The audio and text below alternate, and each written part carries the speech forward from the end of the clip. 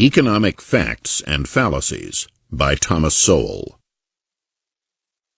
Facts are stubborn things, and whatever may be our wishes, our inclinations, or the dictates of our passions, they cannot alter the state of facts and evidence.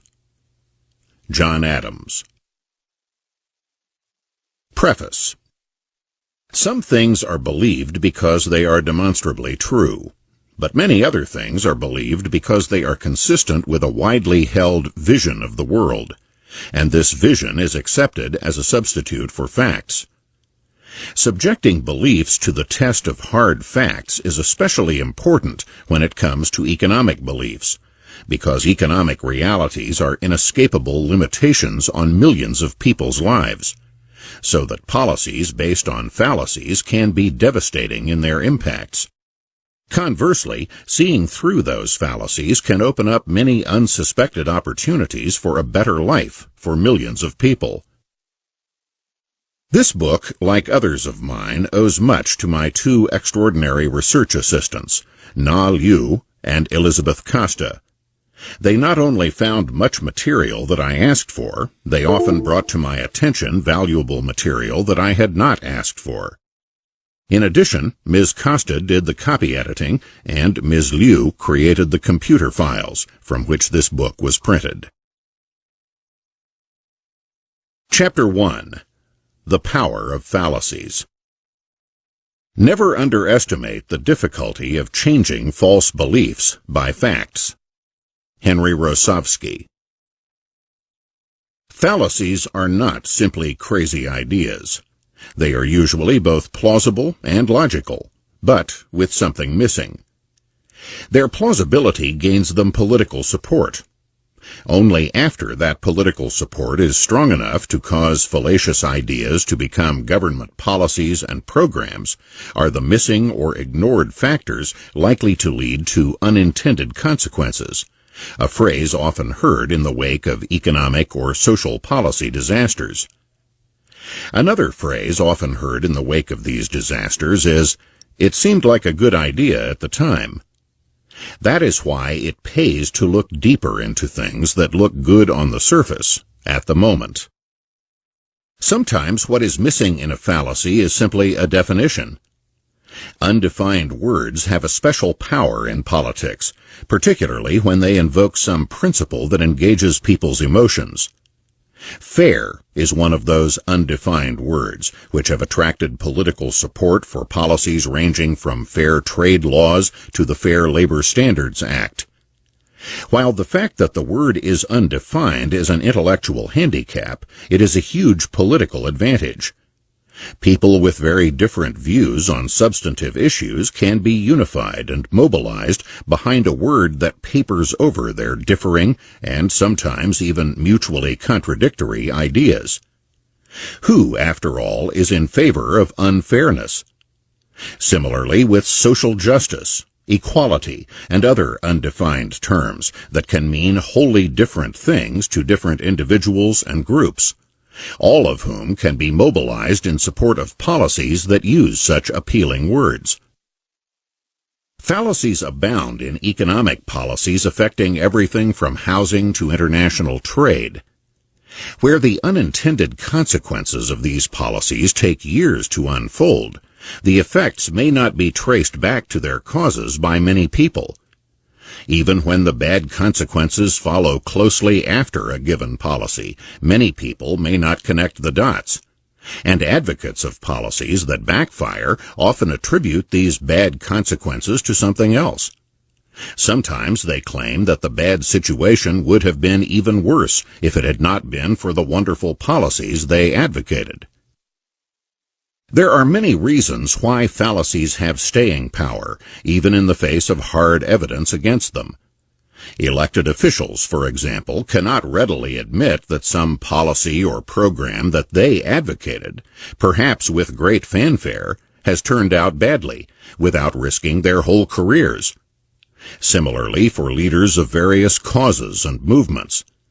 Even intellectuals or academics with tenure stand to lose prestige and suffer embarrassment when their notions turn out to be counterproductive.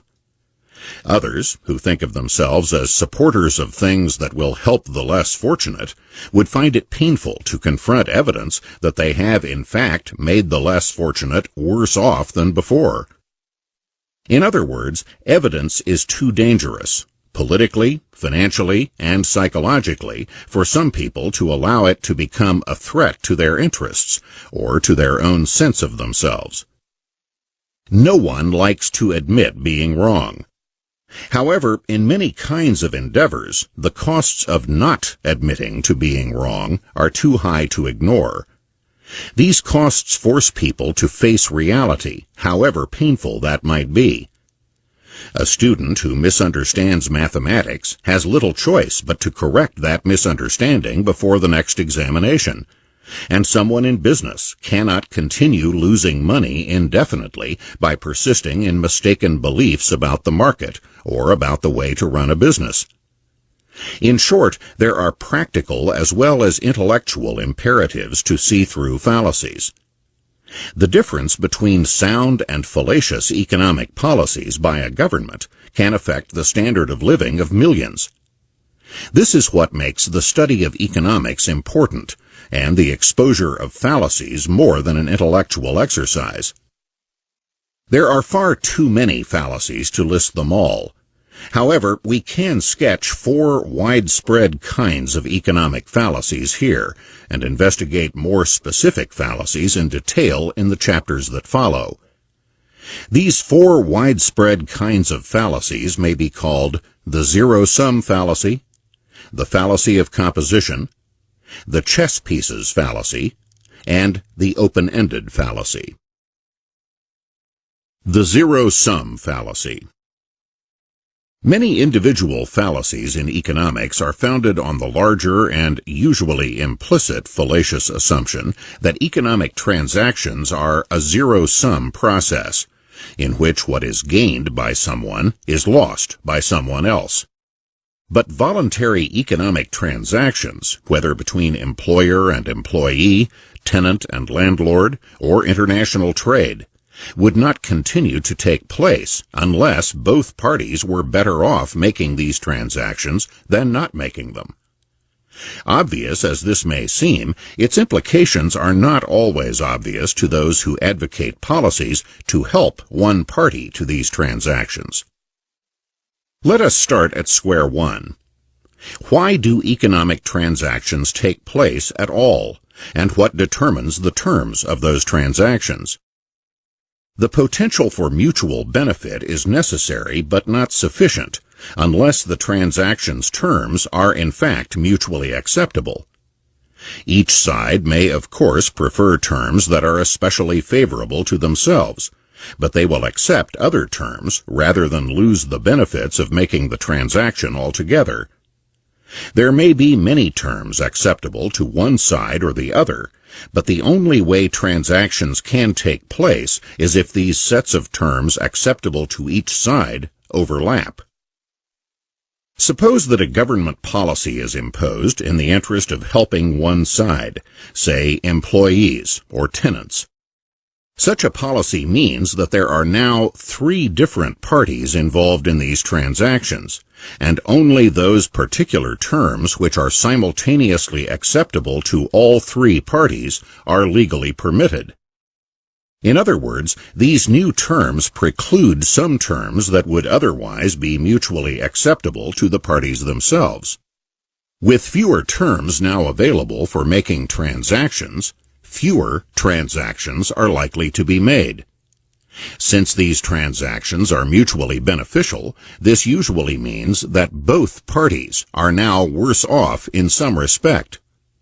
This general principle has many concrete examples in the real world. Rent control, for example, has been imposed in various cities around the world with the intention of helping tenants. Almost invariably, landlords and builders of housing find the reduced range of terms less acceptable, and therefore supply less housing. In Egypt, for example, rent control was imposed in 1960. An Egyptian woman who lived through that era and wrote about it in 2006 reported, The end result was that people stopped investing in apartment buildings, and a huge shortage in rentals and housing forced many Egyptians to live in horrible conditions, with several families sharing one small apartment. The effects of the harsh rent control is still felt today in Egypt. Mistakes like that can last for generations. Egypt was not unique. The imposition of rent control has been followed by housing shortages in New York, Hong Kong, Stockholm, Melbourne, Hanoi, and innumerable other cities around the world. The concrete ways that these housing shortages develop are discussed in Chapter 3 of my Basic Economics, 3rd edition. The immediate effect of rents set below where they would be set by supply and demand is that more people seek to rent apartments for themselves, now that apartments are cheaper. But without any more apartments being built, this means that many people cannot find vacant apartments. Moreover, long before existing buildings wear out, auxiliary services like maintenance and repair decline, since a housing shortage means that landlords are no longer under the same competitive pressures to spend money on such things to attract tenants, when there are more applicants than apartments during a housing shortage. Such neglect of maintenance and repair makes buildings wear out faster. Meanwhile, the lower rate of return on investments in new apartment buildings, because of rent control, cause fewer of them to be built. Where rent control laws are especially stringent, no new apartment buildings at all may be built to replace those that are wearing out. Not a single apartment building was built in Melbourne for years after World War II because of rent control laws. In a number of Massachusetts communities, no rental housing was built for a quarter of a century until the state banned local rent control laws, after which building resumed. Some tenants undoubtedly benefit from rent control laws.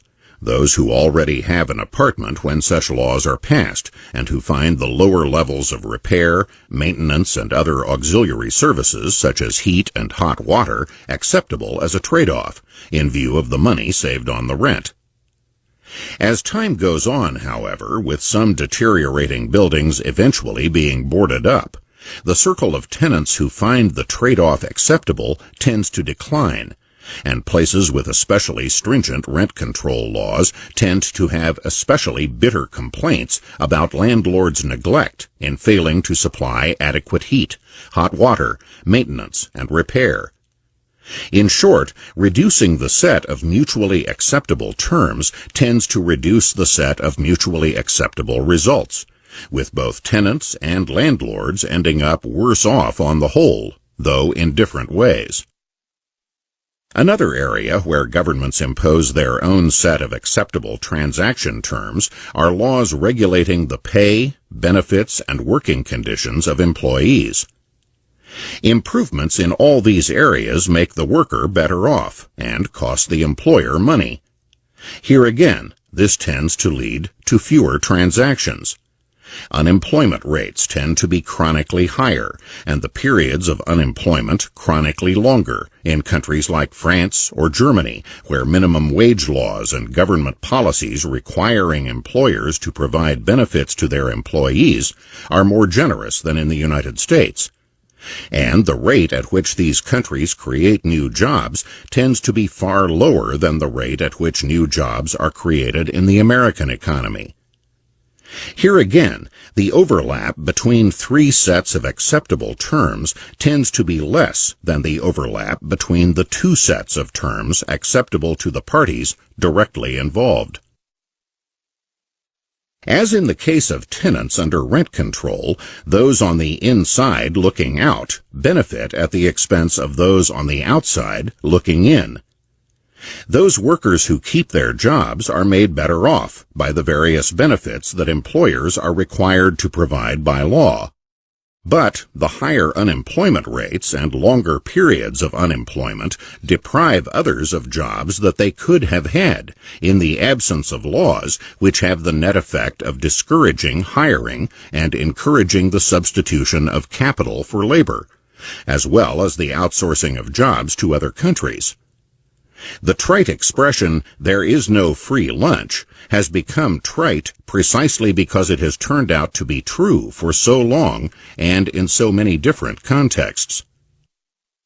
Perhaps the most detrimental consequences of the implicit assumption of zero-sum transactions have been in poor countries that have kept out foreign trade and foreign investments in order to avoid being exploited. Large disparities between the prosperity of the countries from which trade and investment come and the poverty in the countries receiving this trade and investment have led some to conclude that the rich have gotten rich by taking from the poor. Various versions of this zero-sum view, from Lenin's theory of imperialism to dependency theory in Latin America, achieved widespread acceptance in the 20th century and proved to be very resistant to contrary evidence. Eventually, however, the fact that many once poor places like Hong Kong, South Korea, and Singapore achieved prosperity through freer international trade and investment became so blatant and so widely known that by the end of the 20th century, the governments of many other countries began abandoning their zero-sum view of economic transactions. China and India have been striking examples of poor countries whose abandonment of severe international trade and investment restrictions led to dramatic increases in their economic growth rates, which in turn led to tens of millions of their citizens rising out of poverty. Another way of looking at this is that the zero-sum fallacy had kept millions of very poor people needlessly mired in poverty for generations before such notions were abandoned. That is an enormously high price to pay for an unsubstantiated assumption. Fallacies can have huge impacts. The fallacy of composition. What logicians call the fallacy of composition is the belief that what is true of a part is true of the whole. A baseball fan at a ballpark can see the game better by standing up, but if all the fans stand up, they will not all see better. Many economic policies involve the fallacy of composition, as politicians come to the aid of some group, industry, state, or other special interest, representing the benefits to them as if they were net benefits to society, rather than essentially robbing Peter to pay Paul. Many local governments, for example, follow policies designed to attract either new businesses or higher-income people, both of which are expected to provide more local tax revenues. Whole neighborhoods have been demolished and redeveloped with upscale housing and shopping malls as a means of revitalizing the community. Often the federal government subsidizes this operation with no consideration that the businesses and higher-income people attracted there will simply be transferred from some other place, while the usually lower-income people displaced are also transferred to some other place. Yet governments from the local to the national level have set up innumerable programs to engage in what is usually at best a zero-sum operation, and is often a negative-sum operation, as millions of lives are disrupted across the country, and billions of tax dollars are spent demolishing neighborhoods for no net benefit to the country as a whole. Since policies imposed by government are not voluntary transactions like those of the marketplace, zero-sum and negative-sum operations can continue indefinitely. Nevertheless, at any given location there can be impressive drawings beforehand and impressive photographs afterward to depict the scene before and after redevelopment and celebrate the visible improvement. For many years, photographers liked to take pictures of slums in Washington with the Capitol dome in the background. Eventually, massive slum clearance projects put an end to such embarrassing photos. But the people displaced went to live in other neighborhoods, turning many of these other neighborhoods into slums, even if these new slums were now located at a politically convenient distance from the Capitol building. Government spending is often said to be beneficial to the economy, as the money dispersed is spent and respent, creating jobs, raising incomes, and generating tax revenues in the process. But usually, if that same government money had remained in the hands of the taxpayers from whom it came, they too would have spent it, and it would still have been respent, creating jobs, raising incomes, and generating tax revenues in the process. This again is usually at best a zero-sum process, insofar as the transfer of money is concerned, and a negative-sum process insofar as high tax rates to finance government spending reduce incentives to do all the things necessary to generate economic activity and the prosperity resulting from it. Advocates of policies to preserve open space in order to prevent overcrowding ignore the fact that the size of the total population is unaffected by such policies, which means that the people who are prevented from living in a given area will make some other area more crowded than it would have been otherwise. The chess pieces fallacy.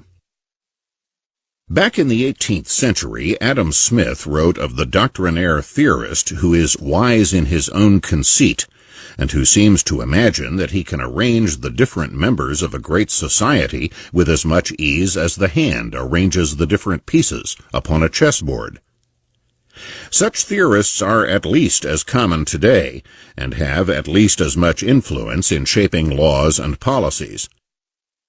Unlike chess pieces, human beings have their own individual preferences, values, plans, and wills, all of which can conflict with and even thwart the goals of social experiments.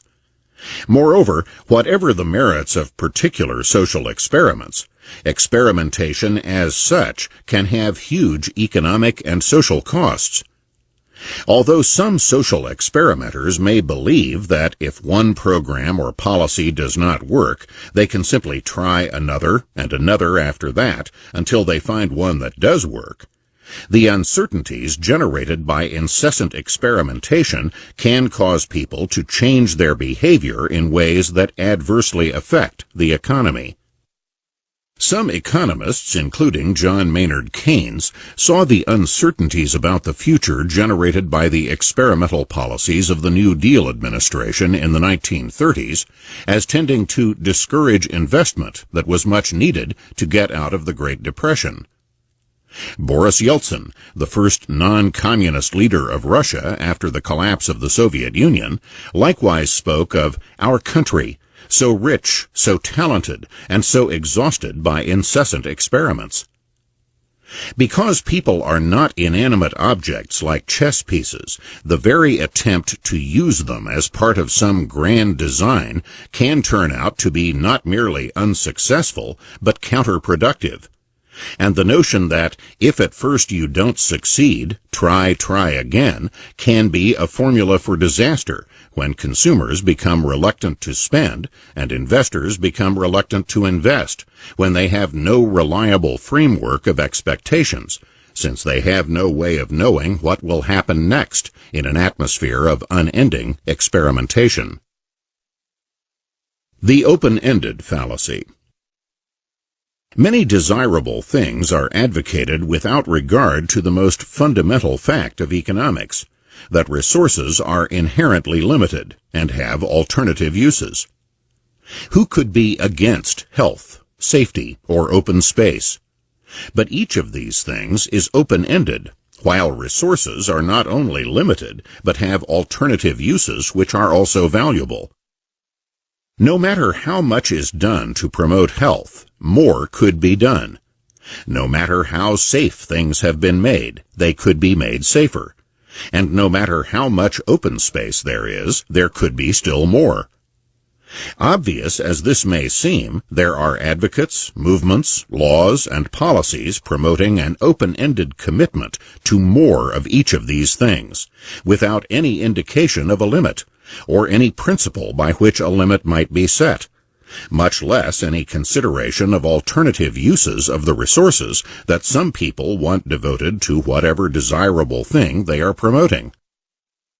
Health is certainly something desirable, and most people are happy to see billions of dollars devoted to cancer research. But would anyone want to devote half the national income to wiping out skin rashes? Crime control is certainly desirable, but would anyone want to devote half the national income to wiping out the last vestige of shoplifting? While no one would advocate these particular trade-offs, what open-ended demands for open space, crime control, better health, or cleaner air and water do advocate leaves out the very concept of trade-offs. That is what makes such demands open-ended, both as regards the amounts of money required, and often also the amounts of restrictions of people's freedom required to enforce these demands.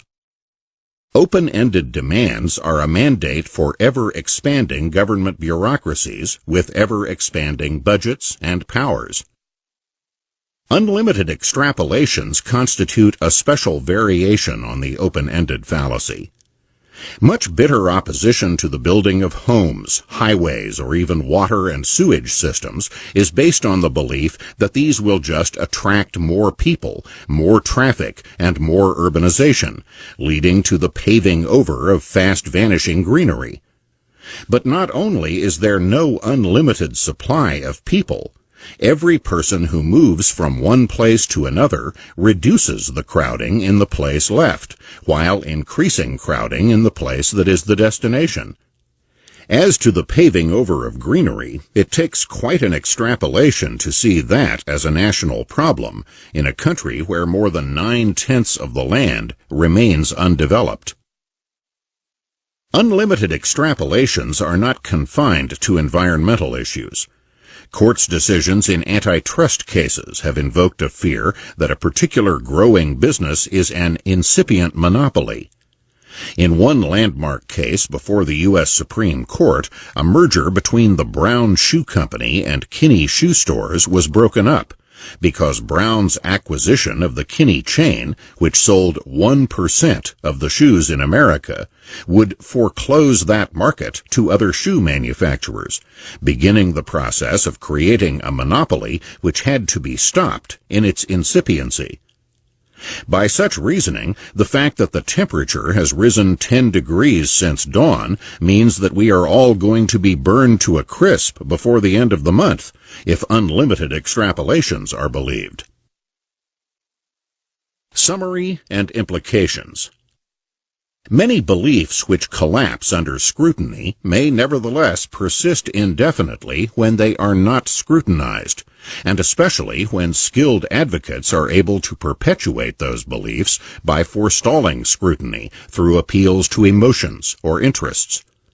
Some popular fallacies of today are centuries old and were refuted centuries ago, even if they are repackaged in up-to-date rhetoric to suit current times.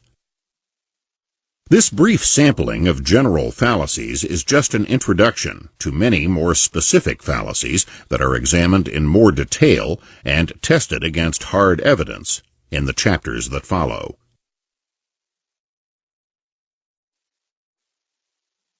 Chapter 2. Urban Facts and Fallacies. One of the first questions to ask about cities is, why do they exist in the first place? Looking back at history, what caused cities to be built at all, and why in the particular kinds of places where they were built? Looking at the present, what are the economic implications of urban life, and what causes cities to flourish or to flounder, deteriorate, and die?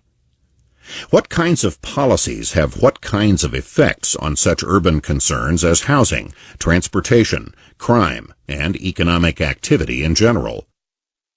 The facts are fairly straightforward, but the challenge is to untangle the fallacies. Transportation. Transportation costs have played a crucial role in the creation of cities throughout history, and changing transportation costs in modern times have had much to do with the ways in which cities have continued to change around us. For most of the history of the human race, the transportation of people and goods on land took place using human or animal power, and took place on water using currents, wind, or oars. Most cities were built before there were motorized vehicles on land or water, or of course in the air. The most fundamental fact is that land transport has always been far more costly than water transport, and especially so during the thousands of years before the invention of cars, trucks, and trains. Even today, it is often cheaper to ship goods thousands of miles by water than to ship them hundreds of miles by land. A city must continuously transport in vast amounts of food alone to feed its concentrated population, and it must also transport out the goods it produces to markets elsewhere in the country or around the world. Given these imperatives, it is hardly surprising that most cities throughout history have been built on navigable waterways, whether rivers, lakes, or the sea. These include river ports like Cairo on the Nile, Paris on the Seine, and New York on the Hudson. Seaports on harbors like Singapore, Stockholm, and Sydney, and ports on huge lakes or inland seas like Odessa and Chicago. The relatively few exceptions have been cities with other transportation advantages, such as Samarkand at the crossroads of routes through oases in the desert, Atlanta as a rail junction, or Los Angeles, which became a major city only after the invention of automobiles and the building of a network of freeways. Population concentration and dispersion. Internal as well as external transportation costs have shaped the history of cities.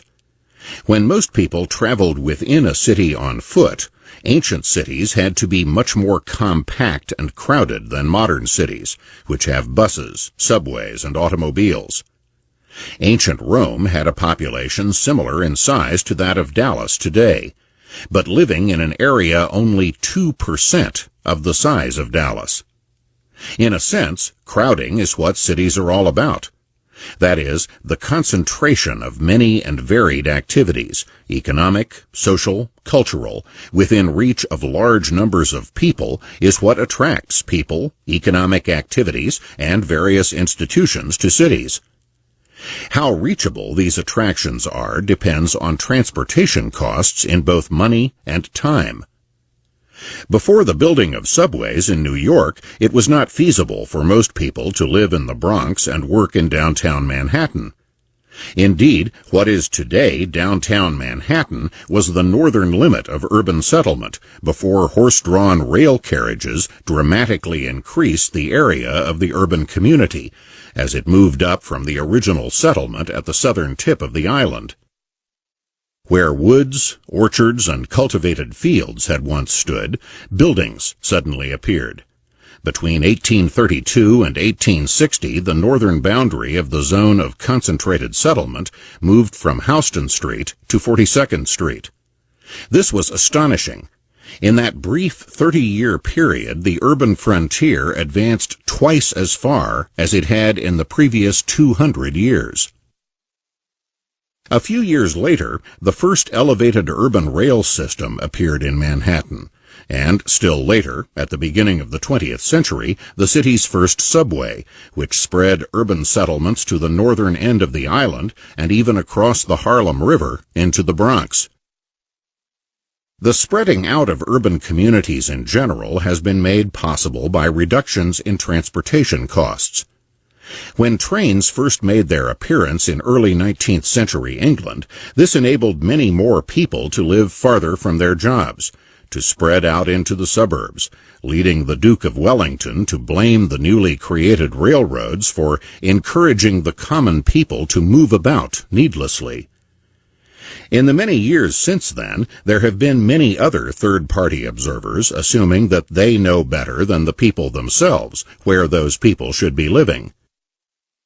The widespread availability and affordability of automobiles in the second half of the 20th century has led to rapid suburbanization in affluent industrial societies, whether in the United States, Western Europe, or elsewhere, with numerous economic and social consequences that remain controversial.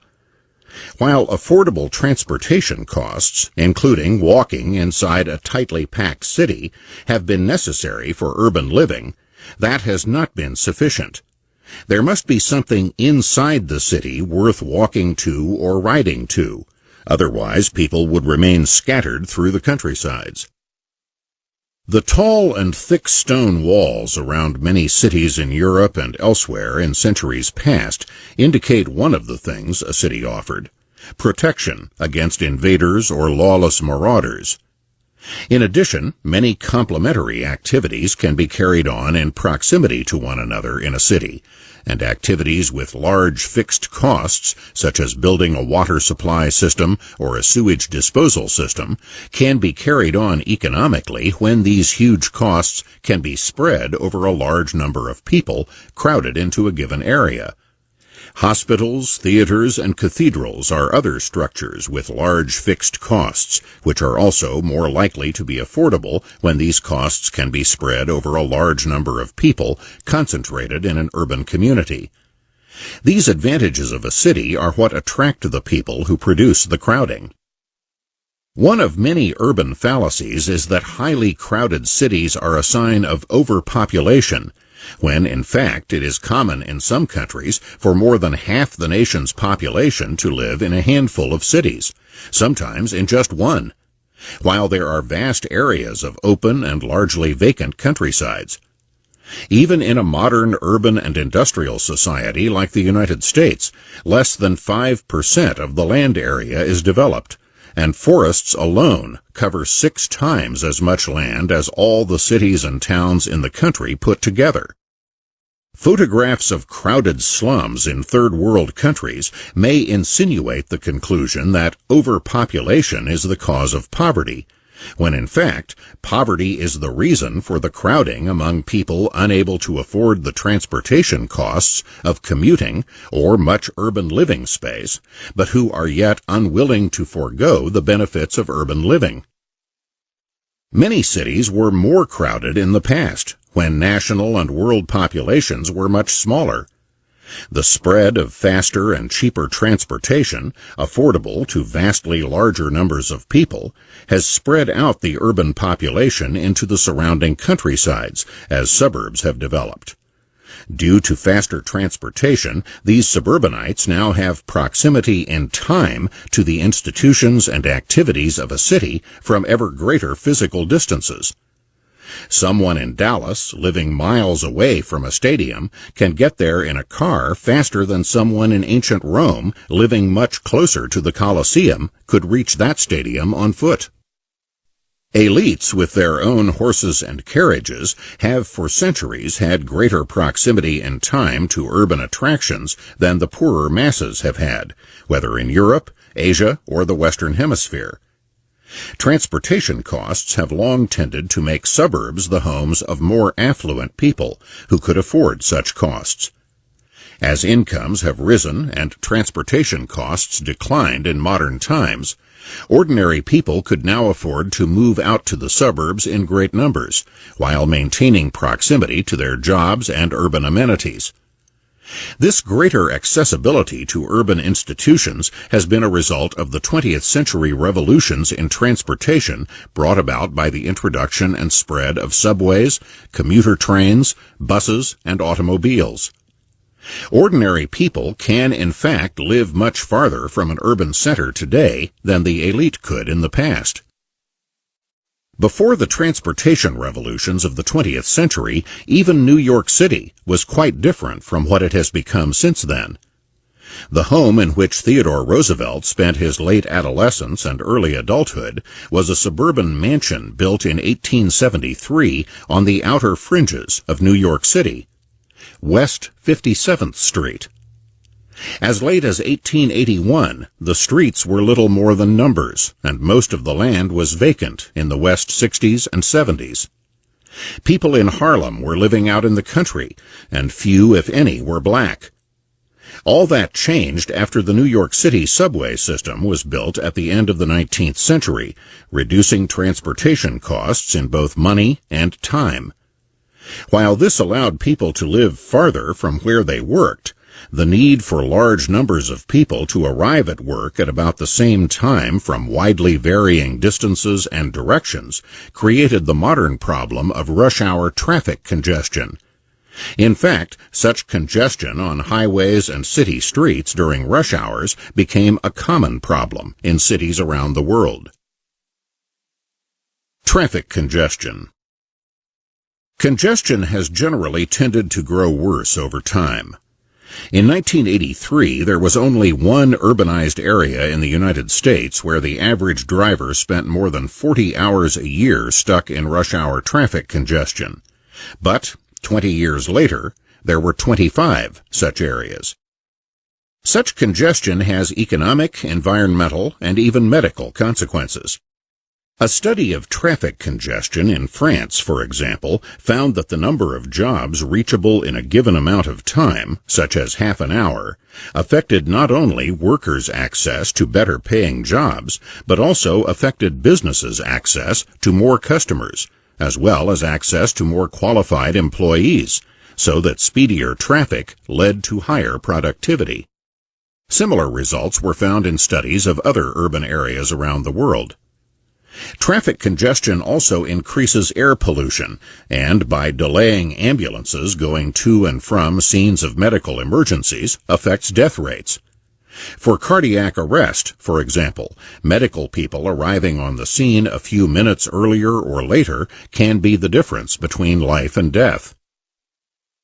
Communities around the world have tried to cope with traffic congestion in a variety of ways, with varying degrees of effectiveness. Julius Caesar banned carts during the day in ancient Rome, and some modern cities have tried to reduce rush hour congestion by either restricting or banning cars at certain times and places, or by charging fees for the use of streets in parts of London, or toll roads in France and Australia, for example. Washington, D.C. deals with rush hour congestion by making some streets one-way in one direction during the morning commute and one-way in the opposite direction during the evening commute, a system that can create some dicey situations at the time when the direction of traffic reverses. The fact that most city streets and most highways are free to the motorists, Los Angeles freeways being classic examples, means that they tend to be used more extensively than they would be if motorists had to pay the costs that their travel imposed on others. These costs include not only the costs of building and maintaining these roadways, but also, and perhaps even more costly, the impeding of other people's travel by rush hour congestion. The annual costs in both wasted fuel and wasted time have been estimated at more than $1,000 per rush hour traveler in Washington, Dallas, Atlanta, and San Francisco, and at more than $1,500 in Los Angeles, whose freeways are not in fact free to either the city or to individual motorists when congestion costs are taken into account.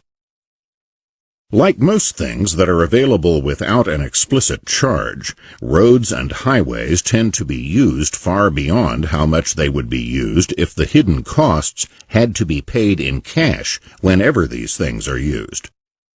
Increasing numbers of cities around the world have begun to recognize that and to charge motorists accordingly. Singapore in the 1970s pioneered in charging motorists varying amounts according to the area and the time of day in which they drove. At first, these were manually collected tolls that, to some extent, impeded traffic, but eventually this system was replaced by automatic methods of collecting tolls, either electronically or by billing motorists who were photographed in restricted areas or at restricted times.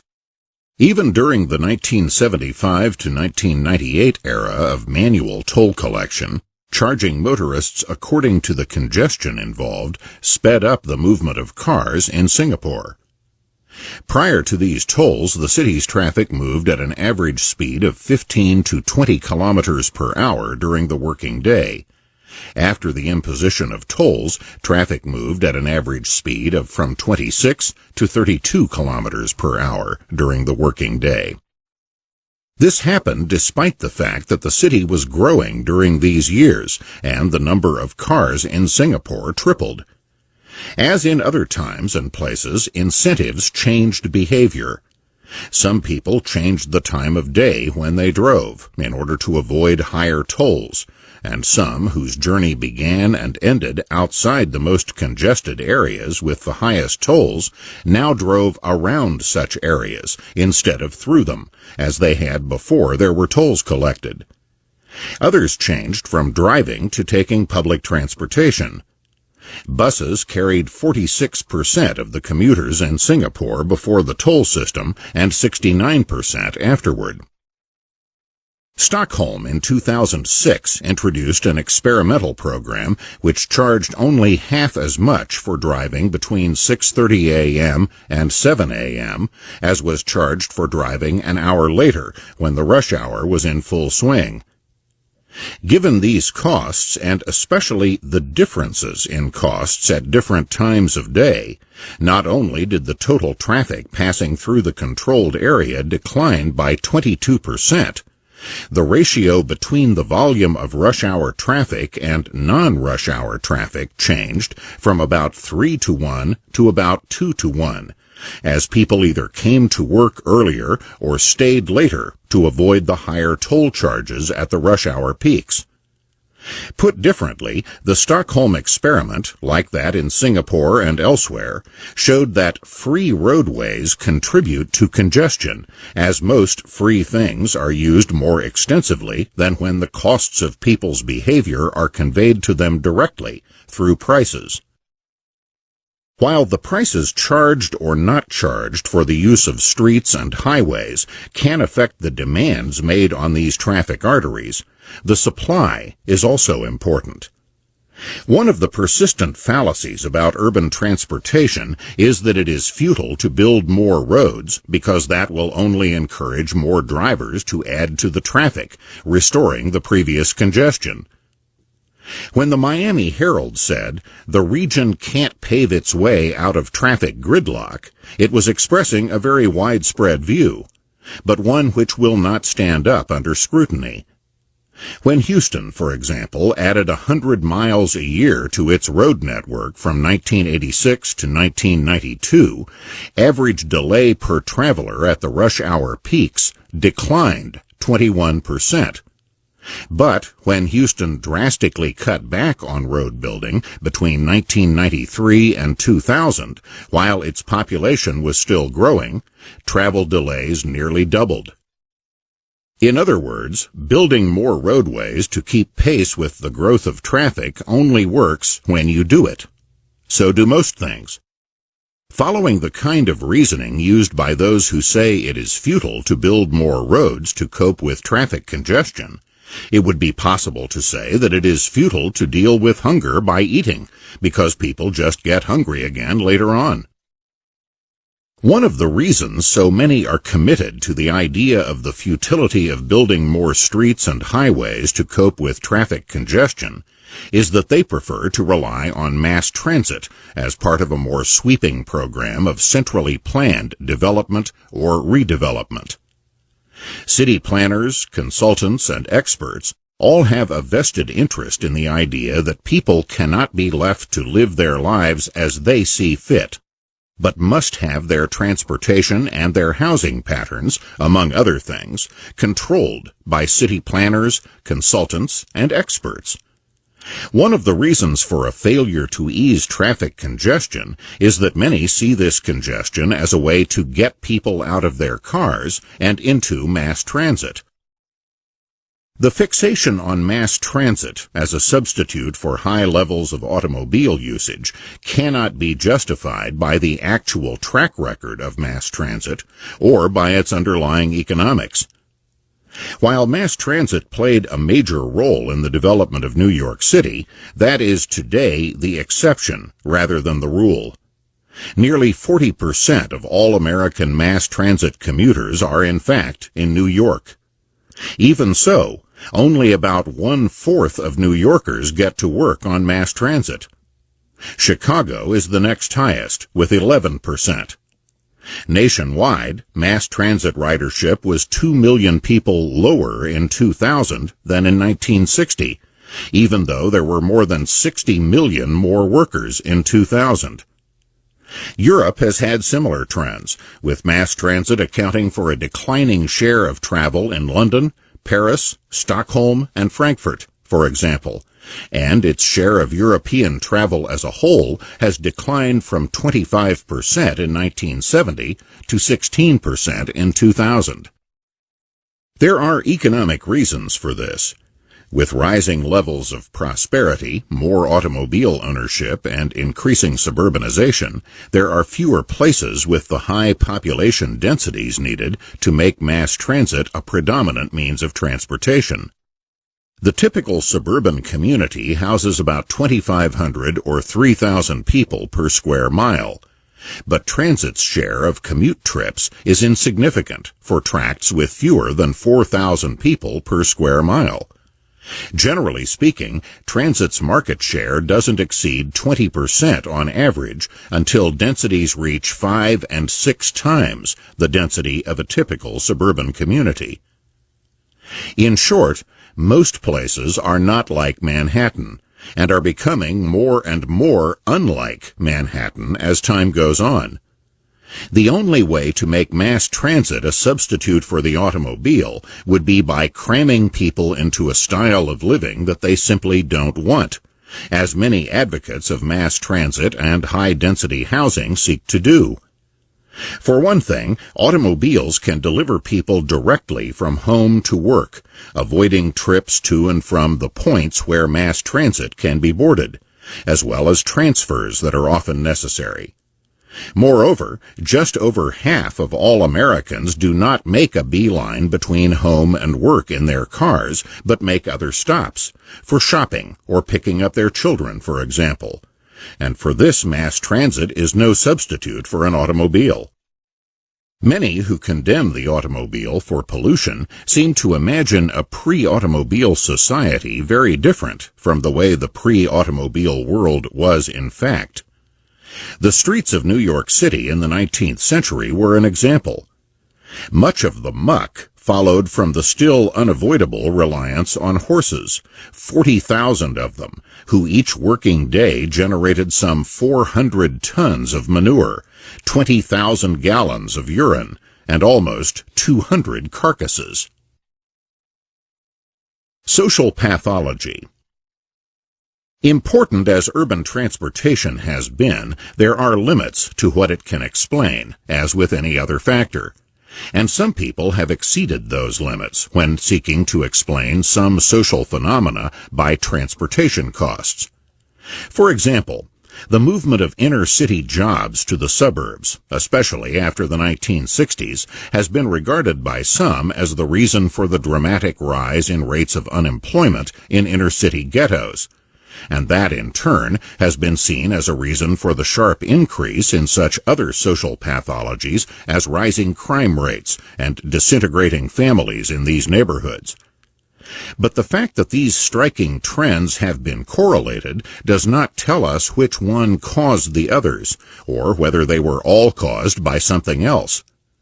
However, the movement of jobs has been undeniable and of a major magnitude, as in the case of a Chicago neighborhood. 2 large factories anchored the economy of this West Side neighborhood in its good old days. The Hawthorne plant of Western Electric, which employed over 43,000 workers, and an International Harvester plant with 14,000 workers. The world headquarters for Sears, Roebuck & Company was located there, providing another 10,000 jobs. But conditions rapidly changed. Harvester closed its doors in the late 1960s. Sears moved most of its offices to the Loop in downtown Chicago in 1973. The Hawthorne plant gradually phased out its operations and finally shut down in 1984. From this, some have concluded that the movement of jobs to the suburbs created such high transportation costs in both time and money that these jobs were now beyond the range of most inner-city residents. The resulting economic breakdown in these communities is then blamed for such social breakdowns as a welfare culture with fatherless children and skyrocketing rates of crime and violence. However, businesses and jobs did not leave this neighborhood for no reason. It costs considerable money to relocate operations that employ thousands of people. Moreover, in Chicago as in other cities, massive movements of businesses out of the inner city followed the urban riots which swept across the country in the 1960s. The Chicago community mentioned above lost an estimated 3/4 of its businesses during the decade of the 1960s. In short, the riots represented a social breakdown that occurred before the movement of businesses out of inner-city ghettos. Moreover, in Indianapolis, where the employers did not move as far away as in some other cities, there was the same inner-city social pathology of a rapidly increasing welfare culture with accompanying increases in crime and violence as that found in Chicago and other cities where these phenomena were attributed to transportation costs.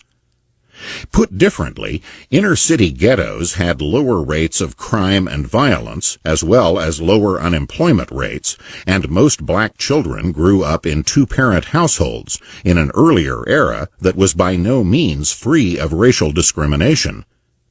The reasons for the changes for the worse in inner-city neighborhoods from the 1960s on must be sought elsewhere, because the movement of businesses out of these neighborhoods came after these social breakdowns. Getting the sequence wrong is one of many urban fallacies. Meanwhile, it has become a common sight in many American cities to see immigrants from Latin America gathered at particular places where employers drive by and hire them, taking them to whatever factory, construction site, private home, or other place of employment has a demand for them. In other words, these workers provide no transportation of their own, but still get employed. Usually these are unskilled laborers with low incomes, and the jobs may be temporary for varying amounts of time. But somehow, employer and employee manage to get together. Nor is this a unique situation. In earlier times, when black workers were poorer than today, and most lived in rural areas where public transportation was seldom available, black labor force participation rates were at least as high as the labor force participation rates of whites from the late 19th century on into the early decades of the 20th century. The change to today's situation, in which blacks have lower labor force participation rates than whites, cannot be explained by changing costs of transportation to work in either time or money. For employers can and do arrange for vans to pick up workers, not only in the case of casual labor hired off the street for a day or for the duration of a given project, but also workers hired as ongoing employees for businesses located some distance away from the source of the labor they are seeking. What is crucial is that employers have a demand for such labor at a price at which such labor is available. Many things reduce the demand for inner-city workers, including wage rates set higher than their productivity, and things which reduce that productivity, such as deficiencies in education and attitudes. Housing. The biggest economic fallacy about housing is that affordable housing requires government intervention in the housing market, perhaps with subsidies, rent control, or other devices to allow people with moderate or low incomes to be able to have a decent place to live, without paying ruinous prices for homes or apartments. Ruinous prices for housing are certainly a fact of life in some places, leaving people of moderate or low incomes with inadequate amounts of money for other things. The question is whether government programs offer a way out of such situations for most people. The idea that government intervention improves the situation is a notion which has been repeated innumerable times in many ways, but endless repetition is not a coherent argument, much less proof. When we turn from political rhetoric to hard facts, we find that those facts tell a story directly opposite to what is being said in politics and in much of the media. It is precisely government intervention in housing markets which has made previously affordable housing unaffordable. Both the history and the economics of housing show this. History. If we go back to the beginning of the 20th century, before government intervention became pervasive in housing markets, we find people paying a smaller percentage of their incomes for housing than at the end of that century. Even though real incomes at the beginning of the 20th century were only a fraction of what they were at the end, a smaller percentage of those smaller incomes was sufficient to cover housing costs. Back then, the rule of thumb was that housing costs, whether rents or mortgage payments, should not take more than 1/4 of a person's income.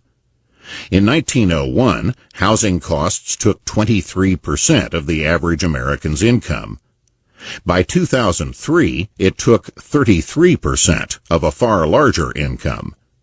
In California, where government interventions in housing markets have been especially pervasive, the proportion of income required for housing has increased even more steeply in an even shorter span of time. Most people know that the San Francisco Bay Area has one of the most expensive housing markets in the nation. However, not everyone realizes that, as recently as 1970, Bay Area housing was as affordable as housing in many other parts of the country. Data from the 1970 census shows that a median income Bay Area family could dedicate 1/4 of their income to housing and pay off their mortgage on a median-priced home in just 13 years. By 1980, a family had to spend 40% of their income to pay off a home mortgage in 30 years. Today, it requires 50%. In Salinas, California, about 100 miles south of San Francisco, the median price of a home required 60% of the median family income in 2006. A real estate agent in that area reported selling a 1,013-square-foot house, more than 50 years old, to an immigrant farm worker for $490,000, with a monthly mortgage payment that took 70% of his pay. Nevertheless, the buyer, whose family had lived for years in a rented room, was so thrilled that he cried when he signed the loan. 3/4 of the land in the county is legally blocked from development. With such a severe restriction on supply, high land prices were virtually guaranteed, and therefore also high prices for the housing built on that land. It is not uncommon in California for the land to cost far more than the housing that is built on it. History can be looked at another way, in terms of when pervasive government regulation of housing markets began and when housing prices skyrocketed. Since these were mostly state and local regulations, the beginnings of stringent housing regulations have varied somewhat from community to community. By and large, however, the decade of the 1970s marked the beginning of severe government restrictions on the building of houses and apartments. That same decade marked the meteoric rise of housing prices in those places where the restrictions were particularly severe, such as coastal California. While many cities and counties in California, Oregon, Hawaii, and Vermont created restrictive housing laws and policies during the 1970s, many other places did not, or did so at different times.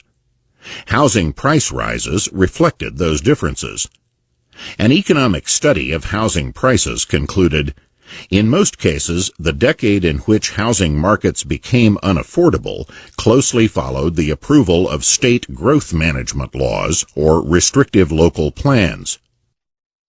The same high correlation between government intervention and sharply rising housing costs can be found in other countries as well, where housing restrictions are particularly severe, under a variety of politically attractive names such as open space laws or smart growth policies. An international study of 26 urban areas with severely unaffordable housing found 23 of those 26 to have strong, smart growth policies. The results belie the phrase. Restrictions on the building of homes and apartment buildings take many forms. Smart growth laws restrict the expansion of home building in suburban areas. There are also open space laws, which simply forbid the building of anything on land set aside in various areas. 40% of the land in Montgomery County, Maryland, for example, more than 2/3 of the land in San Mateo County, California, and, as already noted, 3/4 of the land in Monterey County, California. Although a typical middle-class single-family home is usually built on a quarter-acre lot, minimum lot size laws forbid the building of homes on less than an acre of land in some places, or several acres of land in others.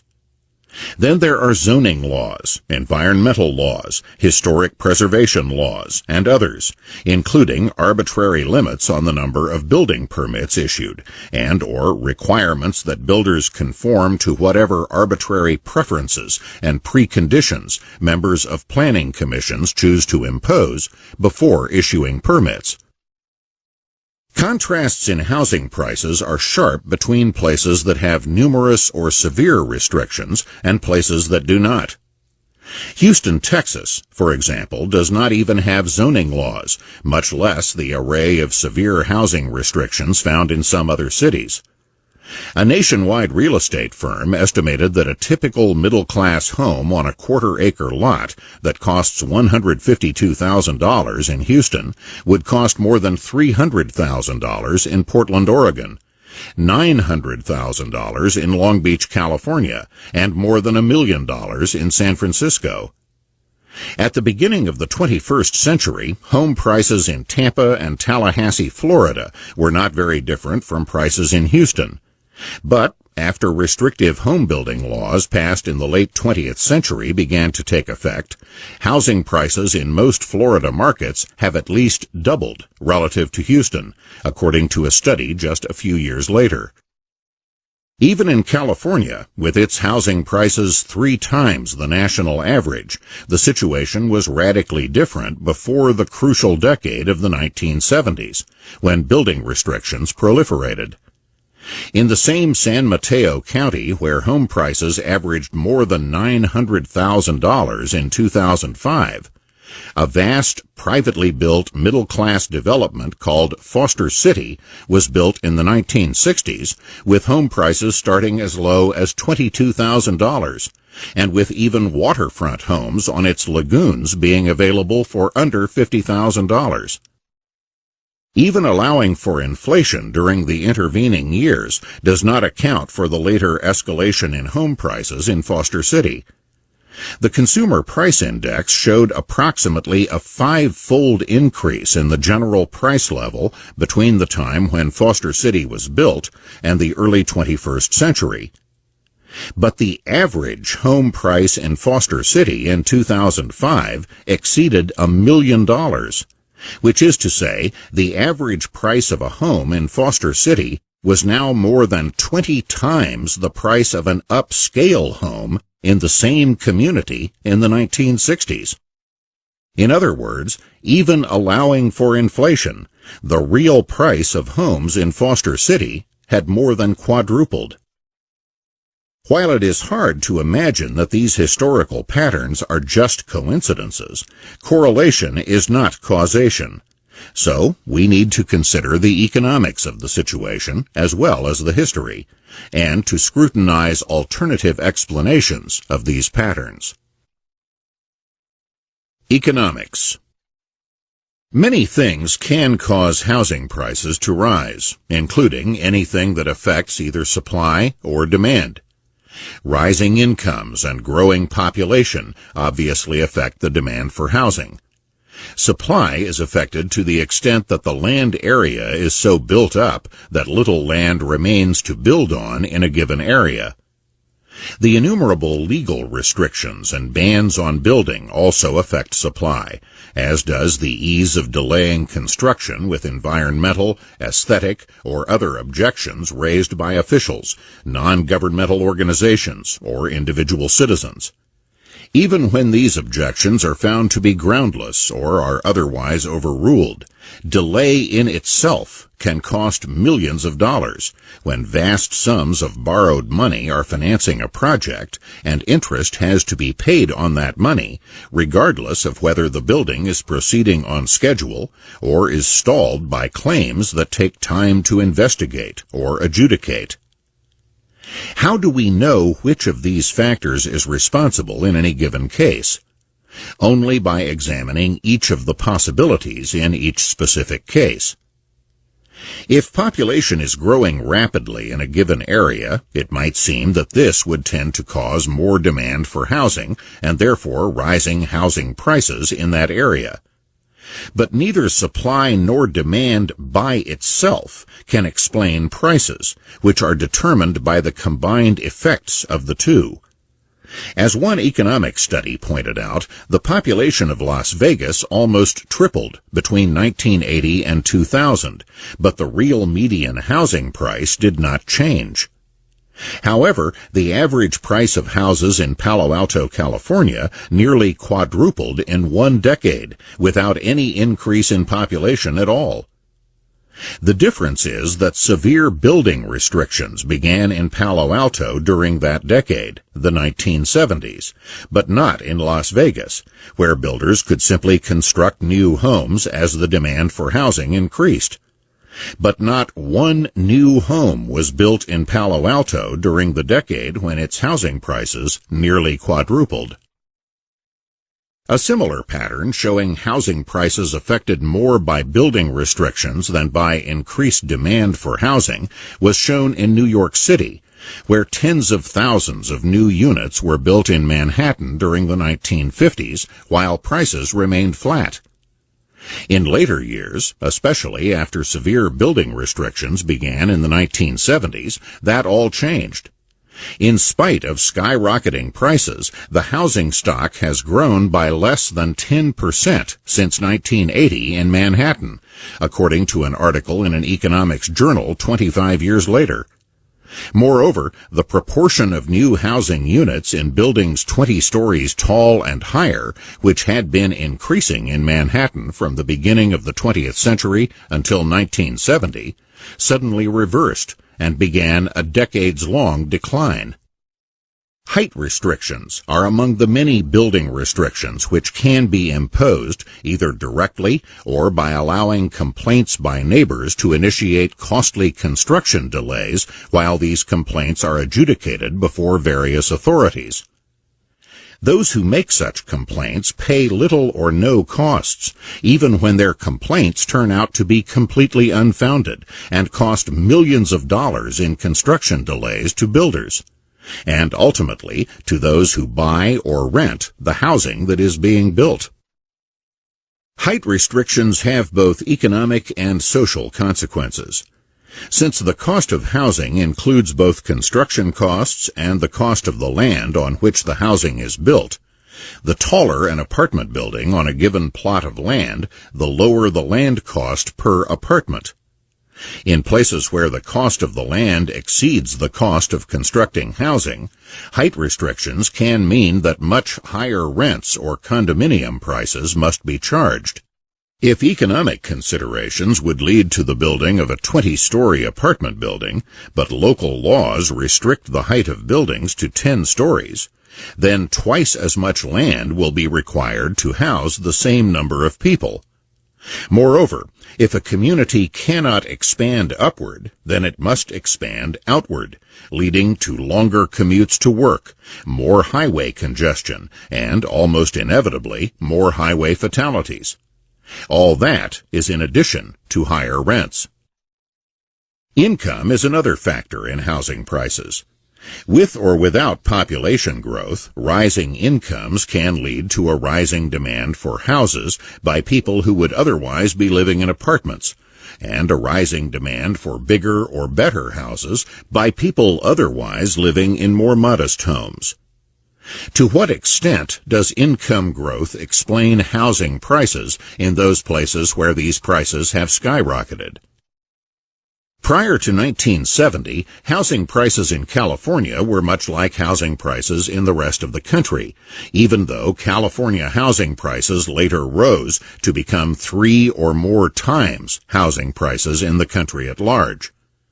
Since this meteoric rise in California housing prices began in the 1970s, how did California income increases compare to national income increases during that decade? Income rose less sharply in California during that decade than in the country as a whole.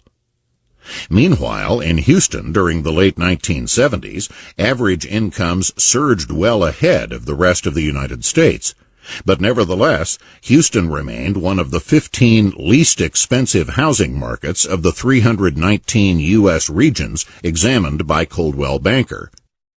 As already noted, Houston does not even have zoning laws, much less the large array of housing restrictions found elsewhere. The city grew rapidly, but housing prices rose less than in the country as a whole. Adjusting for inflation, real housing prices in Houston in the early 21st century were found to be 15% below the 1980 peak. Unlike Houston, Dallas does have zoning laws, but their effect is more limited than in other communities, where zoning is an instrument of severe building restrictions. Overall, Dallas, like Houston, has had little in the way of growth management. The result? Dallas has consistently maintained family incomes about 10% above the U.S. average, while its housing prices are generally lower than the U.S. average. One of the obvious factors in the price of housing is the cost of constructing homes and apartment buildings. These construction costs can vary from place to place and from one time period to another, especially as people begin buying bigger and higher quality housing with more associated amenities, such as garages and air conditioning. The question here is, how far does this factor go toward explaining housing prices in those communities where housing prices are some multiple of what they are in other communities? As already noted, in Palo Alto, California, where home prices nearly quadrupled during the decade of the 1970s, there was not a single new home built during that decade. So this was simply a question of the same existing homes selling for far more than before, and obviously had nothing to do with construction costs, since there was no new construction. Many other communities with strikingly higher housing prices than the national average and sharply rising housing prices as well, Boston, Boulder, San Diego, and San Francisco, for example, have likewise had severe limits on new construction, so that construction costs there cannot explain skyrocketing housing prices in these communities, since so little new construction was permitted. An economic study of 21 housing markets around the country found that in 12 of these markets, the cost of housing exceeded the combined costs of construction and the land by no more than 10%. It was precisely in other communities with extremely high housing prices that these prices exceeded construction and land costs by more than 10%, as high as 33% to 50% in Los Angeles, San Francisco, Oakland, and San Jose. In Midtown Manhattan, the prices charged for condominiums have been double their construction and land costs. A New York Times story provided a glimpse of the market for condominiums in Manhattan. Catalin Shavely, a 30-year-old bedding designer in Manhattan, devotes her weekends to scanning the classifieds and attending open houses, searching for just the right one-bedroom apartment for less than $750,000. She can't find it. Where builders are allowed to construct homes and apartments without severe government restrictions, even growing populations and rising incomes do not cause housing prices to shoot up. because the supply of newly constructed housing keeps up with the growing demand, as in Las Vegas or Houston. High profit margins over and above the costs of construction and land attract more builders who wish to share in these lucrative returns on investments in home building. This increased supply of new housing then drives prices back down, or else prevents them from rising in the first place. There is little opportunity for housing prices to continue to greatly exceed construction and land costs in communities without severe restrictions on building or a monopolistic collusion among builders. Far from being a monopolistic industry that can maintain high profit margins by keeping out competing newcomers, the construction industry has more than 7,500 firms constructing multifamily homes and more than 138,000 firms constructing single-family homes. More than 100 firms constructing multifamily homes are headquartered in Manhattan alone. High profit margins in communities with high housing prices cannot be explained by monopoly in the private market, but by government-imposed restrictions on home building. Ironically, having created artificially high housing prices, government then often supplies token amounts of affordable housing to selected individuals or groups. Such selective generosity may be subsidized by taxpayers or by making it mandatory that private builders sell a certain percentage of their housing at prices below market as a precondition for approving building permits. These below-market prices may nevertheless be higher than housing prices would be in the absence of building restrictions. Moreover, where these prices represent losses to the builders, these losses are made up by raising the prices of their other housing even higher. But such well-publicized programs perpetuate the belief that government intervention is the key to creating affordable housing, when in fact, such intervention has often been a key factor in making housing unaffordable. Politics. How did the kind of building restrictions that send housing prices sky high get started in the first place, and then acquire such political momentum? Part of the answer is the heady but misleading concept of planning. What is called planning in political rhetoric is the government's suppression of other people's plans by superimposing on them a collective plan created by third parties, armed with the power of government and exempted from paying the costs that these collective plans impose on others. The desire to control what other people do, whether in housing or in other things, existed long before the sharp rise in housing prices, which began in some communities during the decade of the 1970s. What held in check the ability of government officials to micromanage housing markets were property rights recognized by state constitutions restricting state and local governments, and by the Constitution of the United States restricting what the federal government could do. However, court decisions over the years eroded property rights, which were increasingly regarded as simply private privileges of people who happened to be fortunate enough to own substantial property, these private privileges then being seen as expendable for the greater public good represented by the plans of political authorities. The landmark court decision in the Petaluma case in 1975 opened the floodgates to a vast expansion of housing restrictions in communities where planning was in vogue.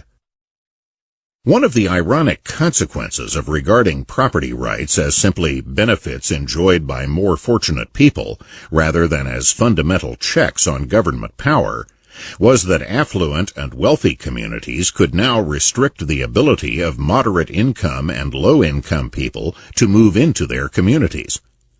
In the normal course of events, a growing demand for housing leads not only to new housing being built on unoccupied land, but also to old communities being transformed as existing housing is torn down to make way for new homes and apartment buildings.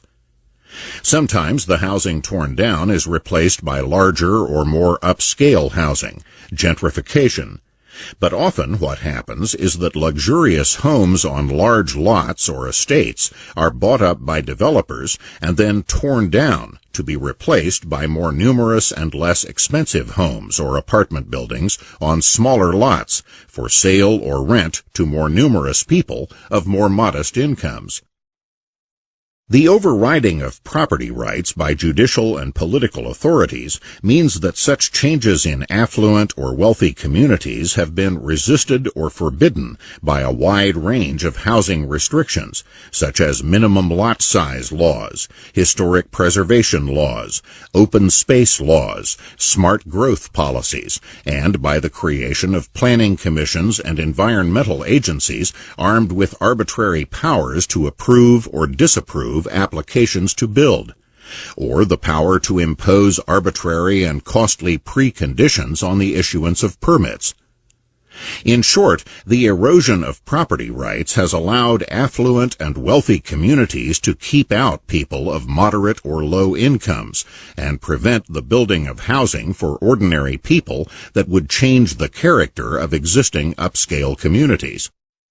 The high housing prices created by these restrictions do not have to be paid by people already living in these communities, who either own their own homes outright or whose mortgages date from earlier times before the sharp rise in housing prices that these restrictions create. Therefore, newcomers would have to be at least as affluent as existing residents in order to afford the higher housing prices. Far from losing anything by housing restrictions, existing residents see the value of their property shoot up, and it is existing residents who vote on local housing restrictions that raise housing prices for newcomers. This asymmetrical process is made possible by judicial erosions of property rights. Where property rights prevail in a free market, housing circulates regularly among different classes of people. Harlem, for example, was a middle-class white community in the early 20th century, but in just one decade it became a working-class black community. Although the affluent and the rich, by definition, have more income and wealth per person than the average member of society, often the total purchasing power of a far larger number of people is enough to bid away luxury homes and estates, replacing them with middle-class or even working-class homes and apartment buildings, changing the composition of a whole community. Where an existing community consists of people in upscale homes on large estates, and there is a growing demand for housing in their area, some of the existing residents may find the offers made by developers to buy up their property too tempting to resist.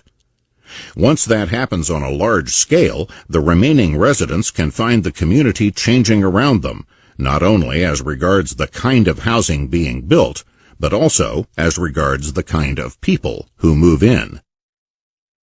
Respect for property rights means that existing residents and potential newcomers compete for the same space on an equal basis in the marketplace, rather than in a political process in which only the existing residents can vote.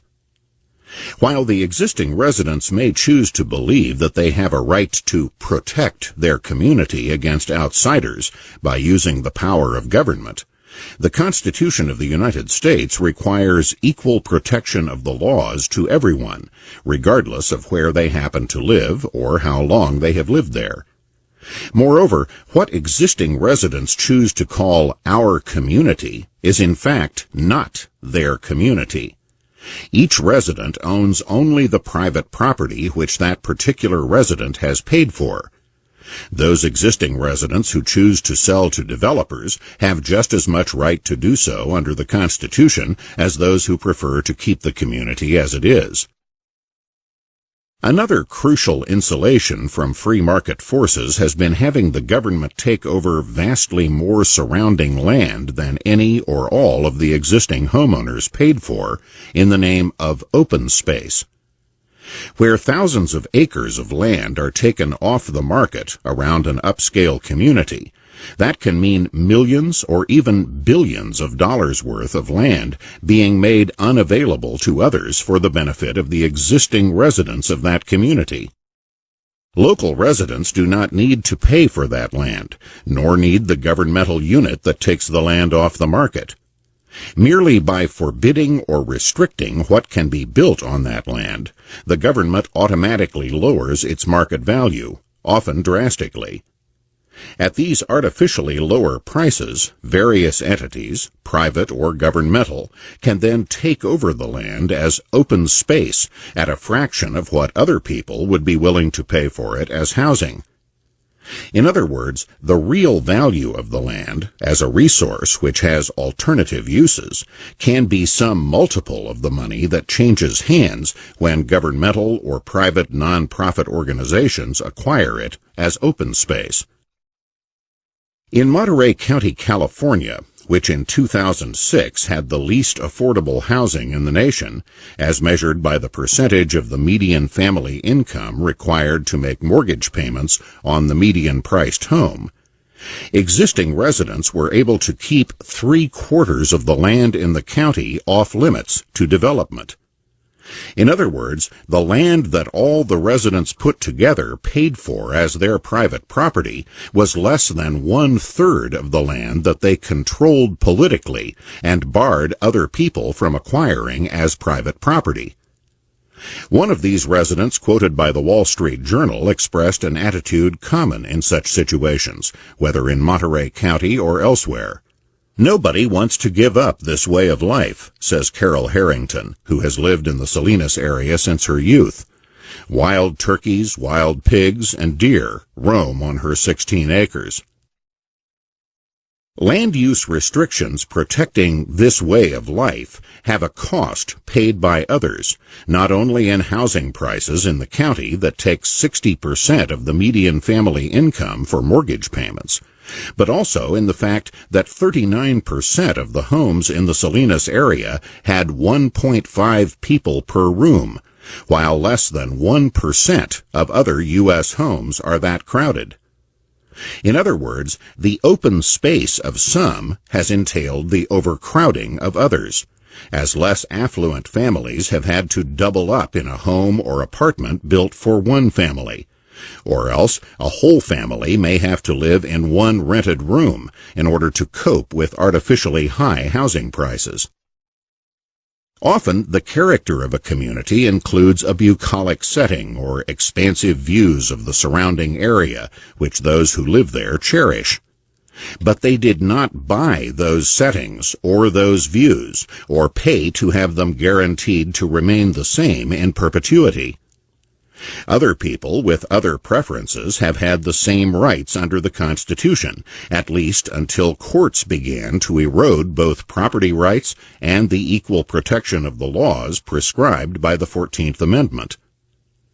Political authorities in various jurisdictions began to take advantage of that erosion of property rights to pass restrictive housing laws under a variety of politically attractive names, such as open space, smart growth, and the like.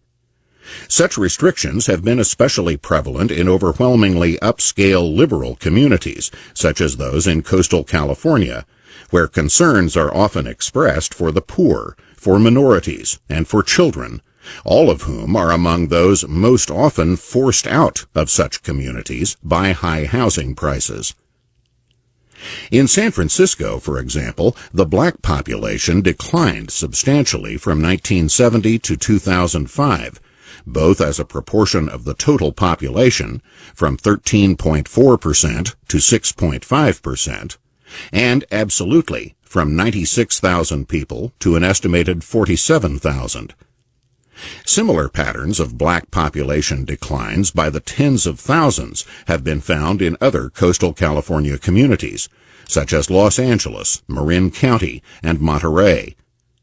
All of these have long been overwhelmingly upscale liberal communities, with overwhelming government restrictions on the building of housing. Like low-income minorities, families with children have also been disproportionately forced out of such communities by sharply rising housing prices.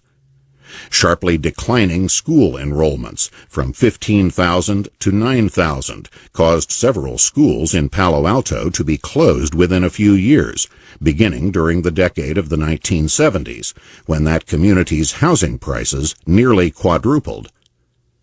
Declining populations of children have likewise led to many school closings in San Francisco and San Mateo counties during the same decade and in later decades, even though the total population in these counties increased. Urban economic activities.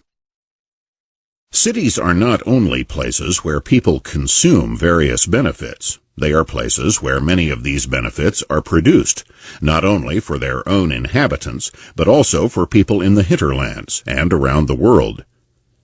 These goods and services are distributed both through markets and through political processes, the two processes operating under very different incentives and very different constraints. Cities reduce the costs of some things and increase the costs of others.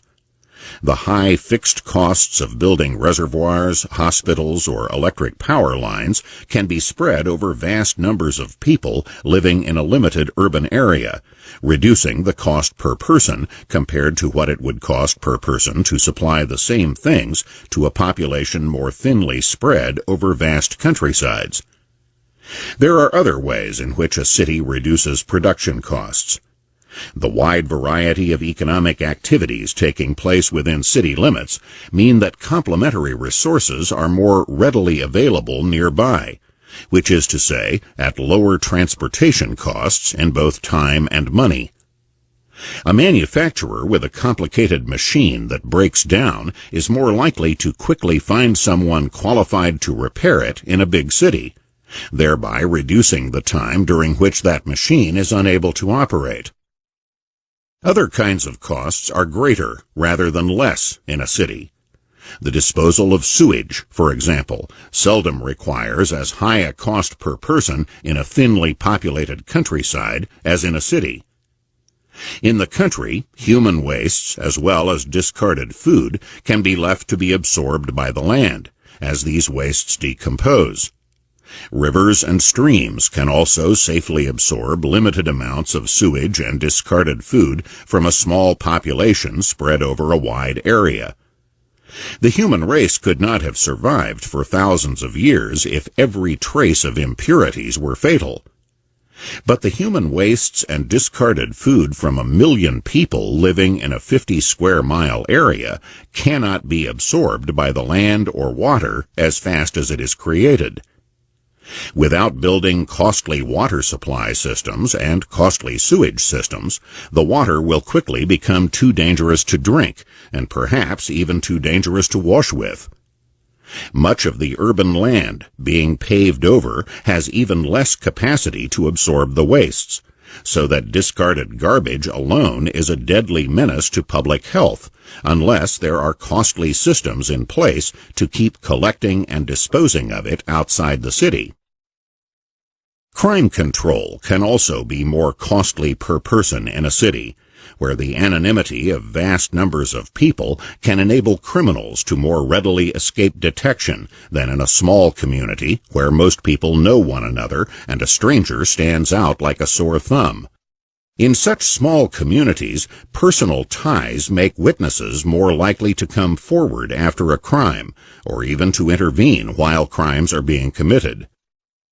In short, the crime control exercised by both citizens and police in a small community, the former free of charge to the taxpayers, is more likely to be left more heavily in the hands of the police in an urban community, where people are much less likely to intervene or even to come forward as witnesses. Particular close-knit urban neighborhoods, where many people are relatives or longtime friends, may have some of the low crime control costs of a small community. Moreover, even strangers living in such communities or neighborhoods benefit from the fact that criminals know that such places are not promising places for committing crimes. As a personal note, I once lived in a neighborhood where some well-known mafia leaders also lived. Few criminals were willing to risk trying to mug someone in that neighborhood, where a week-old lady might be some mafia leader's mother, or a young woman might be his wife or daughter. Some nights while I was asleep, my wife would go out at midnight to buy a morning newspaper at a newsstand a few blocks away. The very fact that the newsstand was open at midnight meant not only that the owner of the newsstand had little fear of crime, but also that there were enough other people in the neighborhood with a similar lack of fear of crime to provide him with a profitable business. But seldom will a whole city enjoy such an advantage. Urban residents must therefore pay more for police protection because deterrence or intervention by ordinary citizens is less available.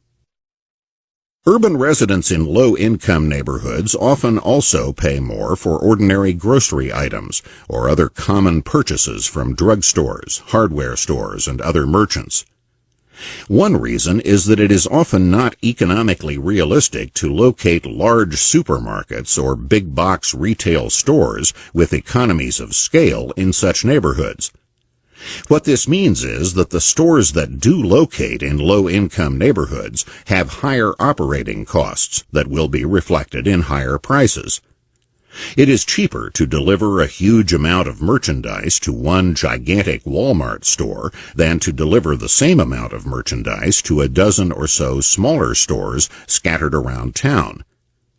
While it is economically feasible to locate a gigantic Walmart store in Page, Arizona, a community of about 7,000 people, it would not be feasible to locate a Walmart in a low-income urban neighborhood of 7,000 people.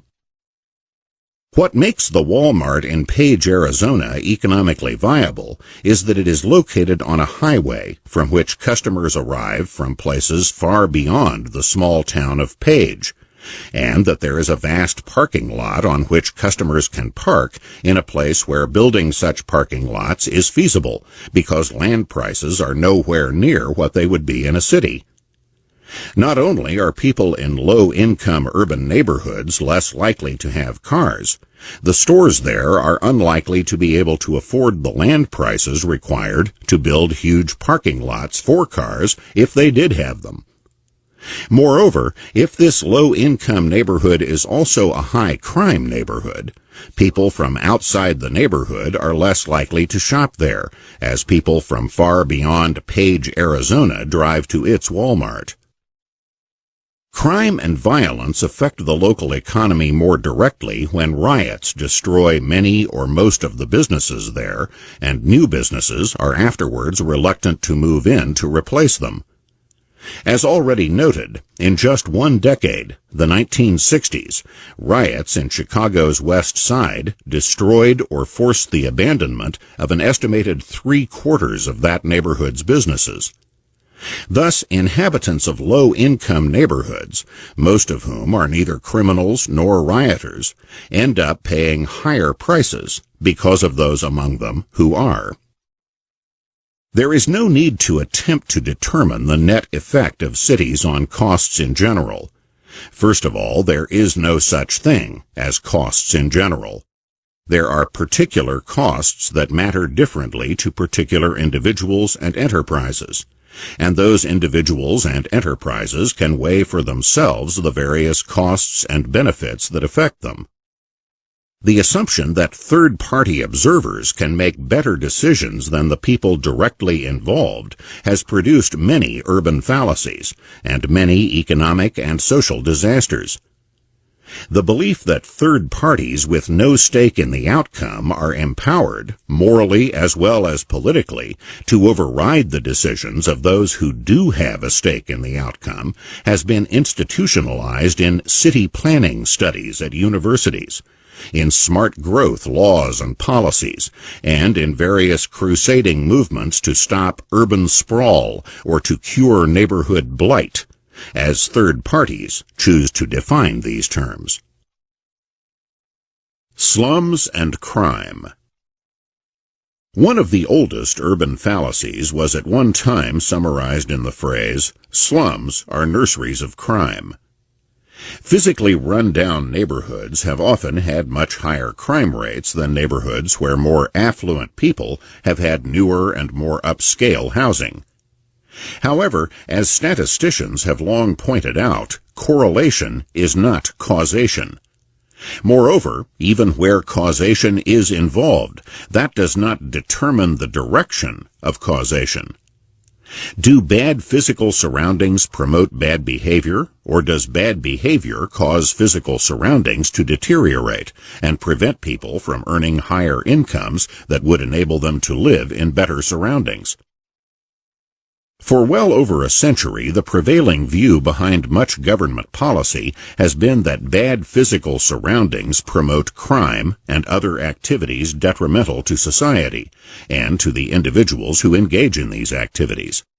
From this belief have followed massive and costly government programs to demolish slums or blighted areas and to relocate individuals from those areas into either newly built government housing projects or to scatter individuals and families from bad neighborhoods into good neighborhoods. Whatever the merits of the belief in the causal role of physical surroundings as a hypothesis to be tested empirically, its role in the real world has not been that of a hypothesis, but rather of a belief seldom tested against facts and even resistant to facts. In Jane Jacobs' classic book on urban life, The Death and Life of Great American Cities, she recalled visiting a Boston working-class neighborhood called the North End, and then discussing it with a city planner she knew. The North End had been settled by poor Italian immigrants, and like many neighborhoods inhabited by people struggling to get started, it was initially very crowded and run down. Over time, however, as these Italian Americans and their offspring began to find their way in the American economy and society, the neighborhood changed for the better, as many people were able to afford to move out, relieving the crowding, and those who remained behind began to upgrade their homes by remodeling and adding new amenities. Third-party observers, however, could not see those improvements that took place behind the walls of these people's homes, much less the improvements in the people themselves as they adjusted to American life and norms. When Jane Jacobs phoned a city planner friend and told him of her excursion into the North End, he asked, "Why in the world are you down in the North End?" He declared, "That's a slum." Then followed this exchange between them. "It doesn't seem like a slum to me," I said. "Why, that's the worst slum in the city. It has 275 dwelling units to the net acre. I hate to admit we have anything like that in Boston, but it's a fact." "Do you have any other figures on it?" I asked. "Yes, funny thing, it has among the lowest delinquency, disease, and infant mortality rates in the city. It also has the lowest ratio of rent to income in the city. Boy, are those people getting bargains. Let's see, the child population is just about average for the city on the nose. The death rate is low, 8.8 per thousand against the average city rate of 11.2. The TB rate is very low, less than 1 per 10,000. Can't understand it. It's lower even than Brookline's. In the old days, the North End used to be the city's worst spot for tuberculosis, but all that has changed. Well, they must be strong people. Of course, it's a terrible slum." "You should have more slums like this," I said. In short, the hard facts contradicted the assumptions of this city planner and of city planners in general. Yet his only response was to regard these facts as isolated anomalies, something funny, something he can't understand, as compared to housing statistics that he used to define a slum. Like many other educated professionals, he was unlikely to consider the possibility that these less educated, working-class people had achieved something that was both worthwhile and a contradiction of the prevailing doctrines among city planners and other professionals. To the powers that be, the North End was simply a slum, and one that needed to be demolished. Nor was this kind of thinking peculiar to Boston. It appeared on the national level as far back as the administration of Herbert Hoover and was developed further during the subsequent New Deal administration of Franklin D. Roosevelt, as Jane Jacobs pointed out. Herbert Hoover had opened the first White House Conference on Housing with a polemic against the moral inferiority of cities and a panegyric on the moral virtues of simple cottages, small towns, and grass. At an opposite political pole, Rexford G. Tugwell, the federal administrator responsible for the New Deal's Greenbelt demonstration suburbs, explained, "My idea is to just go outside centers of population, pick up cheap land, build a whole community, and entice people into it. Then go back into the cities and tear down whole slums and make parks of them." The demolition of any neighborhood will, of course, destroy not only the physical structures of that neighborhood, but also the human relationships that make it a viable community, as its inhabitants are scattered to the winds. The idea that third-party observers have both the right and the duty to arrange other people's living conditions differently from the way that those people have arranged these conditions themselves was not even peculiar to the United States. Various European countries have carried this belief even farther. What made such massive government rearrangements of people's homes and lives possible in the United States, despite the Constitution's protection of private property, was the power of eminent domain, granted by the Constitution to allow private property to be taken for public use by the government, presumably for such things as building reservoirs, bridges, or highways. Even so, the government was supposed to pay just compensation for the property seized. However, expansive judicial interpretations of such constitutional provisions in more recent times have given increasing leeway to government officials to seize private property for an ever wider range of reasons, including urban redevelopment. Requirements for just compensation to property owners when their property is seized by government are by no means always honored. Appraisers hired by government officials obviously have a conflict of interest when they know that making high or low appraisals can affect whether they will be hired again in the future. Even with honest and objective appraisals, the very fact that the government has threatened to use its power of eminent domain to destroy and redevelop a given area means that the market value of properties in that area will fall. Prospective home buyers are less willing to buy in neighborhoods that are scheduled to be torn down. Banks become less willing to lend to homeowners or businesses in that area. So, even if the area was not blighted before, the unavailability of loans to maintain or upgrade local homes and businesses means that these homes and businesses can be expected to deteriorate faster than usual during the years that can pass between the time when redevelopment plans are announced and the time when the threat of demolition through eminent domain hanging over them is eventually carried out.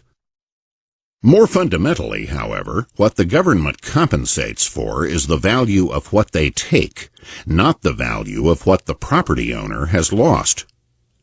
When the owners of small businesses like restaurants, barber shops, or hardware stores own a building where these businesses are carried on, they have typically invested not only in acquiring a building, but also have invested years of effort in developing reputations and contacts that continue to build their clientele. Moreover, their clientele may, over the years, become far more valuable than their building. Yet when the government decides to level that part of town and replace existing homes and businesses with some new redevelopment, it compensates the owners of these businesses only for the value of the physical structure, not for the often much larger value of the loss of their clientele, who are now scattered to the winds by mass evictions. Property owners are not the only people who lose when forcibly displaced to make room for redevelopment, and financial losses are not the only losses. For example, A study of people who had been displaced from a close-knit community in Boston found about half of them disturbed or depressed. While many of them found better housing elsewhere, 86% of them paid higher rents than before they had been forced out of their former neighborhood. These particular displaced people were white. Other studies show even higher proportions of displaced blacks suffering the same emotional reactions, and even higher proportions of their incomes now being required to pay rent in their new homes. For displaced people in general, one study concluded that the average uncompensated loss which each is compelled to suffer amounts to the confiscation of from 20 to 30% of 1 year's income.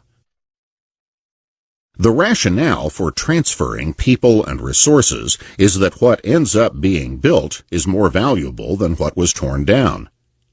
If this is true, then it should be possible to completely compensate the losers for their losses, and yet have enough left over for the new users to be better off as well. But if the compensation paid to the losers covers only a part of their losses, then government redevelopment plans which create more losses than benefits are still viable, both economically and politically, because they are heavily subsidized by the unwilling victims of eminent domain. Put differently, those who plan and carry out such redirection of resources and people have incentives to exercise their authority far beyond the point where there is any net benefit to society. Many of the costs of these disruptions of communities would be difficult to tabulate for compensation, even if the authorities wished to do so, since it is difficult to put a price tag on disrupted human relations, which can include an increased susceptibility of crime when informal community constraints are lost as the people are scattered. Perhaps the clearest indication of these costs are the prices that would have to be paid to get people to voluntarily relinquish their homes and businesses, instead of having them seized by government through the power of eminent domain. Behind much of this governmental activity to redirect people and resources is the implicit assumption that social problems in general, and crime in particular, will be reduced by removing people from bad physical surroundings to the kind of physical surroundings that third parties consider better. That assumption need not be tested by planners, politicians, bureaucrats, or judges, because seldom will any of these have to pay any price for being wrong. Nor are they likely to have the kind of intimate knowledge of the lives, values, and behavior patterns of the very different people whom they are moving about like pieces on a chessboard to carry out some grand design. Given the incentives and constraints at work, it can hardly be surprising that attempts at reducing crime by destroying slums have so often proved not only futile, but even counterproductive. Time and again, moving slum dwellers into brand new public housing projects has only created new centers of crime in those projects. The new buildings have rapidly deteriorated into new slums. Widely praised designs for projects like the Pruitt-Ego projects in St. Louis have ended up such abject failures in practice that they have had to be dynamited. But while such projects have been demolished, the assumptions behind those projects have not been demolished. They continue on in still more schemes based on similar assumptions, such as housing vouchers to enable slum dwellers to go live in middle-class communities, in utter disregard of the years of sacrifice that the people in those middle-class communities may have made precisely in order to be able to afford to go live away from the hoodlums and criminals now being placed in their midst by government programs. The Chicago area has been typical. In South suburban Chicago, with one of the highest concentrations of voucher holders in the country, middle-class African-American residents complain that they thought they'd left the ghetto behind, only to find that the federal government is subsidizing it to follow them. Among the consequences have been the small signs of disorder that come with voucher tenants, such as lawns that don't get mowed, shopping carts left in the street, unsupervised children, and boom boxes playing late at night. None of this is peculiar to the Chicago area. Similar complaints about voucher tenants have inundated local officials in Philadelphia and in suburban communities in Prince George's County, Maryland, and Riverdale, Illinois. Voucher tenants often do not pay their utility bills or their required 30% share of the rent in Prince George's County. In Riverdale, a school once boasting a top academic reputation has seen its achievement levels drop, refuting the idea that shipping poor families to good schools in the suburbs will cause an education ethic to rub off. Similar results followed an unplanned experiment that took place after Hurricane Katrina struck New Orleans in 2005. The city of Houston took in more than 100,000 people who had fled New Orleans in the wake of that hurricane. These were people whose household incomes averaged only about half of the incomes of existing Houston residents, people whose children did less well than other children in Houston schools, and people from a city whose murder rate was almost 4 times that in Houston. Their transfer to Houston was followed by a sharp increase in Houston's crime rate, especially murder. Whether moving people into government housing projects, giving them vouchers to subsidize their living in middle-class neighborhoods, or moving large numbers of them from one city to another, the evidence is clear that changing people's location does not change their behavior. Yet the implicit assumption that it does continues to dominate social thought and government policy, both shaped by people who seldom live in the places to which problem people are moved, and who pay no price for being wrong. On the contrary, what would cost them dearly in both personal and career terms would be admitting that they were wrong, that they had disrupted thousands of lives and wasted billions of taxpayer dollars. Urban sprawl. From the second half of the 20th century onward, a variety of programs created by planners and social reformers have sought to limit the housing choices of people across a broad socioeconomic spectrum.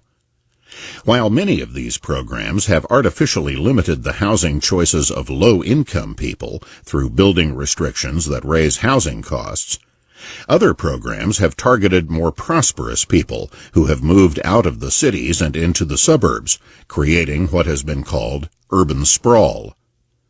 The definition of this term has been elusive, but the fervor of the attack on it has been unmistakable. Sometimes these attacks have been aesthetic, sometimes economic, and sometimes social.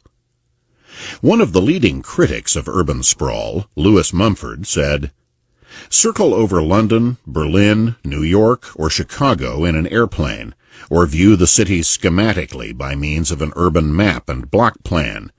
What is the shape of the city, and how does it define itself?" Like many other critics, he deplored the sprawl and shapelessness of cities as seen from overhead. In other words, the aesthetic criticism of much suburban development has been that it does not look attractive to third parties flying over it. But obviously such development would not have taken place and grown if it were not attractive to those on the ground who moved into such places. The underlying basis for the criticisms rests on a presumption of better aesthetic taste on the part of third-party observers, as compared to the taste of ground-level inhabitants. This presumption is often explicit, and has been part of the criticism of urban expansion into the surrounding countrysides for more than a century. Modern critics blame the automobile for suburbanization or sprawl, just as in the 19th century the Duke of Wellington blamed the newly created railroads for encouraging the common people to move about needlessly. Obviously, the common people themselves would not have moved if they had considered it needless. But implicit in the Duke's criticism is that third-party elites know better than those making their own decisions at their own expense. Taste is utterly debased, according to another British critic who deplored those who were said to be destroying the countryside in 1932. A similar aesthetic theme was sounded later in the 20th century by American folk singer Pete Seeger, who sang of suburban development houses, such as those in Daly City, California, as ticky-tacky boxes, little boxes all the same. Obviously, such developments would not exist if those who bought these homes did not find the lower prices made possible by mass production of identical houses more important than the lack of differentiation. People with different tastes and priorities remained free to live elsewhere in more distinctive and more expensive housing. Moreover, the much disdained ticky-tacky boxes may well have been a step upward for many of those who moved into them from crowded urban apartment buildings. It is doubtful whether many people moved to Daly City from Beverly Hills or to Levittown from Park Avenue. The aesthetic criticism of suburban sprawl has been only one of many criticisms, but it has remained central and enduring. And, since it is subjective, it cannot be refuted by any objective facts, as other claims against urban sprawl can be. It is not only the quality of particular housing in itself, but also the apparently chaotic expansion of urban communities as a whole which has been criticized. However, the fact that observers with an overhead view of a community do not see a pattern does not mean that there is no pattern relevant to the desires of the people living in those suburban communities. Suburbanites who are, after all, not living their lives for the purpose of presenting a tableau pleasing to third parties. Planned communities, whether planned by governments or by private builders under the direction or constraints of government planning commissions, may better meet the preconceptions of observers without necessarily serving the functional purposes desired by most people. One of the internationally renowned planned communities, Vällingby in Sweden, remains the exception rather than the rule, even in Sweden, where most people choose to live in communities very much like unplanned communities deplored by critics in the United States and in other countries. As one study notes, with its freeways, shopping centers, and big-box IKEA stores, much of suburban Stockholm looks more like suburban America than like Vällingby. What is called smart growth in some places is government imposition of the preferences of observers, critics, activists, or experts to override the desires of the people themselves, as expressed in what they are willing to spend their own money to buy or rent. Although the term smart growth is new, the concept itself is not. The first Queen Elizabeth issued an edict in the 16th century forbidding building around the City of London. Centuries later, an elaborate Greater London Plan of 1944 and other plans to control growth likewise imposed radical changes in land use laws, but in the end still failed to stop urban sprawl around London. It is as misleading to speak of planned and unplanned communities as it is to speak of planned versus unplanned economies. In both cases, individuals and enterprises making decisions independently of government officials do not behave randomly or chaotically, but plan just as much as any planning commission. What government planning means in practice is the suppression of individual plans and the imposition of a politically or bureaucratically determined collective plan instead. The history of centrally planned economies, most of which were increasingly superseded by more market-oriented economies by the late 20th century, even in countries controlled by socialists and communists, suggests that what seems more plausible to observers does not necessarily produce end results desired by most people. Unplanned communities, like unplanned economies, must be guided by the desires of people at large in order to earn their money, whether or not those desires are understood or approved by third-party observers. Specific factual claims by critics of urban sprawl, as distinguished from their aesthetic or other presumptions, can be subjected to the test of evidence. Among these claims is that laws limiting growth are necessary in order to preserve fast-disappearing open space from being paved over. But, as noted earlier, only about 5% of the land in the United States has been developed. In other words, if every city and town in America doubled in size, which could take generations, that would still leave 90% of the land undeveloped. Some of the most alarming claims and urgent demands for more open space preservation laws and policies have been made in places where much, if not most, of the land is already open space on which nothing is allowed to be built. In 2006, for example, various conservation groups in the San Francisco Bay Area advocated setting aside an additional 1 million acres as open space on which building would be forbidden by law. Even though, as the San Francisco Chronicle reported, the Bay Area enjoys what is likely the most open space of any metropolitan area in the world. Of the 4.5 million acres in the San Francisco Bay Area, only 720,000 acres were developed, which is to say 5/6 of the land remained undeveloped, despite rhetoric which might suggest that open space advocates were trying to save the last few patches of greenery from being paved over. More than 1 million acres were already legally off-limits to building anything. Nevertheless, despite a growing population and some of the highest housing prices in the nation, a coalition of conservation groups advocated putting another 1 million acres of land off-limits to building, which would virtually guarantee a further escalation of housing prices in a city where half of the average new homebuyer's income was already going for housing. The question here is not whether open space is desirable, but whether an open-ended commitment to ever more open space, or anything else, is desirable. It is especially important to weigh costs against benefits when there is crusading zeal and heady rhetoric in favor of something that virtually everyone regards as desirable, because crusaders seldom pause to do cost-benefit analysis. A related claim, made not only in the United States but in other countries, is that agricultural land must be preserved.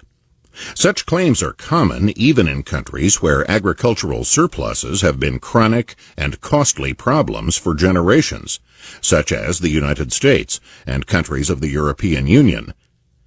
The American government, in fact, pays farmers billions of dollars to take farmland out of production in order to try to keep agricultural surpluses from being even larger and more costly than they are. The fact that so many farmers are abandoning farming, and that so much agricultural land is available for building residential communities, ought to be decisive evidence against those who raise alarms about the dangers of losing farmland. Indeed, the very need to pass laws to prevent this land conversion from taking place contradicts the rationale used to justify such laws.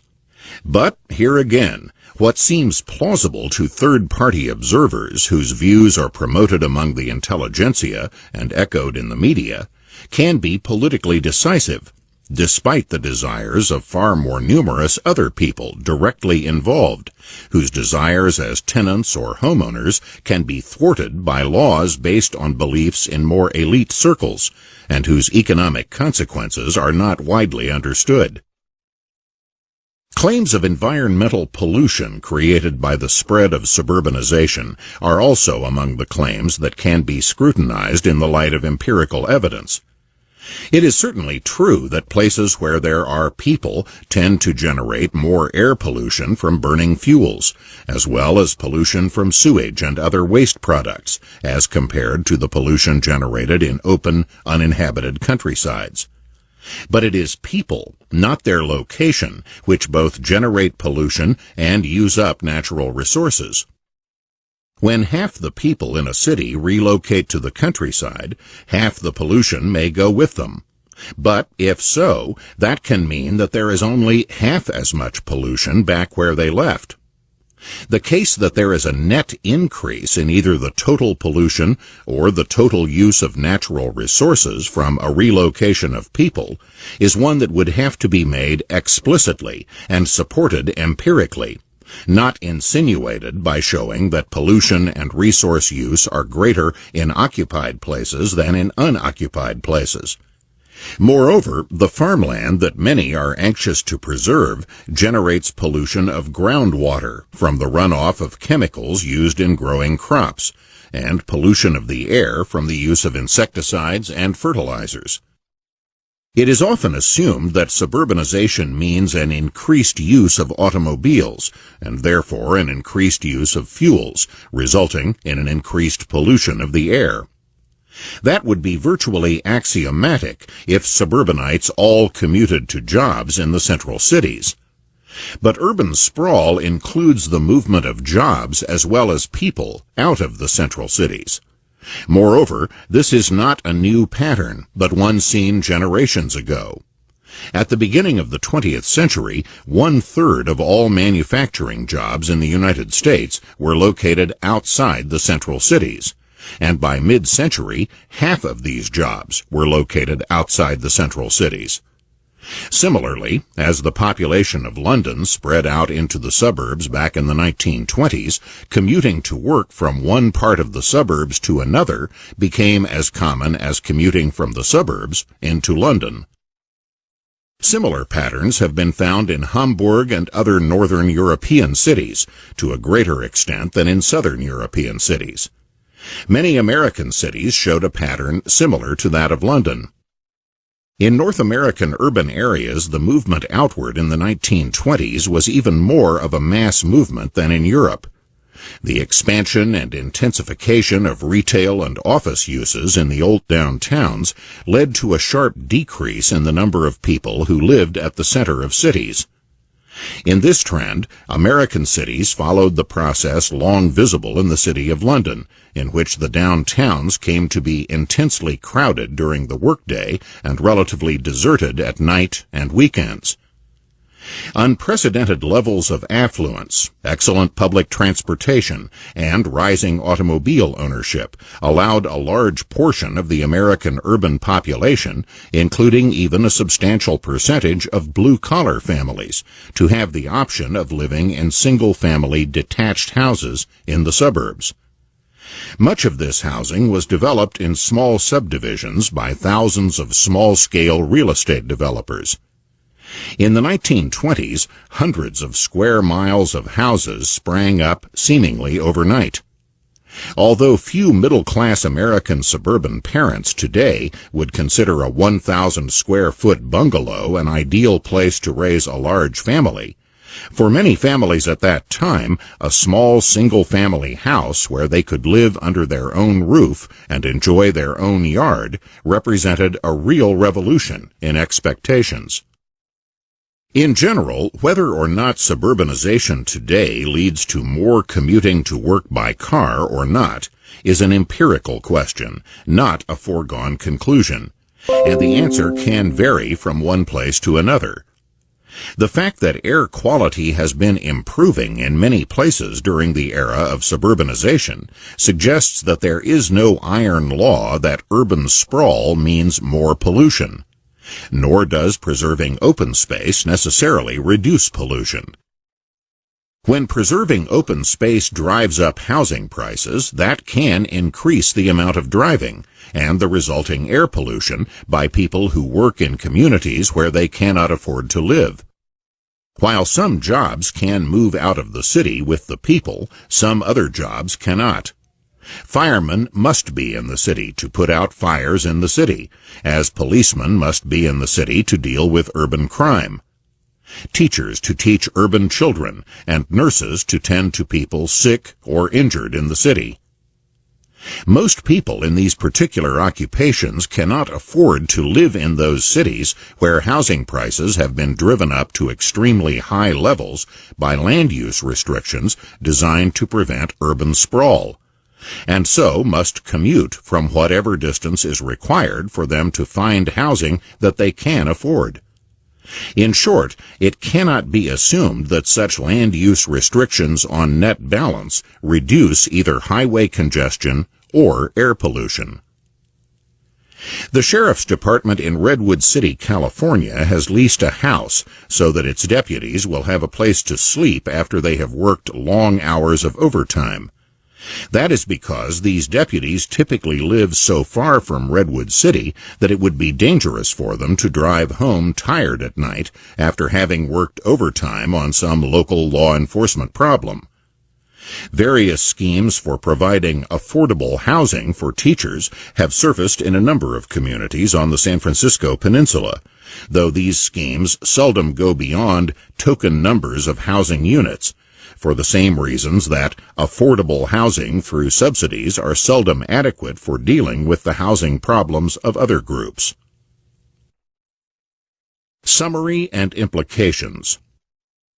Over thousands of years, and in countries around the world, cities have been concentrations not only of people, but also of industrial, commercial, cultural, and artistic enterprises.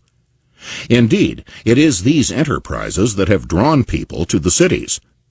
Moreover, cities have been in the vanguard of many different civilizations, the places where new ways of doing things are developed and spread out into the provinces and the countrysides.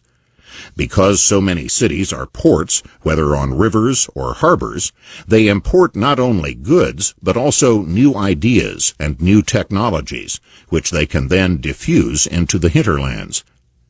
Like everything human, cities are imperfect, and their benefits have costs, something accepted matter-of-factly by most people, but, among some, a reason for laments, crusades, and, sometimes worst of all, solutions. The title of Edward Banfield's classic, The Unheavenly City, reminded us that cities have never been perfect. The book itself showed that many current urban issues are not new, nor are the new proposals for government interventions likely to make things better rather than worse. There are many complex empirical questions revolving around urban communities and the dispersal of urban populations, and there have been many studies analyzing these questions, with some of these studies contradicting others. But much of what is said about such things as urban sprawl is based not on empirical evidence, but on echoes of the Duke of Wellington's view that there is a needless movement of common people to places where more upscale people want them kept out. It is very doubtful if the effort to keep them out could succeed politically if presented starkly in terms of what is actually being done, rather than enveloped in a fog of lofty and idealistic-sounding rhetoric. Few votes would be likely to be won by saying that the government should devote billions of dollars worth of land to providing a vast buffer zone around a community of affluent and wealthy individuals in order to keep out ordinary people and preserve the vistas of a relative handful of upscale people at other people's expense. Instead, political rhetoric focuses on celebrating a particular way of life in that community, or saving greenery or animal habitat, as if both were in grave danger of disappearing in a country where more than 9/10 of the land is undeveloped. The benefits of a particular way of living are not at issue. The only issue is who should pay for those benefits. If those enjoying such benefits are unwilling to pay for them, why should the taxpayers or people seeking an affordable place to live be forced to subsidize those who are economically better off than themselves? Politically, few people today can speak as plainly as the Duke of Wellington did in the 19th century. More modern objections to suburbanization include the view that the results don't look neat from airplanes. Those whose sensibilities are offended by what they see out of airplane windows can, of course, close the shades. But some prefer instead to disrupt the lives of millions of people on the ground. Chapter 3. Male-Female Facts and Fallacies. In most societies, for most of history, women have earned lower incomes than men. That fact is not in dispute. What is open to question, and what has generated many fallacies, have been various attempts to explain this fact. Plausible possibilities are many. Employers might discriminate against women. Parents might raise girls and boys differently. Women and men might have different skills or make different choices in education or careers. These and other possibilities are often collapsed into one prevailing conclusion. When and where there are significant differences between women and men in their employment, pay, or promotion, discrimination can be inferred. And where there has been a lessening of such disparities over time, it has been due to a lessening of discrimination under the pressures of government, the feminist movement, or a general increase in enlightenment. Such reasoning has been common from the media to the political arena to courts of law. But this explanation cannot withstand a scrutiny of history or of economics. It is one of the central fallacies of our time. History. There is no question that the sexes have often been treated differently from childhood on. In some societies, girls have not been educated as often or to the same extent as boys, so that in such societies, women on average are less qualified to hold jobs requiring education. Such societies, in effect, throw away much of the economic and other potential of half their population. Such discrimination on the part of those controlling the education of children obviously produces income differences between adult females and adult males, even if employers do not discriminate among comparable workers, because women and men end up with different levels and kinds of knowledge, skills, and work experience. Few societies today have such severe restrictions on the education of girls, at least not in the Western world. But whether or to what degree employer discrimination exists or can explain much of the male-female income differences is a question rather than a foregone conclusion, because, for whatever reasons, differences in job qualifications between women and men have often been demonstrable and substantial. Moreover, these differences have changed over time, so that a lessening of income disparities between the sexes cannot be automatically attributed to a lessening of employer discrimination, when it may also be due to a lessening of differences in education, job experience, or availability to work outside the home.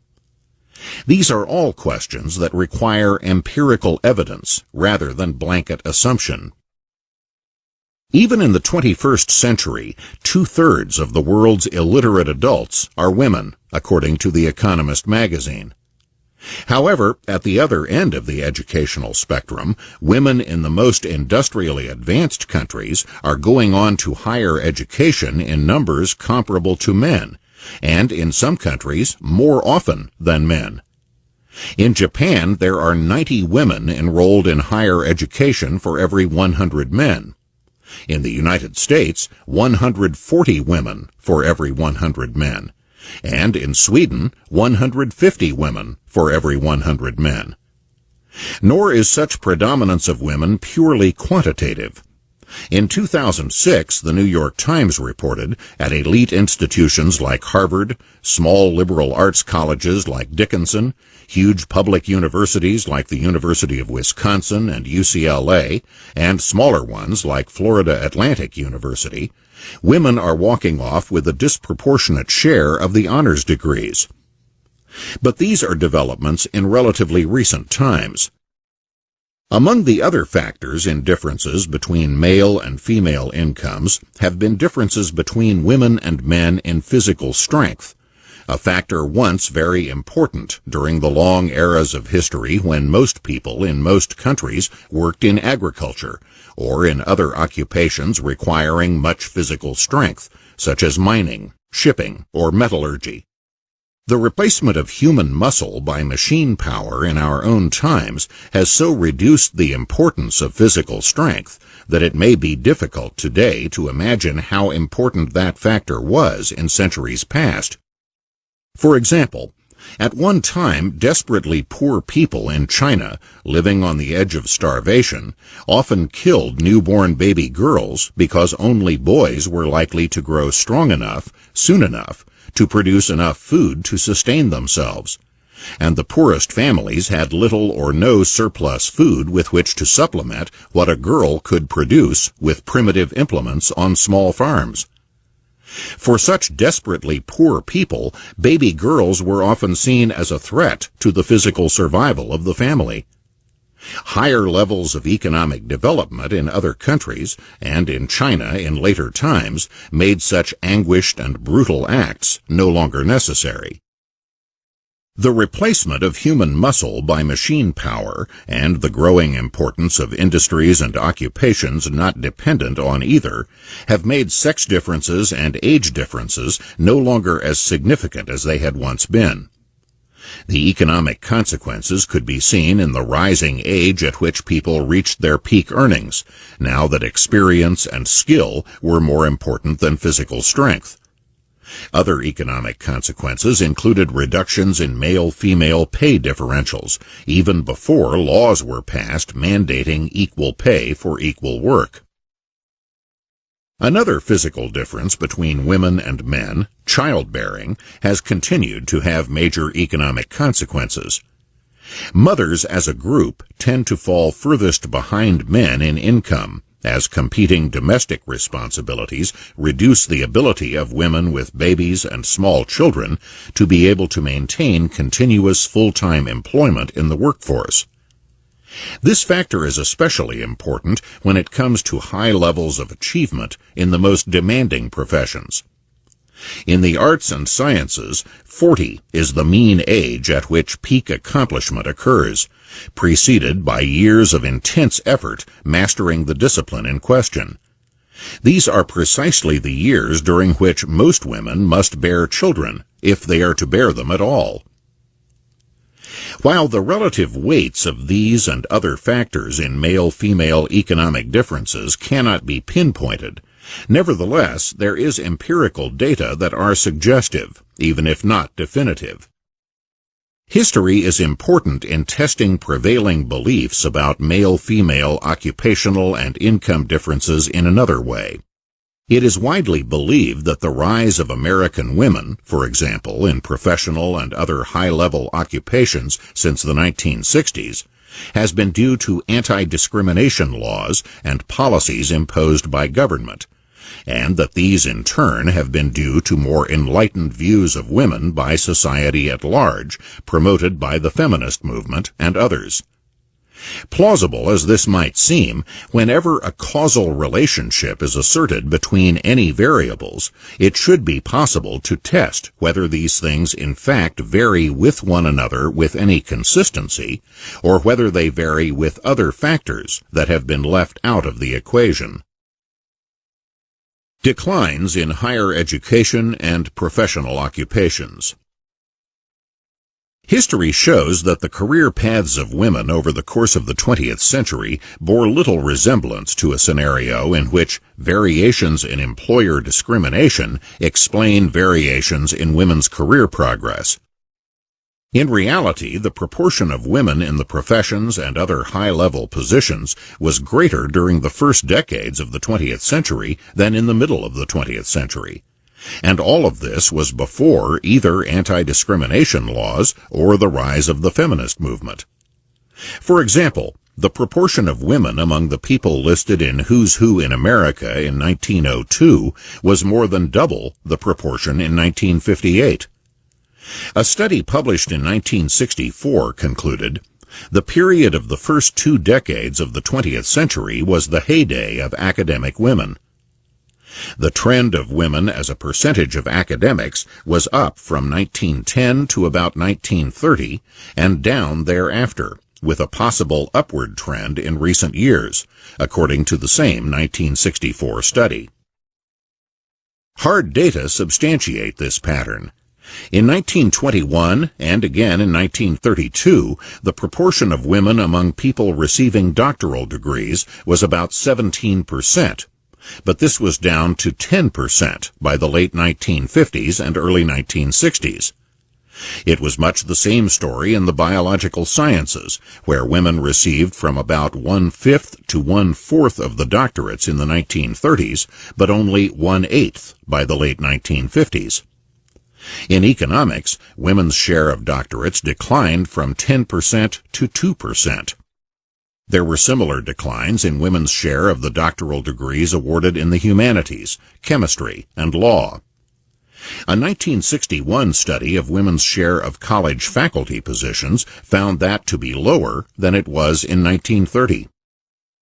Declines in the representation of women among academic faculty during this era occurred even at women's colleges, run by women, such as Smith, Wellesley, Vassar, and Bryn Mawr. So this trend could hardly be attributed to increased male employer discrimination against women.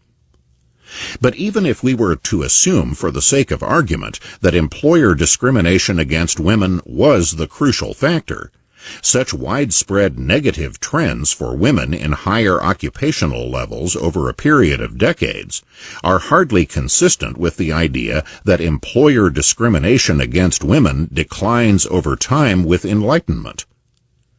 A closer scrutiny of facts suggests that what changed over these decades was not employer discrimination, but women's marriage and childbearing patterns. This in turn raises questions as to whether later positive trends in the occupational advancement of women reflected changes in employer discrimination or changes in marriage and childbearing patterns. History strongly suggests the latter. During the early decades of the 20th century, when women's representation in higher-level occupations and in the postgraduate education required for such occupations was higher than in the 1950s, the median age at which women first married was also higher than at mid-century. Most of the women who staffed women's colleges during this earlier era were not married at all. As the median age of marriage began to decline, the representation of women in high-level occupations and among recipients of postgraduate degrees also declined. Rises in higher education and professional occupations. The decline in women's median age of first marriage ended in 1956 and began to rise thereafter. The birth rate also began to decline from 1957 on, and by 1966 was again as low as it had been back in 1933. Women's share of postgraduate degrees closely followed these reversals of trends in age of marriage and birth rate. The 1970s saw women's share of doctoral degrees rise. By 1972, that share was again as high as it had been back in 1932. It was much the same story with master's degrees, where it was 1972 before women's share of these degrees reached the level of 1930, except for the World War II years, when millions of young men were away in the military. With both master's degrees and doctorates, women's share declined precipitously after the war to levels below those of the 1930s. These were, of course, the years of the baby boom, indicating again the role of childbearing in limiting women's educational and career prospects. Women's rise in higher-level occupations in the second half of the 20th century continued to follow the rise in their age of marriage, which rose sharply and finished the century significantly higher than it was at the beginning. while the birth rate fell sharply and was much lower at the end of the century than it was at the beginning. As the age of first marriage climbed to record high levels, women rose to record high levels in higher education and higher occupations. Women's percentage of postgraduate professional degrees in general, master's degrees in business in particular, law degrees, medical degrees, and PhDs all skyrocketed from the 1970s on. It was not just in higher-level occupations that women's changing marriage and childbearing patterns were reflected in their work patterns. The gap between men's and women's participation in the labor force in general narrowed dramatically. In 1950, 94% of men, but only 33% of women were in the labor force. This gap of 61 percentage points narrowed to 45 percentage points by 1970. At the end of the century, the gap was only 12 percentage points, as 86% of men and 74% of women were in the labor force. In addition to entering the labor force in general, more women also entered occupations where men were previously predominant, especially those occupations requiring a college degree. The continuity of women's employment also increased after 1970, though the gap between the continuity of men's and women's employment did not disappear, and women continued to work part-time more so than men. These positive changes in the second half of the 20th century, as well as the negative changes during the earlier decades of that century, all follow remarkably closely changes in women's age of marriage and childbearing. Male-female differences in income did not disappear completely, however. How much of those remaining differences can be attributed to employer discrimination rather than to different career choices or differences in choices as to whether to work full-time is another empirical question, one involving economics as well as history. Economics. Ideally, we would like to be able to compare those women and men who are truly comparable in education, skills, experience, continuity of employment, and full-time or part-time work, among other variables, and then determine whether employers hire, pay, and promote women the same as they do comparable men. At the very least, we might then see in whatever differences in hiring, pay, and promotions might exist, a measure of how much employer discrimination exists.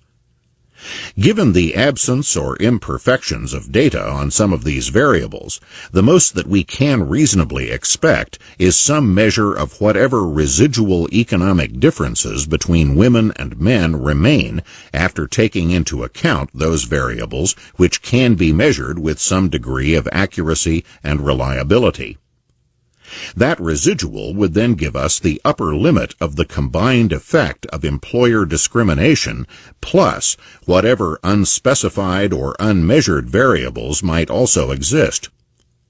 However, even if we were to find zero economic differences between those women and men who were truly comparable, that would not mean that women and men as a whole had the same income or the same likelihood of being hired or promoted, if the sexes as a whole were distributed differently between full-time and part-time employment, or in different fields or levels of education, or in other ways that affect people's economic prospects. In short, even an absence of discrimination would not mean an absence of male-female economic differences. Occupational differences.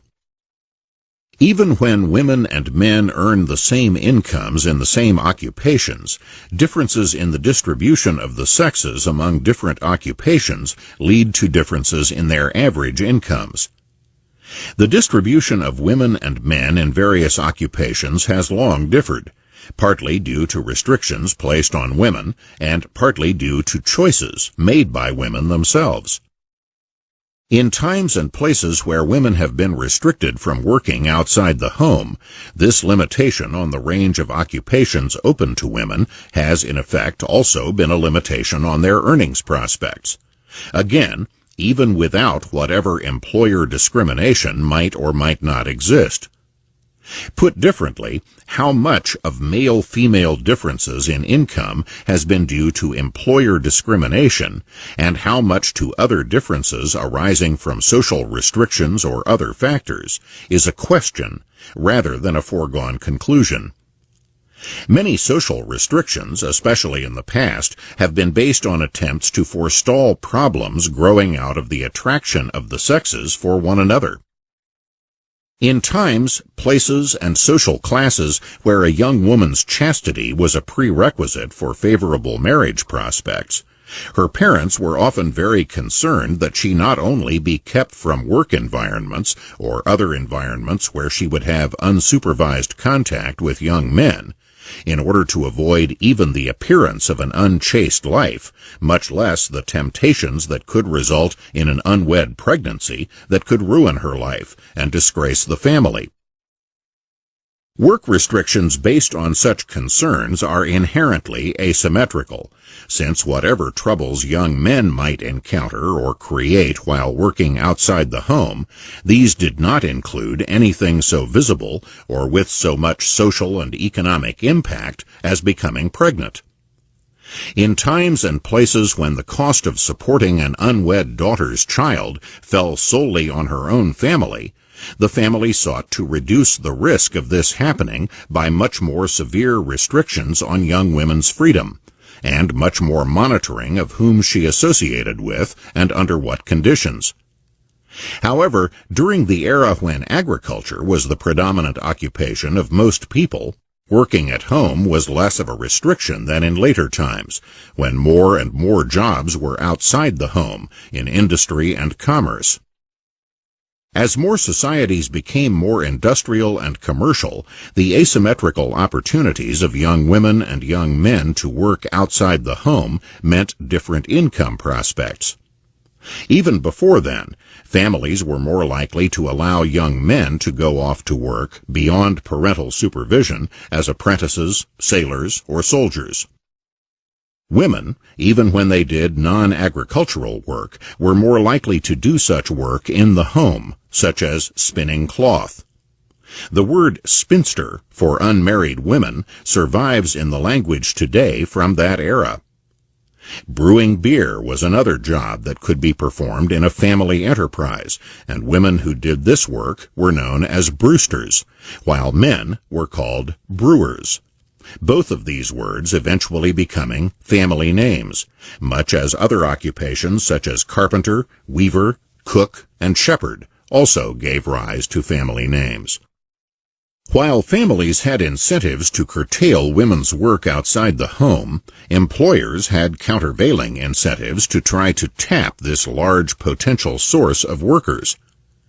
Early New England mill owners, for example, tried to reassure parents of the safety and propriety of letting their daughters work in their businesses by having all-female workforces, often overseen by older women who, in effect, were chaperones, especially when the young women lived away from home.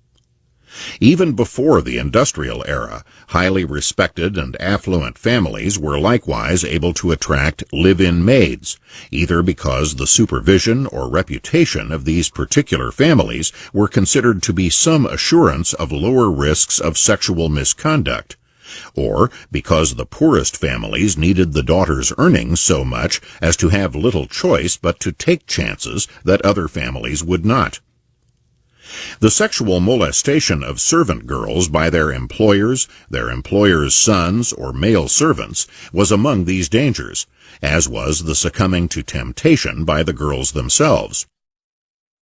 Employers had very different reasons for segregating women from men at work, typically assigning them to different jobs. If an occupation was one that attracted predominantly males, the distraction of a female worker in their midst could adversely affect productivity, even if the woman herself was just as productive as the men. This was analogous to what also happened in times and places where ethnic or other differences among the workers adversely affected productivity on the job, though the distraction in this latter case was often due to animosities between Irish and Italian workers, for example, which interfered with their getting the work done, just as mutual attractions between women and men did. Thus, whole occupations could be off-limits to women simply because it was mostly men who worked in those occupations, and the few women who might want to work in such occupations were not considered by employers to be worth the adverse effect which their presence could have on the productivity of the men. Where there were large numbers of women seeking work in these occupations, then the employer had the option of hiring both women and men and segregating the sexes on the job, though maintaining such separation was not easy. What was easier was to have either all-male or all-female workforces. One of the few modern employers who was able to do this successfully was the American Telephone and Telegraph Company, when I worked in their New York headquarters in the 1960s. Even though there were women and men working in the same groups, somehow company policy became known without explicit public pronouncements, and they avoided social contacts. How far this went was dramatized for me one day when my wife came over from our nearby apartment and joined me for lunch in a company cafeteria. After looking around this large facility, my wife said, "Do you realize that we are the only man and woman having lunch together in this whole place?" By the time I got back to work that afternoon, word had spread all over the office that I had been seen having lunch with a woman in the company cafeteria. Although physical strength is no longer as major a factor as it once was, in the days when agriculture was the largest economic endeavor in most countries, or during the times when heavy industry or mining dominated various countries' economies, there are still particular industries today where considerable physical strength remains a requirement. Women are obviously not as likely to work in such fields as men are, and some of these are fields with jobs that pay more than the national average. While women have been 74% of what the U.S. Census Bureau classifies as clerical and kindred workers, they have been less than 5% of transport equipment operatives. In other words, women are far more likely to be sitting behind a desk than to be sitting behind the steering wheel of an 18-wheel truck. Women are also less than 4% of the workers in construction, extraction, and maintenance. They are less than 3% of construction workers or loggers, less than 2% of roofers or masons, and less than 1% of the mechanics and technicians who service heavy vehicles and mobile equipment. Such occupational distributions have obvious economic implications, since miners earn nearly double the income of office clerks when both work full-time and year-round. There is still a premium paid for workers doing heavy physical work, as well as for hazardous work, which often overlaps work requiring physical strength. While men are 54% of the labor force, they are 92% of the job-related deaths. Continuity of employment. Within the external limitations placed on the range of occupations open to women have been further limitations due to occupational choices made by women themselves. In addition to avoiding occupations requiring more physical strength than most women possess, women have tended to make career choices influenced by the likelihood that they would at some point or other become mothers. Since motherhood has usually entailed a period of withdrawal from full-time work outside the home, the cost of such withdrawal becomes a factor in occupational choices. Where an occupation is unionized and withdrawal from the workforce means a loss of seniority, reducing the prospects of being promoted or of being retained during layoffs, such an occupation in effect imposes costs on women that are likely to be greater than the costs imposed on men. as well as greater than in occupations where seniority is not such a factor or is no factor at all. However, even some non-unionized companies may have seniority systems which have the same economic effect, reducing women's earnings prospects more than those of men. Seniority is often also a factor in civil service jobs, likewise reducing women's earnings prospects more than those of men. Quite aside from formal seniority rules, interruptions of labor force participation in order to take care of small children until they are old enough to be placed in daycare facilities while the mother returns to work outside the home mean that a woman may have fewer years of job experience than a man of the same age, since such interruptions are less common among men. How much difference that makes in productivity on the job depends on the kind of work being done. So the difference it makes can range from considerable to trivial or non-existent, depending on the particular occupation. Where promotions over time are a normal part of a given career, not only are promotions less likely to come to a woman of a given age who does not have as much job experience as a man of the same age, the prospects of even a woman who has never had any interruption in her career are reduced to the extent that the likelihood of future interruptions because of her prospective role as a mother can make placing her in a senior position more of a risk than placing a man of similar ability in that same position. Interruptions in labor force participation have other costs which fall disproportionately on women. The occupational skills required change over time and at varying rates for different occupations. Rapidly changing computer technology, for example, means that computer engineers and programmers must be constantly upgrading their skills to keep up with advances in their field. Similarly, tax accountants must keep up with changing tax laws, and attorneys must keep up with changes in laws in general in order to effectively serve their clientele, and therefore continue to have a clientele to serve.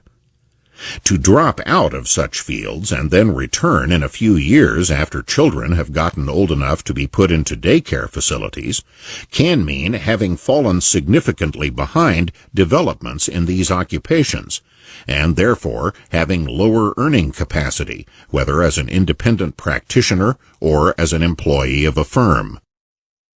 Careers involving military combat in a high-tech age are likewise careers that are hard to leave and resume a few years later, because weapons technology changes rapidly and continuously, so that a combat pilot or a nuclear submarine officer who returns to active duty after a few years away would find it hard to catch up on technological changes made while he or she was away, while at the same time trying to keep abreast of the continuing changes taking place after returning to active duty. From the standpoint of a young woman looking ahead when making career choices, the relative rates of obsolescence of given knowledge and skills in a given field becomes a serious consideration in choosing a field in which to specialize.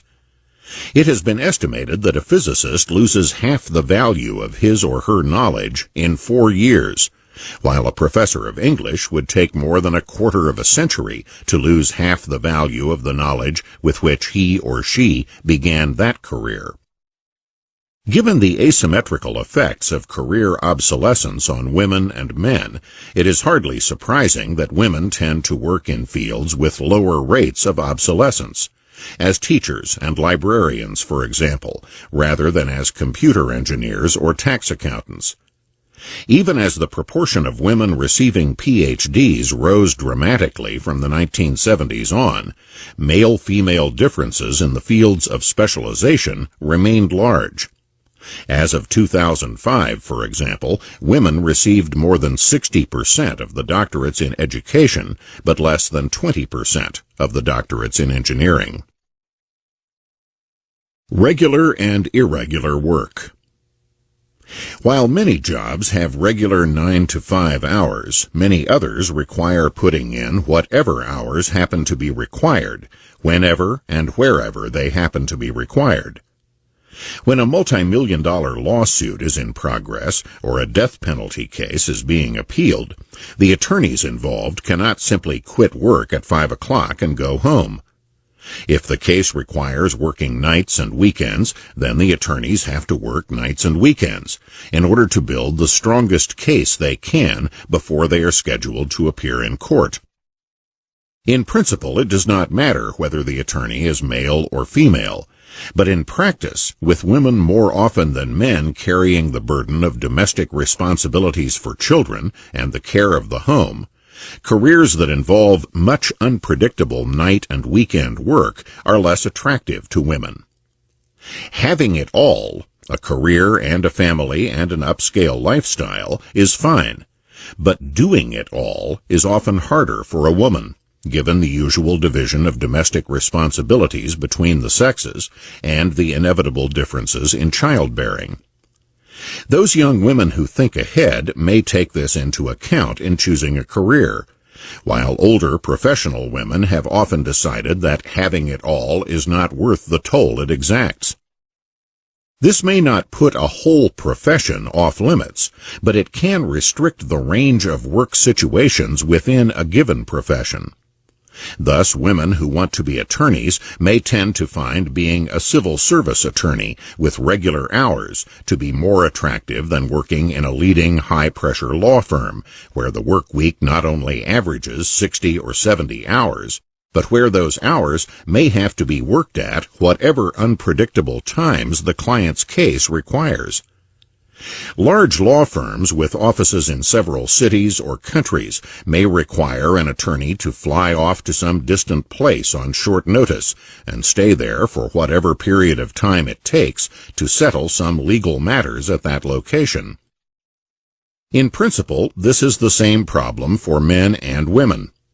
In practice, however, a mother is more likely to stay home with the children while the father is tied up at the office, or has to fly off someplace to deal with legal emergencies, than a father is to stay home while the mother does the same. Moreover, since men are never pregnant, women are disadvantaged in such work by the physical limitations of pregnancy, which can be work limitations as well in jobs that require long, irregular, and unpredictable hours, and sudden trips to distant places, as well as the heightened stress of high-stakes legal cases. A Harvard Business Review survey among people whose earnings were in the top 6% showed that 62% worked more than 50 hours a week, and 35% worked more than 60 hours a week. Among those who held extreme jobs, extreme in both hours and stress, less than 1/5 were women. Moreover, even among those people who held such high-pressure jobs, women were only half as likely as men to say that they wanted to still be working like this 5 years afterwards. Such pressures are not confined to business and the law. A noted professor of biology pointed this out in advice to his students. I have been presumptuous enough to counsel new PhDs in biology as follows. If you choose an academic career, you will need 40 hours a week to perform teaching and administrative duties, another 20 hours on top of that to conduct respectable research, and still another 20 hours to accomplish really important research. A number of studies have shown that women are far less likely than men to choose occupations that require very long hours. A follow-up study of mathematically gifted youngsters now in their 30s found a higher proportion of women than men working less than 40 hours a week, and a higher proportion of men than women working 50 or more hours a week. In general, men and women alike tend to prefer regular hours and less stressful work, so that jobs with these characteristics can attract both sexes more readily, and, because of supply and demand, pay less than similar jobs in more taxing situations. However, to the extent that the less taxing jobs fit in with domestic responsibilities that fall disproportionately on women, and so attract women especially, Male-female income differences can be considerable even if men and women are paid the same in both the taxing and the non-taxing work environments. If women and men are distributed differently between the different environments within the same profession, as well as being distributed differently among different occupations. The Economist magazine observed, "The main reason why women still get paid less on average than men is not that they are paid less for the same jobs, but that they tend not to climb so far up the career ladder, or they choose lower-paid occupations, such as nursing and teaching." That is confirmed by other studies. Among the jobs where women with college degrees earn at least as much as men are computer engineer, petroleum engineer, and a variety of other engineering occupations, as well as journalist, portfolio manager, and medical technologist. But in most of these jobs, especially most engineering jobs, there are fewer women than men. The most important reason why women earn less than men is not that they are paid less for doing the very same work, but that they are distributed differently among jobs and have fewer hours and less continuity in the labor force. Among college-educated, never-married individuals with no children who worked full-time and were from 40 to 64 years old, that is, beyond the childbearing years, men averaged $40,000 a year in income, while women averaged $47,000. But despite the fact that women in this category earned more than men in the same category, gross income differences in favor of men continue to reflect differences in work patterns between the sexes, so that women and men are not in the same categories to the same extent. Even women who have graduated from top-level universities like Harvard and Yale have not worked full-time, or worked at all, to the same extent that male graduates of these same institutions have. Among Yale alumni in their 40s, only 56% of the women still worked, compared with 90% of the men, according to the New York Times. It was much the same story at Harvard. A 2001 survey of Harvard Business School graduates found that 31% of the women from the classes of 1981, 1985, and 1991 who answered the survey worked only part-time or on contract, and another 31% did not work at all, levels strikingly similar to the percentages of the Yale students interviewed who predicted they would stay at home or work part-time in their 30s and 40s.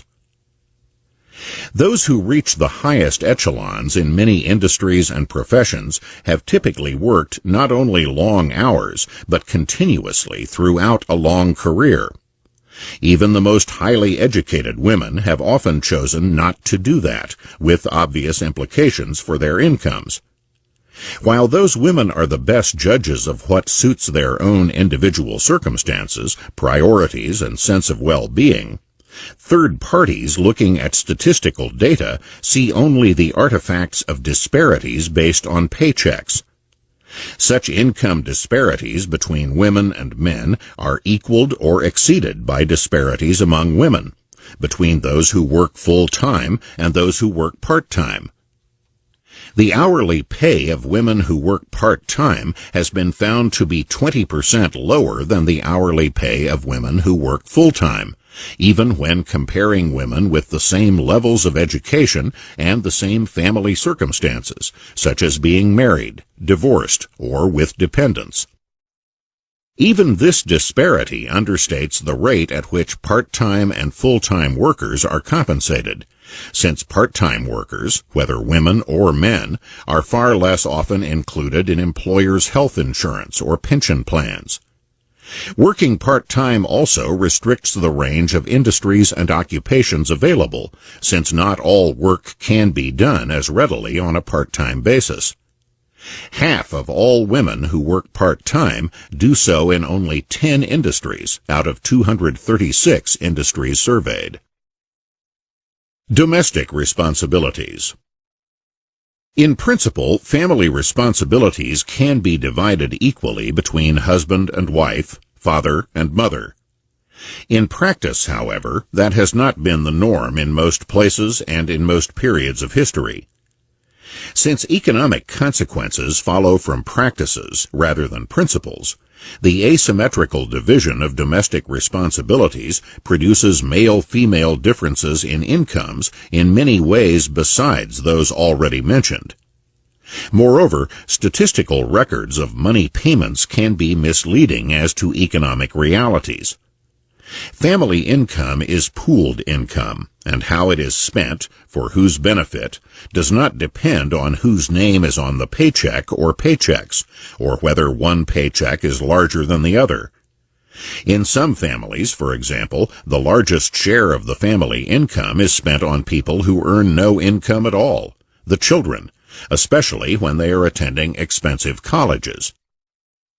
Who decides how much of family income is spent, where, for what, or for whom, cannot be determined by income statistics based on whose name is on paychecks.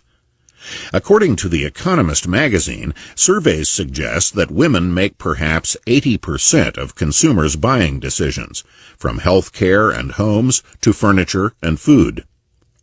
A government study in early 21st century America showed that the average American family spent 70% more on clothing for women and girls than on clothing for men and boys.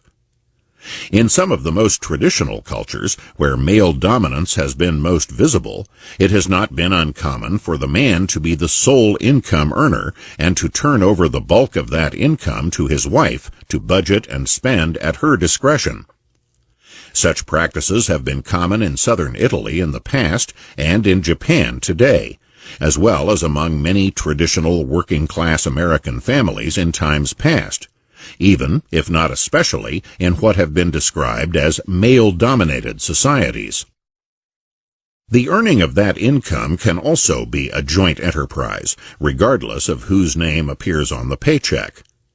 Time that a bachelor spends shopping, preparing meals, or going out to restaurants, taking his clothes to the laundry or dry cleaners, entertaining guests, or arranging dates, is available to many married men to put into advancing their careers instead, because their wives relieve them of such concerns.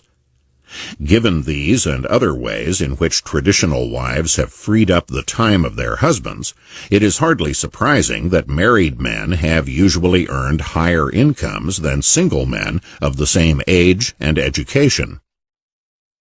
Given the incentives created by having children to support, it is likewise not surprising that married men with children have usually earned the highest incomes of all, since higher earnings are more imperative for fathers, whether these additional earnings are obtained by working overtime or by choosing more taxing jobs that pay more. Because the situations of husbands and wives have not been symmetrical in traditional families, it is likewise not surprising that marriage has had opposite effects on the incomes of women and men. Women who have never married have higher average incomes than women who have, and women with no children have higher average incomes than women with children. Another way of looking at this is that the traditional division of family responsibilities has meant that wives have sacrificed their own income-earning potential possibilities and enhanced that of their husbands, with the resulting family income then being jointly spent. Insofar as this situation is mutually agreeable and ongoing, statistical data based on whose name is on what paycheck are largely irrelevant. However, rising rates of divorce make such data very relevant, and such traditional arrangements more problematical. In effect, the traditional wife has been investing in her husband's career, and a divorce means that the value of that investment, made for years or even decades, can be lost to her. Alimony and child support payments made after a divorce may or may not recoup the value of that investment. Quite aside from the sacrifice of earnings potential by the wife during the marriage, she has also lost the economic value of work experience, continuity, skills upgrading, and seniority, so that her earning capacity upon re-entering the labor force after a divorce is lower than if she had remained single, while the earning capacity of her former husband is higher as a result of her sacrifices. Those who think in terms of principles rather than practices see no reason why ex-husbands are not as much entitled to alimony as ex-wives, at least in cases where the woman has a higher income, a higher earning potential, or a higher level of wealth. However, in terms of practices, what is the ex-husband being compensated for? Employer discrimination. Equally as important as determining how much discrimination exists is determining where it occurs and what the economic incentives and constraints are. People who discriminate against girls when it comes to education pay no price for that. But employers who discriminate against women workers do. If employers pay a woman only 3/4 as much as they would pay a man for doing the same work with the same skill, this means that those employers who hire an all-female workforce can get 4 workers for what other employers are paying for 3. Smaller production cost differences than that can mean that some companies prosper while some other competing companies go out of business because their high production costs prevent them from selling profitably at competitive prices. Even if discriminatory employers do not think things through this way, the competition of the marketplace will tend to force the higher-cost producers out of business, whether they understand why or not. Much discussion of employer discrimination against women has focused on employer beliefs or attitudes which could lead to such discrimination. However, as in the case of racial and ethnic minorities, the employer's beliefs or attitudes are not the only factor, nor necessarily the most important factor in determining what actually happens. The more highly competitive the market for labor and for the employer's products, the higher the cost paid for discrimination, and consequently the less leeway the employer has for indulging his prejudices without risking his own profits and ultimately the financial survival of the business. On the other hand, enterprises not subject to the full stress of a competitive market, monopolies, non-profit enterprises, government agencies, have greater leeway. The empirical question of how much employer discrimination there is and how much of the male-female income gap it explains requires comparing comparable people and comparable situations. Simple as that might seem, it is seldom simple in practice. Where a particular job involves contact with the customers or clientele of an employer, the prejudices or biases of these people outside the firm itself can become incentives for the employer to discriminate, which must then be weighed against the costs of discrimination. In times past, some people had less confidence in the professional ability of a female attorney or doctor, or else just felt more comfortable dealing with men in roles where they were accustomed to dealing with men. In any event, the question before the employer was not whether these feelings were justified, but how widespread they were, and therefore whether adding a woman would help or hurt a private medical practice or a given law firm, even if the woman were fully as qualified as the men currently employed. In short, there are economic incentives both for and against discrimination, and the net balance of their effects is an empirical question. So are the effects of other factors. Alternative explanations of male-female differences can be tested against empirical evidence not only for the present but also for the past, especially when considering changing male-female income ratios over time and the changing representation of women in various professions. Comparability.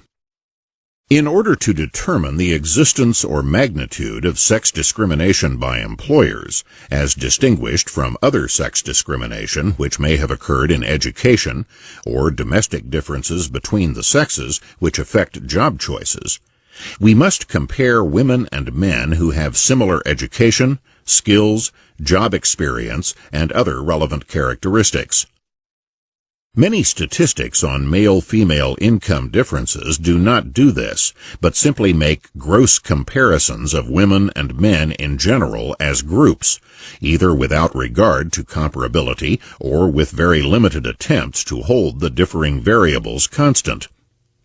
Thus, a study in Britain found that women as a group earned 17% less per hour than men when both worked full-time. However, this same study found that the pay differential was not due to women and men being paid different wages or salaries for doing the same job, but that women took lower-paying jobs more often than men, especially after returning to the labor force after having children. As young beginning workers, British women's incomes were 91% of that of British men. But as mothers, their incomes were just 67% of that of men who were fathers. Mothers' incomes declined as a percentage of male incomes more or less steadily until about a dozen years after giving birth, when it began to rise again, though never getting back to where it was before a child was born, perhaps indicating the permanent income loss due to interrupted careers. In the United States, a study of graduates of the University of Michigan Law School found a similar pattern. The gap in pay between women and men was relatively small at the outset of their careers, but 15 years later, women graduates earned only 60% as much as men. Some of this difference reflected choices which workers had made, including the propensity of women lawyers to work shorter hours. Attempting to control simultaneously for part-time versus full-time employment and for the effect of children and domestic responsibilities, another study found that the gender pay gap is 5% for part-time workers aged 21 to 35 without children, under 3% for full-time workers aged 21 to 35 without children, and that there is no pay gap for full-time workers aged 21 to 35 living alone. All these gaps represent the upper limit of the effect of employer discrimination plus whatever other factors might favor men, such as differences in education and in occupations involving physical strength or dangers. That the income gaps between women and men are so small without even taking these other factors into account suggests that employer discrimination by itself has far less influence on the gross income gaps between the sexes than gross statistics might suggest. While comparing truly comparable individuals is something that must also be done when trying to determine the existence or effect of discrimination against ethnic or racial groups, achieving similar comparability between women and men is more challenging. That is because while such factors as education and experience affect different racial or ethnic groups the same way, that is, blacks with more education earn more than blacks with less education, just as among whites. Even if not to the same extent, the same factors can have opposite effects on women and men. As we have already noted, marriage and parenthood tend to lead to increased incomes for men and reduced incomes for women. Nor are single women and single men comparable, when single people include people who have been married for years and have then been divorced.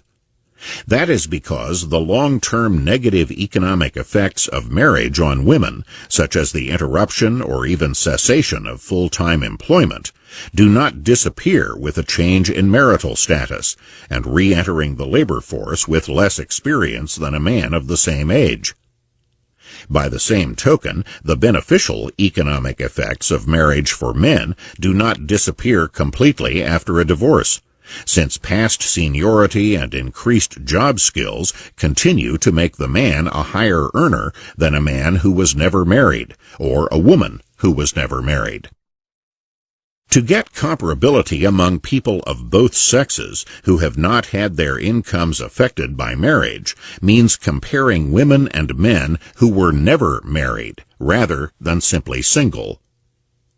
For purposes of separating out the effects of marriage and the asymmetrical domestic arrangements which marriage often creates from the effects of employer discrimination, the most comparable women and men are those who were never married. If male-female income gaps remain large among women and men who were never married, then obviously the economic effects of marriage do not explain sex differences in income. But if that differential changes substantially according to marital status and parenthood, then the employer is correspondingly less of a factor in income differences between women and men. What are the facts? As already noted, comparing never-married women and men who are past the childbearing years and who both work full-time in the 21st century shows women of this description earning more than men of the same description. As far back as 1969, academic women who had never married earned more than academic men who had never married, while married academic women without children earned less, and married academic women with children earned still less. For women in general, that is, not just academic women, those single women who had worked continuously since high school were in 1971 earning slightly more than men of the same description. All this was before affirmative action was defined as underrepresentation in a 1971 executive order which went into effect in 1972, and so represents what was happening under competitive labor market pressures before any major government intervention to advance women.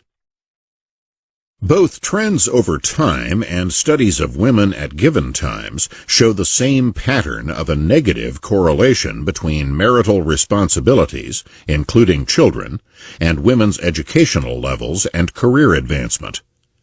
Whether in the earlier or the later era, women who were married and had children lagged furthest behind men in income, career advancement, or even working at all. A study published in 1956 showed that most women with PhDs from Radcliffe were not working full-time, and those who were averaged fewer children than those who worked part-time, intermittently, or not at all. In gross terms, that is, ignoring differences between the sexes in continuous versus discontinuous employment, career choices, or full-time versus part-time employment, etc., the ratio of female to male incomes in the general population remained relatively unchanged at about 60% during the decades of the 1960s and 1970s, and then began to rise significantly from the early 1980s, reaching 70% in 1990 and 77% in 2004. Finer breakdowns of the data to compare women and men of comparable ages, education, and employment histories showed the sexes much closer in earnings. Merely comparing full-time, year-round workers showed women's pay to be 81% of men's pay in 2005. Part-time workers not only earn less total pay, they are also paid less per hour and are less likely to be promoted. There have been and continue to be more women than men who are part-time workers. Very substantial income differences between women and men in a particular field can coexist with little or no income differences between women and men who are comparable within that field. For example, a study published in the New England Journal of Medicine found in 1990, young male physicians earned 41% more per year than young female physicians. However, after adjusting for differences in specialty, practice setting, and other characteristics, no earnings difference was evident. The young male physicians in this study worked over 500 hours a year more than the young female physicians. In general, it makes a difference whether the male-female income gap is compiled on an annual basis, a monthly basis, or as per-hour earnings. Since women tend to work fewer hours than men, the largest gap tends to be in annual income and the smallest in per-hour pay. For example, the U.S. Department of Labor has reported weekly male-female earnings differences, showing women's earnings to be 76.5% of that of men in 1999, for example. But women's hourly earnings were 83.8% of that of men that same year. Comparing women and men who were comparable in occupation, industry, and other variables, the per-hour difference shrank to 6.2 cents. While there are factors tending to reduce the male-female income gap over time, there are other factors tending to widen it. For example, as job experience becomes more important in the economy and more highly rewarded, this tends to widen the gap between men's incomes and women's incomes, since women of a given age tend to have less job experience than men of the same age. Shifts in demand from one industry to another and from one occupation to another also affect male-female income gaps, since women and men continue to form different proportions of the workforce in different industries and occupations. Moreover, these proportions have changed over time. Nearly half of female college graduates in 1960 became teachers, while less than 10% did so by 1990. The net effect of conflicting trends on male-female earnings differentials makes explanations of their income differences far from easy. Although the male-female income gap has generally been declining over time since the 1960s, within a given lifetime that gap tends to widen. That is, young women tend to have earnings closer to the earnings of young men than older women's earnings compared to older men. What happens in between is that women's labor force participation rates are affected by domestic and especially child-rearing responsibilities.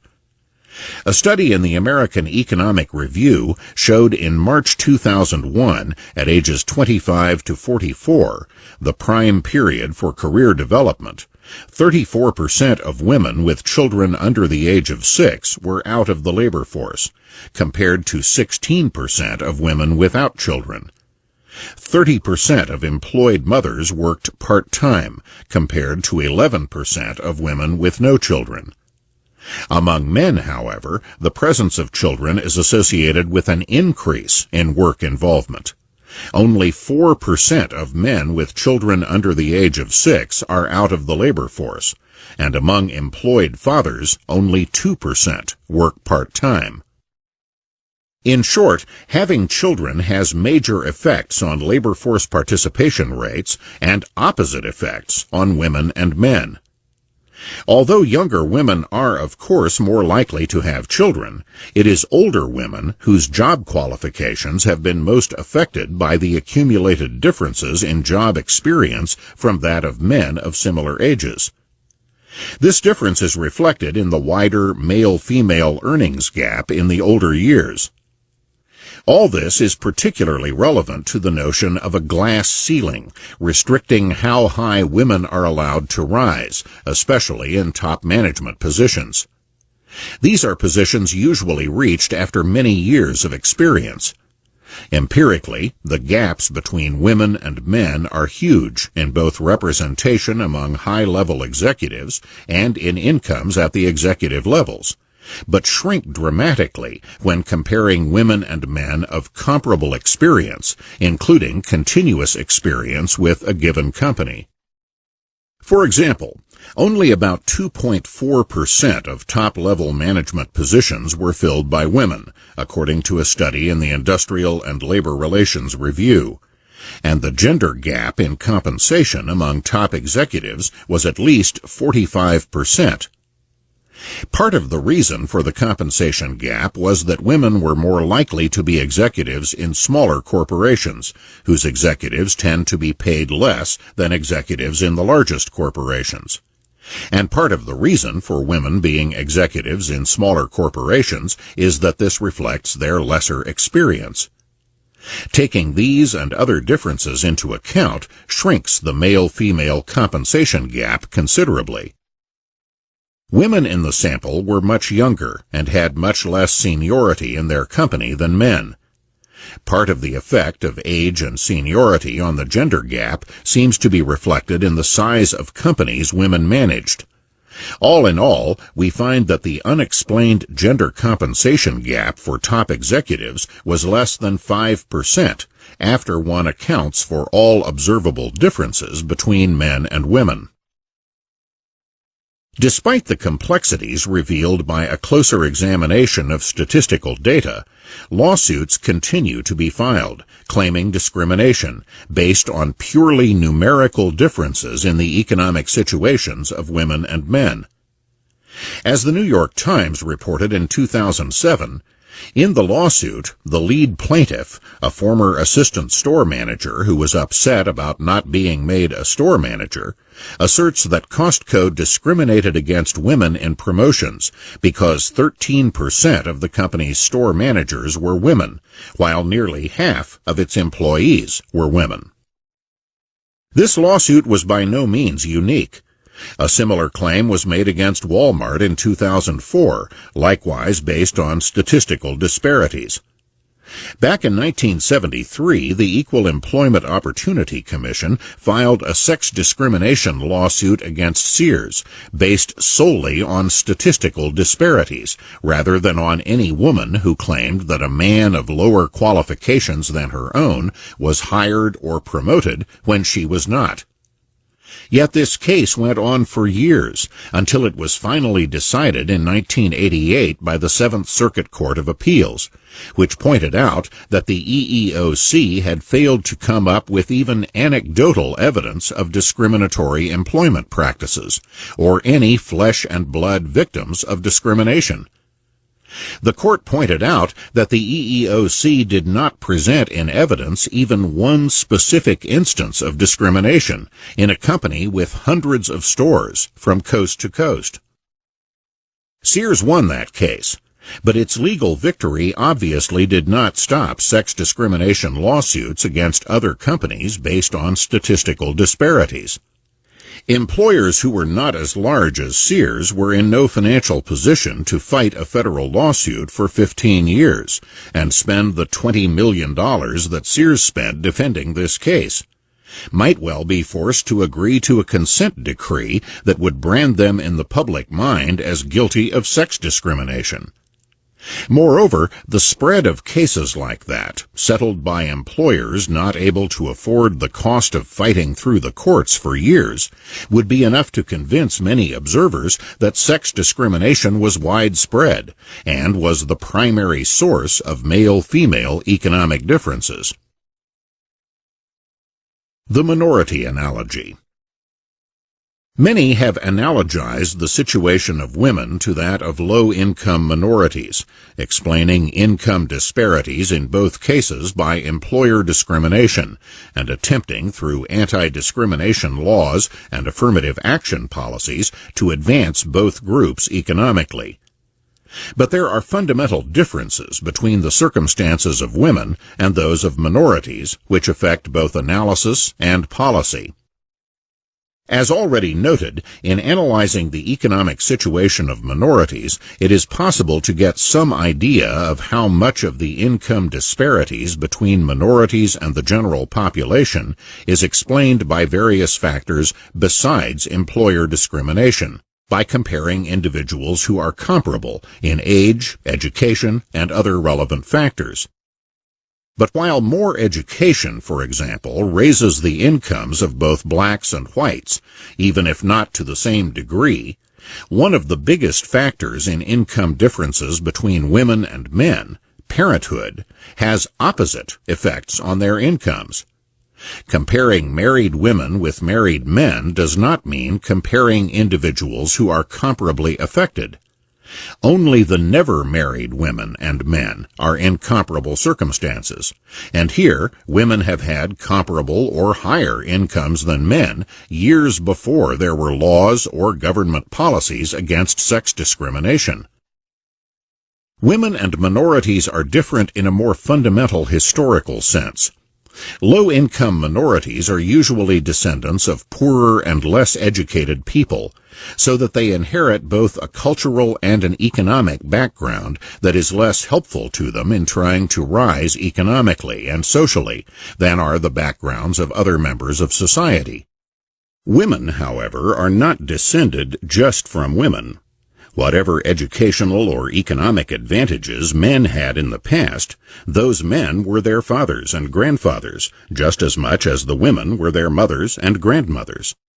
Today's generation of women inherit whatever advantages their male forebears had, as much as they inherit whatever disadvantages their female forebears had.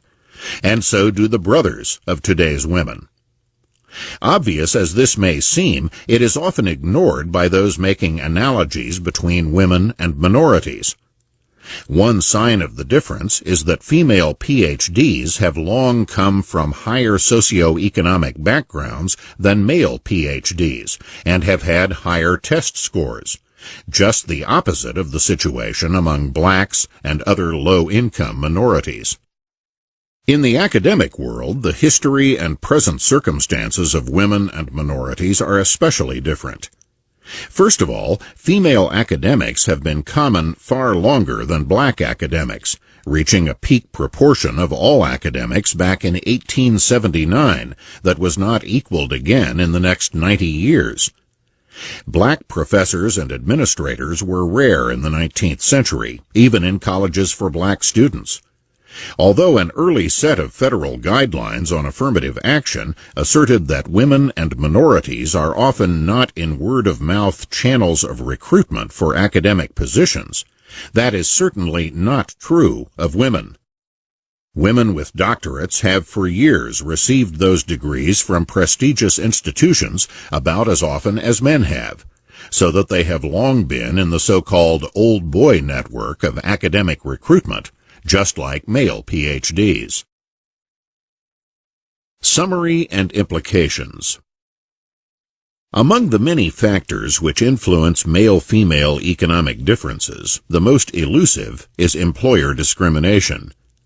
Since no one is likely to admit to discriminating against women, which is both illegal and socially stigmatized, in principle, discrimination can only be inferred indirectly from the disparities between women and men that remain after all the other factors have been taken into account. In practice, however, there is no way to take all other factors into account, since no one knows what they all are, and statistics are not always available for all the factors we do know about. What we are left with, after taking into account all the factors that we are aware of and for which statistics are available, are residual differences which measure the upper limit of the combined effect of employer discrimination plus whatever other factors have been overlooked or not specified precisely. That residual is often much smaller than the gross income differences between women and men, sometimes is zero, and in a few instances, women earn more than men, whose measured characteristics are similar. The empirical fact that most male-female economic differences are accounted for by factors other than employer discrimination does not mean that there have been no instances of discrimination, including egregious instances. But anecdotes about those egregious instances cannot explain the general pattern of male-female economic differences and their changes over time. Those changes are continuing. While in the period from 2000 to 2005, most women were still holding jobs making less than the weekly median wages, women were also 1.7 million out of 1.9 million new workers earning above the median wages. While hard data are preferable to anecdotes, even hard data have their limitations. Statistics may not be available on all the factors that determine a hiring, pay, or promotions. Nor can the direction of causation always be determined when the data are available.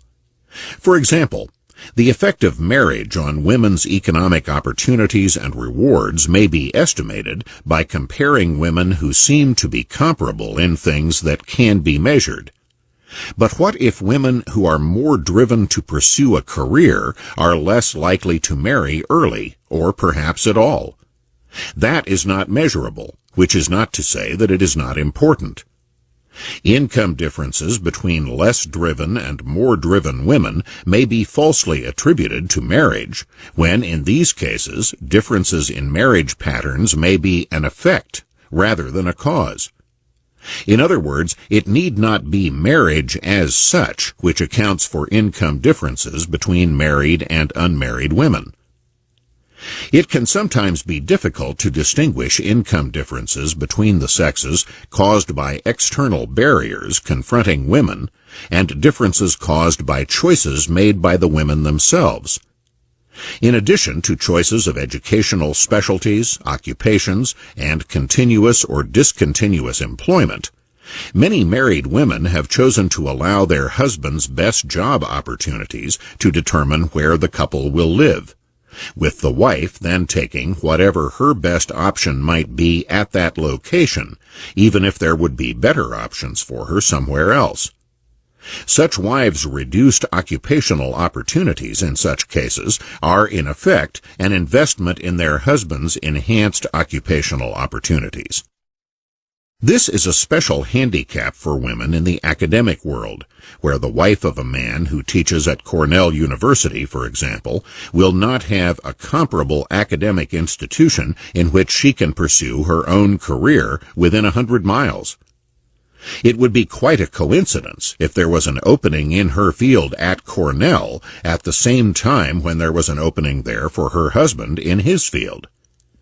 In some places, anti-nepotism policies would preclude her being hired even if there were such an opening.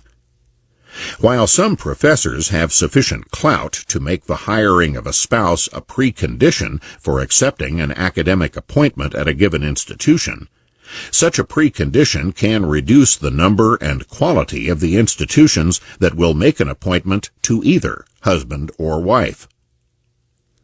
A more general indicator of wives' investments in their husband's earning capacity is the changing ratio of husbands' earnings to their wives' earnings over time. As far back as 1981, 1/3 of all wives in the 25 to 34-year-old brackets had higher earnings than their husbands.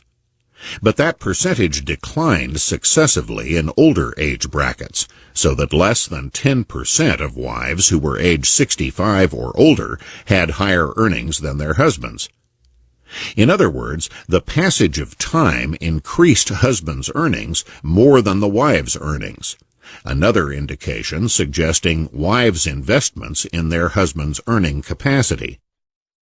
Given the numerous factors that impact the incomes and employment of women differently from the way they impact the incomes and employment of men, it can hardly be surprising that there have been substantial income differences between the sexes. Nor can all these differences be assumed to be negative on net balance for women. That is, taking other factors into account besides income.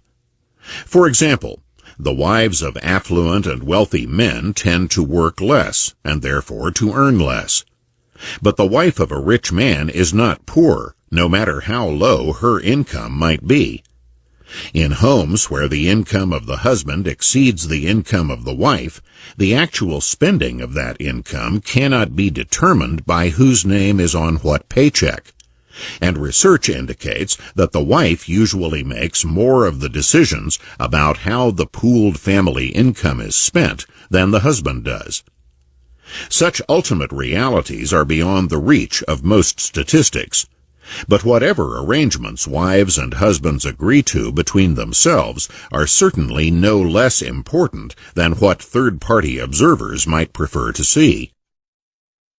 While fallacious inferences can be based on gross income data, The fallacy is not in the undisputed fact of male-female income differences, but in the explanation of that fact. Much also depends on whether the social goal should be equal opportunity or equal incomes. As Professor Claudia Golden, an economist at Harvard, put it, "Is equality of income what we really want? Do we want everyone to have an equal chance to work 80 hours in their prime reproductive years? Yes, but we don't expect them to take that chance equally often." Research by another female economist lends empirical support to that conclusion. Sylvia Ann Hewlett surveyed more than 2,000 women and more than 600 men.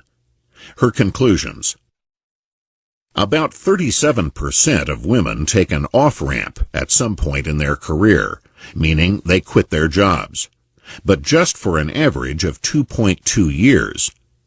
Another substantial number take scenic routes for a while, intentionally not ratcheting up their assignments. For instance, 36% of highly qualified women have sought part-time jobs for some period, while others have declined promotions or deliberately chosen jobs with fewer responsibilities.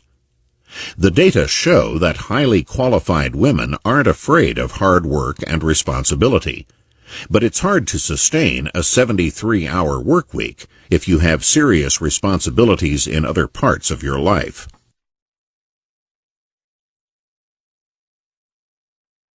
Chapter 4. Academic Facts and Fallacies. Most universities are non-profit. There is no bottom line. Did Yale have a good year in 2004? Who knows? Its stock is not traded. Administrators and faculty are not rewarded for increasing profits by reducing costs or improving product quality. Richard Vedder. Colleges and universities operate under different incentives and different constraints from those of businesses which must earn enough from the sale of their goods and services to sustain themselves, and earn an income for those who invest in them. Only part of the income that sustains academic institutions comes from the tuition that they charge students. For a major research university, research projects and endowment income can bring in much more money than they receive from student tuition. Harvard's income from its endowment of more than $25 billion is undoubtedly much larger than the tuition paid by its students. Institutions of higher education, supporting themselves and earning a return on their investment from the tuition of their students, such as the University of Phoenix, are a recent and very exceptional phenomenon in a field where most colleges and universities are non-profit enterprises. American universities are usually ranked among the best in the world, based primarily on having some of the best scholars in the world on their faculties, even if many of these top scholars are from other countries. As the British magazine The Economist put it, many American universities have big endowments which allow them to lure the world's best academics. While Oxford and Cambridge are Britain's best endowed universities, their endowments are exceeded by 6 American institutions, with Yale having more than twice as large an endowment as Oxford or Cambridge, and Harvard having more than 3 times as large an endowment. The net result? Leading British academics earn around half of what their counterparts in America get. Their teaching loads are heavier and their administrative tasks more arduous.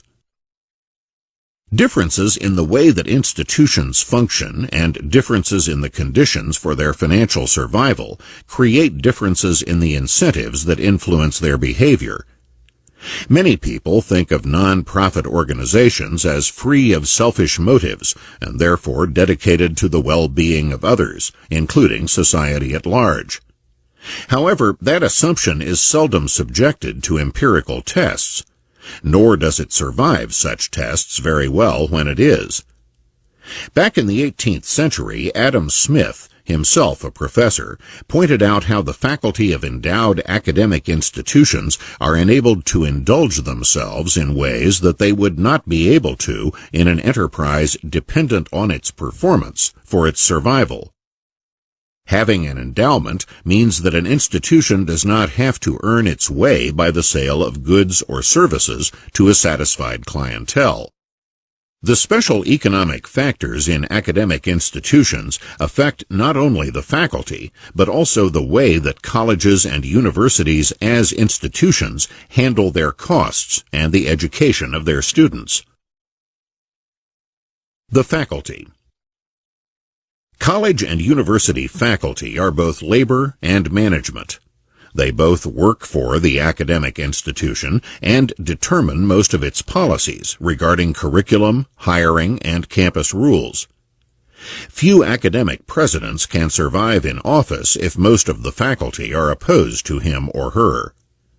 When General Dwight D. Eisenhower became president of Columbia University after World War II, he once referred to the faculty as employees of the university, whereupon a professor rose to inform Eisenhower, "We are Columbia University." The high levels of expertise required in many academic fields means that the only people competent to make fundamental decisions in those fields are the professors of those subjects. No university president or dean could possibly be competent to decide what courses or course contents should be taught in chemistry, mathematics, economics, physics, and many other fields. Nor could any given academic administrator know how to evaluate the knowledge of people being considered to be hired to teach in each of the wide range of disciplines at even a small college, much less a large university. The principle of faculty self-governance is therefore central to the operation of an academic institution. Moreover, that principle has been extended over the years to apply to many things outside the areas in which professors can claim special expertise, so that faculty opinion influences or controls institutional policies on things ranging from whether students will be allowed to enroll in ROTC to who can be invited to give commencement addresses. In these areas outside their expertise, including areas in which there is no such thing as expertise, professors can simply indulge their personal prejudices at no cost to themselves. Thus, the provost of Stanford University reports faculty members urging the university to refuse to accept donations from oil companies or other businesses or government agencies that particular professors dislike. Legally, the ultimate authority at a college or university rests with the Board of Trustees. However, these are usually people with full-time careers in other fields who meet only periodically to oversee campus operations and vote on major decisions, including the hiring and firing of university presidents. A survey by the Chronicle of Higher Education found that 42% of trustees spend 5 hours or less per month on their duties on the Board of Trustees, and only 23% spend 16 hours or more per month. About half are from the world of business, and less than 1/5 work in education. In short, most trustees have neither the time nor the personal experience to either monitor or evaluate campus activities closely. Because of tenure, trustees cannot hire and fire the faculty, but must deal with them as a fact of life. Given these circumstances, it is not surprising that, over the years, boards of trustees have usually been increasingly guided by what the faculty want. It is the path of least resistance, and there are few countervailing incentives to do otherwise. Academic faculty are unique not only in having managerial authority as well as individual autonomy in their work assignments, but also in the nature of the arrangements for their careers. Such arrangements as lifetime tenure are made possible by the fact that most colleges and universities are non-profit organizations. Not only is tenure virtually unknown in commerce and industry, profit-making colleges and universities, such as the University of Phoenix or Strayer University, seldom offer tenure. The rationale for tenure is that it provides security of employment for the faculty, and therefore enables them to have academic freedom in teaching and research without fear of retaliation for their views or approaches. However, what the actual effect of tenure is depends on the incentives and constraints it creates for the institution and for the individual faculty members. Teaching.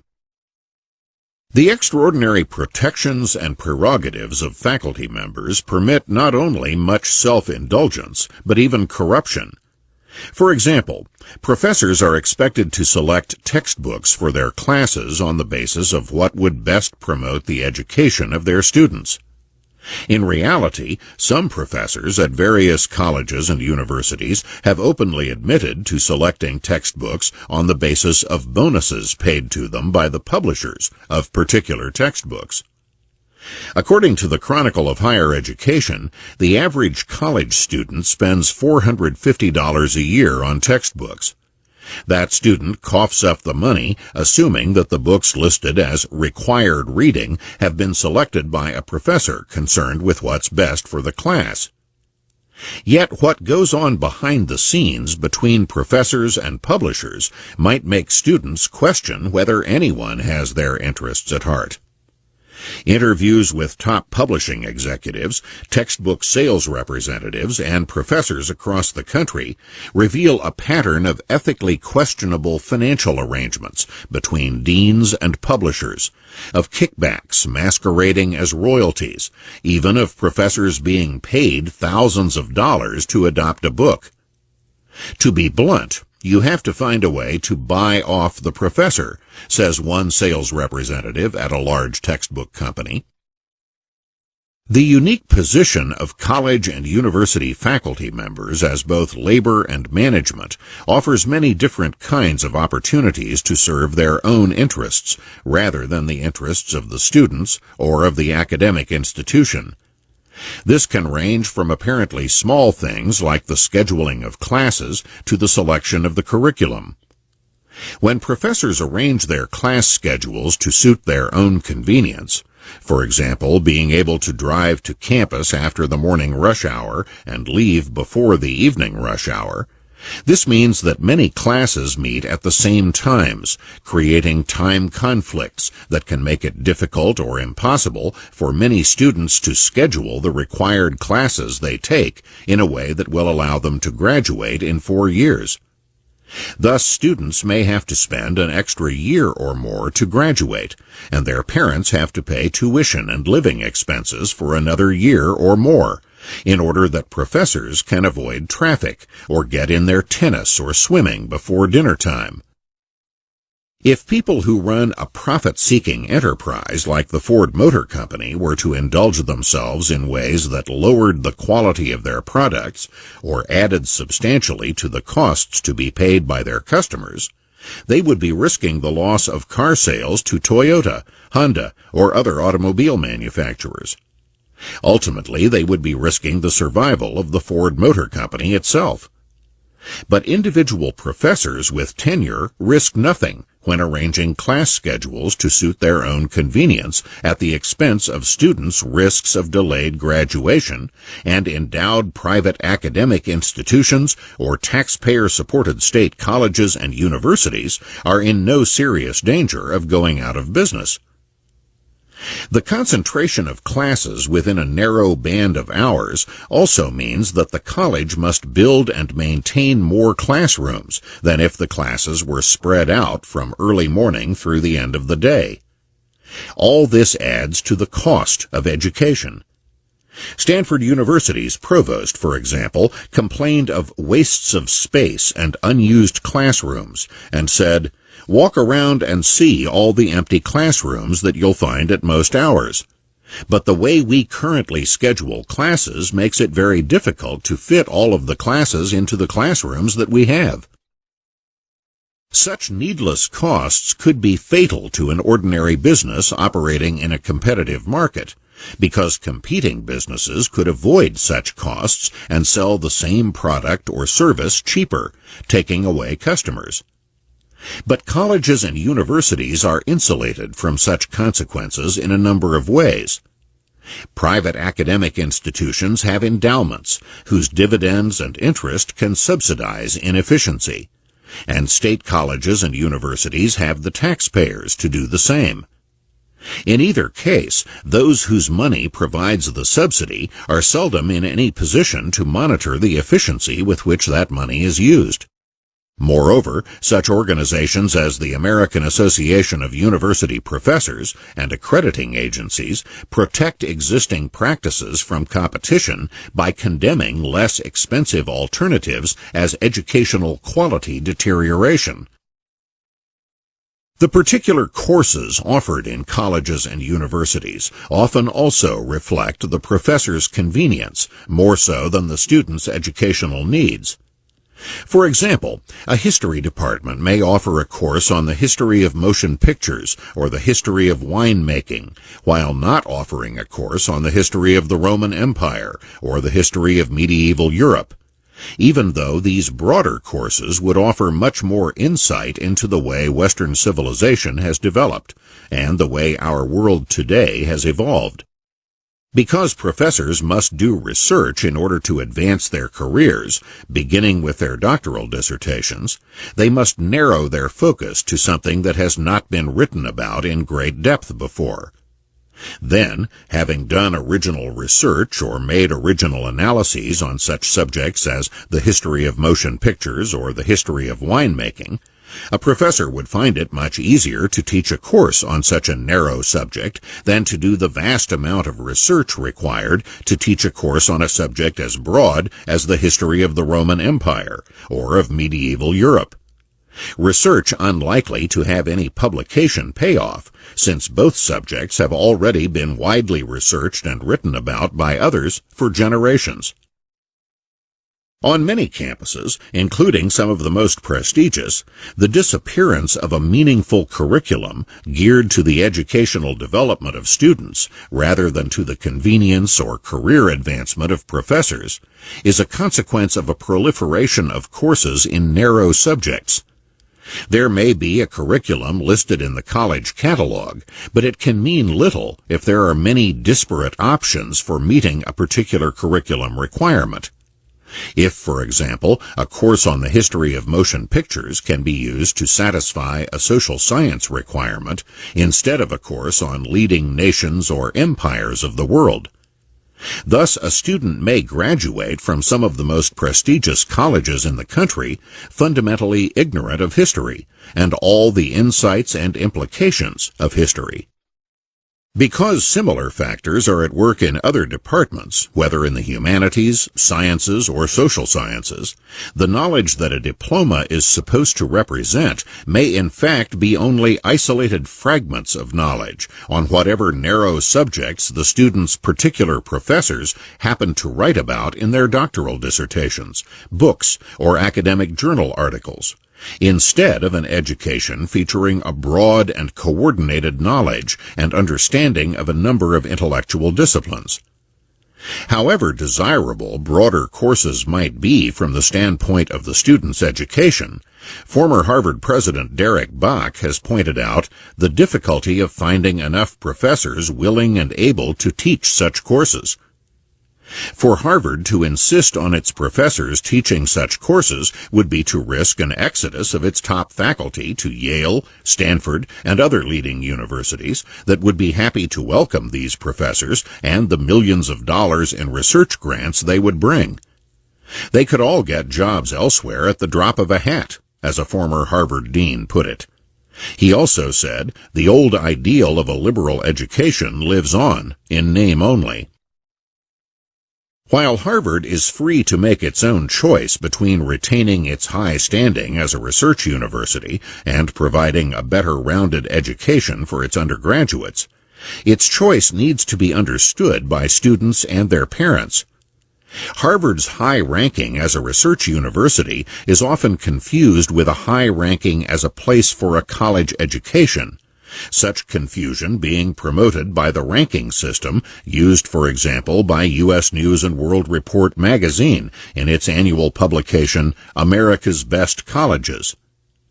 Moreover, while Harvard is free to make its own choices, state universities supported by taxpayers often claim to need more money in order to educate students, when in fact research remains as much of a faculty priority at flagship state university campuses, such as those at Berkeley or Ann Arbor, as at Ivy League institutions. Such claims on the taxpayers' money are much like bait-and-switch tactics used by unscrupulous businesses. Finally, there are many public and private colleges and universities, perhaps most, whose quantity and quality of research may not be sufficient to justify neglect of undergraduate education or the high costs of the kinds of light teaching loads common at leading research universities. Such considerations led the president of Fort Hays University in Kansas to increase the teaching loads of its professors, enabling the institution to have a tuition level moderate enough to attract more students, though angering the faculty. However, as a study pointed out, serious cutting-edge research has never been present to a high degree at schools like Fort Hays, and arguably all that Dr. Hammond has done is sharply reduce the school year leisure time of the instructional staff. Grade inflation is another practice that serves the convenience of the professors rather than the interests of the students. While those students who do not wish to study hard may enjoy grade inflation, it has been found that students who take lower-level courses from professors who give easy grades do not do as well in upper-level courses as students who took their preparatory courses from professors with stricter grading standards. In short, the long-run interests of students as a whole are sacrificed by grade inflation. However, grade inflation makes life easier for professors who need not face time-consuming complaints from students about low or failing grades, nor put up with the unpleasantness that can accompany such complaints. Moreover, the unpopularity of professors who give low grades can also be reflected in negative student evaluations at the end of a course, which in turn can negatively affect career advancement, especially for young faculty who have not yet achieved tenure. While the educational interests of the students might be served by exposing them to different views of ideological issues, professors are able to confine the ideological spectrum to those views consonant with their own, not only in selecting reading material for their own classes, but still more so in deciding whom to hire as fellow faculty members, leading to situations in which it is not uncommon for the ratio of Democrats to Republicans to be dozens to one in some departments, even though supporters of the two parties are relatively evenly divided in the country at large. One incidental consequence of this is that many of the leading independent research institutions, think tanks, are predominantly conservative, since they can recruit leading scholars with conservative views without as much competition from the academic world as liberal think tanks have when trying to recruit leading scholars with liberal views. Although the reasons for this situation may be ideological, the consequences are educational. Students who go through college without ever having confronted a vision of the world very different from that of a narrow band of views among their professors have little opportunity to develop their own ability to analyze conflicting arguments, as they will have to do after leaving the cloistered world of the campus. It does not even matter whether the limited range of views they were exposed to were valid or invalid, if students have not learned how to analyze other views. As John Stuart Mill said, "He who knows only his own side of the case knows little of that." Nor is it enough that he should hear the arguments of adversaries from his own teachers, presented as they state them, and accompanied by what they offer as refutations. That is not the way to do justice to the arguments, or bring them into real contact with his own mind. He must be able to hear them from persons who actually believe them, who defend them in earnest, and do their very utmost for them. He must know them in their most plausible and persuasive form. This is what students seldom get, even at leading colleges and universities, because in this, as in many other things, the faculty's interests override the educational needs of the students. Educational quality. In ordinary commercial transactions, for the seller's interest to completely override the buyer's interest would be to risk losing that customer to someone else. But in academia, almost by definition, the student does not fully understand the nature of the product being sold. If a student already understood the content of a course, there would be no point taking that course. What a student can judge is how well the professor conveyed the information in the course, how clearly the material was presented, and how interesting it seemed. But what the student is not equipped to judge is what contrary information and conflicting analysis was left out. While consumers of commercial products may be similarly unable to determine directly the quality of the merchandise they buy, there are innumerable organizations capable of testing these products and reporting on them to the public. These include not only organizations which test and publicize their findings on a wide range of products, such as Consumer Reports and Good Housekeeping magazines, but also specialized organizations and publications that evaluate stereo equipment, automobiles, cameras, hotels, cruise ships, and innumerable other products and services. The closest analog for evaluating the quality of academic education are the annual rankings of colleges and universities by U.S. News and World Report. But these rankings have not only been widely and severely criticized. Growing numbers of colleges are refusing to supply the data used in such rankings, which itself undermines the validity of the rankings, regardless of the merits of the criticisms. There are similar attempts at ranking academic institutions by journalists in Britain, Germany, and other countries, and by Shanghai Jiao Tong University in China. But the same university can have radically different rankings in these various systems, calling into question the validity of all these rankings. A more official evaluation, with consequences that include eligibility or ineligibility for receipt of government money, is provided by the various accrediting agencies that approve or disapprove the colleges and universities they visit across the United States. However, seldom do these agencies have the time or the resources to do in-depth studies of what happens in the classrooms of thousands of academic institutions, or what kinds of educational outcome they produce. Yet few institutions could afford to engage in the kind of open criticism of these accrediting agencies, or a flat refusal to cooperate with their endeavors, as growing numbers do with the U.S. News and World Report rankings. Yet it is by no means clear that accrediting agencies' methods of assessing educational quality are any better than those of U.S. News and World Report, though the consequences of their decisions are weightier. Accrediting agencies must rely on broad-brush indicators of campus resources, such as the number of books in campus libraries and student-faculty ratios. In short, the same kinds of input criteria, rather than measures of educational output, for which U.S. News and World Report has been criticized.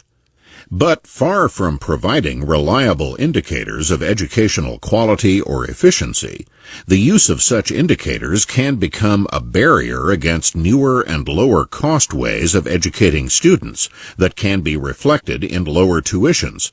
For example, Reading materials available online or on DVDs can replace books and bound volumes of academic journals and other periodicals that would be more costly to buy and require more expensive storage space on library shelves.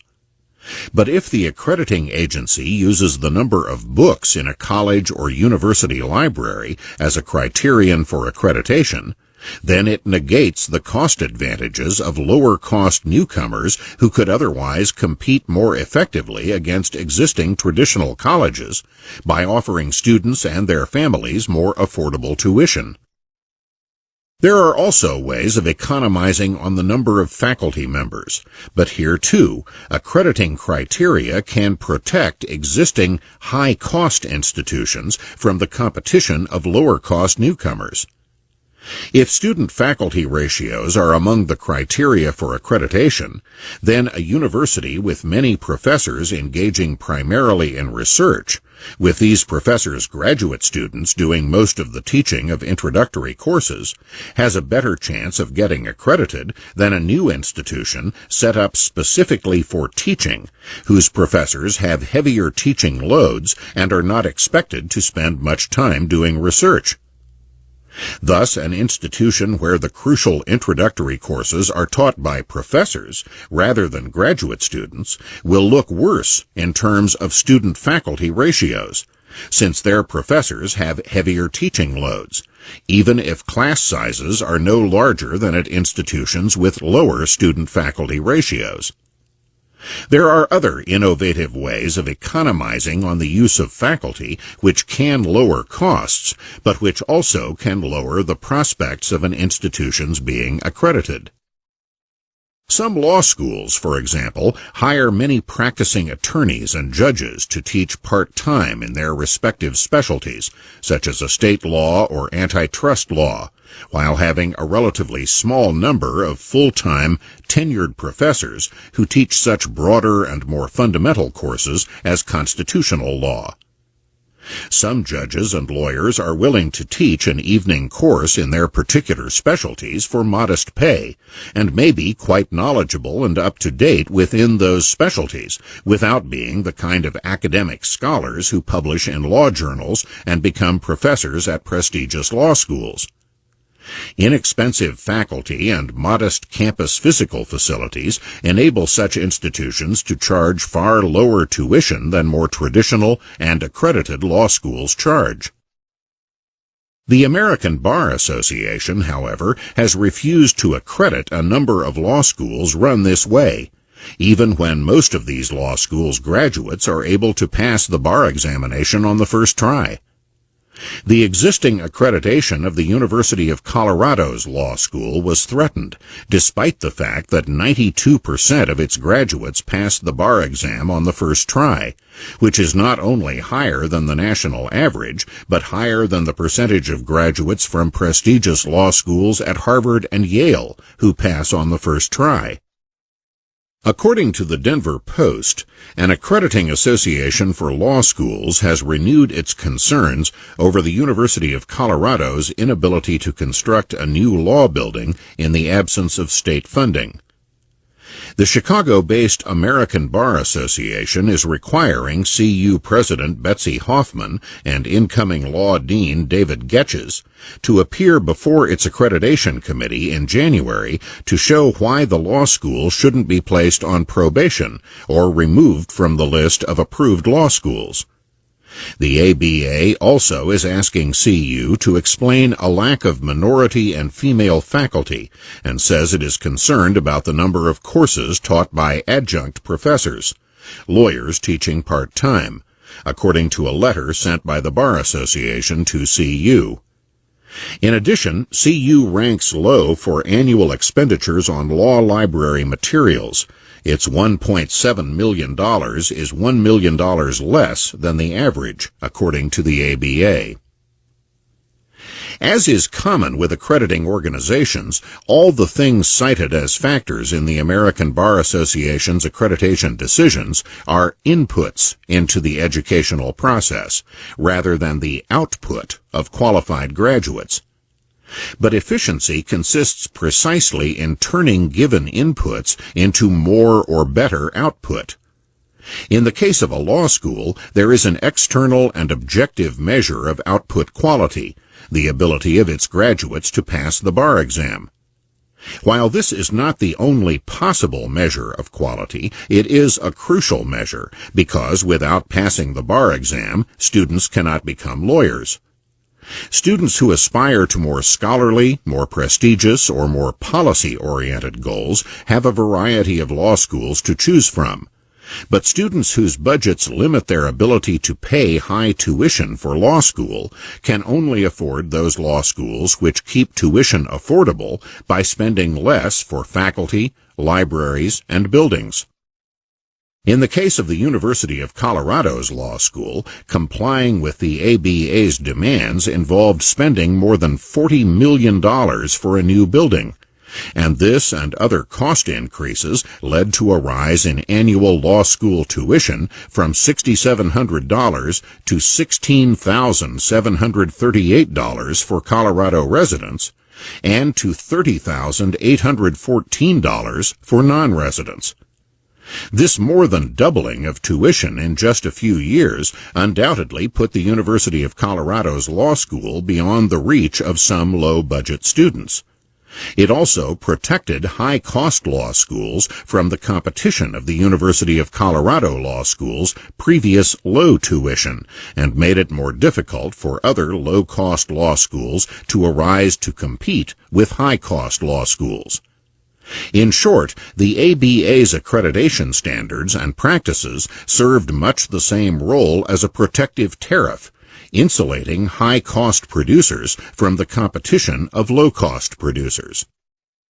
A commission report to the U.S. Department of Education criticized the ABA's accreditation practices for continuing to seek to dictate operational policies, such as terms and conditions of employment, that are unrelated to the quality of learning, institutional effectiveness, or integrity, add unnecessary costs to the student and the public, and intrude upon institutional autonomy. Few law schools could risk operating without accreditation, as the Nashville School of Law has done, depending on its low tuition to attract students and depending on its graduates' ability to pass the state bar exam to maintain the institution's reputation. While graduates of the Nashville School of Law who have passed the state bar exam can practice law in Tennessee, and many have gone on to successful careers there, their law degrees from an unaccredited institution may not be accepted everywhere else. A scholarly study of the American Bar Association's accreditation practices in general concluded, "The economic impacts of law school accreditation are shaped by both the accreditation process and by the ABA's substantive standards. The process and standards may or may not increase the quality of legal education. However, a main impact of the process and standards is to increase salaries and benefits for existing law school faculty. The process and requirements provide benefits to faculty directly. They directly require high salaries, short working hours, and ample benefits. In addition, the process and requirements provide benefits indirectly by erecting daunting barriers to entry for new law schools and faculties, and so reducing competitive pressures." Although the ABA's standards are ostensibly aimed at maintaining educational quality, its actual effect in that respect is by no means obvious, while its effect as a protection for existing traditional law schools, and especially for professors at these institutions, is far more visible. The same study noted, "The Association of American Law Schools each year administers a hiring conference for law school faculty. Over the last 5 years, 5,642 people have applied through the AALS recruiting process for faculty positions at law schools. Only 638, or 11.3% of them, got jobs. Many of these people might be willing to work for less than those who already have jobs. As members of recruiting committees often note, many of the unsuccessful applicants are more qualified than existing faculty, with degrees from more prestigious institutions, better law school grades, and more publications. While law schools are unusual in that there is an independent, objective, and career-relevant test of their graduates' education, and therefore a check on the relevance of the accrediting agency's criteria, other accrediting agencies for colleges and universities tend to have input criteria much like those of the ABA, with little or no regard to output quality, and with similar indulgences of the preconceptions of members of the accrediting agency. As the American Council of Trustees and Alumni reported, sometimes accreditors insist that the college's academic goals be subordinated to the accreditor's own social vision. Several of the accrediting associations have chosen to include among their standards a requirement that colleges and universities admit students and hire faculty and other personnel on the basis of race and other demographic characteristics. Too often, the arbitrary focus on inputs produces both higher costs and lower educational quality. As the same report noted, accreditors sometimes apply recipes for educational inputs that result in misallocated resources or even undermine educational outcomes. For example, some accreditors have demanded low faculty teaching loads. Campbell University in North Carolina was placed on probation because its standard faculty teaching load was 15 hours per week. The accreditor insisted that 12 hours was the maximum acceptable load, so the school solved the problem by consolidating class sections. Instead of the relatively small classes the students had expected, especially in freshman and sophomore courses, after the accreditation visit, students often found themselves in classes of 60 or more. Not all accrediting agencies will accredit private, profit-based institutions like the University of Phoenix, and some colleges refuse to accept students' credits earned at such institutions, regardless of quality. Because proprietary colleges are usually accredited by national rather than regional accrediting agencies, some colleges refuse credits from such institutions whose accreditation is not the same as their own. Such practices reinforce the barriers against less expensive forms of higher education. Thus, traditional academic institutions, which have inherited large costs from the past, such as tenure for many professors or large libraries with expensive upkeep, are protected from the competition of lower-cost newcomers who can avoid the costs of such practices through the use of electronically available books and journals and a high proportion of non-tenured faculty. The net result is that there are fewer competitive pressures to reduce tuition or even to inhibit continuing rises in tuition. Despite misuses of the accreditation process, some standards of quality control are obviously required. No one should assume that either profit-seeking or non-profit institutions automatically live up to quality standards or even standards of honesty.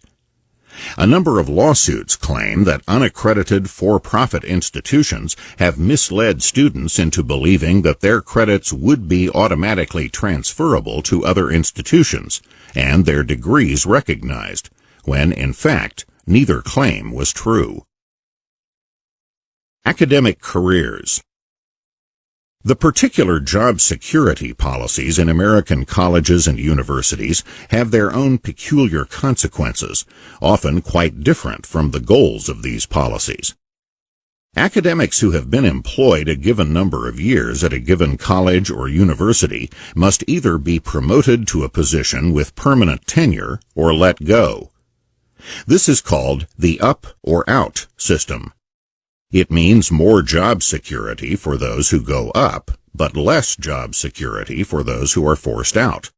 Less not only compared to their more fortunate academic colleagues, but less compared to people of similar ages in other sectors of the economy without such job security systems.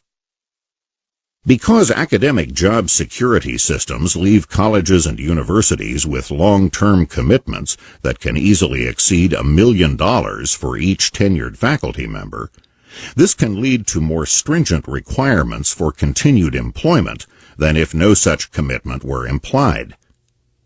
Untenured faculty members whose current work is perfectly satisfactory will often be let go, not have their contracts renewed when time comes for the up or out decision, when there is not yet sufficient evidence to be confident that this person will in future years progress to the higher performance levels expected of senior faculty members, notably in scholarly research. In the absence of this up or out system, people who are perfectly satisfactory as assistant professors could continue to be employed as assistant professors, while others could progress onward and upward to become associate professors or full professors at whatever time their work merited such promotions, whether that was before or after the number of years established for making up or out decisions under the current system. Those who never reach the higher levels of performance required for such promotions could nevertheless continue to be employed at their current level, so long as their work was satisfactory at that level. In other words, people would be able to keep their jobs in the absence of the current academic job security system, instead of losing their jobs because this job security system imposes long-term commitments that colleges and universities seek to minimize by retaining only those young faculty members whose promise seems great enough and clear enough soon enough. Nor is there any reason to believe that the next crop of assistant professors will be any better than those dismissed, even though turnover has costs to the institution as well as to the individuals concerned. The reason for the turnover is to comply with the standards of the American Association of University Professors without getting stuck permanently with costs of $1 million or more per faculty member. At the highest-rated universities, it is common for most assistant professors to be terminated before time for them to become associate professors, since there has seldom been enough time for them to have produced the high levels of research quantity and quality required for senior positions at such institutions. In short, the goal of a policy, in this case, greater job security, turns out to have little to do with the actual outcome of that policy, which is less job security than most people of similar ages have in other sectors of the economy, where there are no such policies as those surrounding academic tenure. This academic promotion system also helps explain a common but paradoxical phenomenon at many universities. The outstanding young teacher who is terminated, often to the consternation of his students, who may even mount organized protests, usually in vain. A former dean at Harvard noted the widely held undergraduate opinion that their favorite teachers are systematically denied tenure. It is even common on some campuses to hear the Teacher of the Year award referred to as the kiss of death for young faculty members. That is because outstanding teaching is very time-consuming in terms of creating high-quality courses and preparing outstanding lectures in these courses, as well as giving individual attention to students who may be having trouble understanding the material in the course. This often leaves insufficient time for a junior faculty member to do the amount and quality of research required for getting tenure at a top university. Such institutions often fill their senior positions by hiring those people who have already produced the requisite quantity and quality of publications somewhere else. The top-level universities in prestige, based primarily on research, are usually top-level in faculty salaries as well. Full professors at Stanford, Princeton, and the University of Chicago each averaged more than $160,000 per year in academic year 2006-2007, and full professors at Harvard averaged more than $177,000. Meanwhile, full professors at Birmingham Southern or Kalamazoo College averaged less than $80,000. None of this, however, indicates where a student is likely to get the best undergraduate education.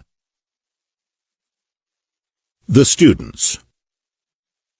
Students choose colleges, and colleges choose students, and there are facts and fallacies involved in both choices.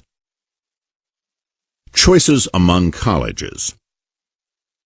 Since a college's or university's academic prestige depends primarily on its professors' research and publications, students will not necessarily get a better education at the more prestigious institutions with the higher-paid faculty.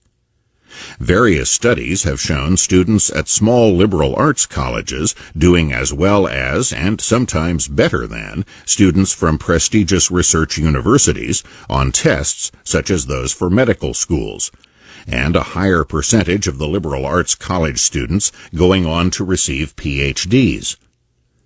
This is not very surprising in view of a study indicating that teaching takes up less than half the working time of faculty at research universities, and nearly 2/3 of the working time of faculty at liberal arts colleges. The 4 institutions with the highest percentage of their undergraduates going on to receive PhDs are all small colleges, with less than 2,000 undergraduates each: Caltech, Harvey Mudd, Swarthmore, and Reed. Caltech and Harvey Mudd have fewer than 1,000 undergraduates each. Small colleges, in fact, dominate the top 10. Grinnell College has a higher percentage of its graduates go on to receive PhDs than does either Harvard or Yale. Of the chief executive officers of the 50 largest American corporations surveyed in 2006, only 4 had Ivy League degrees, and just over half graduated from state colleges, city colleges, or a community college. Some, including Michael Dell of Dell Computers and Bill Gates of Microsoft, did not graduate at all.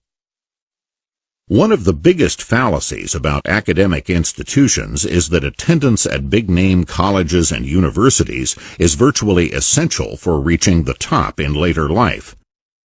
How much colleges in general add to economic or other success in later life is not easy to determine, and the methods often used can easily overstate the effects of college, and especially the effect of the more prestigious colleges. These methods would be valid if the people attending these institutions were comparable to begin with, so that their differences in incomes and occupations after graduation could be attributed to what happened in college. But if affluent or wealthy people are more likely to send their children to prestigious colleges and universities, then the incomes of those students in later life may reflect their greater career opportunities as a result of their family connections, or their greater income from the earnings of inherited assets, rather than what they may have learned at the more prestigious colleges or universities. The students themselves cannot be assumed to be comparable. If students who enter Harvard, for example, have higher qualifications than the students who enter Podunk State, then later differences between the graduates of the two institutions cannot be arbitrarily attributed to differences in the education received in these two places. If Harvard graduates are more likely to go on to medical school, law school, or other postgraduate study, then their later incomes are likely to be raised still further above those of the graduates of Podunk State. Ideally, the comparison should be made between people who went to Harvard and people who were admitted to Harvard but chose instead to go to Podunk State. Unfortunately, this is likely to produce samples too small for statistical analysis, and those who make such choices may not be typical of the students at either institution. Studies have been made of people with comparable test scores who attended prestigious and non-prestigious colleges and universities in order to try to determine the value added by the institutions themselves. Some studies indicate that the more prestigious institutions do add value, and others indicate that they do not. But seldom do they indicate that the value added is as great as the raw statistics might suggest, without making allowances for the differences among the students themselves. Value added by college. Similar problems arise when trying to determine the value of going to college at all, as compared to going to work after finishing high school or not finishing high school. It is common to compare the incomes of college graduates with the incomes of high school graduates, high school dropouts, or others, and then attribute the much higher incomes of the college graduates to the education received in college. But people whose education stops before college cannot be assumed to be the same in orientation, values, priorities, or ability as people who go on to college. Therefore, income differences between them cannot be automatically attributed to what was taught in college. A further complication is that many, if not most people who drop out of high school later resume some form of education, whether in academic institutions or by studying a trade or acquiring certification from courses given by Microsoft, Oracle, Adobe, or other computer companies.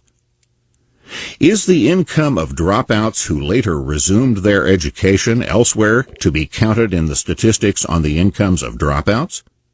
Are the incomes of dropouts who go on to earn a Ph.D. without ever getting a high school diploma, such as the author of this book, to be included in the statistics on the incomes of dropouts? Or is the term dropout to be reserved solely for those who never resume any further education? As a practical guide to those considering when to discontinue their academic education, at least temporarily, it makes a big difference whether particular statistics make that distinction.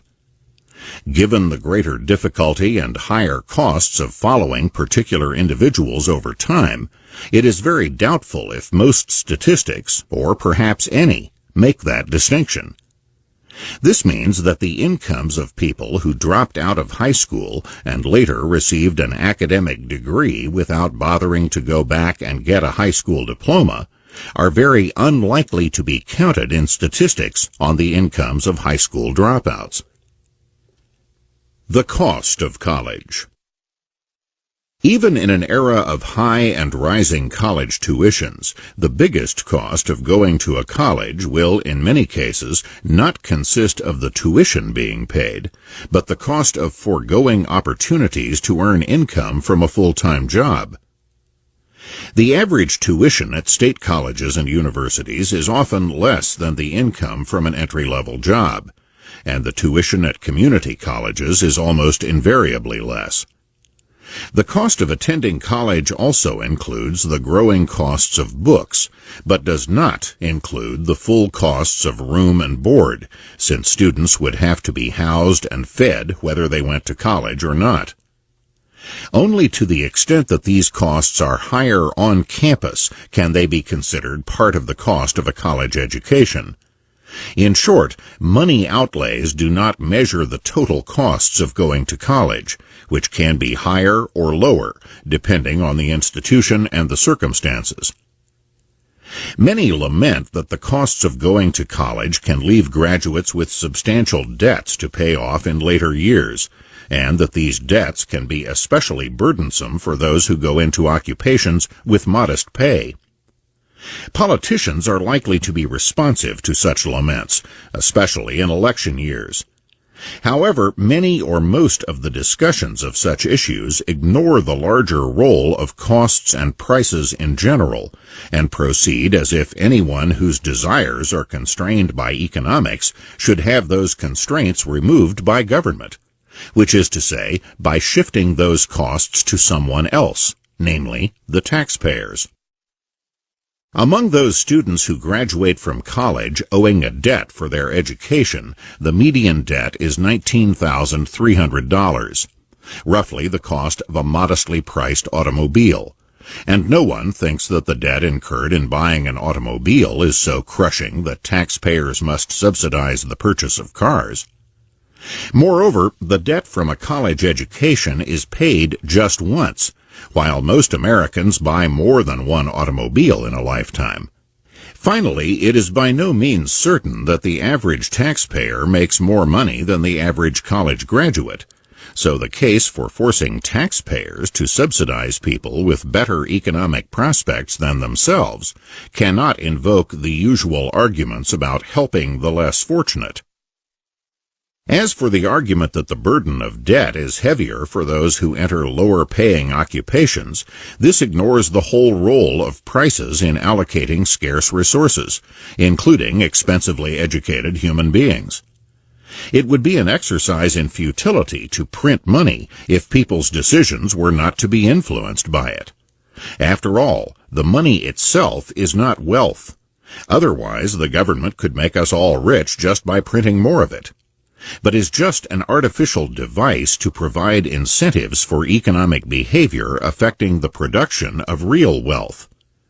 If people are automatically to be enabled to make their choices independent of monetary considerations, then there has been an enormous waste of paper and ink in printing money. Seldom is the argument made that nobody should have to take rates of pay into account when choosing among occupations. More usually, there is an assumption that some especially prescient third parties can determine which special occupations really meet society's needs, and therefore should be subsidized through compulsory exactions from others.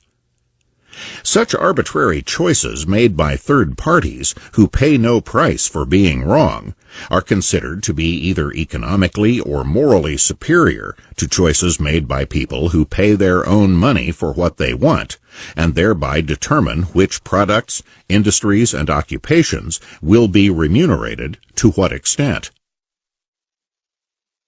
Academic finances. In financial discussions, costs and prices are sometimes confused. Costs are what universities pay to their employees and to suppliers of everything from electricity to office supplies in order to carry on their varied activities. Prices are what they charge other people, whether for educating students, doing research for the government or private industry, or other activities, such as staging sports events or publishing books and academic journals. The most prominent of these prices is tuition, and it has become a very prominent item in many families' budgets, together with the other expenses of sending a student to college. As a former dean of Harvard put it, a single year's bill at most private universities, not just the top-tier ones, is now about the same as the median U.S. household income. While the incomes of academic institutions must cover their costs, as with other institutions, whether profit-seeking businesses or non-profit organizations, there are some financial factors at work peculiar to colleges and universities. Costs. Although cost is a short and apparently simple word, it conceals a wide variety of complications, whether in an academic or a non-academic context. Costs are often confused with prices, but they are very different things. Costs refer to the expenses incurred to produce goods and services. Prices are what the consumers of those goods and services are charged. Price control laws, for example, can reduce prices without having the slightest effect on costs, which is one of the reasons for the adverse effects of such laws.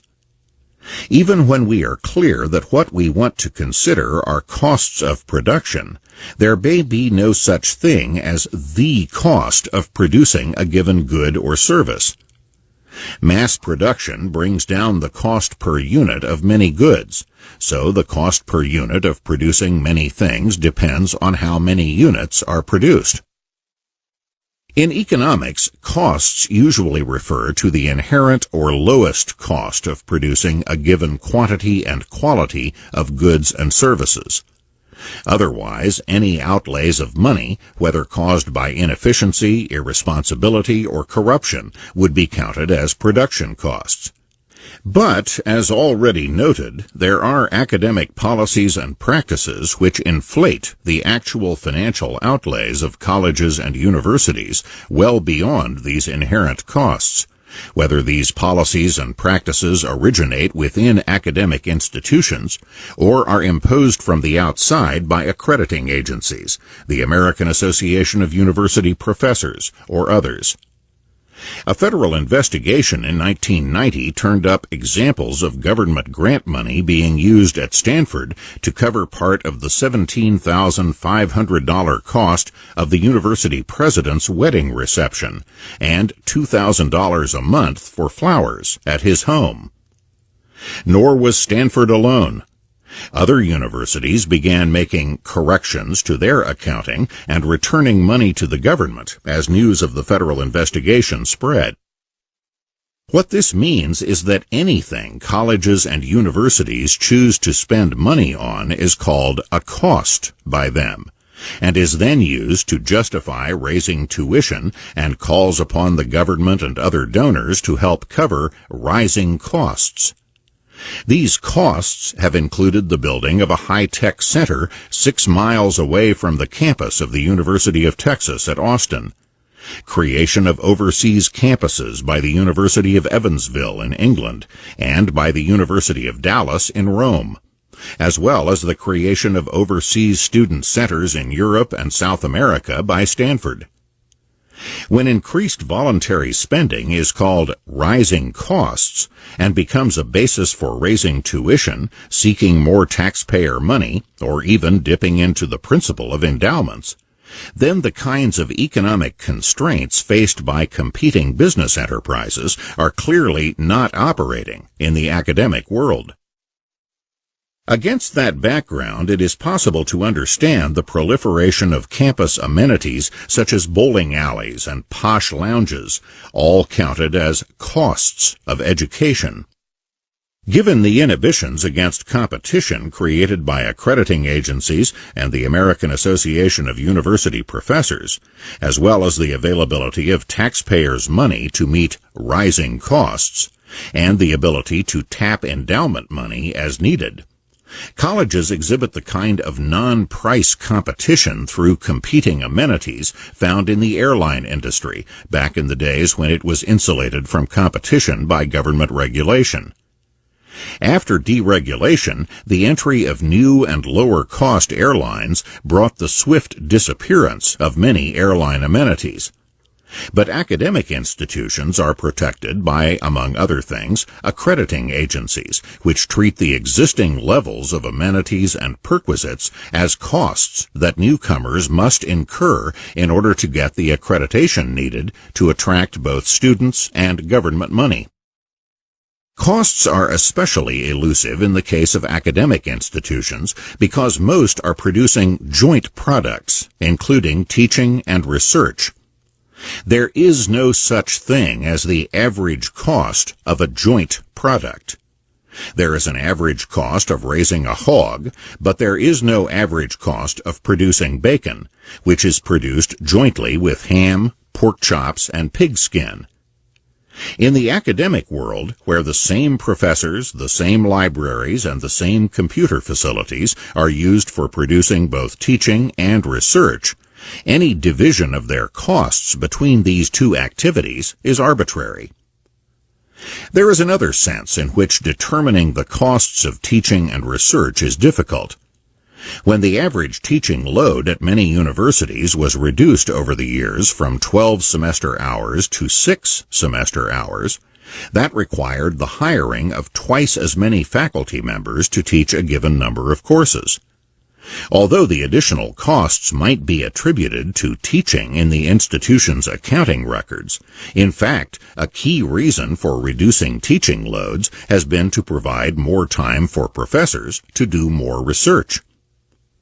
Although it is not possible to determine the average cost of a joint product, it can be possible to determine the incremental costs. In other words, when a state legislature appropriates more money to their state university, it is possible to see how much of that additional money goes to teaching and how much to research. Very often the case is made to the legislature and the public that students deserve a better education. But after the money is appropriated, most of the additional money may go to raise faculty salaries, reduce teaching loads, or finance more research projects. Academic institutions often make the argument that their costs for educating a student are greater than the price they charge as tuition, which some take as a sign of the altruism of a non-profit institution. But since teaching is one of the joint products of an academic institution, along with research and other ancillary activities, the meaning of such a statement is elusive. No one would take seriously a similar statement by the owner of the New York Yankees if he said that fans who go to Yankee Stadium do not pay the full cost of running a baseball team, and left the inference that his organization was an altruistic institution.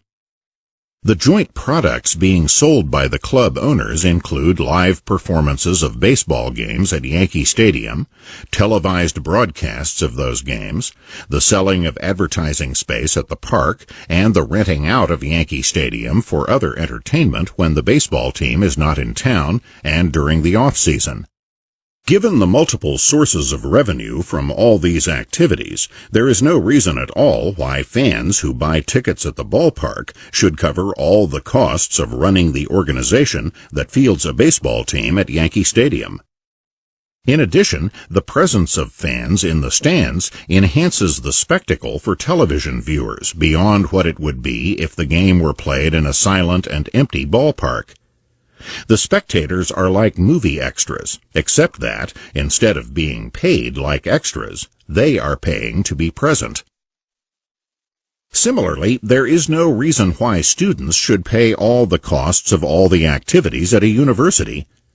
Yet people take seriously such statements as that by the provost of Stanford University that tuition covers only 58% of the cost of educating a student, even though there is no definitive way of determining how much of the expenditures of Stanford or any other multi-purpose institution can be attributed to the teaching of students.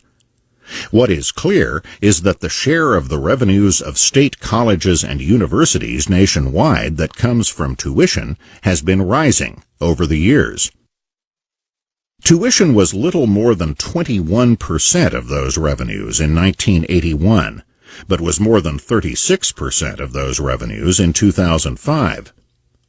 It would be difficult, if not impossible, to make the case that teaching has become a correspondingly larger part of state colleges and state universities' activities or emphases over that same span of time. Meanwhile, state governments' appropriations per student were lower in constant dollars in 2005 than they were back in 1981. If the argument is taken literally that colleges and universities lose money on every student, then it would be hard to explain why these institutions spend so much time and money recruiting students, and why the number of students admitted to a given institution tends to increase over time. Harvard was more than 200 years old before it graduated a class of as many as 100 students. But these things make sense when taking into account the fact that the incremental costs of adding students may be quite low. Once dormitories, libraries, sports arenas, and other student facilities have been built, the cost of having more students using them can be very modest. Put differently, when a college does not have enough of the students it admitted actually enroll to fill up the dormitories, the empty rooms may not reduce the cost of upkeep as much as the missing students' missing tuitions reduce the college's revenues. Thus, college admissions directors are under great pressure to ensure not only an ample number of applications, but also, because many students apply to multiple colleges, to ensure that a substantial percentage of the students admitted actually enroll, instead of going to one of the other colleges that admitted them. As the Chronicle of Higher Education once put it, as competition for new students grows tougher, college presidents are treating admissions directors like football coaches, firing those who can't put the numbers on the board. This is not the kind of behavior to expect if colleges are in fact losing money on their students. Colleges are at least as anxious to recruit students as the New York Yankees are to get fans to come to Yankee Stadium, even though in both cases the price of admission does not cover all the costs of the organizations. One of the major costs to colleges and universities is faculty tenure. When combined with laws against age discrimination, tenure means virtually a lifetime guarantee of employment, even for those professors who do not keep up with the advances in their respective fields, or who otherwise become less effective as teachers or scholars in their later years. They can usually be replaced only by paying them a substantial sum of money to retire. Short of replacing them, another alternative is to hire someone else to teach the same subjects taught by a professor who has not kept up with the latest developments in his field.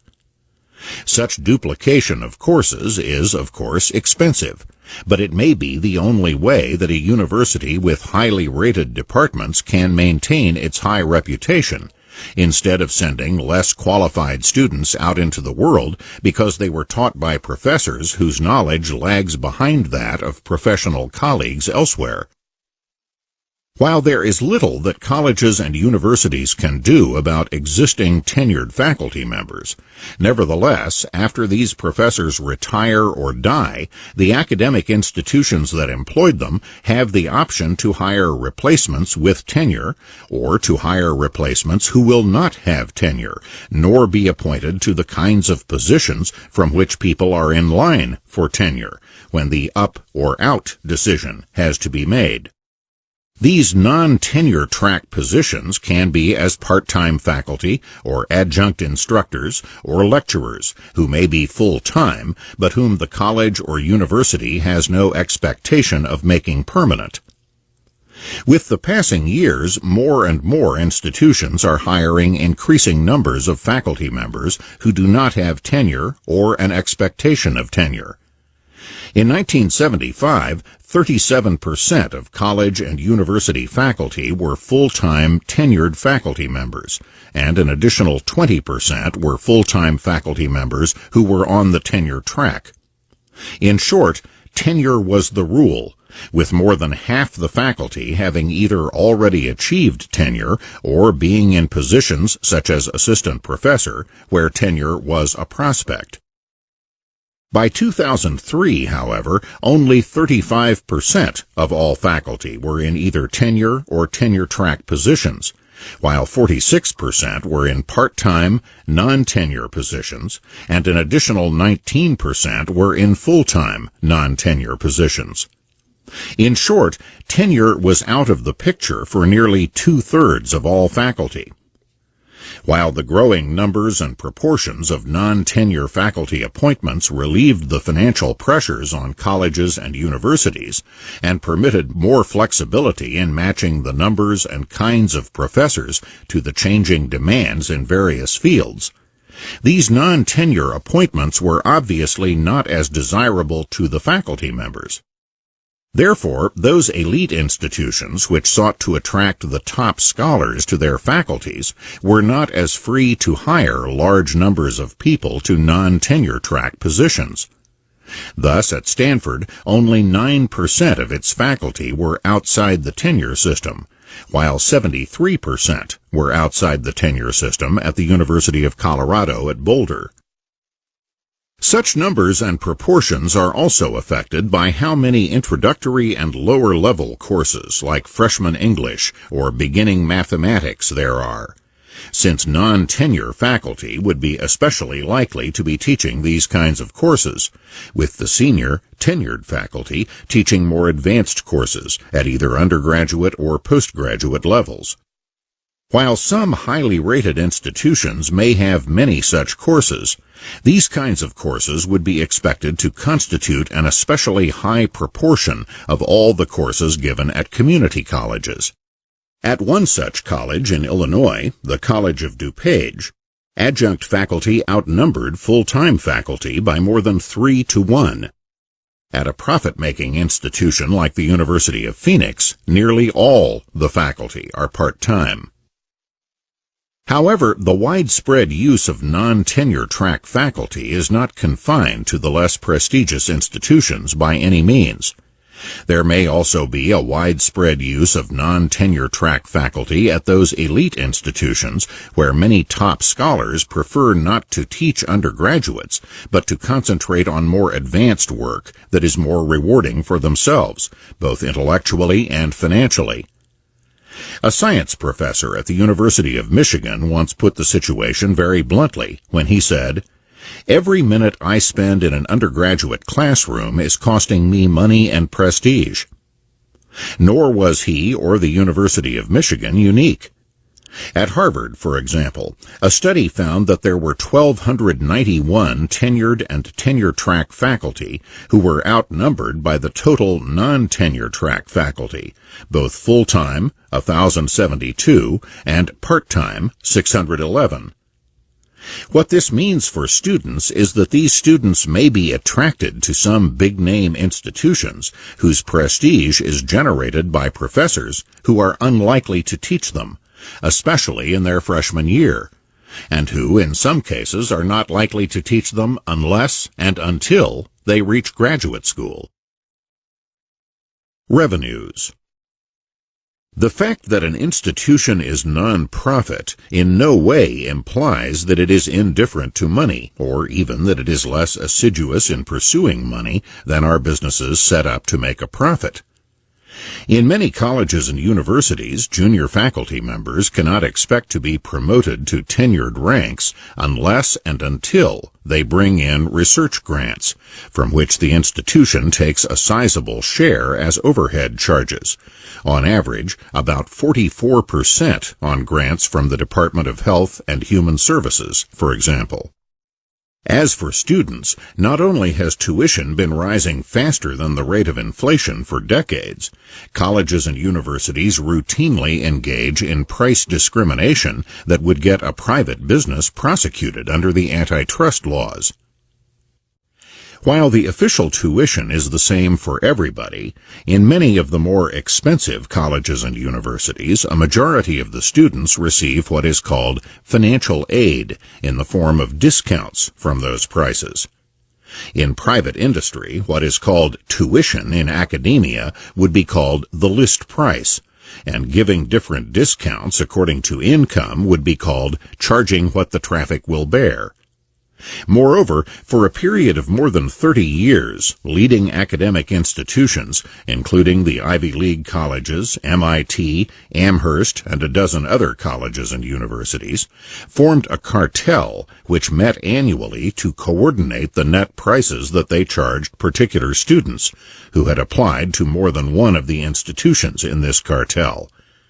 Thus, if a particular student from a family with a particular income, bank balance, home equity, etc., had applied to Harvard, Yale, and MIT, these institutions would jointly decide to coordinate their financial aid discounts in such a way that the student would be faced with the same net price to be paid at all three places. Any business which demanded such detailed financial information from customers before setting a price for its goods or services, and which then colluded with its competitors to set a uniform price to each given customer, would be prosecuted under the antitrust laws, and its executives would face a serious chance of going to jail. But when the U.S. Department of Justice belatedly began investigating this practice among academic institutions in 1989, the institutions involved were allowed to avoid any legal penalties by simply discontinuing the practice in 1991. Yet, if nothing else, this cartel's actions showed that being a non-profit institution does not mean being an institution less assiduous in seeking money. Taxpayers are another source of revenue not overlooked by even private colleges and universities. Government subsidies for students whose families' incomes are not high enough to make college affordable become an incentive for colleges to keep tuition high enough to be unaffordable for large numbers of students. When the government's formula for awarding student aid subtracts a family's expected contribution to a student's higher education based on family income from the prices charged by colleges in order to determine how large the government subsidy will be, even a small college would forego millions of dollars in government money annually if it kept its tuition down within the range of what most families could afford. From the standpoint of the college's financial interests, it makes more sense to keep tuition unaffordable for most of its students and use the additional money this brings in from the government to upgrade campus amenities in order to compete with other colleges that way. The fallacy that keeps this perpetual tuition escalation going is ignoring the fact that subsidizing existing costs provides incentives for those costs to rise. Academic institutions lobby Congress for money to be spent both on higher education in general and for money to be earmarked for their own particular institution. Since money earmarked in legislation for particular institutions are a way of bypassing the peer review process by which federal agencies weigh competing requests of money, such earmarked funds are especially sought by institutions with lesser chances of getting grants on their merits in competition with more prestigious institutions. As a study noted, the vast majority of university lobbying, and virtually 100% of lobbying by universities that are not among the top research institutions, is devoted to the pursuit of earmarks. The lobbying process was described in the same study. In January, a university's administrators meet with its lobbyist to formulate lobbying strategy for the upcoming fiscal year. They prioritize potential earmark requests by the likelihood of success and identify elected officials to lobby. They will typically target the representative and/or senators from the university's district and state. In March, the university begins to lobby the targeted representatives to include its request in the appropriations legislation. After the August recess, there is a push to get the request included in one of the 13 appropriations bills. The cycle ends in late autumn, as the appropriations bills are sent to the president. Such organized lobbying campaigns for earmarked federal money were pioneered by Tufts University in the 1970s, when they hired professional lobbyists, a practice then followed by other institutions. The return on these investments in lobbying for earmarks may be indicated by the rise of federal earmarked funds for academic institutions from $17 million in 1980 to nearly $1.7 billion in 2001. Even allowing for inflation, this 100-fold increase in money still amounts to more than a 50-fold increase in real terms. Universities engaged in lobbying for federal money spend an average of more than $100,000 a year each on such lobbying, and receive back in federal money more than $1 million each. Universities located in the district or state of a congressional representative or senator who is a member of the House or Senate Appropriations Committee receive back even higher rates of return on their lobbying investments than the 8-fold return received by other universities. Again, being a nonprofit institution does not mean less hotly pursuing money than enterprises whose incomes are called profit.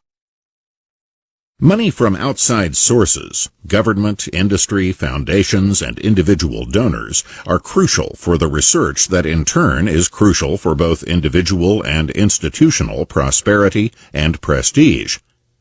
Even richly endowed universities like Harvard and Yale, receiving millions of dollars annually from the earnings of their endowments in the financial markets, do not finance most of their research from their own money, but from money received from government and other outside sources.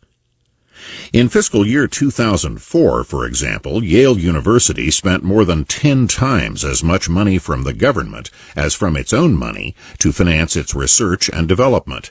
And Harvard spent none of its own money for that purpose, while spending $399 million in government money. Intercollegiate sports, especially football and basketball, are another source of considerable revenue for some colleges and universities, though this revenue seldom contributes anything toward the educational activities of these institutions. A former president of Yale University summed up the situation succinctly. "I have yet to see the laboratory or library or dormitory built with football or basketball revenues. On the contrary, these and other sports more commonly cost more money than they bring in, even though the top intercollegiate sports can bring in millions of dollars in gate receipts, television rights, and other sources of revenue. In 2006, Ohio State University became the first academic institution to spend more than $100 million on its many athletic programs. However, with a top-ranked football team playing a bowl game, its $101.8 million in expenses was covered by $104.7 million in revenue. At most colleges and universities, however, financial losses are the rule for athletic programs.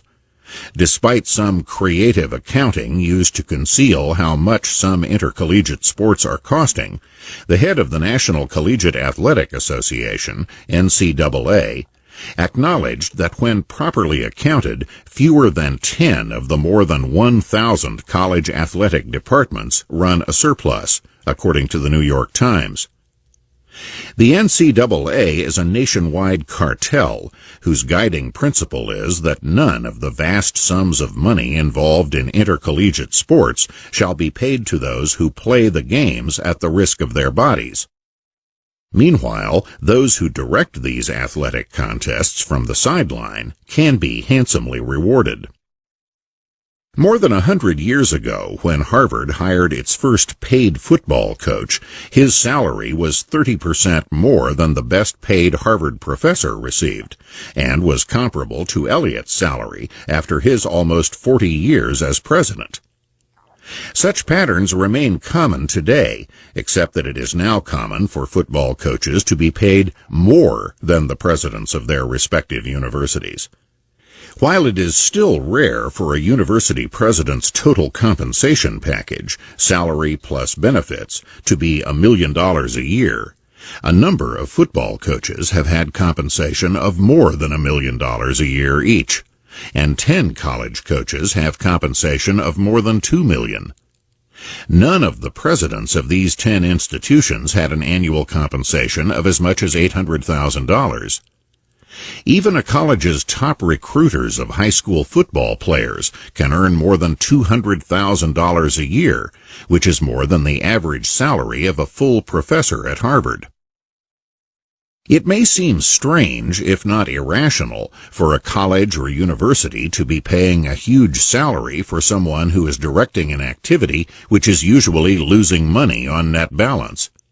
But again, it is necessary to distinguish what is beneficial from the standpoint of the institution as a whole from what is beneficial from the standpoint of those individuals in charge of making particular decisions within that institution. Moreover, short-run economics differs from long-run economics. In the short run, a sports stadium and other athletic facilities have already been built, so the only costs that matter are the incremental costs of maintaining and operating these facilities, which may be a small fraction of the total costs that include the cost of building such facilities. The revenues that a successful sports program can bring in, whether in gate receipts, television rights, bowl game money, etc., may easily exceed the incremental costs of keeping the athletic program alive and successful. On the other hand, if the football or basketball team is a chronic loser in its games, all these sources of revenue may fall drastically and fail to cover even the incremental costs of running an athletic program. Given these incentives and constraints, hiring a coach who is likely to produce a winning season is worth paying a very large salary. What about the long run? In the long run, the stadium and other athletic facilities will need costly renovation or rebuilding. From a purely economic standpoint, the college or university might be better off at that point to discontinue intercollegiate athletic programs that are costing more money than they are bringing in. However, from the standpoint of a college or university president, is it worth stirring up a hornet's nest of outrage from students, alumni, and perhaps even some faculty members by discontinuing a football or basketball program that the president has been repeatedly authorizing for years? A college or university president has few incentives to think in long-run terms beyond the president's own term in office, which can be cut short precisely by outraging various constituencies of the institution. When Birmingham Southern College dropped out of Division I athletic competition down to Division III, where they would compete against other small, academically oriented liberal arts colleges, there were student protests and local newspapers criticized the decision, even though the athletic budget of $6.5 million was 15% of the college's total budget.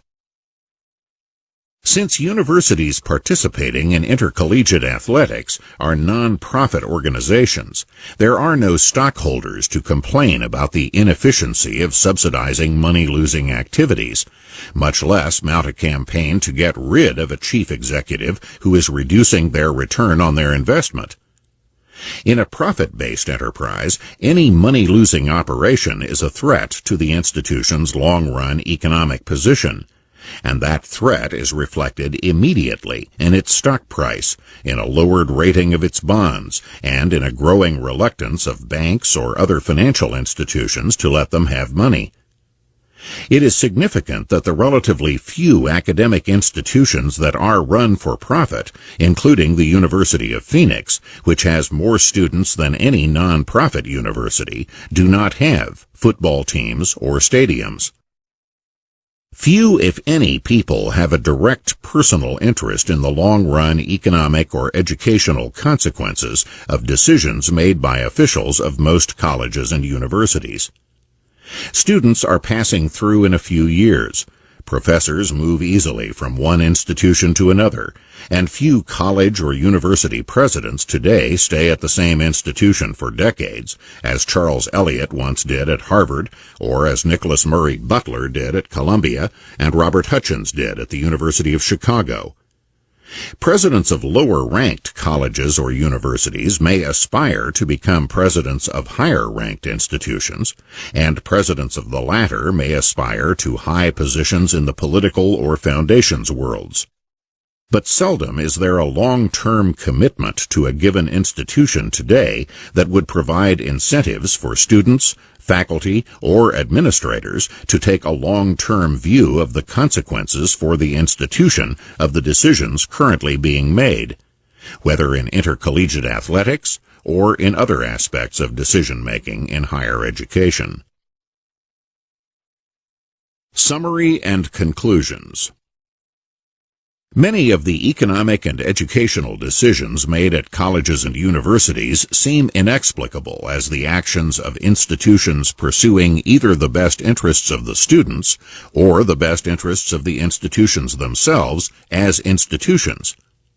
However, the actions of academic institutions are much more readily understood as responses to the incentives and constraints facing the various particular decision-makers, such as professors, administrators, trustees, athletic coaches, and others pursuing their own self-interests.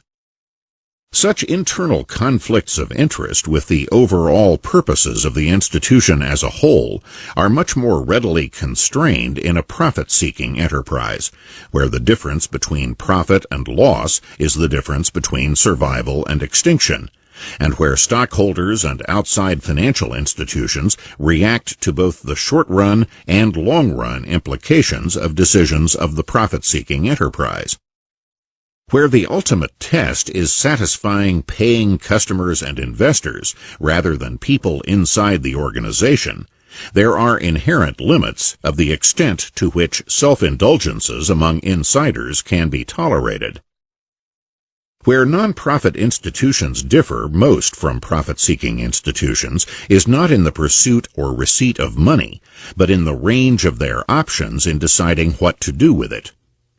That range of options is much more narrowly confined in the case of profit-seeking businesses, which must meet the desires of their paying customers and of investors who finance these institutions if they expect to continue in business. But nonprofit organizations like colleges and universities receive much money from people whose desires do not count. Not only taxpayers, but also deceased donors who have contributed either to the institution's endowment or to particular academic programs. As much as academic institutions may seek earmarked funds from government, they discourage the earmarking of funds from donors, and in some cases have spent the money for things very different from what the donors specified. As already noted, the wide range of discretion by academic institutions has included self-indulgences by faculty, which add directly or indirectly to the costs paid by students, or to a lower quality of their education when professors turn courses over to their graduate students to teach, or limit the range of views presented in their own courses, or among the new faculty who are hired by the old faculty. In an earlier era, nonprofit institutions such as universities, hospitals, or foundations engaged in more racial and ethnic discrimination than profit-seeking enterprises, which had a narrower range of economically viable options. For example, hundreds of black chemists were employed in private industry before World War II, when not a single major university had a black professor of chemistry or of anything else. Columbia University went more than 150 years before it had its first Jewish full professor.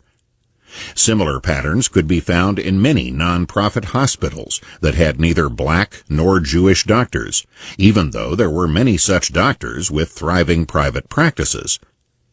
Discrimination entails costs on the discriminators as well as on those discriminated against. But such costs are borne by other people, not by those who make discriminatory decisions, in the case of nonprofit organizations.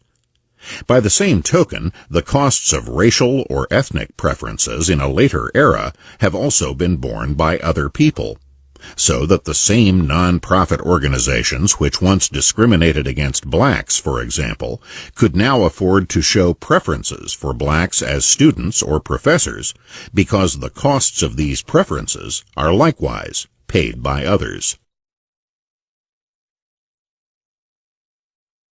Chapter 5. Income Facts and Fallacies. Measuring the growth of incomes or the inequality of incomes is a little like Olympic figure skating, full of dangerous leaps and twirls, and not nearly as easy as it looks. Alan Reynolds. Mark Twain said that there are three kinds of lies: lies, damn lies, and statistics. Income statistics are classic examples of numbers that can be arranged differently to suggest not merely different, but totally opposite conclusions. Among the bountiful supply of fallacies about income and wealth are the following. 1. Except for the rich, the incomes of Americans have stagnated for years. 2. The American middle class is growing smaller. 3. Over the years, the poor have been getting poorer. 4. Corporate executives are overpaid at the expense of both stockholders and consumers. There are statistics which can be cited to support each of these propositions, and other statistics, or even the same statistics looked at differently, that can make these propositions collapse like a house of cards. The simplest facts about incomes in the United States are disputed, despite an abundance of statistical data collected by the Bureau of the Census, other government agencies, and a variety of private research enterprises. Nor are the numbers themselves usually in dispute. It is the analyses, or the fallacies, that are at issue. Income stagnation.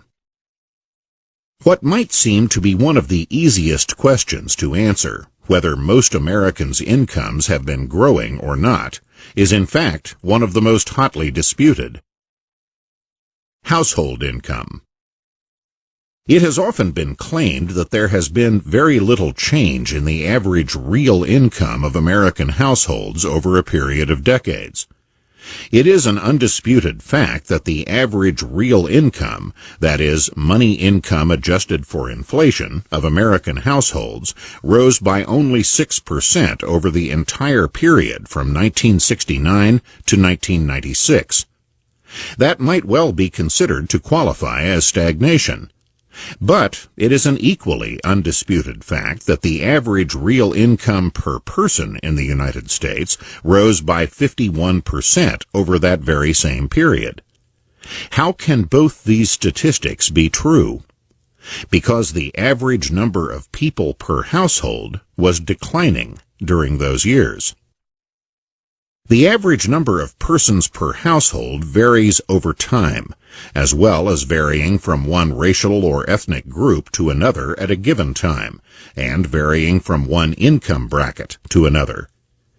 Income comparisons using household statistics are far less reliable indicators of standards of living than are individual income data, because households vary in size, while an individual always means one person.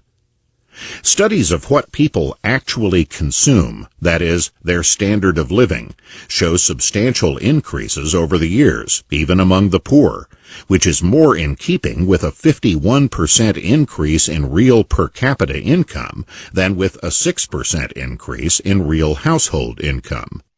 But household income statistics present golden opportunities for fallacies to flourish, and those opportunities have been seized by many in the media, in politics, and in academia. A Washington Post writer, for example, said, "The incomes of most American households have remained stubbornly flat over the past 3 decades, suggesting that there had been little change in the standard of living." A New York Times writer likewise declared, "The incomes of most American households have failed to gain ground on inflation since 1973. The head of a Washington think tank was quoted in the Christian Science Monitor as declaring, "The economy is growing without raising average living standards." Sometimes such conclusions arise from statistical naivete, but sometimes the inconsistency with which data are cited suggests a bias. Longtime New York Times columnist Tom Wicker, for example, used per capita income statistics when he depicted success for the Lyndon Johnson administration's economic policies, and family income statistics when he depicted failure for the policies of Ronald Reagan and George H.W. Bush.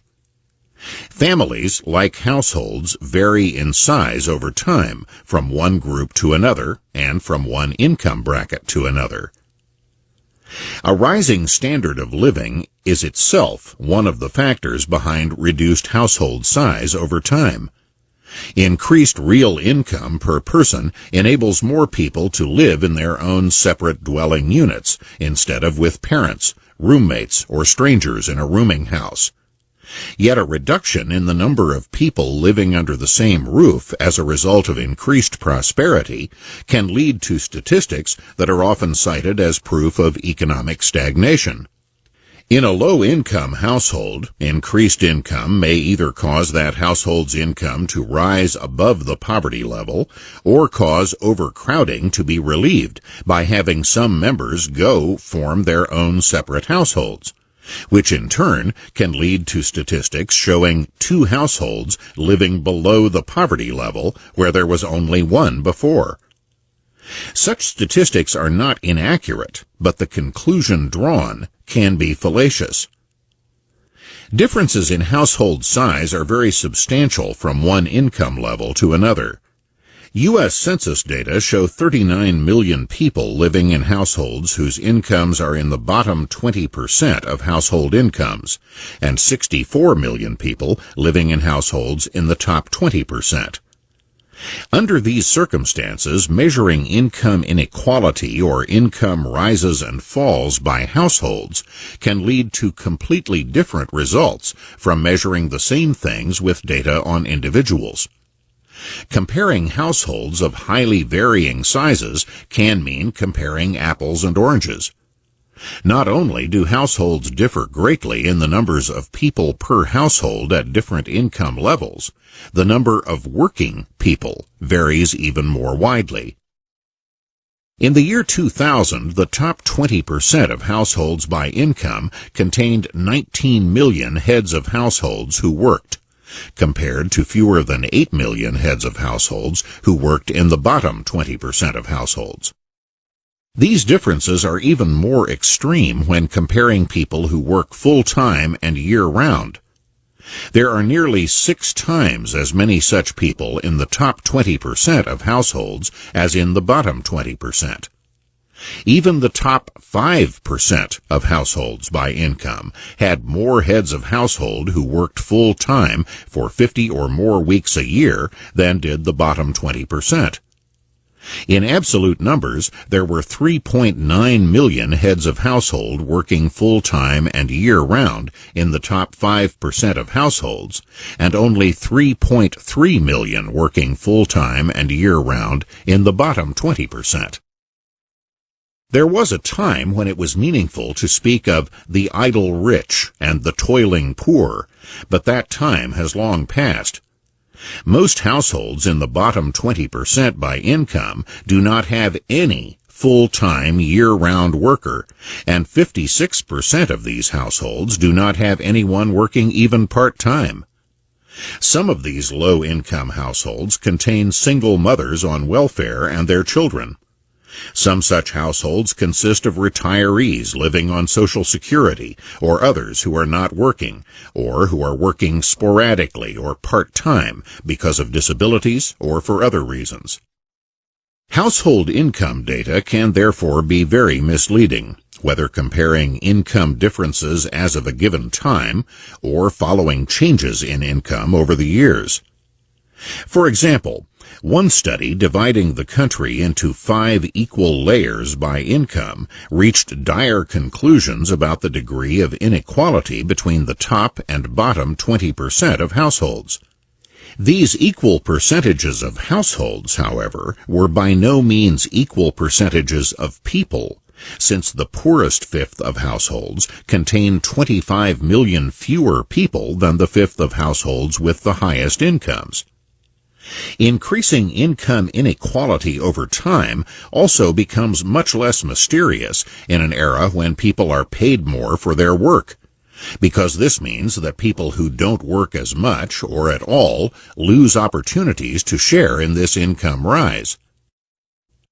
In addition to differences among income brackets in how many heads of household work, there are even larger differences in how many total members of households work. The top 20% of households have 4 times as many workers as the bottom 20%, and more than 5 times as many full-time, year-round workers. No doubt these differences in the number of paychecks per household have something to do with the differences in income, though such facts often get omitted from discussions of income disparities and inequities caused by society. The very possibility that the problem is not in society, but in people who contribute less than others to the economy and are correspondingly less rewarded, is seldom mentioned, much less examined. But not only do households in the bottom 20% contribute less work, they contribute far less skills based on education.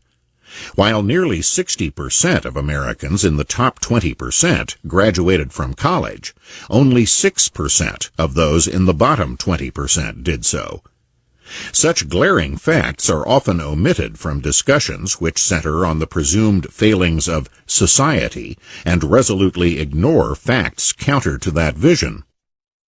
Most statistics on income inequality are very misleading in yet another way. These statistics almost invariably leave out money received as transfers from the government in various programs for low-income people, which provide benefits of substantial value for which the recipients pay nothing. Since people in the bottom 20% of income recipients receive more than two-thirds of their income from transfer payments, leaving those cash payments out of the statistics greatly exaggerates their poverty, and leaving out in-kind transfers as well, such as subsidized housing, distorts their situation even more. In 2001, for example, cash and in-kind transfers together accounted for 77.8% of the economic resources of people in the bottom 20%. In other words, the alarming statistics on their incomes so often cited in the media and by politicians count only 22% of the actual economic resources at their disposal. Given such disparities between the economic reality and the alarming statistics, it is much easier to understand such apparent anomalies as the fact that Americans living below the official poverty level spend $1.75 for every dollar of income, as their income is defined in statistical studies. As for stagnation, by 2001, most people defined as poor had possessions once considered part of a middle-class lifestyle. 3/4 of them had air conditioning, which only a third of all Americans had in 1971. 97% had color television, which less than half of all Americans had in 1971. 73% owned a microwave, which less than 1% of Americans owned in 1971, and 98% of the poor had either a video cassette recorder or a DVD player, which no one had in 1971. In addition, 72% of the poor owned a car or truck. Yet the rhetoric of the haves and the have-nots continues, even in a society where it might be more accurate to refer to the haves and the have-lots. No doubt there are still some genuinely poor people who are genuinely hurting, but they bear little resemblance to most of the millions of people in the often cited statistics on households in the bottom 20%. Much poverty is imported across the southern border of the United States that immigrants cross, legally or illegally, from Mexico. Homeless people, some disabled by drugs or mental problems, are another source of many people living in poverty. However, the image of the working poor, who are falling behind as a result of society's inequities, bears little resemblance to the situation of most of the people earning the lowest 20% of income in the United States, however much such rhetoric may be fashionable in the media and elsewhere. The problem is not a stagnation of the national economy, but particular economic and social problems of particular groups of people. Workers' incomes. Some people deny that American workers' incomes have risen at all in recent times. Such claims require a careful scrutiny of statistics. Here again, there are heated disputes over very basic facts that are readily documented in statistics. A Washington Post editorial, for example, said that in a quarter of a century, from 1980 to 2004, the wages of the typical worker actually fell slightly. Many others, writing in similarly prominent publications and in books, have repeated similar claims over the years. But economist Alan Reynolds, referring to those very same years, said real consumption per person increased 74%, and others have likewise categorically rejected the claims that workers' incomes have not risen. Such complete contrasts and contradictions have been common on this issue, with both sides citing official statistics. Here, as elsewhere, we cannot simply accept blanket assertions that statistics prove one thing or another, without scrutinizing the definitions used and noting what things have been included and excluded when compiling numbers. In the case of statistics claiming that workers' incomes have not risen significantly or at all over the years, these data exclude the value of job benefits such as health insurance, retirement benefits, and the like, which have been a growing share of employee compensation over the years. Moreover, workers lump together both full-time and part-time employees, and part-timers have been a growing proportion of all workers. Part-time workers receive lower weekly pay than full-time workers, both because they work fewer hours and because they are usually paid less per hour. In short, the weekly earnings of part-time workers drag down the statistical average of workers as a group, even though part-timers' work adds to both national output and to their own families' incomes.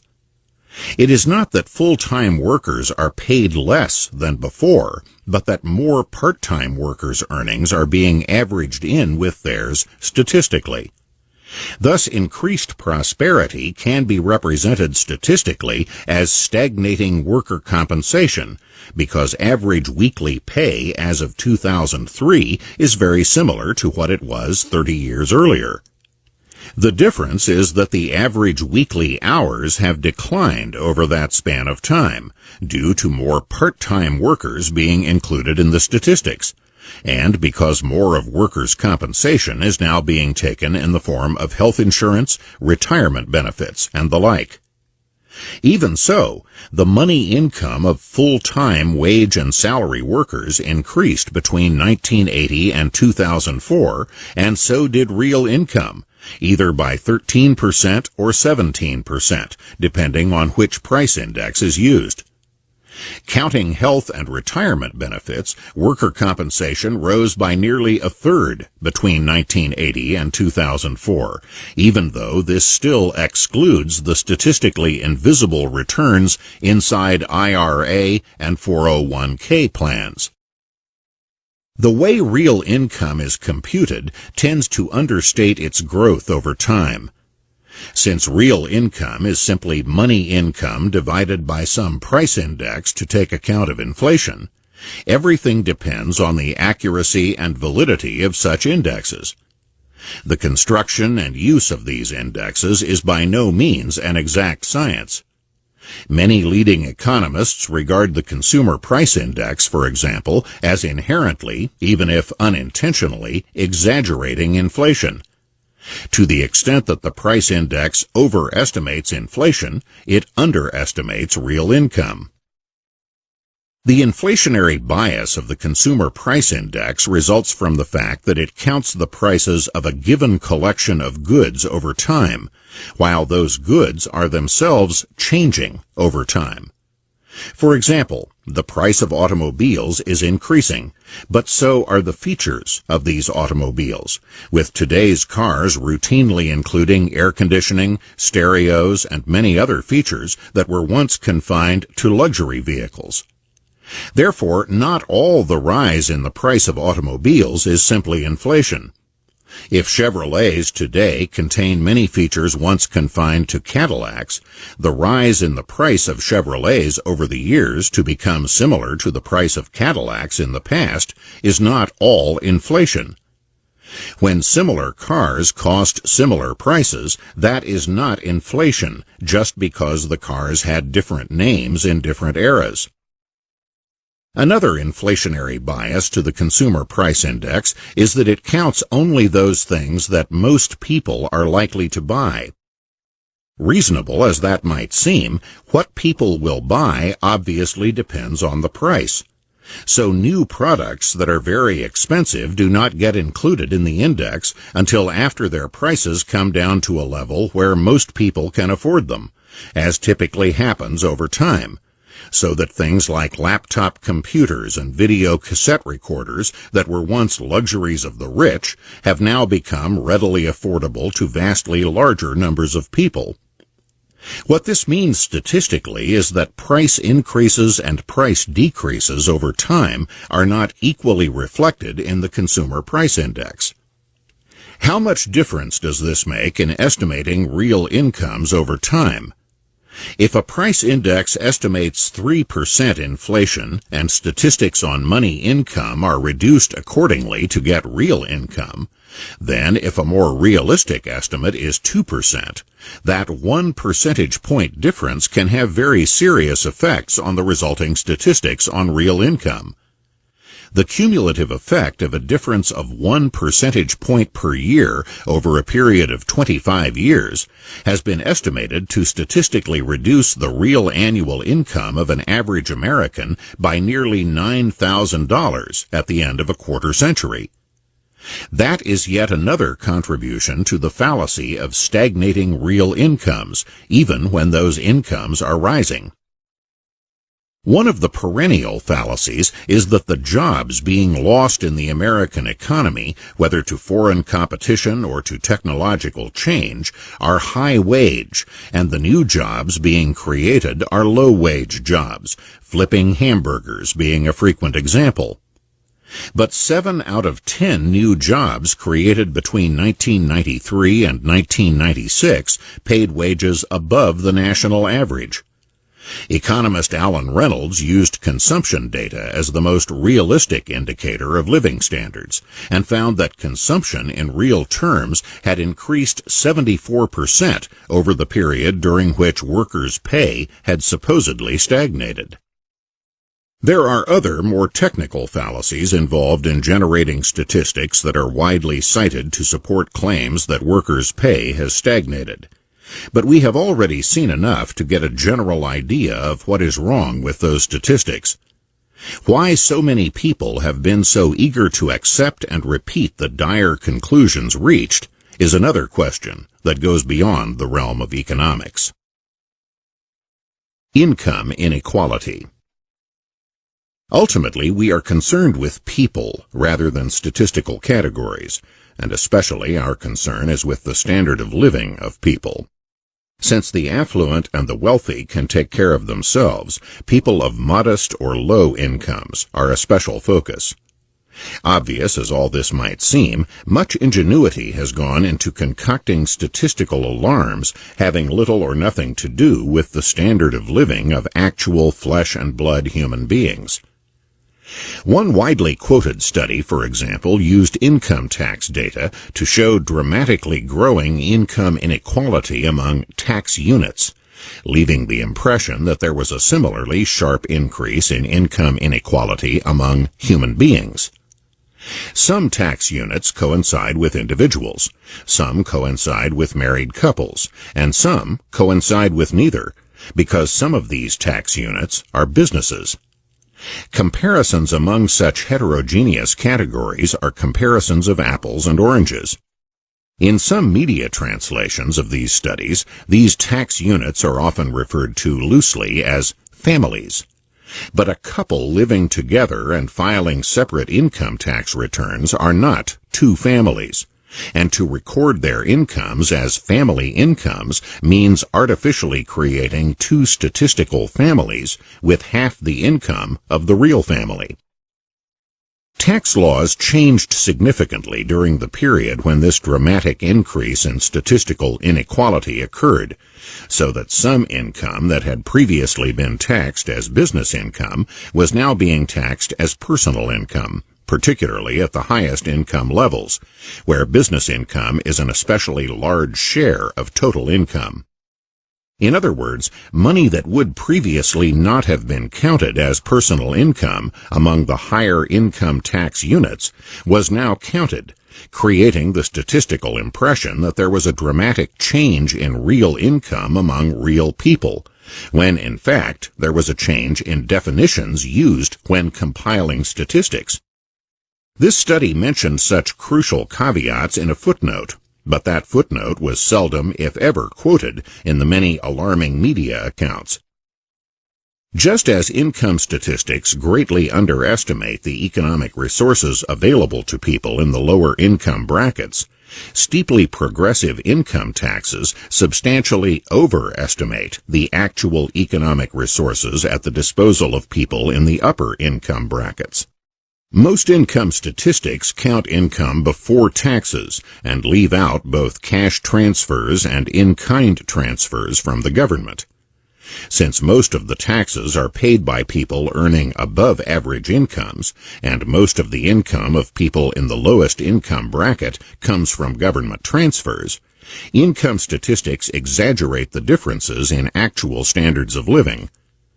Disparities between A and B will always be greater if you exaggerate what A has and understate what B has.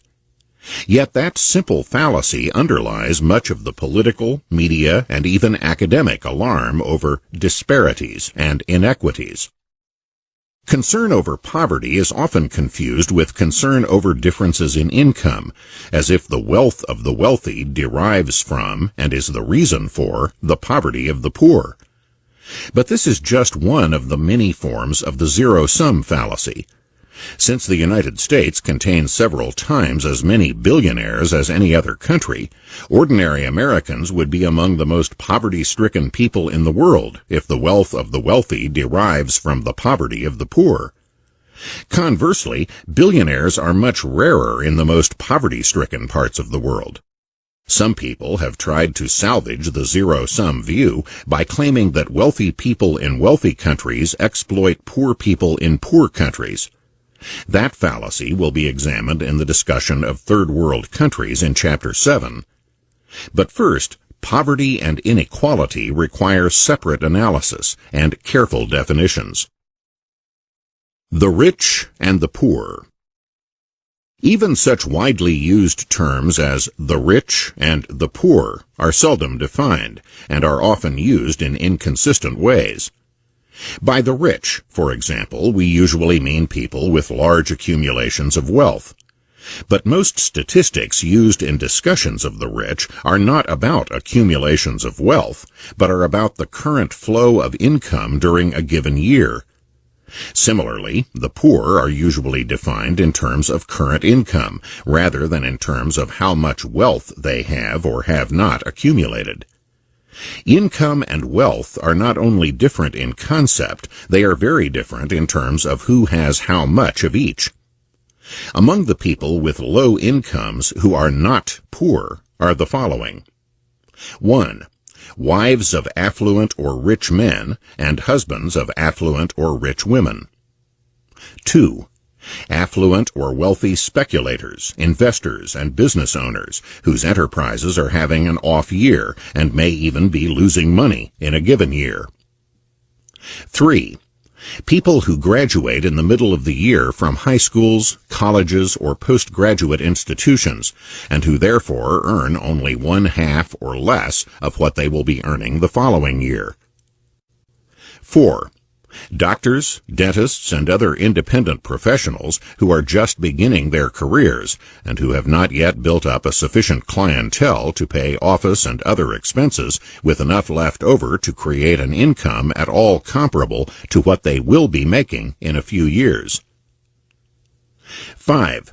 Young adults still living in the homes of affluent or wealthy parents rent-free or living elsewhere at their parents' expense while they explore their possibilities, work sporadically or in low-paid entry-level jobs, or as volunteers in philanthropic or political enterprises.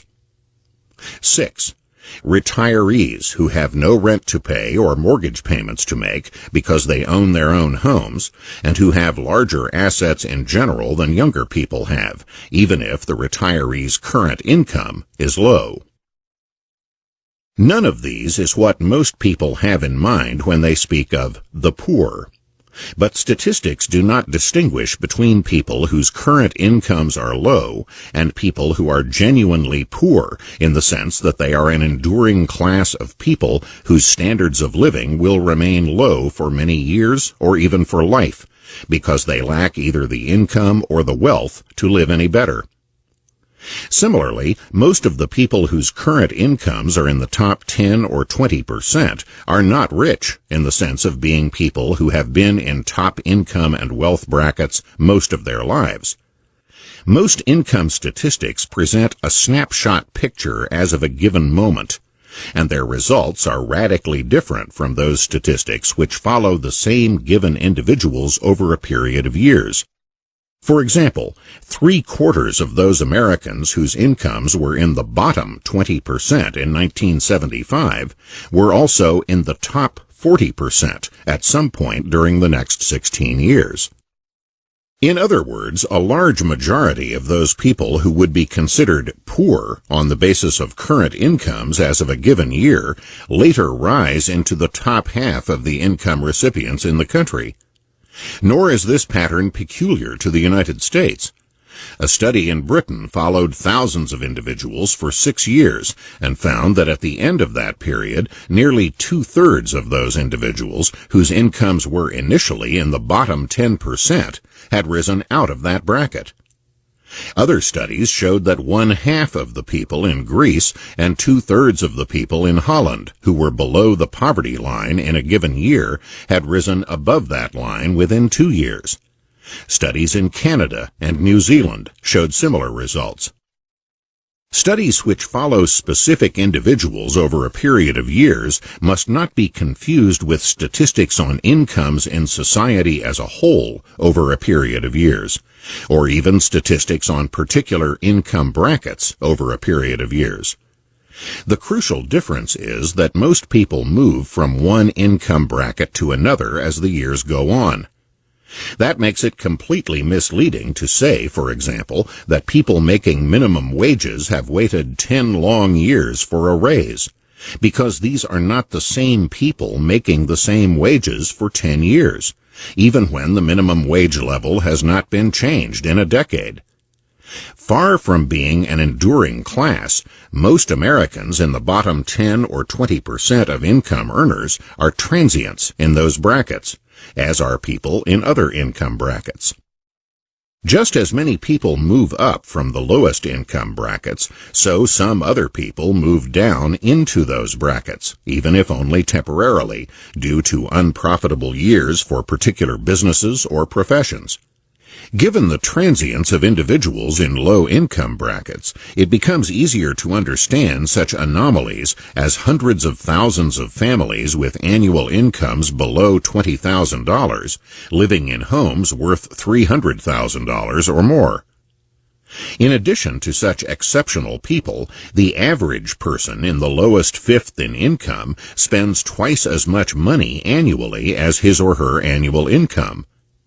Clearly, there must be some supplementary source of purchasing power, whether savings from previous and more prosperous years, credit based on past income and future prospects, unreported illegal income, or money supplied by spouse, parents, the government, or other benefactors.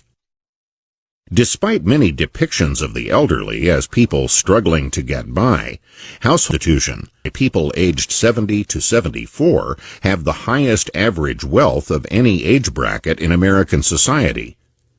While the average income of households headed by someone 65 years old or older is less than half that of households headed by someone 35 to 44 years old, the average wealth of these older households is nearly 3 times the wealth of households headed by people in the 35 to 44-year-old bracket, and more than 15 times the wealth of households headed by people under 35 years of age. Of the income of people 65 and older, only 24% comes from earnings, while 57% comes from Social Security or other pensions.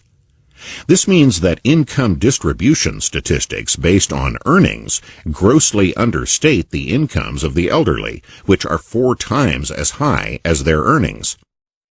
This does not even count the money available to elderly homeowners by tapping the equity in their homes with reverse mortgages. The money received by borrowing against the equity in their homes is not counted as income, since these are loans to be repaid posthumously by their estates. But the economic reality is that money available by transferring home equity into a current flow of dollars serves the same purposes as income, even if it is not counted in income statistics. Many of the elderly who may be statistically poor based on earnings are far from poor otherwise. 80% of people 65 and older are either homeowners or home buyers. Of these 80%, their median monthly housing costs in 2001 averaged just $339. That includes property taxes, utilities, maintenance costs, condominium and association costs for people with such living arrangements, and mortgage payments for those who do not own their homes outright. 85% of their homes have air conditioning. Not only are housing costs lower in these age brackets, retirees, of course, do not have the daily transportation and other costs of going to and from work. The elderly tend to have higher medical costs, but the net cost to them depends on the nature of their medical insurance coverage, including Medicare. Whatever their net costs of living, their economic situation compared to younger groups cannot be determined simply by comparing their average earnings, or even average incomes. If the poor are ill-defined by statistics on current income, so are the rich. Seldom is any specific amount of money, whether as wealth or even income, used to define who is rich. Most often, some percentage level, the top 10 or 20%, for example, is used to label people as rich. Moreover, laws to raise taxes on the rich are almost invariably laws to raise the taxes on particular income brackets, without touching accumulations of wealth. But the incomes of those who are declared to be rich by politicians or in the media are usually far below what most people would consider rich. For example, as of 2001, a household income of $84,000 was enough to put those who earned it in the top 20% of Americans. A couple making $42,000 each is hardly what most people would consider rich. Even to make the top 5% required a household income of just over $150,000. That is, about $75,000 apiece for a working couple. As for individuals, to reach the top 10% in individual income required an income of $87,300 in 2004. These are comfortable incomes, but hardly the kinds of incomes that would enable people to live in Beverly Hills or to own a yacht or a private plane. The different ages of people in different income brackets, with the highest average incomes being among people 45 to 54 years old, strongly suggests that most of the people in upper income brackets have reached that level only after having risen from lower income levels over the course of many years.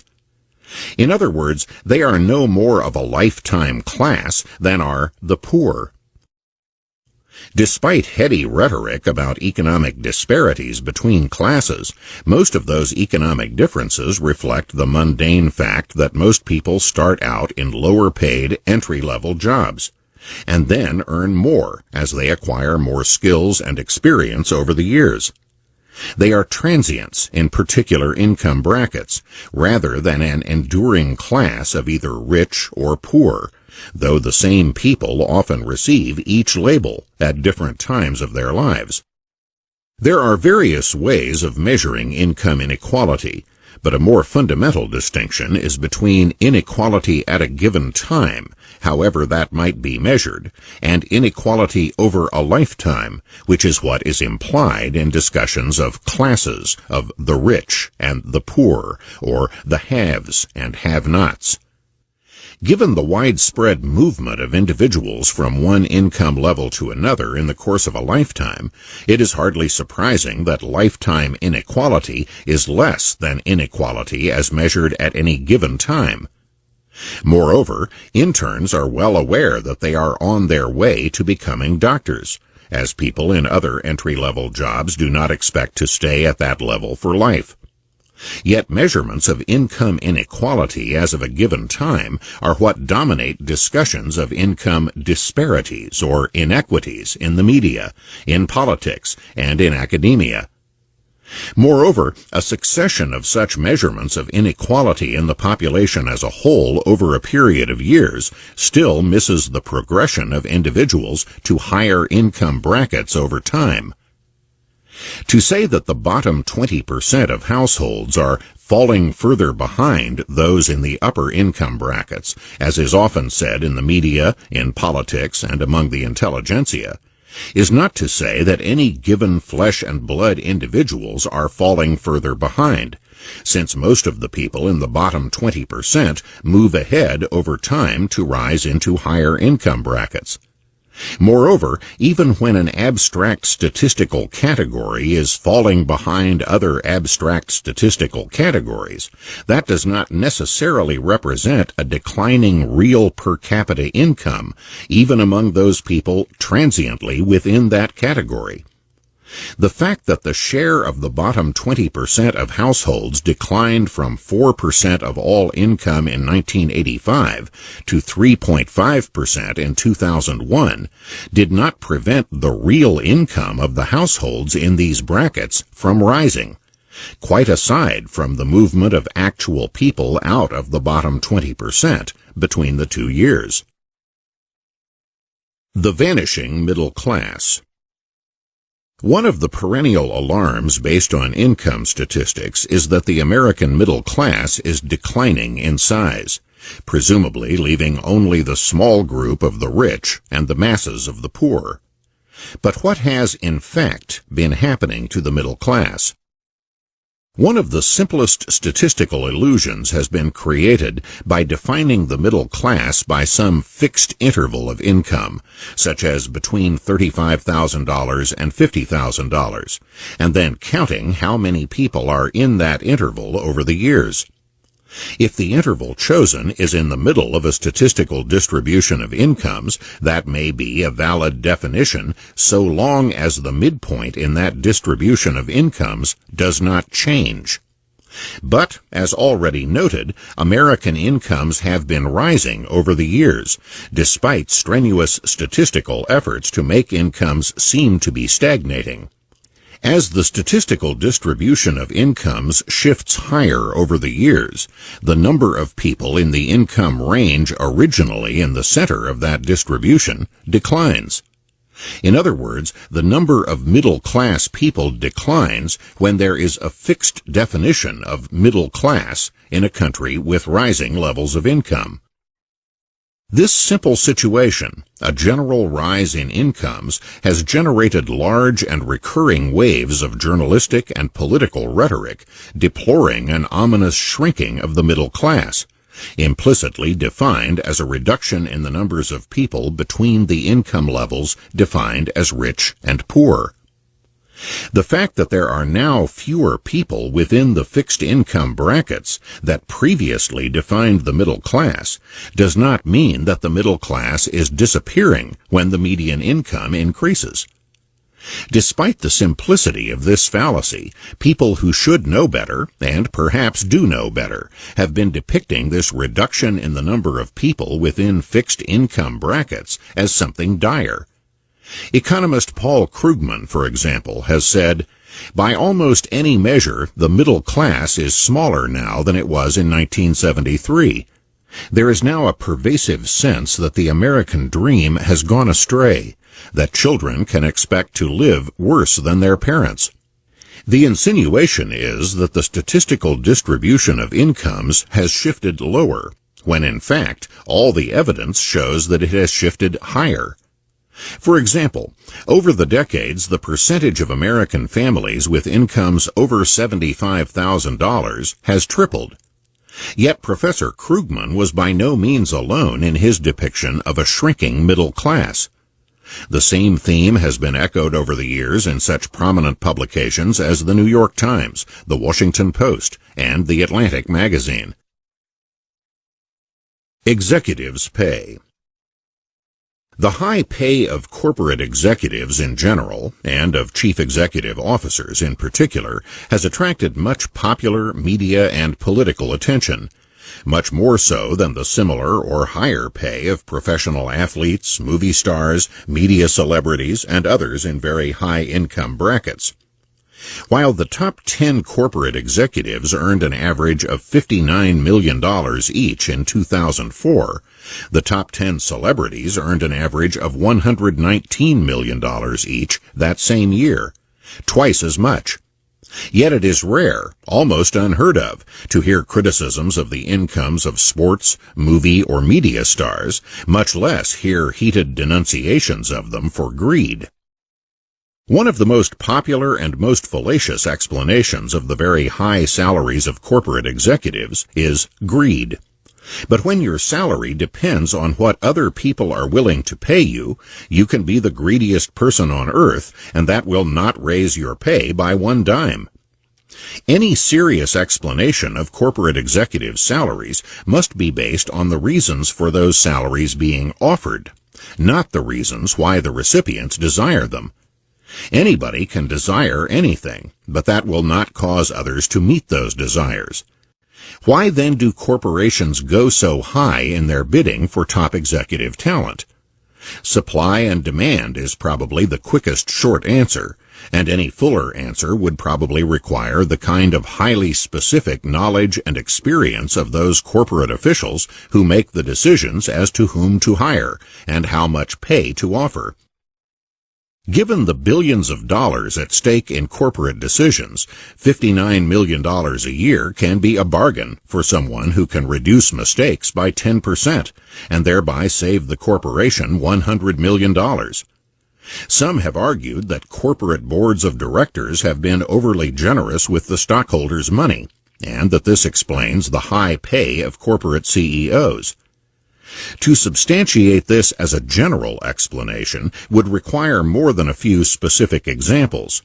This theory could be tested as a general explanation by comparing the pay of CEOs in corporations owned by a large number of stockholders, most of whom are in no position to keep abreast of, much less evaluate, decisions made within those corporations, versus the pay of CEOs of corporations owned and controlled by a few huge financial institutions with both expertise and experience and spending their own money.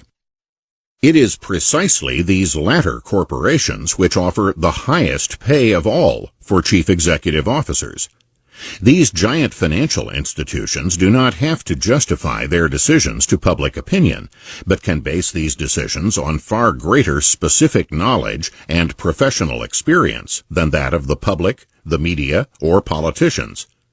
They are the least likely to pay more than they have to, or to be penny-wise and pound-foolish when choosing someone to run a business where many billions of dollars of their own money are at stake. Although many outsiders have expressed incredulity and non-comprehension at the vast sums of money paid to various people in the corporate world, there is no reason why those people should be expected to comprehend why A pays B any given sum of money for services rendered. Those services are not rendered to third-party observers, most of whom have neither the expertise nor the specific experience required to put a value on such services.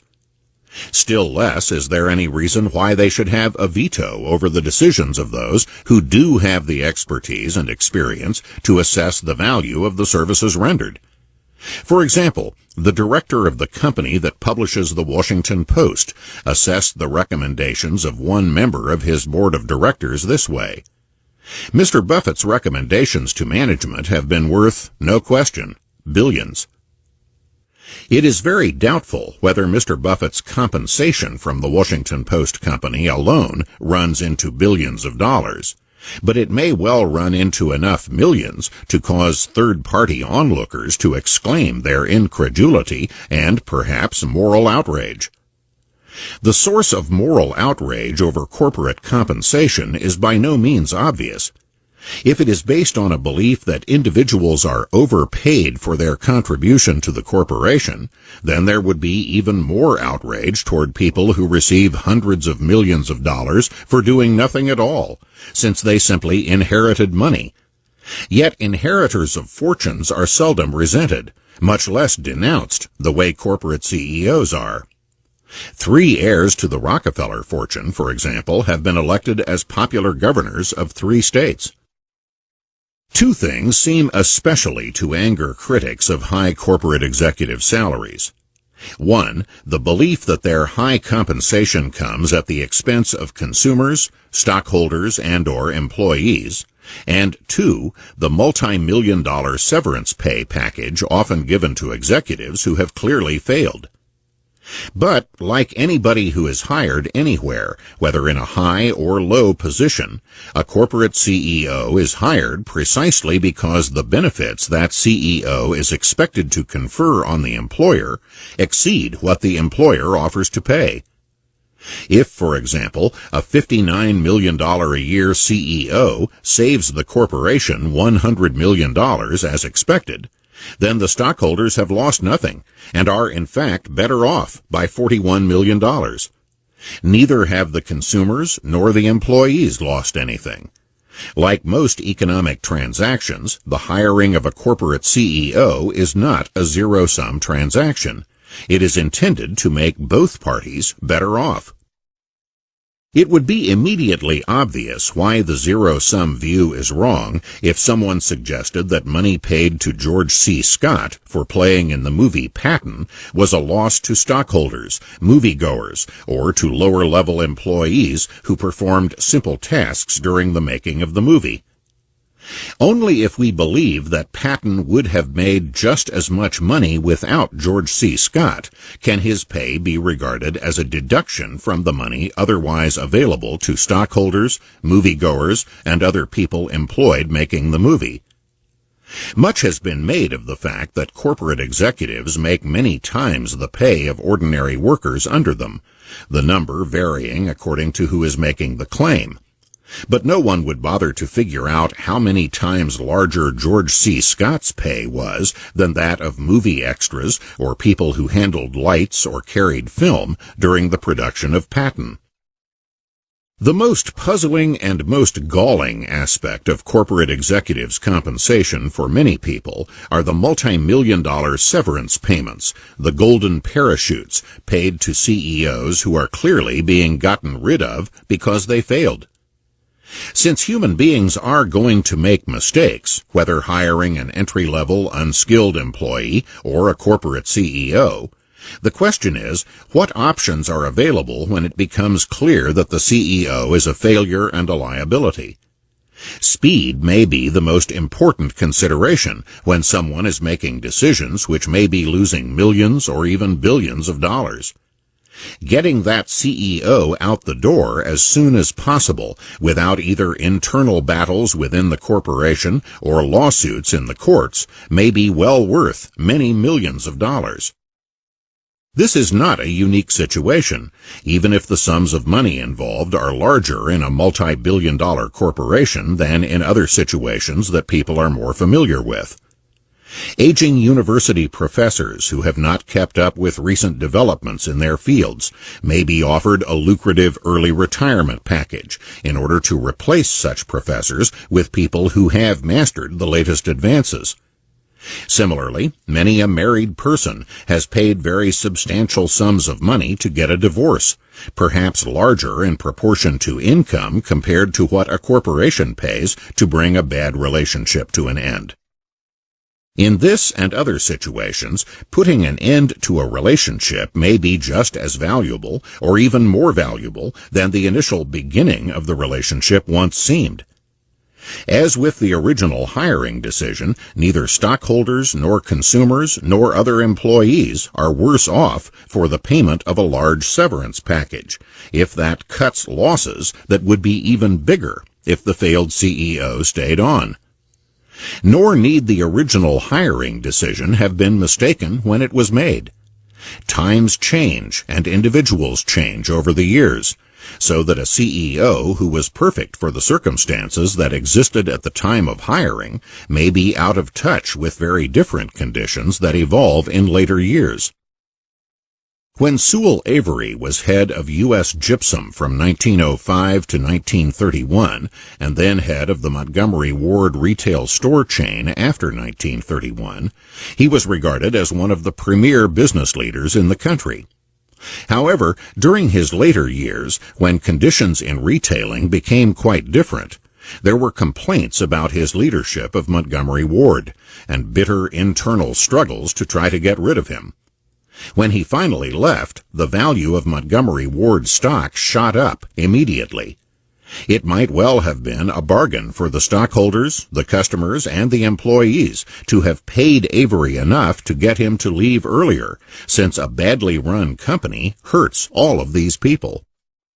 Third-party observers may find it galling that some people seem to be rewarded handsomely for failing, but third parties are neither paying their money nor are in a position to know how much it is worth to be rid of someone. When an individual pays dearly to divorce a spouse who is impossible to live with, that too might be seen as rewarding failure. But does any third party presume to say that the decision to divorce was wrong, much less feel entitled to be morally outraged or to call on government to stop such things? Social mobility. We have already noted one kind of economic and social mobility, the movement of people out of the lowest income brackets in the course of their own working lifetime. A major study at the University of Michigan has followed the same individuals, tens of thousands of them, over a period of decades. Among individuals who are actively in the labor force, only 5% of those who were in the bottom 20% in income in 1975 were still there in 1991, compared to 29% of those in the bottom quintile in 1975 who had risen to the top quintile by 1991. More than half of those in the bottom quintile in 1975 had been in the top quintile at some point during those years. However, as we have also seen, not everyone is working, especially in the lowest income brackets. The rises of those who are working indicates what opportunities there are. How many people take advantage of those opportunities is another question. There is another kind of socio-economic mobility that many have written about, the extent to which people born in low-income families rise to higher income or occupational levels than those of their parents. Here, a number of things get confused with one another, including the amount of opportunity available versus the amount of opportunity used. Much discussion of social mobility is based on the concept of life chances, the likelihood that someone born into given socio-economic circumstances will grow up to achieve some given economic or occupational level. Sometimes causation is confused with blame, as when any attempt to point out factors in any social group which inhibit their progress is called blaming the victim, presumably the victim of society. Many factors, however, involve no blame, and may be due to neither the individual nor to society, but to circumstances. For example, someone born deaf is unlikely to become a musician, even though Beethoven continued to write music after losing his hearing. Physical or mental handicaps beyond the individual's control may reduce the likelihood of utilizing various opportunities that are otherwise available in a given society. Cultural values, inherited socially rather than biologically, may also reduce the statistical probability of advancing in income or occupations, even when the opportunity to do so is available. And no given individual chooses which culture to be born into. Even sophisticated statistical analyses of probabilities of people from various groups achieving various income or occupational levels often equate low probabilities with high barriers created by others. A child raised in a home where physical prowess is valued more than intellectual prowess is unlikely to have the same goals and priorities as a child raised in a home where the reverse is true. Some have seen such circumstances as examples of barriers and privileges. For example, a New York Times article that said it is harder to move up from one economic class to another, and that this was due to a new kind of privilege. Merit has replaced the old system of inherited privilege, in which parents to the manor born handed down the manor to their children. But merit, it turns out, is at least partly class-based. Parents with money, education, and connections cultivate in their children the habits that the meritocracy rewards. When their children then succeed, their success is seen as earned. In a similar vein, the head of the Russell Sage Foundation conceded that the old system of hereditary barriers and clubby barriers has pretty much vanished, but regarded these barriers as now being replaced by new ways of transmitting advantage. Failure to make a distinction between external impediments to individual advancement and internal differences in individual orientation makes attempts to determine or measure empirically the opportunities available an exercise in futility or confusion. For example, when a study shows that only 32% of sons of fathers in the bottom quarter of income earners reached the top half of income earners by their early 30s, that statistic tells us nothing about whether this was due to external barriers or internal orientations. Moreover, statistics from this widely reported study arbitrarily omit any upward mobility that occurs to males after their early 30s, all upward mobility by women, and any movement upward that does not get as far as the top half. What purpose this serves is open to speculation.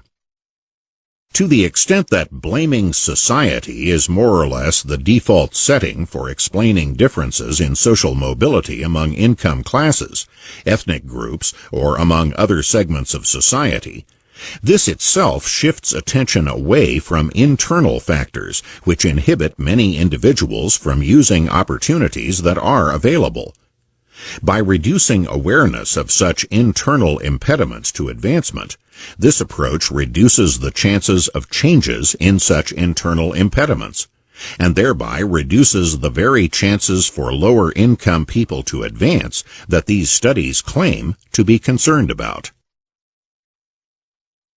Summary and conclusions.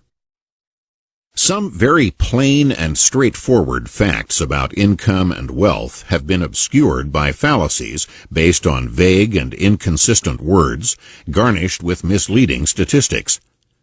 There is, after all, nothing very mysterious about the fact that inexperienced young people beginning their working careers are unlikely to be paid as much as older, more experienced, and more skilled people with proven track records. Nor is there anything very hard to understand about the fact that households in which fewer people are working at all are unlikely to receive as much money as households in which people who work full-time and year-round are the norm. Nor should it be surprising that some people are paid millions of dollars when their decisions can affect a corporation's profit and loss statement by billions of dollars. A hasty leap from statistical categories to economic realities underlies many fallacies about income and wealth. When more than 2/3 of the economic resources available to people in the bottom 20% of income earners get left out of income statistics because they are transfers in cash or in kind from government, that is a serious discrepancy between statistics and reality. Similarly, when 3/4 of the economic resources available to the elderly do not get counted in statistics on earnings. Nor are these random discrepancies. Almost invariably, such widely publicized statistics overstate poverty and understate standards of living. When income statistics leave out both taxes on people in upper income brackets and transfers to people in lower income brackets, they exaggerate inequalities as of a given time. When they fail to follow given individuals over time, they exaggerate lifetime inequality, as well as enabling observers to speak of people who are transiently in various income brackets as if they are enduring classes. To say that some people have less probability of achieving a given income or occupational level is too often automatically equated with saying that society puts barriers in their path. This precludes a priori the very possibility that there might be internal reasons for not doing as well economically as some other people. Moreover, this is not just a matter of an abstract judgment. To the extent that there may in fact be internal reasons for not achieving as much as others, directing attention away from those reasons has the practical effect of reducing the likelihood that those reasons will be addressed, and the potential for advancement improved. In short, those who are lagging are offered a better public image instead of better prospects. Claims by some that they cannot understand or justify large income differences, disparities, inequities, are another version of the presumption that third parties are the best judges, as if people's incomes, like their housing arrangements, should be judged by what a tableau they present to outsiders, rather than how they reflect the choices and mutual accommodations of those directly involved.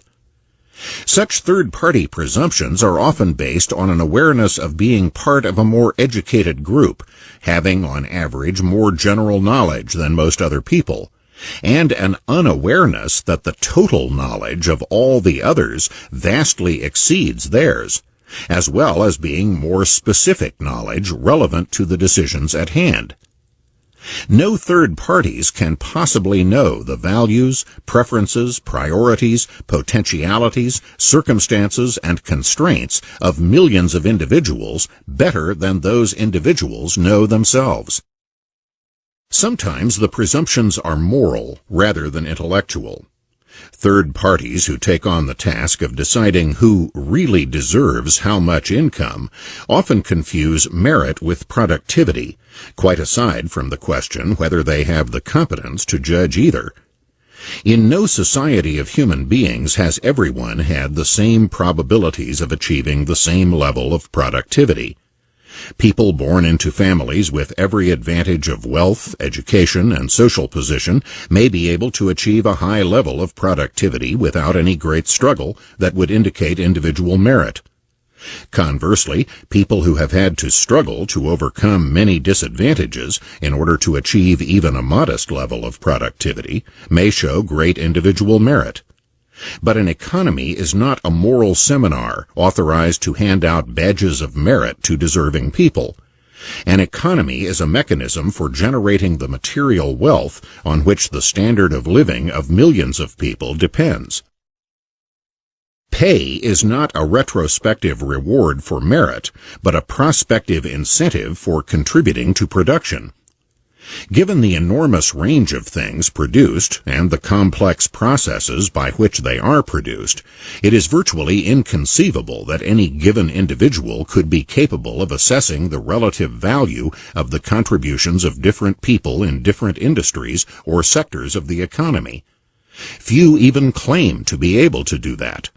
Instead, they express their bafflement and repugnance at the wide range of income or wealth disparities they see, and implicitly or explicitly, their incredulity that individuals could differ so widely in what they deserve. This approach has a long pedigree. George Bernard Shaw, for example, said, "A division in which one woman gets a shilling and another 3,000 shillings for an hour of work has no moral sense in it. It is just something that happens, and that ought not to happen. A child with an interesting face and pretty ways and some talent for acting may, by working for the films, earn 100 times as much as its mother can earn by drudging at an ordinary trade." Here are encapsulated the crucial elements in most critiques of income distribution till this day. First, there is the implicit assumption that wealth is collective and hence must be divided up in order to be dispensed, followed by the assumption that this division currently has no principle involved, but just happens, and finally the implicit assumption that the effort put forth by the recipient of income is a valid yardstick for gauging the value of what was produced and the appropriateness of the reward. In reality, most income is not distributed, so the fashionable metaphor of income distribution is misleading. Most income is earned by the production of goods and services, And how much that production is really worth is a question that need not be left for third parties to determine, since those who directly receive the benefits of that production know better than anyone else how much that production is worth to them, and have the most incentives to seek alternative ways of getting that production as inexpensively as possible. In short, a collective decision for society as a whole is as unnecessary as it is impossible, not to mention presumptuous. It is not a question of rewarding input efforts or merits, but of securing output at values determined by those who use that output, rather than by third-party onlookers. If the pleasure gained by watching a child movie star is valued more highly by millions of moviegoers than the benefits received by a much smaller number of people who benefit from buying the product of the drudgery of that child's mother, by what right is George Bernard Shaw, or anyone else, authorized to veto all these people's choices of what to do with their own money? Although one person's income may be 100 or 1,000 times greater than another's, it is of course very doubtful that one person is 100 or 1,000 times more intelligent, or works 100 or 1,000 times as hard. But again, input is not the measure of value. Results are. In a multi-billion-dollar corporation, one person's business decisions can easily make a difference of millions or even billions of dollars compared to someone else's decisions. Those who see paying such a person $50 million or $100 million a year as coming at the expense of consumers or stockholders have implicitly accepted the zero-sum view of economics. If the value of the services rendered exceeds the pay, then both consumers and stockholders are better off, not worse off, whether the person hired is a corporate CEO or a production line employee. Would anyone say that the pay of an airline pilot comes at the expense of passengers or of the airline stockholders, when both are better off as a result of the services rendered? Would anyone even imagine that one pilot is as good as another when it comes to flying a commercial jet airliner with hundreds of people on board, so that getting some crop duster pilot at lower pay to fly the jet would make the stockholders and the passengers better off? Yet that is the kind of reasoning, or lack of reasoning, that is often applied when discussing the pay of corporate CEOs. And virtually no one else in any other field, including professional athletes or entertainers who earn similar or higher incomes. Perhaps the most fallacious assumption of all is that third parties with neither experience nor expertise can make better decisions on the basis of their emotional reactions than the decisions of those who have both experience and expertise, as well as a stake in the results.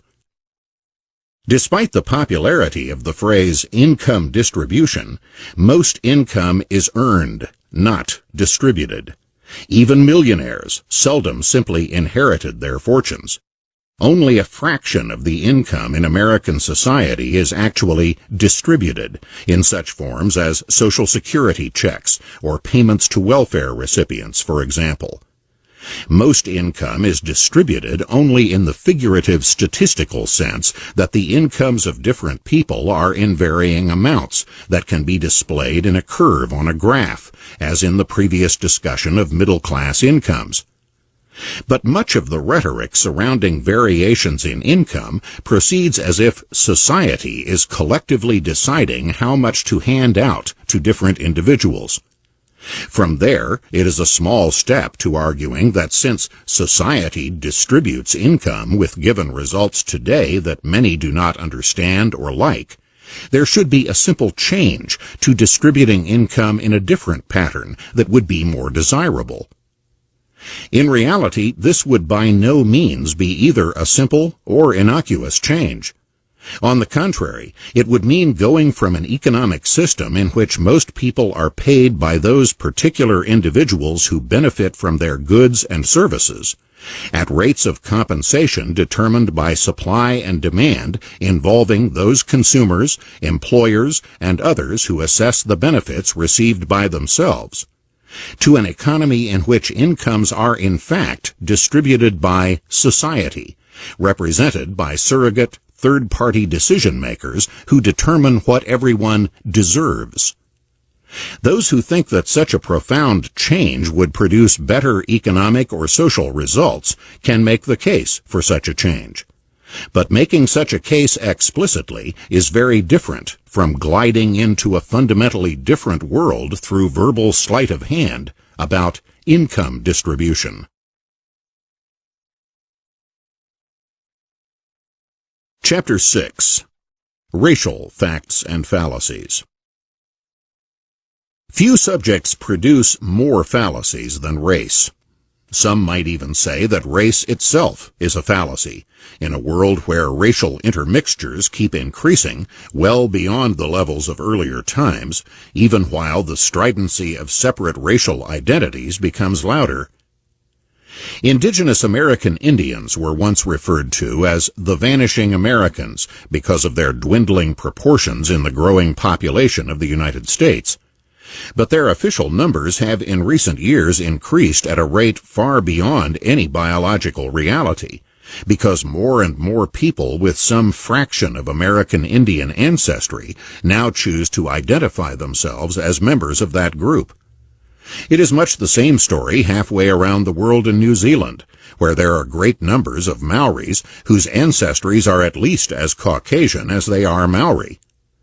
Among black Americans, there are relatively few people of unmixed African ancestry, and there have always been some individuals like Walter White, once head of the NAACP, who were considered to be Negroes or blacks more or less as a matter of convention, despite their pale complexions, Caucasian features, and blue eyes.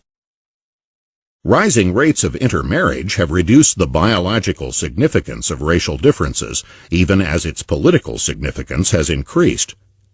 The intermarriage rate for blacks was just under 1% in 1963, but was 12% in 1993. The 1990 census showed that just over 1/4 of Japanese American marriages were intermarriages, as were 60% of American Indian marriages.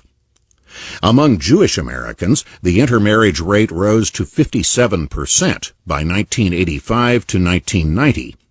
Yet these were also years of ever more strident racial or ethnic identity trends. Race can be discussed as a social reality with a biological component. The consequences of that social reality have been very serious, however, and continue to be so. So are the consequences of the fallacies surrounding race. Among these fallacies are that race was the basis of slavery, and that racism is the main reason for black-white differences in incomes and in all the other aspects of life that depend on income. Moreover, there is often an implicit assumption that racism and discrimination are so closely linked that they go up or down together, when in fact, as we shall see, some times and places with more racism have been known to have less discrimination, and discrimination can exist without racism. Lurking in the background of some discussions of race is the question whether races differ in innate intelligence, a question that has generated fallacies among those on both sides of this issue. Group differences. It has often been common to compare a given group, such as blacks in the United States, with the national average, and regard the differences as showing a special peculiarity of the group being compared, or a special peculiarity of policies or attitudes towards that group. But either conclusion can be misleading when the national average itself is just an amalgamation of wide variations among many ethnic, regional, and other groups. While the black and white populations of the United States have long differed in various economic and social variables, in income, years of schooling, life expectancy, unemployment rates, crime rates, and scores on a variety of tests, so have other groups differed widely from one another and from the national average in countries around the world. One of the most overlooked but important differences among groups are their ages. The median age of black Americans is 5 years younger than the median age, 35, of the American population as a whole. But blacks are by no means unique in having a median age different from the national average, or from the age of other groups. Among Asian Americans, the median age ranges from 43 for Japanese Americans to 24 for Americans of Cambodian ancestry to 16 for those of Hmong ancestry. Incomes are highly correlated with age, with young people usually beginning their working lives earning much less than older and more experienced workers. Therefore, gross comparisons of incomes among racial or ethnic groups can be misleading when the median ages of groups can differ by a decade or even a quarter of a century. Nor are age differences the only differences among Asian Americans. While 61% of Japanese Americans were born in the United States, less than a third of the Asian Americans of Chinese, Filipino, Vietnamese, Korean, or Asian Indian ancestry were. Native-born citizens are obviously more familiar with the opportunities available in the society and better able to take advantage of those opportunities. Educational differences are likewise as great among American ethnic minorities as they are between minorities and the larger population. Although Hispanics have overtaken blacks numerically as part of the population, blacks still receive more doctorates than Hispanics. While the Asian American population is only a fraction of the size of either the black or the Hispanic population, Asian Americans receive more doctorates than Hispanics and nearly as many as blacks. In short, an even distribution of groups is by no means common, whether in age, education, or other characteristics. The United States is by no means unique in the nature or magnitude of economic or social differences among racial or ethnic groups. Income differences between the Chinese and Malay populations of Malaysia, for example, have long been greater than income differences between blacks and whites in the United States. So have economic differences between different tribes in Nigeria, or between Asians and Africans in East Africa. Various groups around the world have differed in everything from alcohol consumption per capita to IQs. Indeed, differences have been the norm, and identical economic or social outcomes have been the exception. That is why singling out any given group for comparison with the national average can be misleading if it suggests that the situation of the group in question is peculiar rather than being part of a worldwide pattern of wide variations from group to group. This is not to say that intergroup differences don't matter. Some of these differences matter greatly. What are the reasons behind these disparities?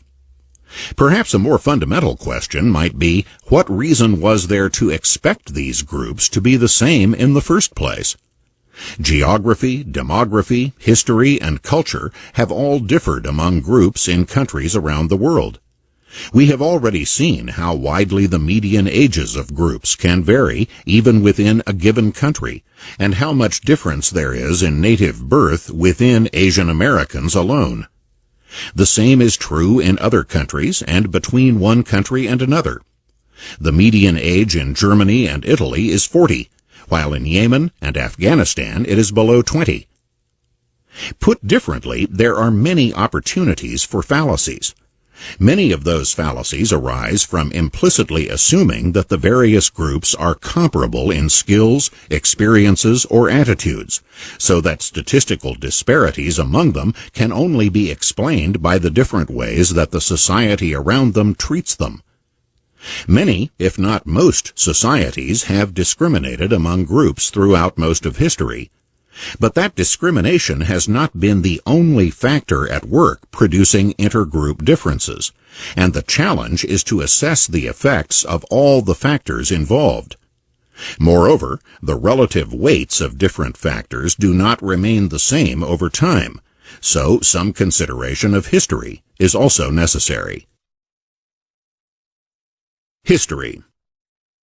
Perhaps the biggest fallacy about the history of racial and ethnic minorities is that the passage of time reduces the hostility and discrimination they face. In many countries, minorities have faced greater hostility and discrimination in a later period than in earlier periods. In other countries, the reverse has been true. But the passage of time alone does not automatically produce either result. The role of time. Back at the end of the 15th century, Jews expelled from Spain fled primarily to the Islamic countries of the Middle East, where they were generally treated better than they were in Europe, and far better than they would be treated in the same Middle Eastern countries in the 20th century. Jews became prominent as physicians in the Ottoman Empire, and it was not uncommon in the 16th century for sultans of the Ottoman Empire to have Jewish physicians present, or even predominant, on their medical staffs, or for Jews to be used as translators for Ottoman envoys to European countries. Jews were so common as customs officials that many of the Ottoman customs receipts from that era were written in Hebrew. In the Ottoman economy, Jews were prominent in roles ranging from peddlers in villages to international traders. However, as the age of the Ottoman Empire's preeminence in military, cultural, and scientific achievements gave way to centuries in which European countries overtook them in all these respects, the confident and cosmopolitan toleration of minorities within the Ottoman Empire gave way to an era of Ottoman anxiety about dangers from without and within, and to xenophobia that greatly restricted and endangered Jews and other minorities. By the early 20th century, Jews were persecuted worse in the Middle East than anywhere else, until the rise to power of the Nazis in Germany. The Nazis' racism in general, and their anti-Jewish doctrines and policies in particular, found many Middle Eastern sympathizers both before and during the Second World War. By the time the modern state of Israel was created after that war, hatred of Jews was already widespread in Middle Eastern countries that had once been part of the Ottoman Empire. Within an even shorter span of time, the island nation of Sri Lanka, off the coast of India, went from being a country whose good relations between majority and minority had become a model for intergroup harmony to one with a decades-long civil war, taking tens of thousands of lives. During the first half of the 20th century, there was not a single riot between the Sinhalese majority and the Tamil minority. But during the second half of that century, there were many such riots, marked by unspeakable atrocities, and ultimately degenerating into a civil war that was still not completely ended as the 21st century dawned. Other such examples could be found in many countries, and in many periods of history. In Bohemia, Germans and Czechs coexisted peacefully for centuries until the rise of Czech nationalism, climaxed by the creation of the new nation of Czechoslovakia after the First World War, led to discrimination against Germans, and then to a German backlash that led ultimately to the Munich crisis of 1938, when the Czechs were forced to relinquish the predominantly German Sudetenland to Nazi Germany. After Germany later took over all of Czechoslovakia, the Germans in that country then joined in the Nazis' persecution of Czechs. After the defeat of Germany in World War II, Germans in Czechoslovakia were expelled by the millions, often under brutal conditions that led to many deaths. Such retrogressions in intergroup relations were not unknown in the United States, though not usually to such extremes. The predominantly German-Jewish population of the United States was far better assimilated and accepted before the arrival of millions of unassimilated Eastern European Jews in the late 19th and early 20th centuries, led to a social backlash against all Jews that resulted in restrictions against Jews in places where such restrictions had not existed before. Black Americans, meanwhile, were far better accepted in northern cities at the end of the 19th century than they would be in the first half of the 20th century, after massive migrations of less assimilated southern blacks caused a similar backlash that created new restrictions against all blacks. Northern cities in which blacks had lived, largely dispersed among whites, saw in the early 20th century the rigid residential segregation patterns that would create the black ghettos, which quickly became the norm. It would be as fallacious to depict racial retrogression as an inevitable result of the passage of time as to depict racial progress as something happening automatically over time. Much racial progress occurred in the second half of the 20th century in the United States, especially for blacks. Since this was not something that happened automatically, it is important to understand the causes and the timing. It is especially important to scrutinize the evidence because many individuals and organizations have a vested interest in claiming credit for progress, and incessantly repeated claims can sometimes be mistaken for facts. Progress and retrogression are not always separated in different eras. There can be much progress in some respects during the same time when there is retrogression in other respects. That was especially true among black Americans in the second half of the 20th century. Before the landmark Supreme Court decision in Brown v. Board of Education in 1954, the racial segregation of schools was required in all the southern states that had formed the Confederacy, as well as in Missouri, Texas, Oklahoma, and the District of Columbia. And racial segregation of the schools was permitted in Wyoming, Arizona, and New Mexico.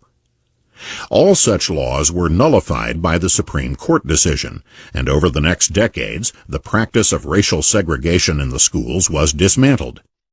The Civil Rights Act of 1964 outlawed racial segregation in both public and private enterprises and institutions, and forbade employment discrimination as well.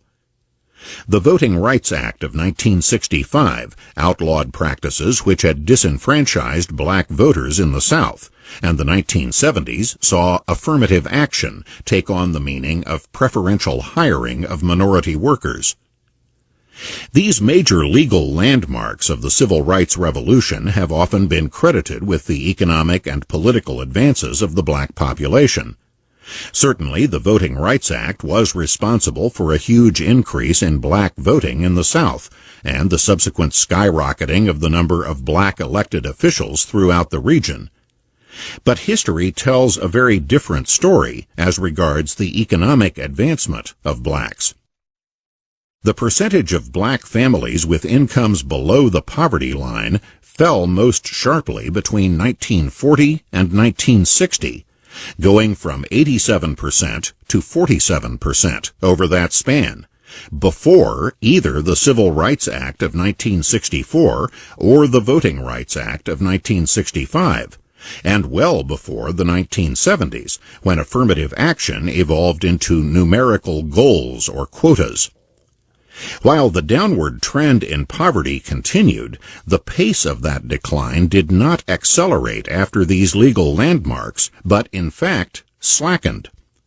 The poverty rate declined from 47% to 30% during the decade of the 1960s, and then only from 30% to 29% between 1970 and 1980. However much credit has been claimed for the civil rights laws of the 1960s or the war on poverty programs of that same decade, the hard facts show that blacks' rise out of poverty was more dramatic before any of these government actions got underway. There was a similar historical trend as regards the rise of blacks into professional, managerial, and other high-level occupations. The number of blacks in white-collar occupations, managerial and administrative occupations, doubled between 1940 and 1960, and nearly doubled in professional occupations. Meanwhile, the number of blacks who were farm workers in 1960 was only 1/4 of the number who were in 1940. These favorable trends continued after 1960, but did not originate in the 1960s. As regards the group preferences and quotas, affirmative action, which began in the 1970s, they produced little or no effect on the relative sizes of black and white incomes. The median black household income was 60.9% of the median white household income in 1970, and never rose above that, or as high as that, throughout the decade of the 1970s. As of 1980, median black household income was 57.6% of median white household income. The facts are clear, but the fallacies persist that it was the civil rights laws, the war on poverty programs of the 1960s, and affirmative action, which caused the rise of blacks out of poverty and their ascent into middle-class occupations. Slavery. In addition to its own evils during its own time, slavery has generated fallacies that endure into our time, confusing many issues today. The distinguished historian Daniel J. Boorstin said something that was well known to many scholars, but utterly unknown to many among the general public, when he pointed out that, with the mass transportation of Africans in bondage to the Western Hemisphere, now, for the first time in Western history, the status of slave coincided with a difference of race. For centuries before, Europeans had enslaved other Europeans, Asians had enslaved other Asians, and Africans had enslaved other Africans. Only in the modern era was there both the wealth and the technology to organize the mass transportation of people across an ocean, either as slaves or as free immigrants. Nor were Europeans the only ones to transport masses of enslaved human beings from one continent to another. North Africa's Barbary Coast pirates alone captured and enslaved at least 1 million Europeans from 1500 to 1800, carrying more Europeans into bondage in North Africa than there were Africans brought in bondage to the United States and the American colonies from which it was formed. Moreover, Europeans were still being bought and sold in the slave markets of the Islamic world, decades after blacks were freed in the United States. Slavery was a virtually universal institution in countries around the world, and for thousands of years of recorded history. Indeed, archaeological evidence suggests that human beings learned to enslave other human beings before they learned to write. One of the many fallacies about slavery, that it was based on race, is sustained by the simple but pervasive practice of focusing exclusively on the enslavement of Africans by Europeans, as if this were something unique, rather than part of a much larger worldwide human tragedy. Racism grew out of African slavery, especially in the United States, but slavery preceded racism by thousands of years. Europeans enslaved other Europeans for centuries before the first African was brought in bondage to the Western Hemisphere. The brutal reality is that vulnerable people were usually taken advantage of wherever it was feasible to take advantage of them, regardless of what race or color they were. The rise of nation-states put armies and navies around some people, but it was not equally possible to establish nation-states in all parts of the world, partly because of geography. Where large populations had no army or navy to protect them, they fell prey to enslavers, whether in Africa, Asia, or along unguarded stretches of European coastlines where Barbary pirates made raids, usually around the Mediterranean, but sometimes as far away as England or Iceland. The enormous concentration of writings and of the media in general on slavery in the Western Hemisphere, or in the United States in particular, creates a false picture which makes it difficult to understand even the history of slavery in the United States. While slavery was readily accepted as a fact of life all around the world for centuries on end, there was never a time when slavery could get that kind of universal acceptance in the United States, founded on a principle of freedom, with which slavery was in such obvious and irreconcilable contradiction. Slavery was under ideological attack from the first draft of the Declaration of Independence, and a number of northern states banned slavery in the years immediately following independence. Even in the South, the ideology of freedom was not wholly without effect, as tens of thousands of slaves were voluntarily set free after Americans gained their own freedom from England. Most Southern slave owners, however, were determined to hold on to their slaves, and for that, some defense was necessary against the ideology of freedom and the widespread criticisms of slavery that were its corollary. Racism became that defense. Such a defense was unnecessary in unfree societies, such as that of Brazil, which imported more slaves than the United States, but developed no such virulent levels of racism as that of the American South. Outside Western civilization, no defense of slavery was necessary, as non-Western societies saw nothing wrong with it. Nor was there any serious challenge to slavery in Western civilization prior to the 18th century. Racism became a justification of slavery in a society where it could not be justified otherwise, and centuries of racism did not suddenly vanish with the abolition of the slavery that gave rise to it.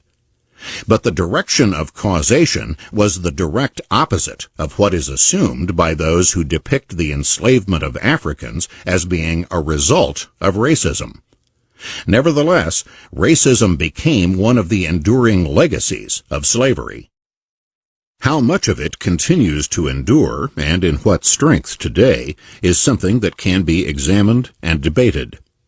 But many other things that are considered to be legacies of slavery can be tested empirically, rather than being accepted as foregone conclusions. The Black Family. Some of the most basic beliefs and assumptions about the black family are demonstrably fallacious. For example, it has been widely believed that black family names were the names of the slave masters who owned particular families. Such beliefs led a number of American blacks during the 1960s especially to repudiate those names as a legacy of slavery and give themselves new names, most famously boxing champion Cassius Clay renaming himself Muhammad Ali. Family names were in fact forbidden to blacks enslaved in the United States, as family names were forbidden to other people in lowly positions in various other times and places. Slaves in China and parts of the Middle East, for example, and it was 1870 before common people in Japan were authorized to use surnames. In Western civilization, ordinary people began to have surnames in the Middle Ages.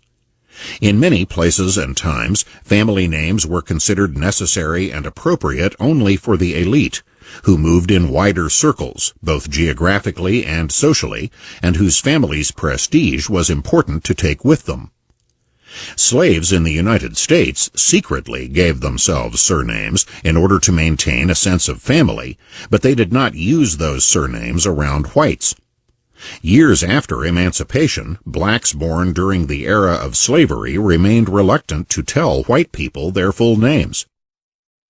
The slave names fallacy is false not only because whites did not give slaves surnames, but also because the names that blacks gave themselves were not simply the names of whoever owned them. During the era of slavery, it was common to choose other names. Otherwise, if all the families belonging to a given slave owner took his name, that would defeat the purpose of creating separate family identities. Ironically, when some blacks in the 20th century began repudiating what they called slave names, they often took Arabic names, even though Arabs over the centuries had enslaved more Africans than Europeans had. A fallacy with more substantial implications is that the current fatherless families so prevalent among contemporary blacks are a legacy of slavery, where families were not recognized. As with other social problems attributed to a legacy of slavery, this ignores the fact that the problem has become much worse among generations of blacks far removed from slavery than among generations closer to the era of slavery. Most black children were raised in two-parent homes, even under slavery, and for generations thereafter. Freed blacks married, and marriage rates among blacks were slightly higher than among whites in the early 20th century. Blacks also had slightly higher rates of labor force participation than whites in every census from 1890 to 1950. While 31% of black children were born to unmarried women in the early 1930s, that proportion rose to 77% by the early 1990s. If unwed childbirth was a legacy of slavery, why was it so much less common among blacks who were 2 generations closer to the era of slavery? One sign of the breakdown of the nuclear family among blacks was that by 1993, more than 1 million black children were being raised by their grandparents, about 2/3 as many as among whites, even though there are several times as many whites as blacks in the population of the United States. When tragic retrogressions in all these respects became painfully apparent in the second half of the 20th century, a legacy of slavery became a false explanation widely used, thereby avoiding confronting contemporary factors in contemporary problems. These retrogressions were not only dramatic in themselves, they had major impacts on other important individual and social results. For example, while most black children were still being raised in 2-parent families as late as 1970, only 1/3 were by 1995. Moreover, much social pathology is highly correlated with the absence of a father, both among blacks and whites. But the magnitude of the problem is greater among blacks because fathers are missing more often in black families. While in the late 20th century an absolute majority of those black families with no husband present lived in poverty, more than 4/5 of black husband-wife families did not. From 1994 on into the 21st century, the poverty rate among black husband-wife families was below 10%. It is obviously not simply the act of getting married, which drastically reduces the poverty rate among blacks or among other groups, but the values and behavior patterns which lead to marriage and which have a wider impact on many other things. Culture. As already noted, races can differ for reasons that are not racial, because people inherit cultures as well as genes. So long as one generation raises the next, it could hardly be otherwise. Many of the social or cultural differences between American blacks and American whites nationwide today were in antebellum times pointed out as differences between white Southerners and white Northerners. These include ways of talking, rates of crime and violence, children born out of wedlock, educational attainment, and economic initiative or lack thereof. While only about 1/3 of the antebellum white population of the United States lived in the South, at least 90% of American blacks lived in the South on into the 20th century. In short, the great majority of blacks lived in a region with a culture that proved to be less productive and less peaceful for its inhabitants in general. Moreover, opportunities to move beyond that culture were more restricted for blacks. While that culture was regional, both blacks and whites took the Southern culture with them when they moved out of the South. As one small but significant example, when the movement for creating public schools swept across the United States in the 1830s and 1840s, not only was that movement more successful in creating public schools in the North than in the South, those parts of northern states like Ohio, Indiana, and Illinois that were settled by white Southerners were the slowest to establish public schools. The legacy of the Southern culture is more readily documented in the behavior of later generations than is the legacy of slavery, which some distinguished 19th century writers said explained the behavior of antebellum Southern whites, and which later writers said explained the behavior of blacks.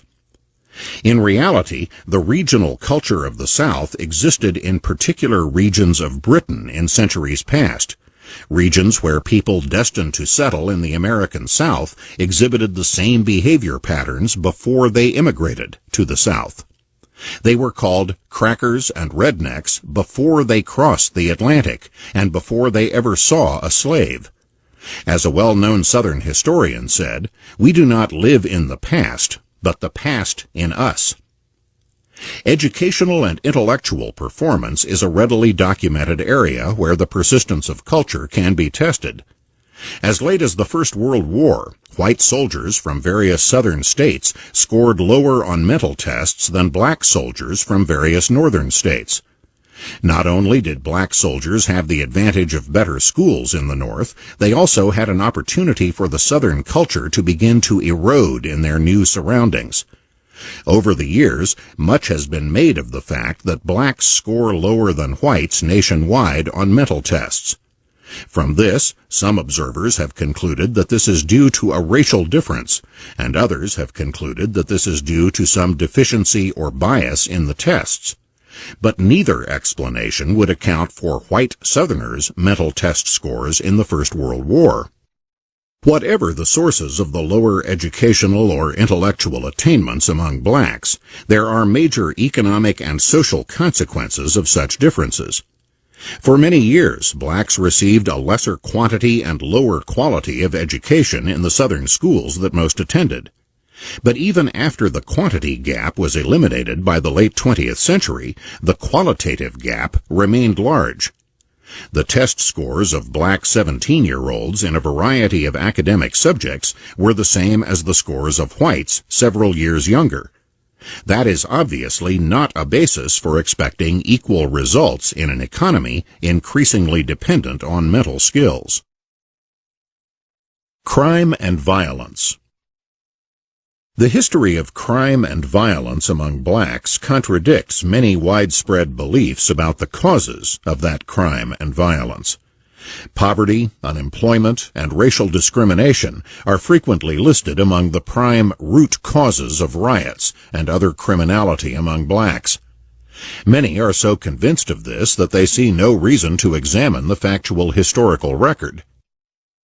Crime among black Americans, like crime among white Americans, was declining for years prior to the decade of the 1960s, with its landmark civil rights laws and its war on poverty programs. But it was during the 1960s that crime rates began skyrocketing among both blacks and whites.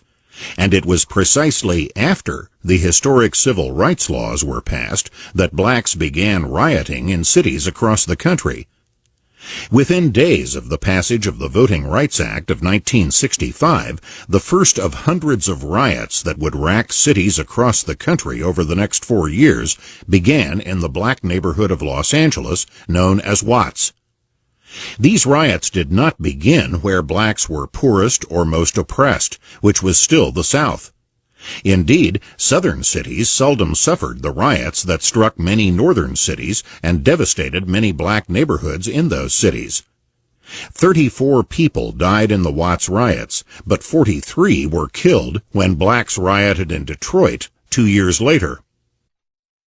Although Detroit had the worst of the riots that struck virtually every northern city during the latter part of the 1960s, the poverty rate among Detroit's black population was only half that of blacks nationwide.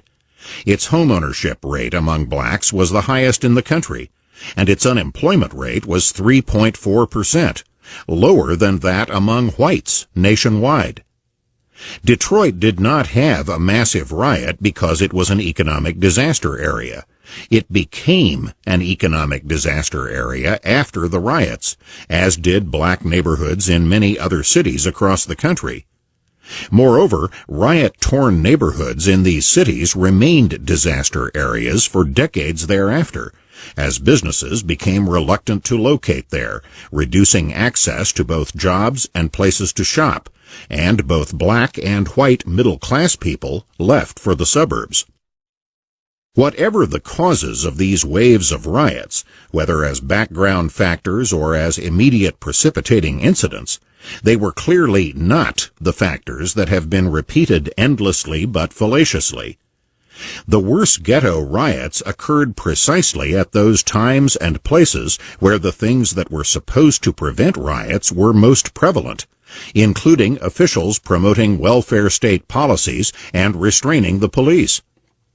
Conversely, riots were least destructive and sometimes non-existent in places and times where officials took an opposite view. As already noted, southern cities were far less often struck by urban riots. Among northern cities, Chicago was one of the cities least affected by ghetto riots. It had no such riots in 1967. The following year, when riots swept across the country in the wake of the assassination of Martin Luther King, Chicago's mayor, Richard J. Daley, issued a highly publicized shoot-to-kill order to his police that was denounced by many. But deaths from riots in Chicago were a fraction of what they were in cities like Detroit, where more humane and sympathetic expressions were used and the police were restrained. Nationally, the most urban ghetto riots occurred during the Johnson administration, but there was not one major urban riot during the entire 8 years of the Reagan administration. Yet such hard facts did not make a dent in fashionable beliefs, then or now. Both politicians and activists have a vested interest in racial fallacies, which attribute the advancement of blacks to politicians and activists and blame others for the retrogressions. Economics. Gross income differences between groups can easily lead to fallacious conclusions if various demographic, educational, and other differences are ignored. Unfortunately, many racial comparisons are like comparisons of apples and oranges, since races differ in many ways besides race. They differ not only in age and family size, but also in education and in the proportion of their respective populations that are working, among other differences. As with comparisons of women and men, comparing truly comparable individuals of different races often produces very different results from gross intergroup comparisons.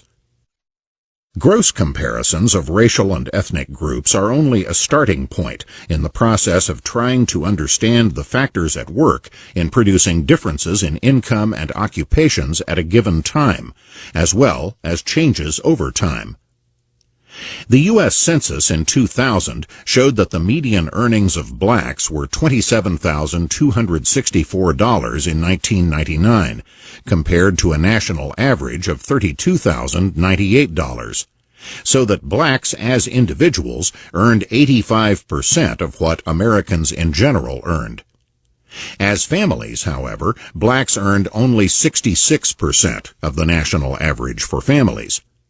That is because the average black family has fewer people than American families in general, since a higher proportion of black families lack fathers. When comparing black married couples with other married couples, however, blacks earned 88% of the national average for married couples, $50,690 compared to a national average of $57,345. Among Asian Americans, the 2000 census showed that their median individual earnings exceeded the national average, $40,650 for Asian American men, compared to $37,057 for all American men. As individuals, Asian Americans earned 10% more than the national average. As families, they earned 19% more, $59,324, compared to a national average of $50,046. Part of this is due to the fact that Asian American families tend to include fathers more often than the families of Americans in general.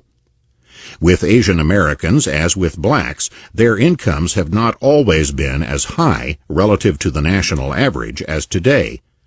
With both, assessing the role of racial discrimination involves a consideration of history as well as economics. For perspective, we also need to consider racial and ethnic groups in other countries. In Malaysia, for example, the Malay majority averaged less than half the income of the Chinese minority throughout the last quarter of the 20th century, even though the Chinese were in no position to discriminate against the Malays, and in fact there were widespread government programs giving preferential treatment to Malays.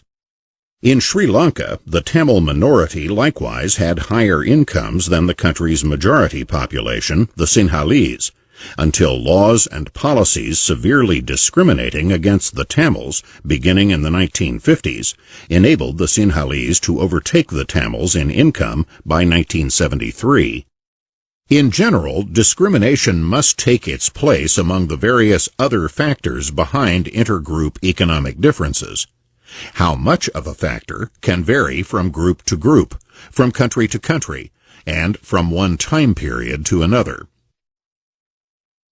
Employment discrimination. Discrimination is one of those words that is often used and seldom defined. Bias, prejudice, and discrimination are often lumped together as if they were pretty much the same thing. But bias and prejudice are attitudes, things inside people's heads, while discrimination is an overt act taking place outside, in the real world. That is not a small distinction when analyzing economic differences, which are things visible in the real world. Nor can we simply assume that more bias or prejudice translates automatically into more discrimination, or that discrimination would not exist in the absence of bias or prejudice. What is overlooked in such fallacious assumptions is the price that has to be paid by someone who turns his subjective feelings into an overt act. Imagine someone who owns a golf course in a country where racial discrimination is perfectly legal, and that this owner has a bias or prejudice against blacks. With an international tournament scheduled to be played at this golf course, would the owner pay no price for excluding Tiger Woods? The price to be paid would probably run into the millions, because the absence of Tiger Woods would reduce the worldwide television audience on which advertising rates and revenues are based, thereby reducing how much television networks would pay the owner of the golf course to broadcast the tournament. While it is easy to visualize the cost of discrimination in an example like this, there is usually a cost to be paid by anyone who competes in the marketplace in other situations. Employers who discriminate against job applicants from particular groups usually have to either pay more in order to attract additional workers from other groups to take their place, or else lower the job qualifications required in order to make more of the existing job applicants eligible. Either way, that costs money, whether in higher pay or in lower productivity from less qualified workers. If the discriminating employer is competing with other producers of similar products, then those competitors who have either less racial partiality or who care more about money can hire more qualified workers from the rejected groups without having to pay the additional costs paid by the employer who rejected them. In a competitive market, these cost differences translate into differences in profit rates, and can even translate into a difference between survival and bankruptcy. Do the costs of discrimination actually change behavior in the real world? Hard evidence indicates that it does. Even in South Africa during the era of white rule and official racial apartheid policies that limited or forbade the employment of blacks in particular jobs or industries, white employers in competitive industries often hired blacks in greater numbers or in higher occupations than the law allowed. A South African government crackdown in the construction industry alone led to fines imposed on hundreds of companies for such violations of the apartheid laws. There is no reason to suppose that these employers had less racial bias or prejudice than the politicians who passed the apartheid laws. The difference was that passing such laws cost politicians nothing, but discrimination against blacks cost competitive businesses money. Similar economic principles apply when landlords discriminate against certain groups who want to become tenants, or when lenders discriminate against members of such groups who wish to borrow. This is not to say that no discrimination ever takes place. For one thing, all economic transactions need not take place in competitive industries or in profit-seeking enterprises. Before racial discrimination became illegal and socially unacceptable in the United States, non-profit organizations like universities, foundations, and hospitals could discriminate more readily and against more groups because their survival did not depend on making a profit, and the implicit costs of their decisions were paid out of the endowments and donations supplied by others. Similarly, government enterprises around the world have tended to be more discriminatory because their costs of discrimination are paid by the taxpayers rather than by those who do the discriminating. In some eras, this discrimination has been against minorities, but in other eras, there has been reverse discrimination against members of the majority, which is often phrased politically as preferences for members of selected minorities. As noted in Chapter 4, universities, which seldom, if ever, hired black professors before the 1960s, began the preferential hiring of black professors afterwards. Similarly, with the employment practices of hospitals, foundations, government agencies, and regulated public utilities, all of whom are cushioned in one way or another from the economic pressures of competition. Neither discrimination nor reverse discrimination costs them what such practices cost profit-based businesses in competitive industries. Just as people with racial bias or prejudice may fail to discriminate when the cost of doing so is too high, someone with no racial antipathy at all may still discriminate by race if rates of crime, disease, or other undesirable characteristics differ from one racial group to another, and alternative ways of sorting out individuals are more costly or less accurate.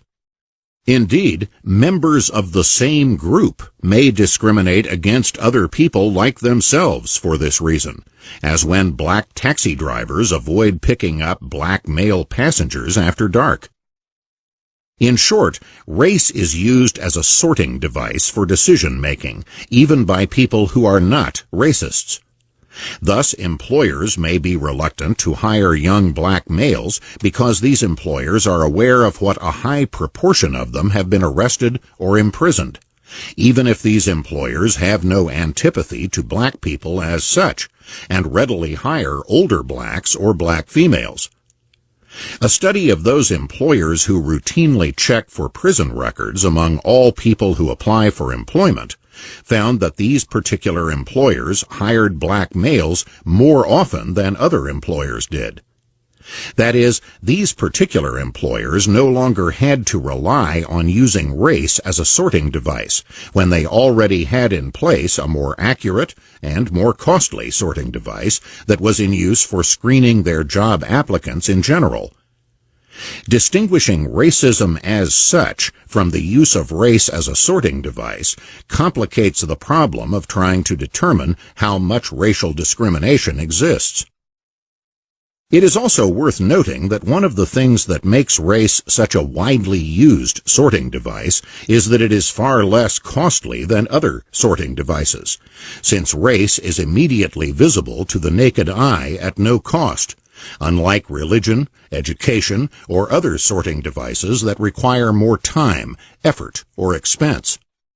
Many people have said that each person should be judged as an individual, but virtually no one actually does that, because the cost of acquiring sufficient knowledge about an individual is often far more than it is worth. Such costs can include not only financial costs, but also physical dangers, including death. When you see a shadowy figure in an alley at night, that might be a kindly neighbor out walking his dog, or a sadistic serial killer waiting to ambush another victim. It is not worth the cost of finding out which. In general, how finely it pays to sort depends on the costs and the benefits of doing so. At one time, employment advertisements said no Irish need apply. Such ads did not begin to disappear until the acculturation of Irish immigrants to the norms of American society reached the point where the benefits of sorting the Irish individually exceeded the costs of doing so. With racial or ethnic minorities, as with women, the question of discrimination is not simply whether there is any or how much, but also where it takes place. In both cases, the discrimination can begin in childhood, especially when it comes to schooling, so that there may be real differences in qualifications by the time individuals begin entering the job market as adults. For many years, indeed generations, black children in the South attended schools where the expenditures per pupil were substantially lower than in white schools. In some parts of the South, per-pupil expenditure was several times as high for white students as for black students. In some places, the number of days in a school year differed, so that black and white students with the same number of years of schooling had very different quantities and qualities of education. When in adulthood, blacks and whites with the same education were paid different amounts during the Jim Crow era, it was by no means certain whether the difference represented employer discrimination or discrimination that occurred before the worker reached the employer, or some combination. In a later era, after such disparities in per-pupil expenditures and in days of school attendance were either less or non-existent, the academic performances of the students themselves differed so much that, as already noted, an average black 17-year-old scored at a level achieved by white students who were years younger. Here again, though for different reasons, comparisons of the incomes of blacks and whites with the same education were comparisons of apples and oranges, so that inferences of employer discrimination were still questionable. Among the economic questions that can be raised about discrimination are, how much of it there is at a given time and place, how much has it changed over time, and how much of the economic differences between groups can be explained by it. One way to assess the last is by comparing truly comparable individuals from different racial or ethnic groups. Simple as that might seem in principle, it is not always easy in practice. Often the best we can do is to observe how gross differences between groups narrow when comparing individuals from those groups who are comparable in some important respects. As far back as 1980, college-educated black married couples earned slightly more than white college-educated married couples. As far back as 1969, young black males whose homes included newspapers, magazines, and library cards, and who had also gone on to obtain the same number of years of schooling as young white males, had the same incomes as their white counterparts. This had not always been true. In earlier periods, such cultural factors had little weight, suggesting that racial discrimination had more weight in earlier times. By 1989, blacks, whites, and Hispanics in the United States of the same age, 29, and with the same IQ, 100, all had annual incomes within $1,000 of one another when they worked year-round. Seldom, if ever, do employers ask job applicants whether they come from homes with newspapers, magazines, and library cards. Nor are they likely to give job applicants IQ tests. Moreover, even if they did these unlikely things, employers who are racists are unlikely to care when the applicant is black or belongs to some other racial or ethnic group that the employer does not like. The fact that researchers today find such factors shrinking the racial difference in income to the vanishing point among comparable individuals suggests that racial discrimination by employers explains relatively little of the still large income differences between blacks and whites. In short, these racial income differences are not between individuals who are comparable on cultural variables, but reflect the fact that these variables are themselves different between the races. Comparisons of comparable people can even reverse the conclusions suggested by gross statistics. A number of economists and sociologists investigating discrimination in the labor market have recently concluded that this is the principal reason why blacks don't have average incomes that are as high as those of whites. What looks like discrimination, this body of research suggests, is better described as rewarding workers with stronger cognitive skills. Thus, a study of men 26 to 33 years old who held full-time jobs in 1991 found that when education was measured in the traditional way, years of school completed, blacks earned 19% less than comparably educated whites. But when the yardstick was how well they performed on basic tests of word knowledge, paragraph comprehension, arithmetical reasoning, and mathematical knowledge, the results were reversed. Black men earned 9% more than white men with the same education, as defined by skill.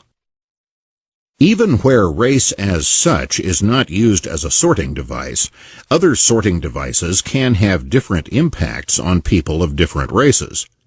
For example, to disqualify job applicants who have been convicted felons may disqualify a larger percentage of one group than another. Even to disqualify individuals who have tattoos or strange names can likewise affect a larger percentage of one group than another. Anti-discrimination laws make employers liable to legal action for policies or practices which have a disparate impact on different groups. The burden of proof falls on the accused in these cases to demonstrate the validity of the particular criteria used. This reversal of the usual legal principle of putting the burden of proof on the accuser is often enough to predetermine the outcome, since the cost of proving effectiveness to the satisfaction of third parties with no experience can easily exceed the value of whatever is at issue in the lawsuit. For example, it can cost tens of thousands of dollars just to validate a mental test, with no guarantee that it will be validated to the satisfaction of third parties who are unlikely to be experts on mental tests, statistical analysis, or the industry involved. Such cases are often settled out of court by employers aware of the futility of trying to prove their innocence, even when they have not discriminated.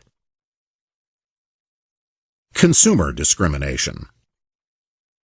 Employment discrimination is not the only kind of discrimination. There have been many allegations that businesses in ghetto neighborhoods charge higher prices or offer inferior goods and services, and that banks and other lending institutions discriminate against black applicants for loans, while check-cashing agencies charge unjustifiably high prices for performing a service that banks perform free of charge for their middle-class customers. Data in support of such charges need to be scrutinized, like other data that seem convincing on the surface, but only on the surface. There is little question that the prices charged by stores in low-income neighborhoods tend to be higher than prices charged by stores in middle-class neighborhoods. Moreover, the quality of perishable items like meat, fruits, and vegetables may also be lower, and there have been many complaints that the quality of service is not as high in low-income neighborhoods. Many who have studied such things in racial ghettos conclude that this shows exploitation of consumers, or racial discrimination, or both. An alternative economic explanation is that it costs more to operate stores in ghetto neighborhoods, and that such costs are passed on to the consumers there. To the extent that higher costs cannot be fully passed on to the consumers, ghetto businesses would tend to be less profitable, and so such neighborhoods would attract fewer businesses in general. Moreover, the kinds of businesses they do attract are often businesses that would find it difficult to survive the competition in middle-class neighborhoods, whether because of lower efficiency or less courteous service. While both the racism and exploitation theory and the economic theory are consistent with the observed differences between ghetto businesses and businesses in middle-class neighborhoods, there are empirical data which can test these theories against one another. First, it would need to be established that there are, in fact, differences in the cost of doing business in these different neighborhoods, and what those differences are. As already noted in Chapter 2, the costs of delivering merchandise to stores is lower when a given amount of merchandise is delivered to one giant supermarket or big box store like Walmart or Costco than to a large number of smaller stores scattered around town. Moreover, insofar as stores in ghetto neighborhoods face higher costs due to higher rates of shoplifting, vandalism, crime, or violence, these costs are reflected in merchandise losses, repair costs, insurance costs, and costs of preventive devices like iron grates or security guards. While higher prices charged to consumers recapture some of those costs, they may not capture all. A higher proportion of low-income consumers shop outside their own neighborhoods than is the case with middle-class consumers. No doubt because some low-income consumers try to escape the higher prices charged locally in their neighborhood. Therefore, the ability of stores within ghetto neighborhoods to recover all their extra costs by raising prices is limited by the prospect that even more of their customers will shop elsewhere if they raise their prices further. That in turn means that their profit rates are limited, more so than that of stores in middle-class neighborhoods. A study of stores in low-income neighborhoods in Washington found that indeed prices were higher, but that profit rates were not higher in these neighborhoods. This might also explain the absence of many stores, and especially stores belonging to large supermarket chains in ghetto neighborhoods. Ghetto stores may in fact be struggling to survive while being accused of exploitation and greed. It should also be noted that most people are not criminals, even in high-crime neighborhoods, but that those who are not pay the price in many ways for those among them who are. Yet the high prices they pay in stores are seldom attributed to the criminals who cause these high prices, but are instead more likely to be attributed to the storekeepers who charge these prices. This particular fallacy is especially likely if the store owner is from a different racial or ethnic group.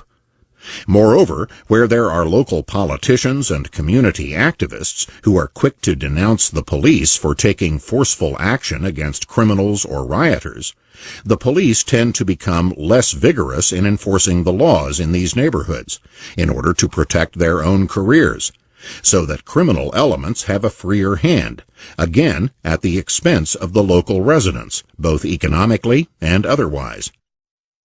It should also be noted that ghetto neighborhoods have not always been places largely deprived of stores and other businesses, providing both services and jobs. In earlier eras, when crime rates were lower, and especially before the massive ghetto riots of the 1960s, there were many businesses operating in black communities that no longer do so, as noted in Chapter 2. That is also part of the large and lasting prices paid by ghetto residents. An additional factor today is that in those few cases where low-price, big-box stores like Walmart are considering locating in or near cities with large minority populations, they are often thwarted by the political opposition of labor unions, reinforced by allies they recruit by denouncing the non-union and other policies of such stores. These allies often consider themselves friends of minorities, one of many fallacies about race.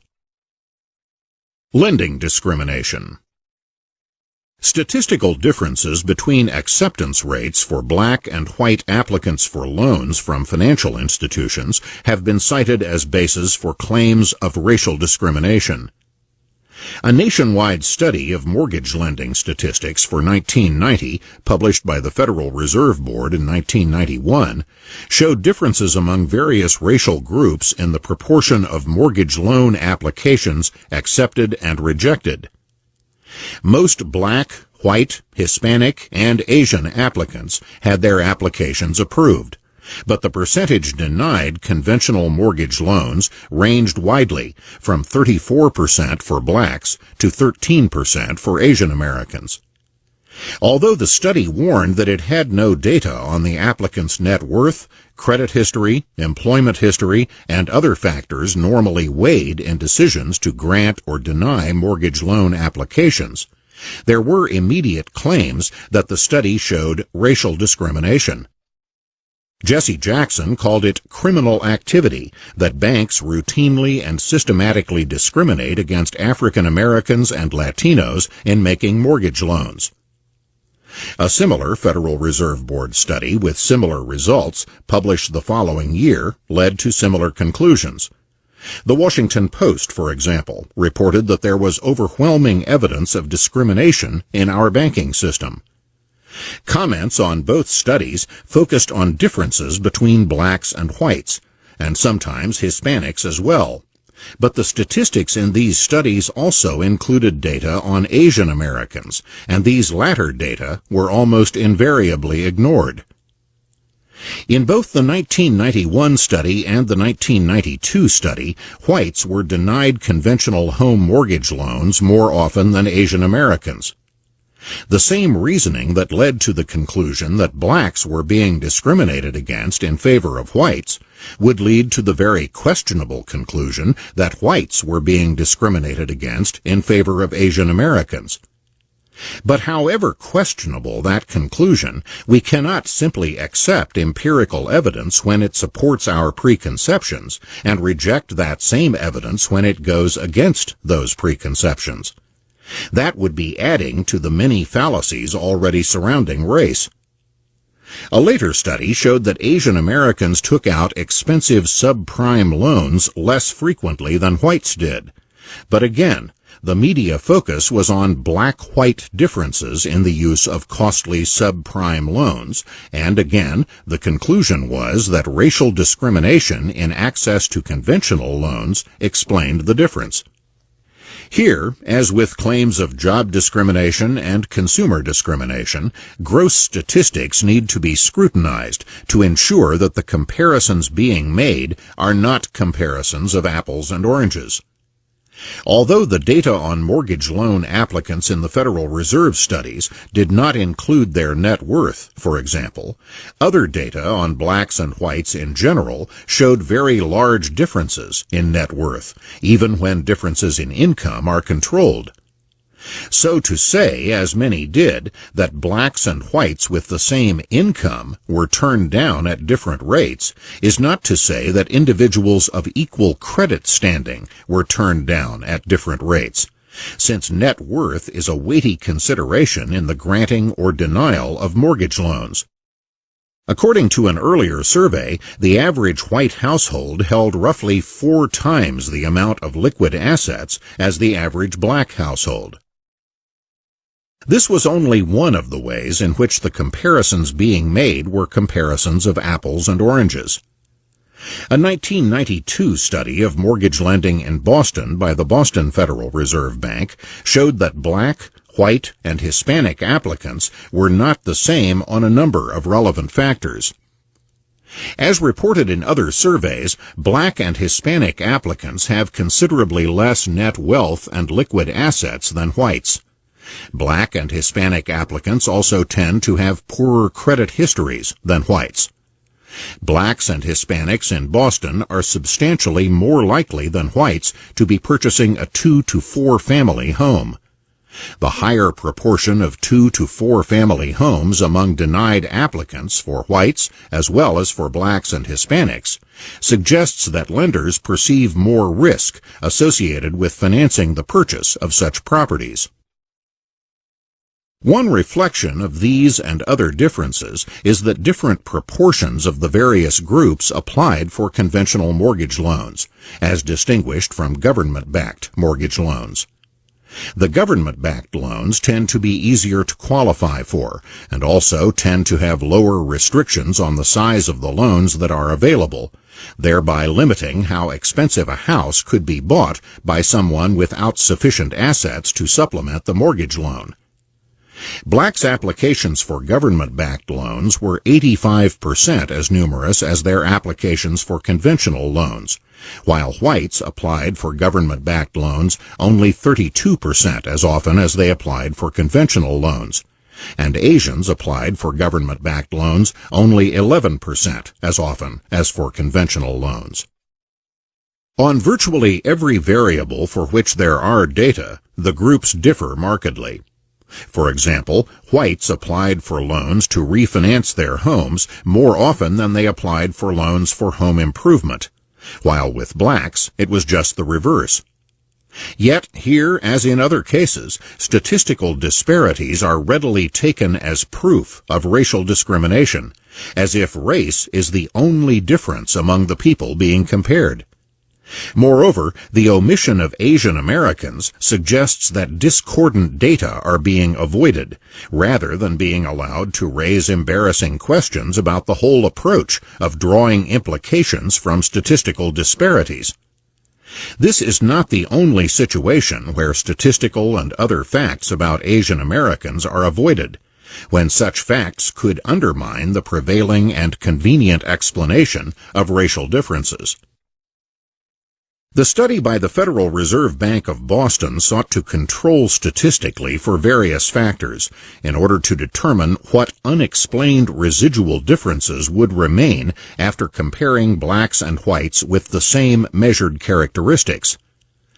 The conclusion reached was that while blacks with the same measured characteristics as whites were turned down 17% of the time, they should have been turned down just 11% of the time if the same criteria were used.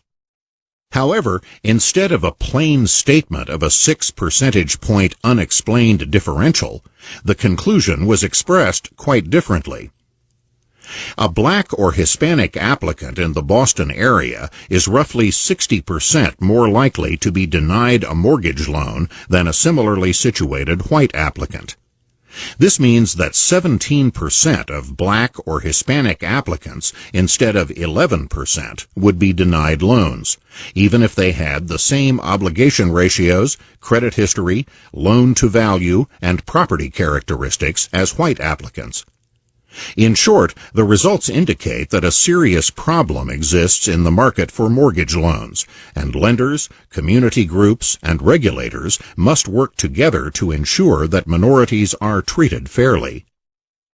Thus, a 6 percentage point unexplained differential was presented as a 60% greater chance of being denied a loan, since 17% is roughly 60% larger than 11%. But the problems of the Boston Federal Reserve study go beyond tendentious semantics. Like so many studies which hold particular variables constant, this one seemed to assume that either these were the only variables that mattered, or that any other variables could be assumed to be the same as between blacks and whites, even though every variable actually investigated had turned out to be different between blacks and whites. Finally, when the records of specific banks were examined by others, it turned out that all the remaining difference in loan approval rates for comparable blacks and whites were due to just one bank, and that bank was owned by blacks. If the lending discrimination theory were correct, it would mean that blacks had to have higher creditworthiness than whites in order to have their loans approved. That in turn would imply that subsequent default rates among black borrowers would be lower than among white borrowers. But empirical evidence from census data did not suggest a racial difference in default rates among the approved borrowers. A writer for Forbes magazine explained the implications of this fact to the principal author of the Boston Federal Reserve Bank study, Alicia Manel. When pressed, she agreed with his point that discrimination against blacks should show up in lower, not equal default rates, Discrimination would mean that good black applicants are being unfairly rejected. But she called this a sophisticated point, and this discussion followed. Forbes.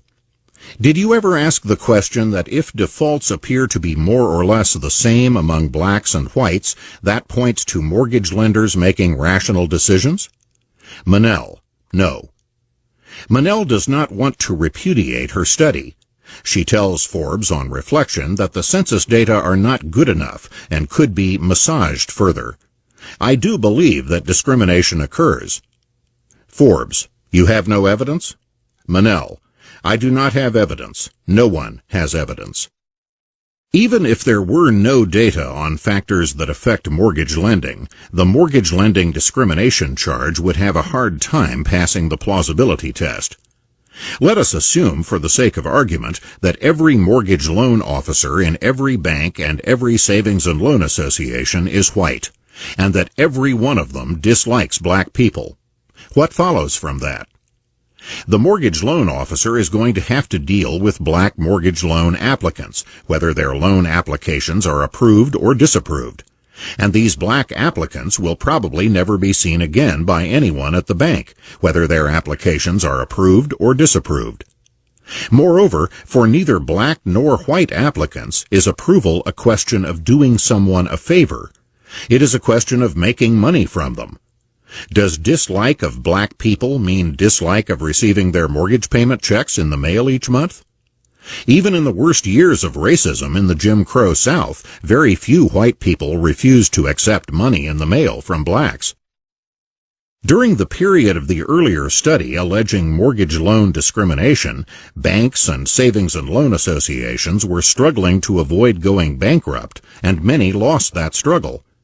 To believe that they were turning down qualified blacks whose checks in the mail could have saved their hides is to believe that the mere knowledge that the checks coming in from people they never saw were from black people would have been enough for these bank officials to cut their own throats financially.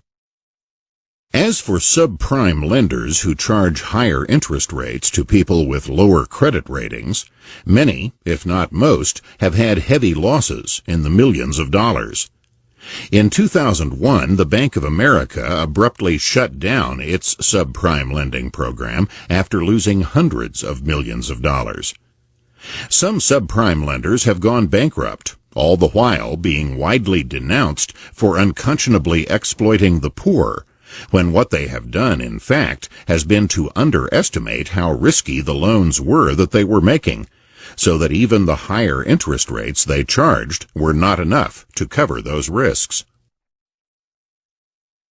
Summary and implications. While gross data on differences among racial and ethnic groups are readily available, the inferences to be drawn from those data are highly varied and controversial. The very same set of data can yield radically different conclusions, depending on the arbitrary selection of data to be cited and the arbitrary selection of the groups to be compared. If, for example, one omits Asian Americans when comparing blacks and whites, one can miss the fact that the same reasoning which would lead to the conclusion that blacks are discriminated against would lead to the conclusion that whites are discriminated against, because they not only are turned down for mortgage loans more frequently than Asian Americans and have to resort to costly subprime loans more often than Asian Americans. A study of the 1990-91 downturn in employment showed that white workers were more likely to lose their jobs than were Asian American workers. Either we believe that white employers are prejudiced against white workers, or we admit that groups can differ from one another in characteristics relevant to economic decisions. Questions about the existence, magnitude, and consequences of racial discrimination cannot be answered with gross statistics, nor even by some of the research methods commonly used. For example, there have been research projects which sent out black and white job applicants with the same objective qualifications, or black and white applicants for housing or loans with the same incomes, and then determined how often or how severely blacks were discriminated against by the difference in the rates at which these matched individuals were hired as employees or accepted as tenants, home buyers, or borrowers. The fallacy in this approach comes from ignoring the high cost of knowledge and the high costs of making wrong decisions. Neither objective job qualifications nor income tell the whole story for anyone of any race.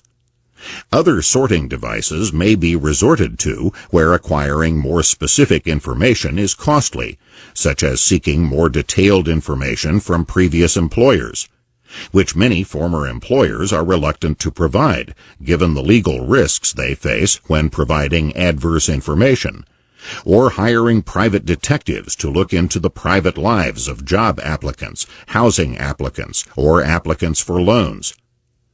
Among these sorting devices are hiring by recommendations from existing employees who have incentives not to jeopardize their own standing with their bosses by recommending someone they know will be wrong for the job.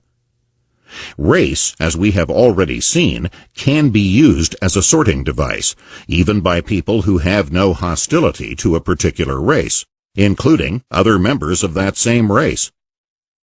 If, in fact, there are differences among the races in the proportion of people who are desirable as employees, tenants, homeowners, or borrowers, then the use of race as a sorting device may disqualify many individually desirable people without imposing costs on the race as a whole beyond the costs created by their own behavior. No doubt there were many sober, hard-working, and productive Irishmen who were hurt, due to no fault of their own, during the era when many employers had signs that said, "No Irish need apply." But that is wholly different from saying that employment and income differences between the Irish as a whole and other Americans during that era represented discrimination rather than behavioral differences whose costs were reflected in employment differences. Determining whether economic differences between two groups as a whole are a result of discrimination is wholly different from determining whether individuals have been penalized for things they did not do and situations beyond their control. However much discrimination against individuals may be condemned, it cannot automatically explain income and employment differences between groups. Somewhat similar conclusions were implicit in W.E.B. Du Bois' 19th century study, which concluded that if all white people lost their racial prejudices overnight, it would not make much difference to most black workers. Though some few would be promoted, some few would get new places, nevertheless, the mass would remain as they are, until the younger generation began to try harder, until the idle and discouraged were stimulated and the whole race lost the omnipresent excuse for failure, prejudice. Again, as with the Irish, there may be serious losses to blameless individuals without such losses being able to explain much about the overall income or employment differences between two groups. No doubt Du Bois himself was deprived of opportunities for which he was well qualified, in academia and elsewhere, because of race. But the point here is that such employment discrimination could not explain much of the very large black-white income and employment differential of his time, according to Du Bois' study at the time. Differences in decisions made about matched samples of individuals are misleading as explanations of differences in the economic fate of whole groups, when those groups are by no means matched on the relevant factors.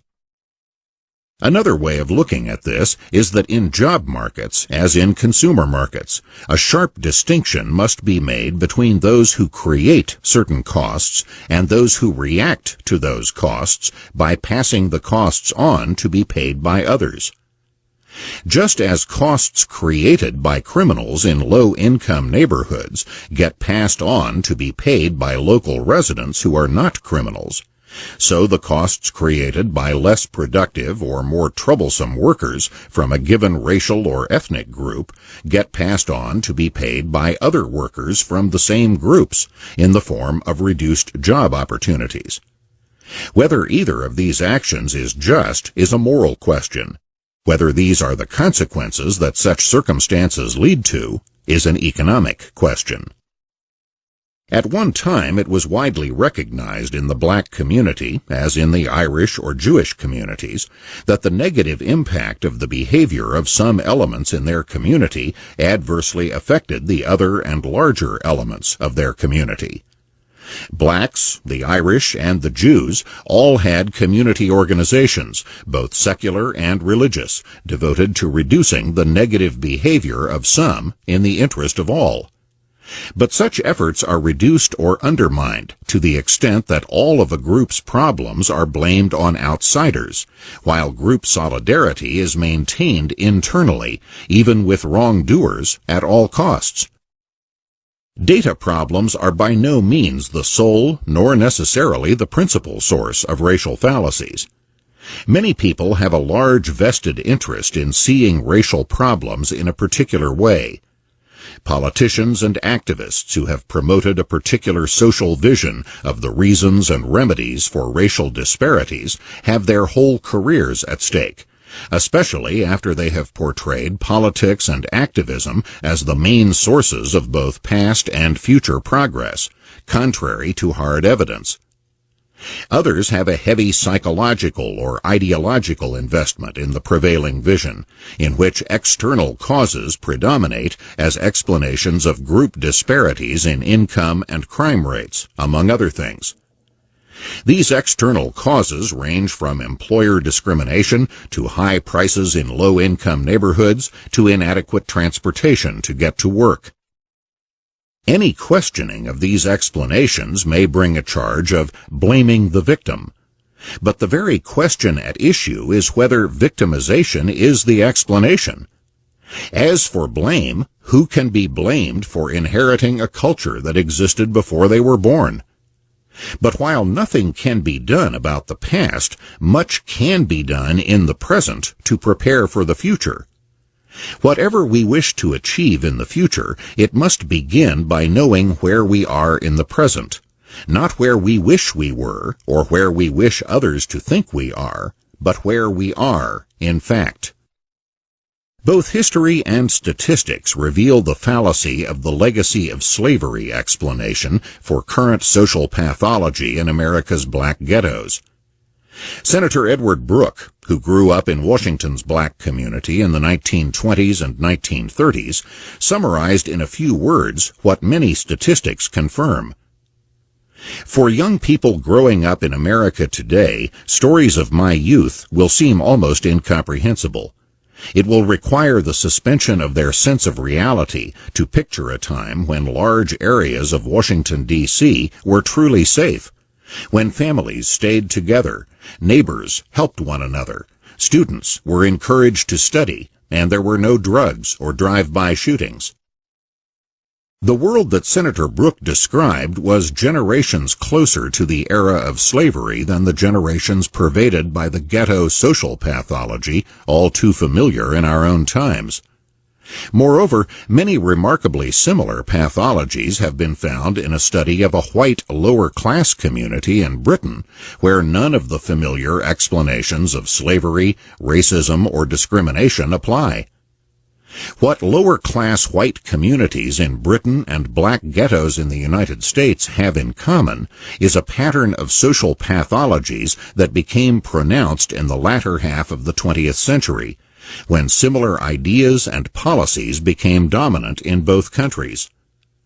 Britain was once one of the most law-abiding nations on earth, but by the early 21st century its crime rate in most categories was higher than that in the United States. In both countries, politicians, activists, and ideologues who claimed to have solutions instead made many problems worse than before. Chapter 7. Third World Facts and Fallacies. Contrasts between the prosperity of various Western nations and the dire poverty of some third world countries arouse many emotions and provoke many inquiries into how such things can be. While such inquiries have turned up many facts, a failure to distinguish between causation and blame has produced many fallacies. Since virtually unlimited numbers of sins can be found in the history of any branch of the human race, there will seldom be a lack of bad episodes that can be cited by those who seek to explain causation by blame. A book title captured much of this confusion: How Europe Underdeveloped Africa. Europeans certainly committed many sins in Africa, and North Africans committed not a few sins in Europe. North Africa's Barbary Coast pirates alone enslaved more Europeans than there were Africans taken in bondage to the United States, and North Africa's Moors invaded and subjugated Spain for centuries. Such depredations and atrocities were by no means confined to Europeans and Africans. Asians, Arabs, Polynesians, and the indigenous peoples of the Western Hemisphere all show a history very similar in this respect in its broad outlines, however much it differs in specific details from one part of the world to another. The confusion between blame and causation is likewise not confined to issues involving Europeans and Africans. Many blame the poverty in South America on North Americans, or the poverty of India on British colonial rule in that subcontinent. Sometimes, of course, blame and causation may coincide, just as a historic event may coincide with the spring equinox. But they are still two different things, despite such overlap. Spanish conquerors destroyed many indigenous economies and societies in the Western Hemisphere in the course of building a vast empire that stretched from the southern tip of South America all the way up to San Francisco, enriching Spain and impoverishing the indigenous populations of these regions. But despite similar examples that could be cited in various parts of the world, the more fundamental question remains: is that why most prosperous countries today are prosperous, and why most poor countries are poor? How could the conquerors have conquered in the first place, unless there were significant differences beforehand, whether economic, military, or whatever, between them and the conquered? Such questions are especially important when trying to explain how a country like Spain, not as large as Texas, could conquer territories many times its own size, with populations vastly outnumbering Spaniards, or how a number of European countries could do the same in Africa, or Japan do the same in East Asia in the first half of the 20th century. In short, even those who blame conquerors for the poverty of the conquered have still not disposed of the question of causation, for the preceding differences behind the conquests themselves remain to be explained. Moreover, there are prosperous countries whose conquests have been minor or non-existent, and countries mired in poverty that were never conquered. If the attempt to make causation synonymous with blame takes the form of blaming economic exploitation, however defined, for the poverty of the Third World, the great unanswered question then is, why are those parts of the Third World least touched by contact with prosperous nations so often the most destitute of all? Blame is much easier to understand than causation, more emotionally satisfying, and more politically convenient. But it is also a source of many fallacies.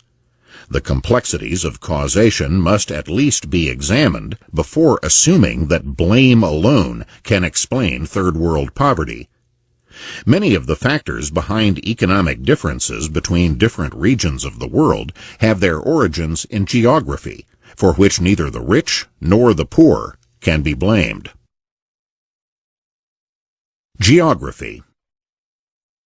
Geography encompasses many things: the configuration and fertility of the land, climate, natural resources, waterways, flora and fauna. All restrict or enhance the prospects of economic development, though seldom does any single factor determine the pace or magnitude of development. It might seem strange that the configuration of the land could affect which peoples live in poverty and which achieve prosperity. But as the distinguished French historian Fernand Braudel pointed out as a general rule, mountain life persistently lagged behind the plain. Examples are not hard to find. The poverty and backwardness that long afflicted America's Appalachian region. In earlier centuries, the fact that people in Greece's mountains were the last to learn to speak Greek, just as the Scottish Highlanders did not learn to speak English until after the Scottish Lowlanders did.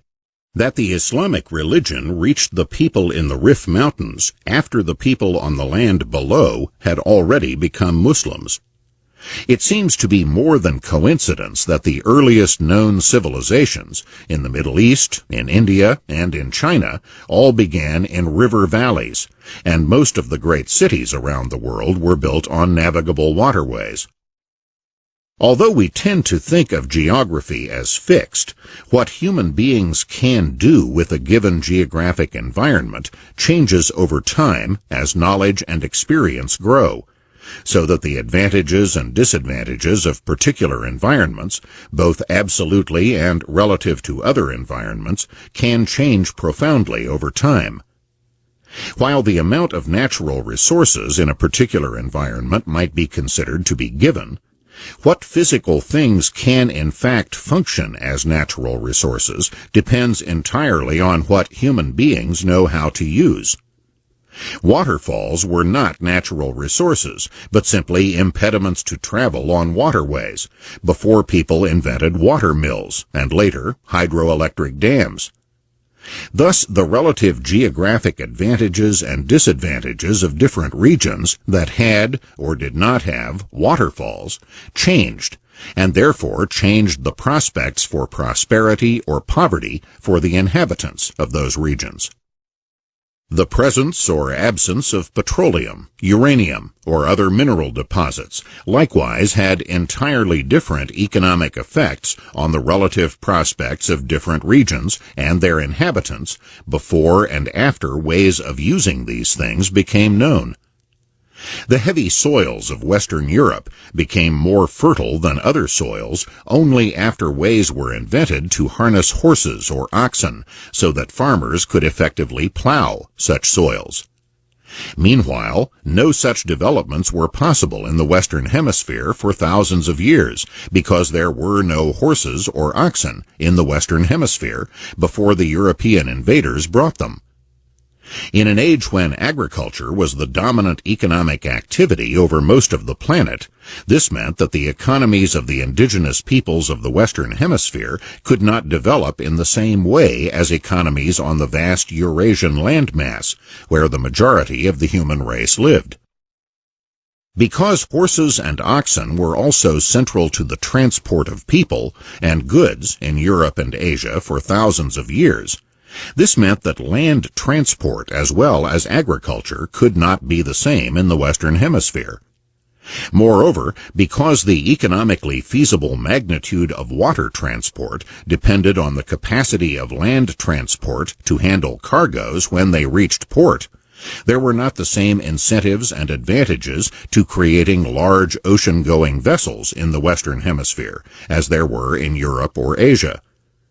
In short, whole ways of life had to be different in the two hemispheres because of geographic differences. Perhaps the most profound effect of geography is in facilitating or impeding the interaction of peoples, not only economically but culturally. Since no one has a monopoly of new insights, the economic or other advancement of any given people depends in part on the extent to which they have access to the advances made by others. Geography plays a crucial role in determining how wide the cultural universe extends at any given place. For thousands of years, the peoples of the Eurasian landmass and the peoples of the Western Hemisphere were unaware of each other's existence, so that cultural interchanges were out of the question. The past 5 centuries in which they have been in contact with each other are a small fraction of the history of the human race, compared to the very long eras in which they developed and elaborated separate and very different economies, cultures, skills, and values. Similarly, peoples living on isolated islands in seas around the world have been cut off from the cultural interactions necessary to participate in the general advances of the human race. The indigenous people of the Canary Islands were of a Caucasian race, living at a Stone Age level when the Spaniards discovered them in the 15th century. So were the Australian Aborigines on their isolated island continent on the other side of the world before the British arrived.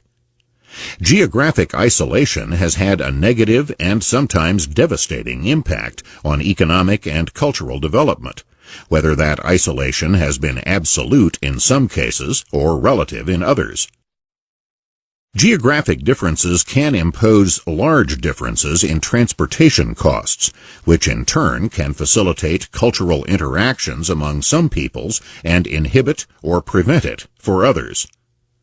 Europe and Asia are regarded as separate continents, even though they are on one continuous landmass, because mountains and deserts separate Asians from Europeans, leaving them separate races with major cultural differences for thousands of years. While Europeans and Asians during that era were not separated as absolutely as the peoples of the Eurasian landmass in general were separated from the peoples of the Western Hemisphere, nevertheless, economic interactions between Europeans and Asians were limited by transportation costs, and their cultural interactions still more so, since the transportation and transplantation of human beings is more costly than the shipment of merchandise. The vast Sahara Desert, comparable in size to the 48 contiguous United States, likewise, for thousands of years, separated the peoples of sub-Saharan Africa from the rest of the human race, not absolutely, but to a very significant extent. As Fernand Braudel put it, external influence filtered only very slowly, drop by drop, into the vast African continent south of the Sahara. Moreover, many and severe internal geographic barriers separated many of the peoples of sub-Saharan Africa from one another, fragmenting the region culturally, one sign of which are the great number of different African languages, 30% of all the languages in the world from only 13% of the world's population.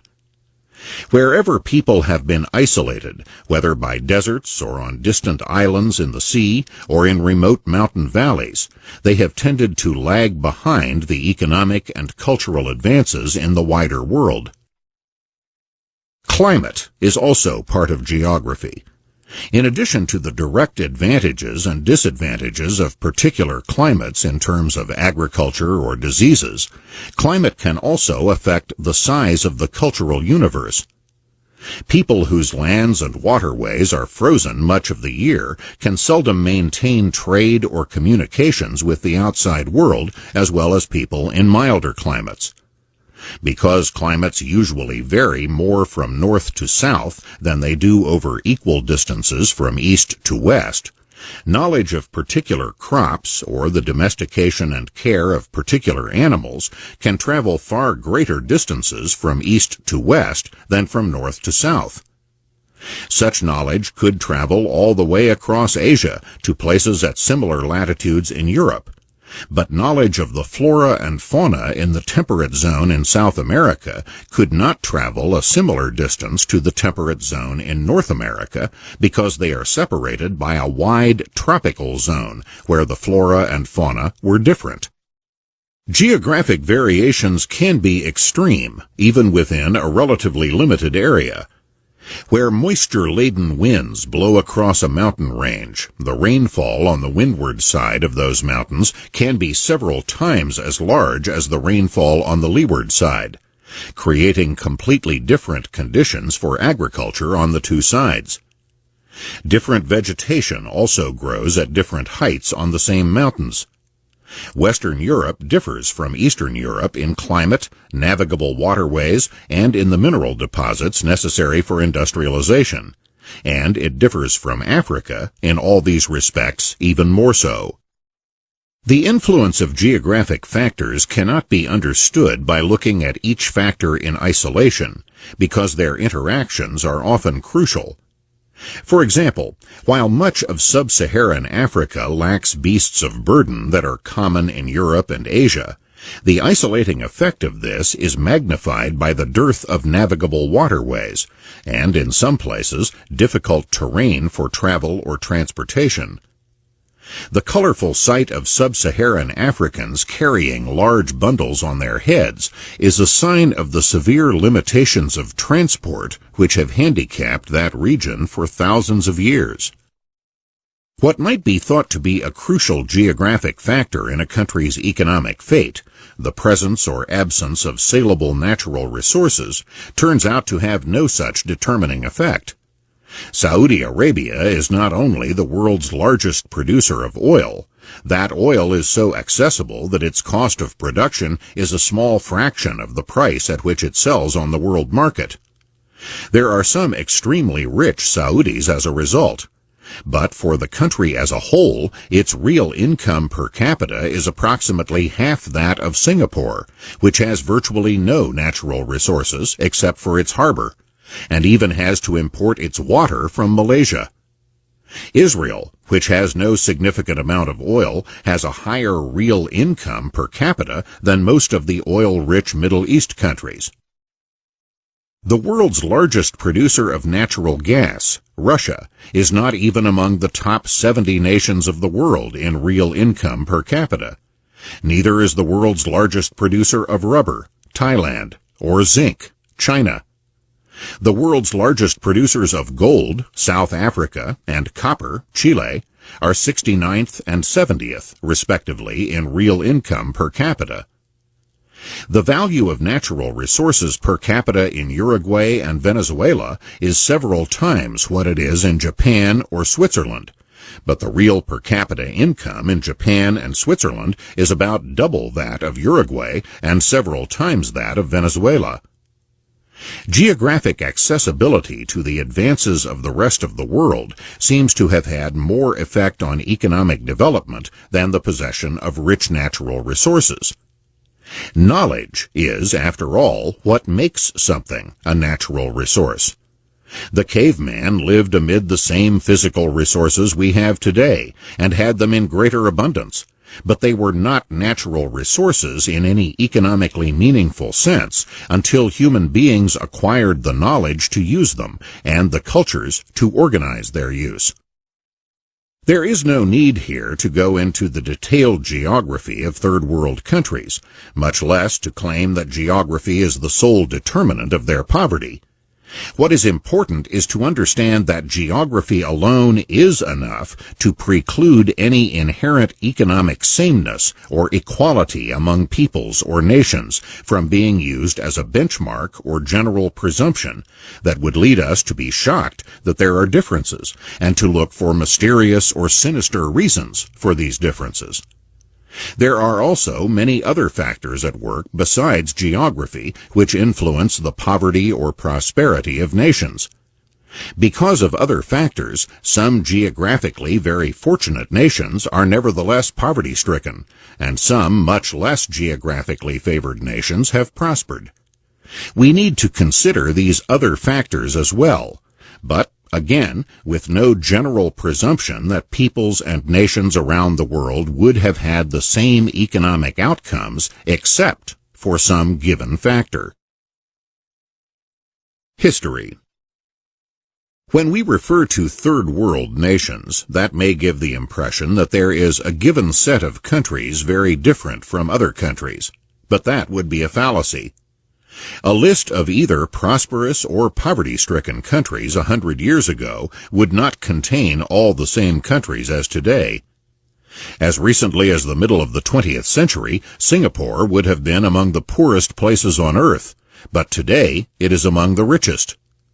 Mid-19th century Japan was a poor and backward nation, and as recently as the first half of the 20th century, products made in Japan were usually regarded as poor quality imitations of similar products made in Europe or the United States. Yet today, Japan's cars, cameras, and other products have set the standard for quality around the world, and the Japanese people are among the most prosperous. At the beginning of the 20th century, Argentina was one of the 10 most prosperous nations on earth, ahead of Germany or France, but it has long since lost that position. In the long view of history, all nations were third world nations at some point or other in their evolution. In short, what are identified as third world nations today are simply countries whose economic levels lag behind those of most other countries. Some have always been poor, and some have become poor, either absolutely or relative to rising living standards around the world. Some, such as China and India, have for some centuries been very poor, but have within the past generation or so had unusually rapid economic growth rates that have lifted many millions of their people above these countries' official poverty lines. Within an even shorter span of time, the composition of the group of poorest nations has changed. As economist William Easterly has pointed out, 11 out of the 28 poorest countries in 1985 were not in the poorest fifth back in 1950. As noted in Chapter 5, comparing the relative incomes of statistical categories over time produces very different results from comparing the relative incomes of the same human beings over time. Likewise, comparing statistical categories of nations over time produces very different results from those of comparing the same nations over time. The World Bank, among others, has produced statistics showing that the ratio between the incomes of the 20 highest income countries and the 20 lowest income countries has grown over the period from 1960 to 2000, rising from about 23 to 1 to about 36 to 1. Some have used such data to claim, among other things, that globalization increases the economic inequality between prosperous and poverty-stricken nations.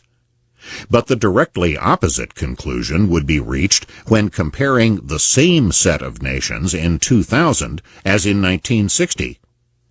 The income ratio between the initially richest 20 nations and the initially poorest 20 declined from 23 to 1 to less than 10 to 1. Freer and rising amounts of international trade, globalization, was in fact one of the reasons why some nations rose out of the bottom 20. Since all countries around the world began poor, what requires an explanation is not why there is poverty, but how some countries rose out of poverty to become prosperous. No one knows who invented the wheel or what individual first began to plant crops instead of relying on gathering the spontaneous produce of nature. What is known is that such things appeared in some societies long before they appeared in others, and that they spread from one society to another, though not to all. The earliest known agriculture appeared in the Middle East, and spread into those European societies located nearest the Middle East. Thus, Mediterranean Europe, especially in the eastern Mediterranean, was much more advanced in many ways than northern Europe. The ancient Greeks built magnificent structures such as the Parthenon, but there was not a single building in the British Isles centuries later when the Romans invaded. As Winston Churchill said, "We owe London to Rome." As late as the 10th century A.D., a Muslim scholar could say that Europeans grow more pale the farther north they are, and also that the farther they are to the north, the more stupid, gross, and brutish they are. However much such talk would be automatically dismissed as racism today, the fact is that he was there, and we were not. Moreover, the enormous retrogression throughout Western Europe after the collapse of the Roman Empire lasted many centuries before the countries of Western Europe emerged as the new leaders of European civilization, displacing the countries of Mediterranean Europe. In Asia as well, the ancient civilization that developed around China's Yellow River spread not only across China, but into other parts of Southeast Asia and, to some extent, Japan, and the products of China spread across the Eurasian landmass into Europe. Places cut off from advances in the various leading civilizations of the world, whether for geographic or other reasons, tended to lag behind and to remain at levels of poverty that the more dynamic economies were leaving behind. 17th century Japan adopted a national policy of deliberate isolation from the outside world that lasted until American warships entered Japanese waters in the middle of the 19th century and forced the Japanese to open their ports to the world. This painful episode provided a revelation to the Japanese of their own backwardness and weakness, creating an agenda of national economic development that dominated the country for generations to come. Here was one of the rare examples of a country which saw in itself the sources of its own poverty, and therefore a need to change themselves in order to advance. Having never been conquered at that time, they could not blame colonialism, and having been isolated from international commerce and investment, they could not blame exploitation by foreigners. Operating on a vision radically different from that of many third-world nations today, Japan had one of history's most rapid and dramatic rises from poverty and backwardness. In terms of leadership in science, technology, economic and political organization, and the arts, China was the leading nation in the world longer than any other nation in any other period of history. As late as the Middle Ages, China had the highest standard of living in the world.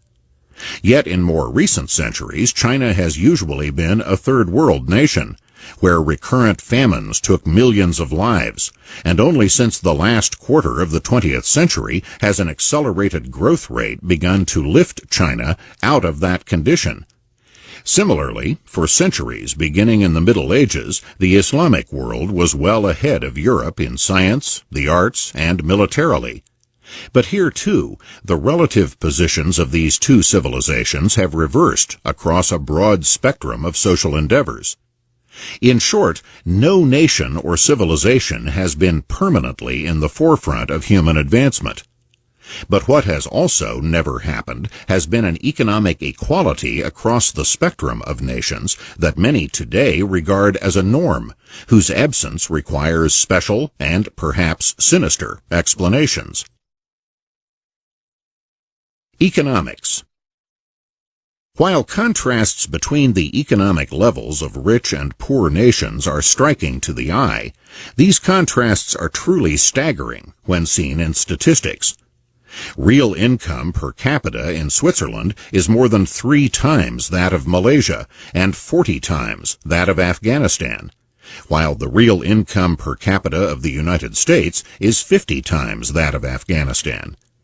There are more than half as many automobiles owned in Germany, Switzerland, and Canada as there are adults and children in each of these countries, while in Ethiopia only 1 person out of 1,000 owns a car. The list of wide disparities goes on and on. However, some of these statistics need to be taken with a grain of salt. In many third-world countries, much, if not most, of the economic activity takes place off the books, because red tape and micromanaging laws and regulations make it too costly to do business legally. In India, for example, it has been estimated that only 10% of the country's working population work in the formal or legally recognized sector.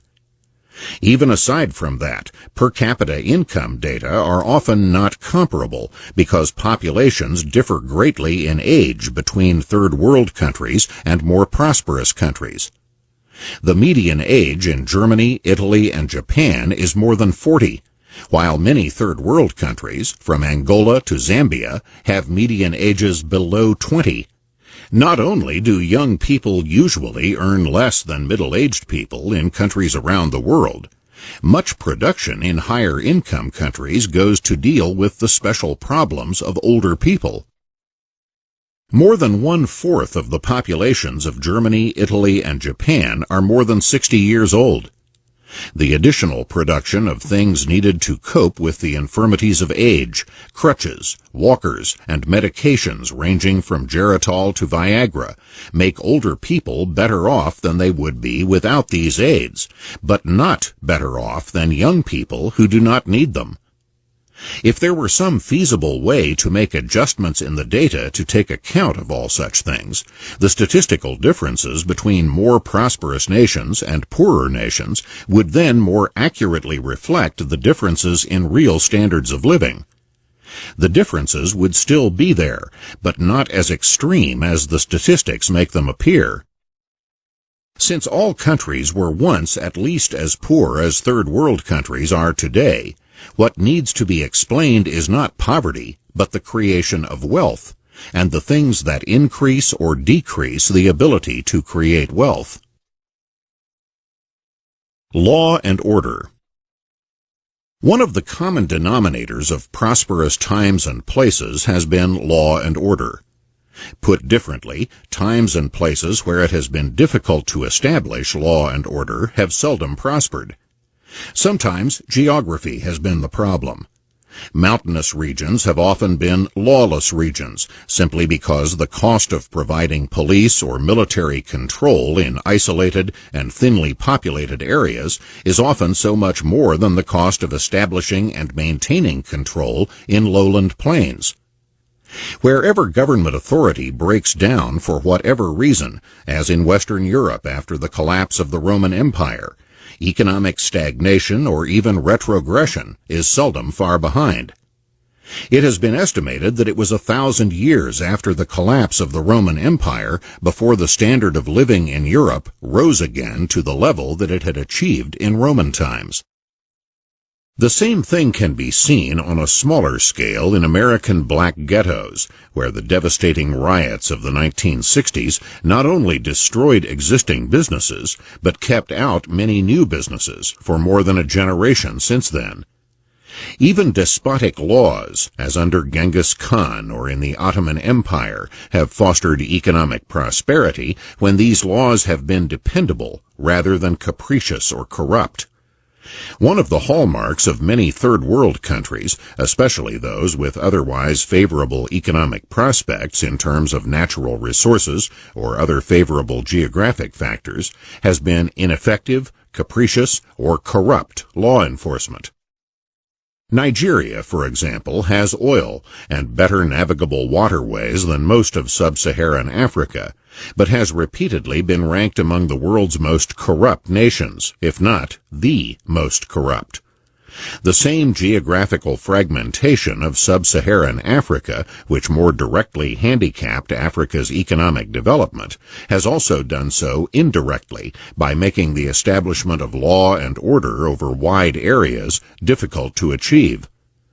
As a study of the effect of culture on economic development put it, if you are really looking for societies characterized by unrestrained greed and weak government, sub-Saharan Africa is the place to find them. The governments of these countries are corrupt businesses, more akin to the mafia than to public services. Countries fragmented into areas under the arbitrary rule of local warlords, whether Afghanistan today or the clan chiefs in the Scottish Highlands in centuries past, have likewise remained mired in poverty. Law and order involve more than physical security, essential as that is. For economic activities that take some time, property rights are a prerequisite, so that those who farm or invest in business can feel assured that the fruits of their activities will be theirs. Even people who own no property have a large stake in property rights if they are to be employed in an economy made prosperous by the presence of property rights. Perhaps the easiest way to understand the role of property rights is to see what happens in their absence. Even in countries where property rights have not been formally abolished, the costs of legally validating ownership of a home, a farm, or a business may be prohibitively expensive relative to the average income level in a given country. This is, in fact, a common situation in third world countries.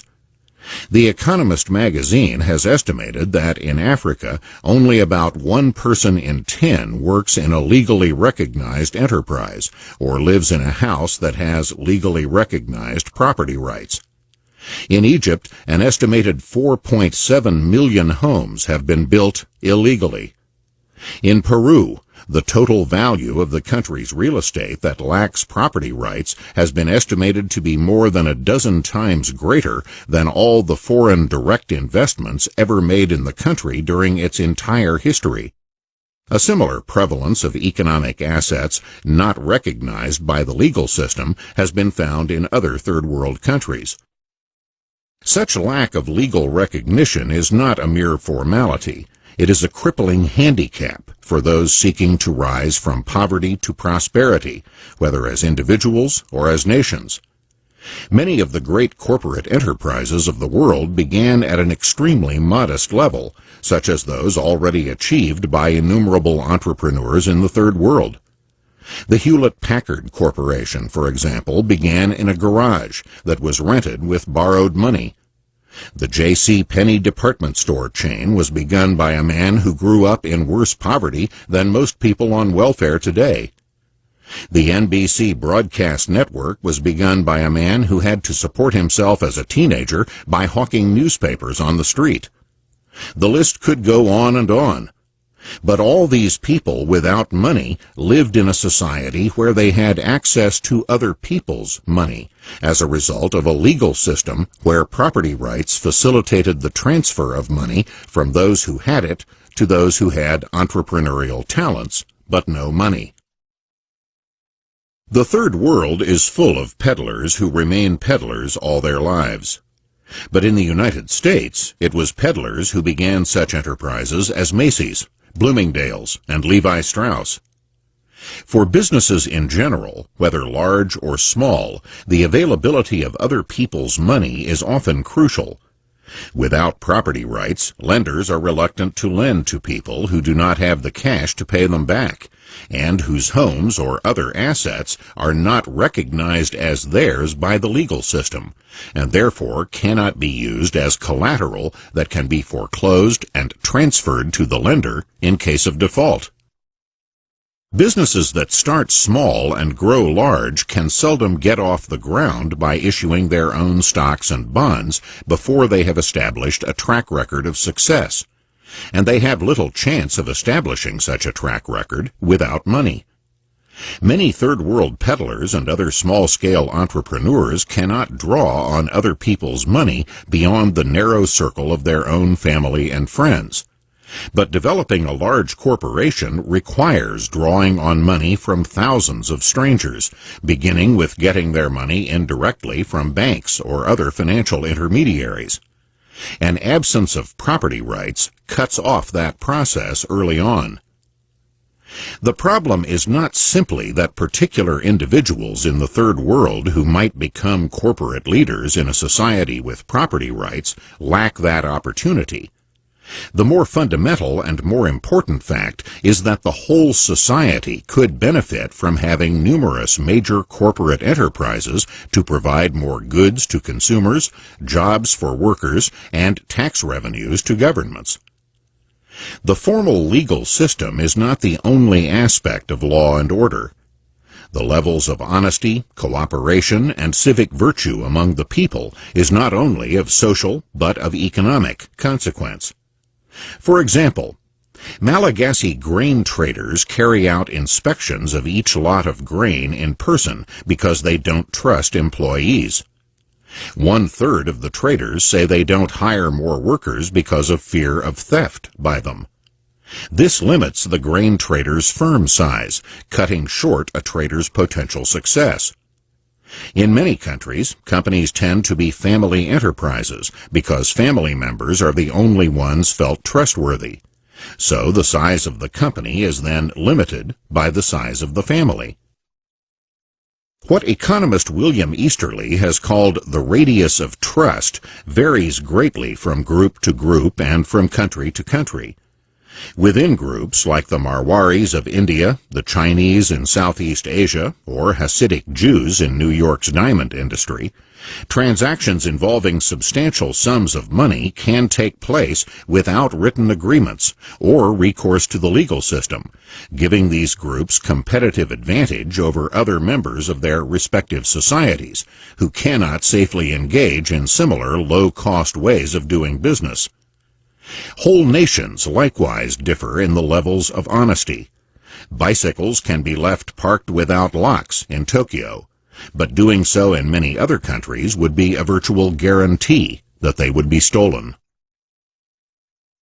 Population. For more than 2 centuries, one of the most persistent explanations for poverty, whether in the Third World or elsewhere, has been overpopulation. But the term has seldom been defined in any meaningful way, that is, in any way that is not tautological. If the term is used to refer to the ratio of people to land, then even a cursory examination of data demonstrates that it is false. Argentina has fewer people per square mile than the United States, but has a per capita real income that is only a fraction of that of Americans. India has a population per square mile that is several times that of either Argentina or the United States, but not quite as many people per square mile as Japan, which has a far higher real income per capita than India. Poverty-stricken sub-Saharan Africa has a population density that is only a fraction of that of Japan.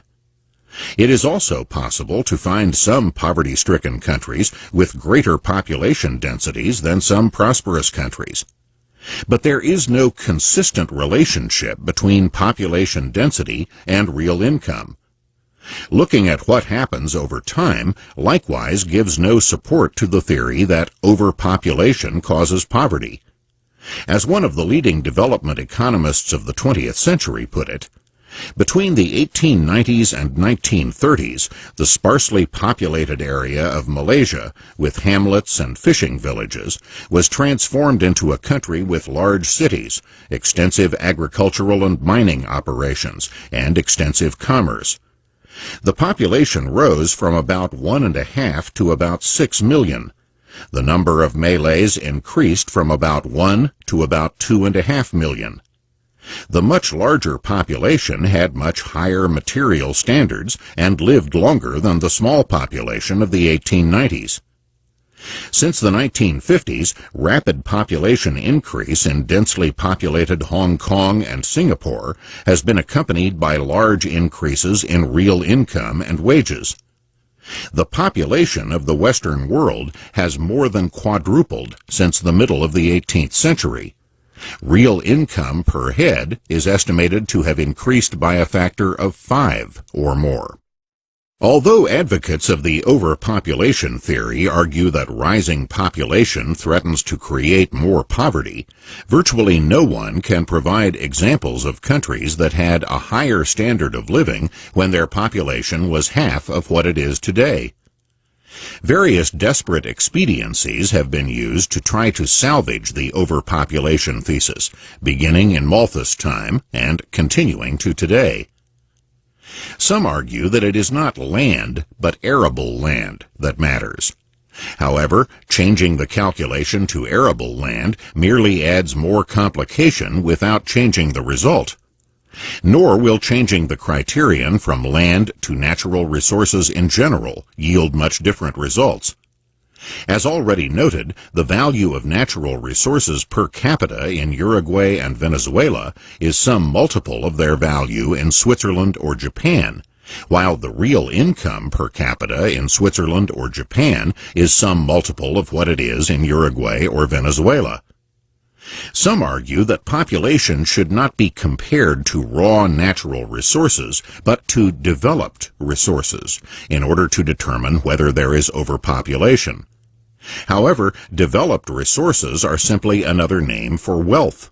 So it is simply a tautology to say that more population relative to developed resources means lower wealth per capita. The real danger in tautologies is that because they are irrefutable definitions, the irrefutability of what they are saying about the real world, which is nothing, gives a spurious credibility to what they insinuate. As noted in Chapter 2, thinly populated areas mean much higher costs per person to supply water, electricity, sewage lines, telephone lines, hospitals, and numerous other costly things. Sub-Saharan Africa's thin population per square mile is one of its many major economic handicaps. Whatever the intellectual deficiencies of the overpopulation explanation of poverty, it has been politically viable for centuries, and third world governments have imposed birth control policies, with the most draconian being those in China, where there have been severe penalties for exceeding the number of children prescribed by government authorities, usually 1 child per couple. Culture.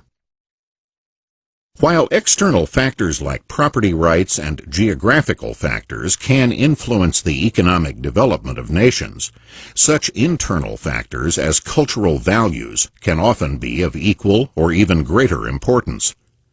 It has not been at all uncommon for people from outside a given culture to come into a society and, beginning at an economic level below that of the existing population, rise over time well above those around them, despite the fact that all of the people in the society live within the same external conditions. Italian immigrants to Argentina, Lebanese immigrants to West Africa, immigrants from India to Fiji, Jewish immigrants to the United States, German immigrants to Tsarist Russia, and Chinese immigrants to a number of countries in Southeast Asia are just some of the examples of this phenomenon.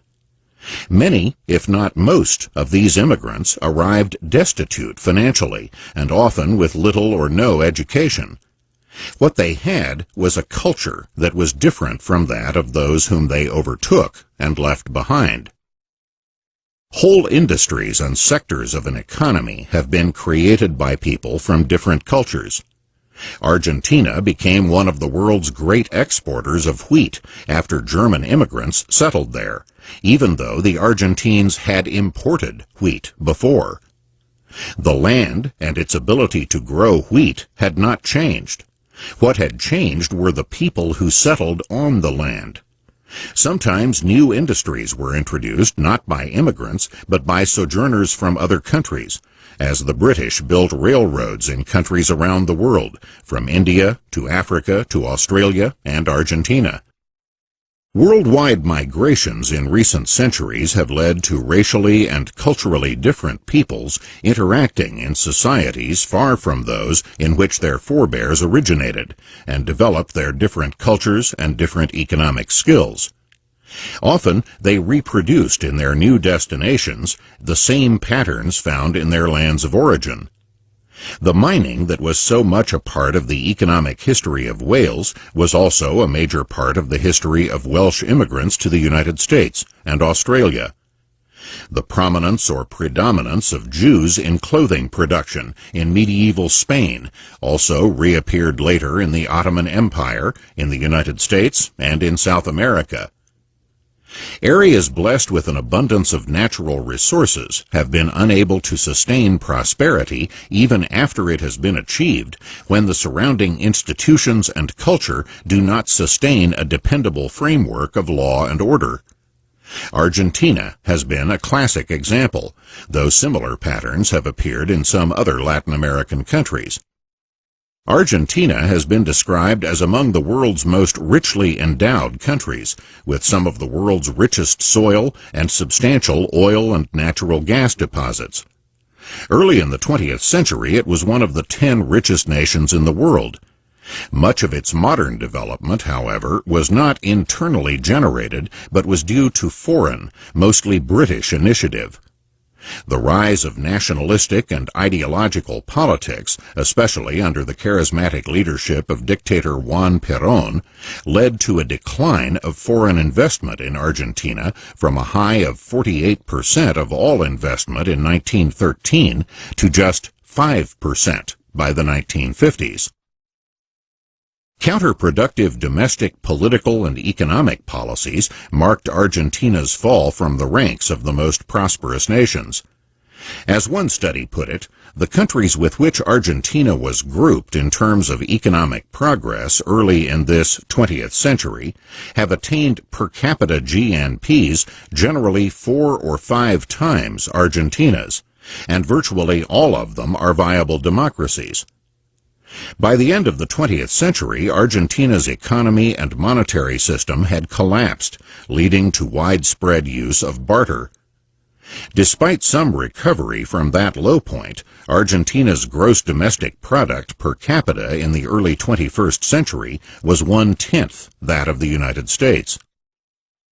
Since the countries which have achieved the kind of prosperity common in Western Europe, North America, or Japan remain a minority among the nations of the world, it is the coming together of numerous factors favorable to economic development which requires explanation, rather than the fact that the majority of nations have not been equally fortunate.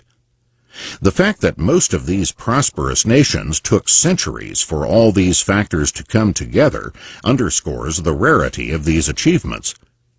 Transplanted European societies, such as the United States, Canada, and Australia, began their lives in new lands with a legacy of already developed cultures favorable to economic development, rather than having to spend centuries developing such cultures on their own. The fact that earlier leaders in economic and other development, such as China and the Ottoman Empire, lost their leadership and fell far behind the new leaders, likewise indicates what a combination of favorable circumstances is required, and how economic prosperity can be lost if vital parts of that combination are lost. Resistance to the idea of internal reasons for differences among individuals, groups, or nations has been as widespread and desperate as it has been fallacious.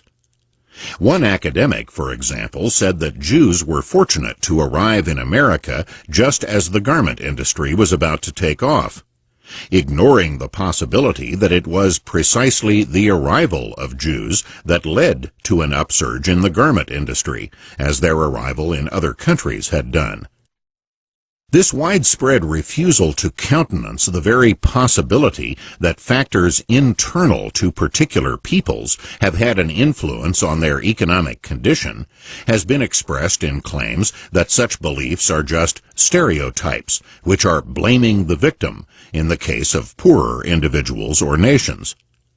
So strongly have such views been held that those who have them have not hesitated to dismiss first-hand observations in favor of general presumptions by others like themselves, even when they have neither seen nor studied the people concerned. Such views have affected not only how the past has been seen, but also what policies have been advocated for the future, especially the advocacy of foreign aid programs for third world countries. Because foreign aid in the form of the Marshall Plan was so successful in Western Europe after the Second World War, many have argued that it would have similar benefits in the Third World. The failure of massive amounts of foreign aid to create any comparable economic development in most of the Third World has not dimmed the luster of foreign aid in the eyes of those who refuse to re-examine the assumptions on which it was based. Yet there is nothing mysterious in those failures when the different cultures are taken into account. Post-war Western Europe had suffered devastations as a result of the war, but what had not been destroyed was the knowledge and culture which had in the past industrialized Europe and led the world into the industrial age. Foreign aid saved the people from starvation and helped rebuild the physical surroundings, but the crucial knowledge and culture were already there. In much of the Third World, the physical surroundings are intact, but that same base of knowledge and culture has yet to be built. Exploitation. Perhaps the most famous and most influential explanation of economic differences between rich and poor nations was V.I. Lenin's imperialism. It was a masterpiece in the art of persuasion, for it convinced many highly educated people around the world, not only in the absence of compelling empirical evidence, but in defiance of a large body of hard evidence to the contrary.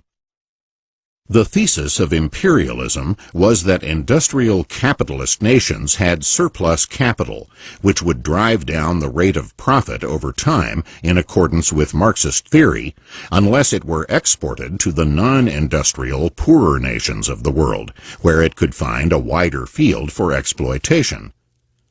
What Lenin called the super profits to be earned in these poorer nations would save capitalism in the industrial nations, and even allow them to share some of the fruits of their exploitation with their own working classes, so as to keep them quiescent and forestall the proletarian revolution which Marx had predicted, but which by Lenin's time showed no signs of materializing. This theory thus neatly explained away the failure of Marx's predictions, and at the same time provided a politically satisfying explanation of income differences between rich and poor nations. According to Lenin, as of 1910, the industrial capitalist nations of Great Britain, France, and Germany were investing 140 billion marks worth of surplus capital in the poorer and less industrially developed parts of the world, such as America, Asia, Africa, and Australia. But the huge and heterogeneous categories, for example, America, meaning the entire Western Hemisphere, make it impossible to know whether the industrial nation's investments are being made in the less industrial parts of these sweeping categories or in the more industrialized parts. However, data from other sources make it clear that in fact most of the foreign investments of prosperous industrial nations went to other prosperous industrial nations, then and now. The United States was then, and is today, the largest recipient of foreign investment from Europe. Likewise, the foreign investments of Americans went primarily to other prosperous modern nations, not to the Third World. For most of the 20th century, the United States invested more in Canada than in all of Africa and Asia put together. Only the economic rise of post-war Japan, and later other Asian industrializing nations, attracted American investments to Asia on a large scale in the latter part of the 20th century.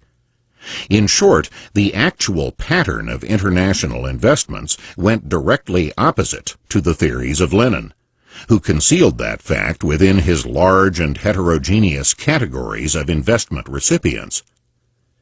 The combination of Lenin's genius for propaganda and an audience receptive to his thesis allowed his theory of imperialism to be widely accepted among intellectuals, activists, and people in the Third World. Exploitation is a virtually perfect political explanation of income differences. It validates whatever envy or resentment may be felt by people with lower incomes toward people with higher incomes. It removes whatever stigma may be felt from implications of lower ability or lower performance on the part of those with lower incomes. It locates the need for change in other people, rather than imposing the burden of change on those who wish to rise.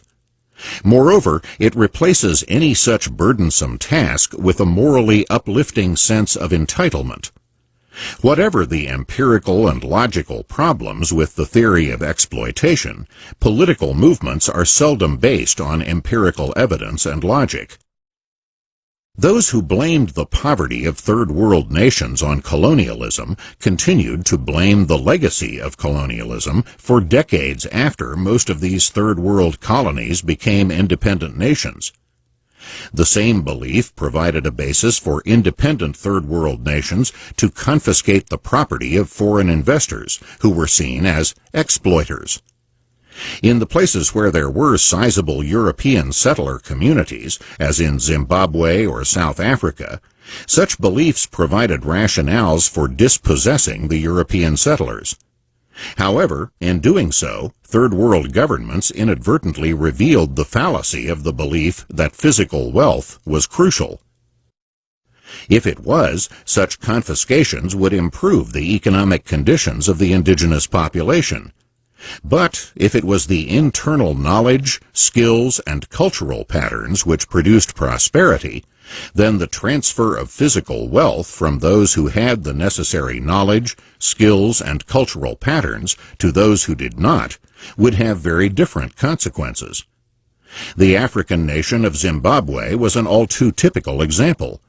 Zimbabwe repudiated the last remnants of its colonial past in the early 21st century by dispossessing white landowners, with these results, as reported in the New York Times. For close to 7 years, Zimbabwe's economy and quality of life have been in slow, uninterrupted decline. They are still declining this year. People there say with one notable difference: the pace is no longer so slow. In recent weeks, the National Power Authority has warned of a collapse of electrical service. A breakdown in water treatment has set off a new outbreak of cholera in the capital, Harare. All public services were cut off in Marondera, a regional capital of 50,000 in eastern Zimbabwe, after the city ran out of money to fix broken equipment. In Chitungwiza, just south of Harare, electricity is supplied only 4 days a week. Foreign aid. By foreign aid is meant international transfers of wealth, either directly from governments in more prosperous nations to governments in poorer nations, or indirectly by transfers through international agencies like the World Bank or the International Monetary Fund to governments in the Third World. Whether such transfers will in fact or ideologically be an aid to the economic advancement of the poorer countries is an empirical question, rather than a foregone conclusion. Both journalistic anecdotes and scholarly studies often show vast amounts of money being transferred to Third World governments without producing any significant economic growth. And in some cases, there are actual declines in real incomes in the wake of grandiose projects financed by foreign aid. This should not be surprising. There is no more reason to expect automatic benefits from wealth transfers through international agencies than from wealth transfers through internal confiscations, as in Zimbabwe. The incentives facing those dispersing the aid and those receiving it seldom make economic development the criterion of success. The indicator of success for the aid agencies is how much money they transfer, which is readily visible to the media and to political leaders, while the actual results of these transfers are far away in both space and time. When Robert McNamara was head of the World Bank, for example, he announced, "We propose to double the bank's operations in the fiscal period 1969 to 1973 compared to the previous 5-year period, 1964 to 1968. That objective has been met." As for the recipient governments, their objectives have been met when they receive the money. The ability of the international aid agencies to monitor, much less control, the spending of the money they transfer is very limited. Nor do they have strong incentives to withhold money from Third World governments that have used that money ineffectively, counterproductively, or even corruptly. They certainly have no incentives to advertise the disasters they have financed, as that would call into question their own institutions and foreign aid in general. Given these incentives, it is not nearly as surprising as it might be otherwise that international aid agencies continued to transfer money to Tanzania during its draconian and disastrous social experiments under Julius Nyerere, and even to Rwanda, while genocide was going on. As late as the 1970s, foreign aid was still being transferred to the despotic government of oil-rich Saudi Arabia. Loans from international agencies are often not repaid, except in the cosmetic sense that existing loans are repaid from still larger loans made later by the same agency to the same country. Under the imposing but uninformative title of structural adjustment loans, the World Bank and the International Monetary Fund, between them, gave the Ivory Coast 26 structural adjustment loans during the decades of the 1980s and 1990s, while per capita income declined and the country collapsed into civil war. New loans to pay off old loans were not unique to the Ivory Coast. In 2001, half the money lent by the International Monetary Fund was to nations that were long-time borrowers. In short, what are called loans, whether by international aid agencies or by national governments, like those of the United States or Britain, are in fact gifts of taxpayers' money to third-world political leaders. Calls for forgiveness of loans to third-world governments are frequently heard and heeded, as if rewarding financial irresponsibility by officials doing the borrowing is going to lift poor countries out of poverty. Implicit in much that is said about foreign aid is the assumption that such gratuitous international transfers to third-world governments are crucial to a country's rise out of poverty. In reality, there is often far more wealth generated internally, including wealth created off the books, than what is available in the form of foreign aid. There is often also far more money available in international financial markets, but this money is unlikely to take the form of blank checks for grandiose projects or loans that no one expects to be repaid. Where international aid agencies do attempt to monitor, influence, or control governments receiving grants or loans, the results have by no means always or usually been positive.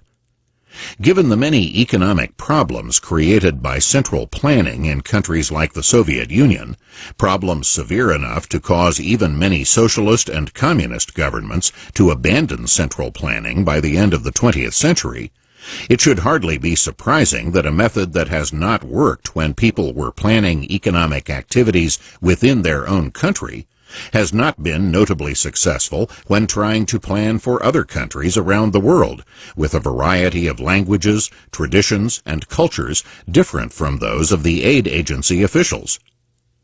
Nevertheless, those officials acquire a visibility and importance at home and abroad from the money they transfer, and so have incentives to promote increases in the money available as foreign aid, whether or not it achieves its ostensible purpose of raising living standards in the Third World. The preference of many third-world governments for foreign aid over such alternatives as using international financial markets to raise money or encouraging domestic entrepreneurs by relieving them of stifling red tape and bureaucratic control is understandable. Letting private markets operate, domestically and/or internationally, would mean relinquishing both power and lucrative opportunities to reward political supporters, and for political leaders to take a cut of the money themselves. Humanitarian aid to third-world countries in the wake of natural disasters like earthquakes, epidemics, or tsunamis has often been administered very differently from the way conventional foreign aid is administered. Humanitarian aid is often provided directly by international agencies like the Red Cross, or by various agencies of the American or other foreign governments, rather than being channeled through third-world governments themselves. Moreover, some of the most effective aid does not require huge spending per capita. It has been estimated that medicine, which would prevent half of all deaths from malaria, costs only 12 cents a dose. Such medicines, vaccinations of children, and other relatively simple and inexpensive measures can create a great amount of benefit in the Third World. But their very ordinariness and inexpensiveness makes them less likely to attract the kind of attention that is valued by politicians and bureaucrats. Foreign aid survives not only on the self-interest of those administering the transfers of money and those receiving it. It survives on the assumptions of many in the Western world that the fundamental problems of poor countries are external and can be cured by transfers of external wealth. But many poor countries already have ample internal wealth in the form of natural resources that enable some of them to lead the world in the production of things like gold, copper, or rubber. Often, poor countries also have many entrepreneurial people, including minorities like the overseas Chinese in Southeast Asia or the Lebanese in West Africa. India, for all its poverty, has for more than a century been exporting people who have risen from poverty to prosperity virtually everywhere they settled around the world. There have even been poor countries such as Argentina that were once among the most prosperous in the world. What then is lacking? Some who have studied less developed countries have pointed out that it is hard to find a well-governed poor nation. What is far more common is to find poverty-stricken countries that are among the most corrupt in the world. For example, Nigeria, Haiti, Bangladesh, and many others. It is not just that the political leaders are corrupt. The level of mutual trust among the people at large has been found to be far lower in such countries than in more affluent nations.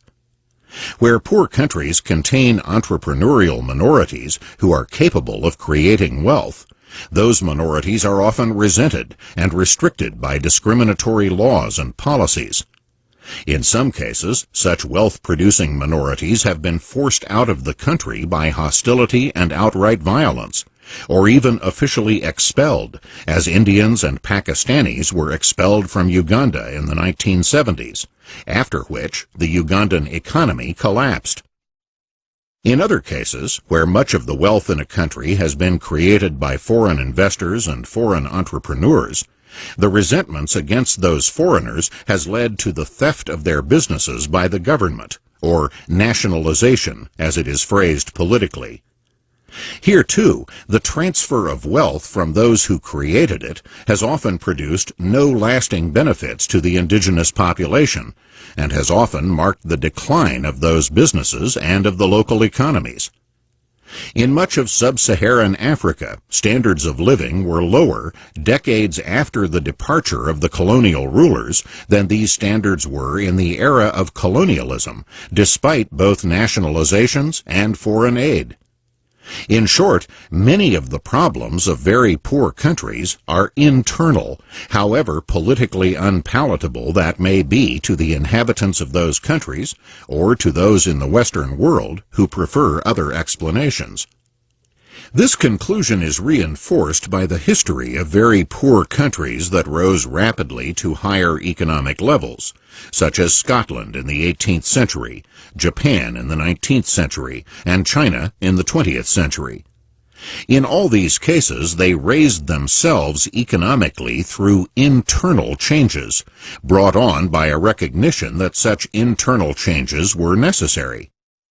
In the case of Scotland, it was the rapid spread of education and the English language. In the case of Japan, it was a national obsession which included sending many Japanese young people to study in the more industrialized Western nations, and bringing Westerners with industrial skills to Japan. In China, it was the successive lifting of government restrictions on their economy and the opening of it to international businesses and investors. In none of these cases were there massive government-to-government transfers of wealth. Other examples of dramatic rises out of poverty, such as Singapore and South Korea, were likewise based on internal changes deliberately undertaken.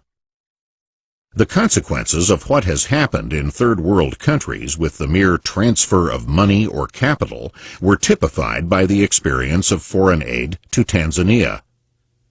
In Tanzania, the World Bank financed the Morogoro shoe factory. It was built with modern equipment and shoemaking technology to satisfy all Tanzania's demand for shoes and have capacity for exports to Europe. The Morogoro shoe factory was not a success. Its equipment regularly failed because of lack of maintenance and shortages of spare parts. Workers and managers stole from the plant. The Morogoro plant was designed like a modern Western shoe factory with aluminum walls and no ventilation system, inappropriate for the Tanzanian climate. The Morogoro shoe factory never operated at more than 5% of capacity and never exported a single shoe. Summary and implications. Although we have, for the sake of convenience, used such terms as Third World and foreign aid, the late Professor Peter Bauer, a distinguished development economist at the London School of Economics, has pointed out how misleading such terms can be. The term Third World suggests that there is some special group of nations that are worlds apart from the rest of humanity. In reality, their populations are a majority of humanity, and there is a continuum of incomes from the highest to the lowest, with no special break separating some nations' incomes from the incomes of others. Nor is there a racial divide. As Professor Bauer pointed out, in the Third World as a whole, the whites outnumber the blacks. Foreign aid is another misleading term, in that it presupposes that transfers will aid in economic development, despite all too many examples where continued massive transfers of wealth have accomplished nothing, except to solidify the existing regime and make the necessary changes less likely. Foreign aid also gives officials of aid agencies leverage to prescribe whatever economic policies happen to be in vogue at the moment, deflation, shock treatment, or whatever, without being accountable for the consequences. Perhaps the biggest fallacy in discussions of third world countries is the implicit assumption that there is something intellectually baffling or morally wrong about the fact that different nations have different per capita incomes. Given large differences in geography, demography, history, and culture, it is hard to imagine how it could be otherwise. Humanitarian aid to enable countries to meet natural disasters beyond their capacity to foresee or avoid need not be based on any assumptions about the reasons for their incomes being what they are. But attempts to remake other countries show no track record comparable to the dramatic improvements that countries have achieved when they have decided to remake themselves. Chapter 8. Parting Thoughts. Many individual fallacies are part of a larger pattern. These larger patterns include not only the fallacies mentioned in Chapter 1, the zero-sum fallacy, the fallacy of composition, the chess pieces fallacy, and the open-ended fallacy, but also many forms of the fallacy of implicitly assuming sameness when there is no reason to expect sameness. Differences in geography, demography, history, and culture are just some of the differences among individuals, groups, and nations. There is no reason to expect women and men to work the same number of hours, nor any reason why they should. There is no reason to assume that the goals, priorities, or abilities of high school dropouts are the same as those of college graduates, so that differences in their incomes can be attributed to college. There is no reason to expect third world economies to respond to foreign aid the way that Europe responded to the Marshall Plan, when these economies and societies have been vastly different from those in Europe for centuries. Throughout history, the world has abounded with differences that are today called disparities or inequities, even in situations where they cannot be explained by discrimination. At one time, in Tsarist Russia, nearly all of the members of the St. Petersburg Academy of Sciences were of German ancestry, even though people of German ancestry were only about 1% of the population of Russia. Today, more than 40% of all the billionaires in the world are in one country, the United States. The list could go on and on until it filled a book. But however common such statistical disparities have been around the world and throughout history, many continue to reason as if any statistical differences between any groups are strange and suspicious, if not sinister. Another fallacy, already noted in chapters 5 and 7, is what might be called the fallacy of changing composition. When statistical categories are compared over time, the changing relationships among these categories can be completely misleading as to what is happening to the people or the nations within those categories, when the composition of these categories is changing over time. There may be growing inequalities between those categories during the very same span of years when there is a lessening of inequality between the people or nations who constitute those categories. Moreover, important conclusions and decisions can be based on this fallacy. For example, the growth of international free trade has been said to increase inequality among nations because the 23-to-1 ratio between the 20 richest and 20 poorest nations in 1960 rose to a 36-to-1 ratio in 2000. But the nations constituting the 20 richest and 20 poorest were different in 1960 and 2000. Comparing the same 20 richest and 20 poorest nations of 1960 over those decades shows that the ratio between the richest and poorest declined to less than 10-to-1. This leads to the directly opposite conclusion, suggesting that freer international trade may have helped reduce inequalities among nations, allowing some of the initially poorest to rise out of the category of the bottom 20. Whatever the reason for the declining inequality, the fallacy of believing that international inequality had increased when in fact it had decreased is similar to that in an old joke about automobile accidents in Manhattan. In this joke, one friend says to another that statistics show that a man is hit by a car in Manhattan once every 20 minutes, to which the other replies, "He must get awfully tired of that." The fallacy here is that it is obviously not the same man each time. The very same fallacy underlies much more serious conclusions about both personal and international inequalities over time, when it is not the same individuals or the same nations that are being compared, since each moves from one category to another over time. The changing composition of the categories makes conclusions based on comparisons between the categories fallacious. Statistics are no better than the methods and definitions used in collecting them. Without scrutinizing those methods and definitions, we cannot assume that comparable people are being compared, whether comparing the incomes of high school dropouts with college graduates, the incomes of members of different ethnic groups who have the same education, or the incomes of single women with married women, when single women includes women who were married for years before getting divorced. Nor can statistics about the amount of air pollution in populated areas versus open space tell us anything about whether letting people move into unpopulated areas will increase the total pollution overall, since it is people, not their locations, that generate pollution. Perhaps most dangerous of all is the practice of not subjecting fashionable beliefs to the test of facts, but instead accepting or rejecting beliefs according to how well they fit some pre-existing vision of the world. The idea that government intervention is needed to create affordable housing is an idea that makes sense only in the context of a preconceived notion, while mountains of hard evidence point in the exact opposite direction.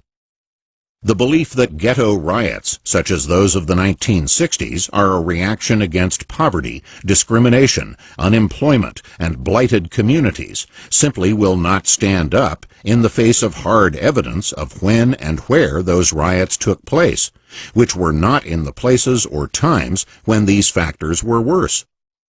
The entire educational and employment history of women in the first half of the 20th century is almost invariably ignored, even in scholarly studies, to concentrate attention on what has happened since 1960, which can be made to fit a preconceived vision of the reasons for women's rise.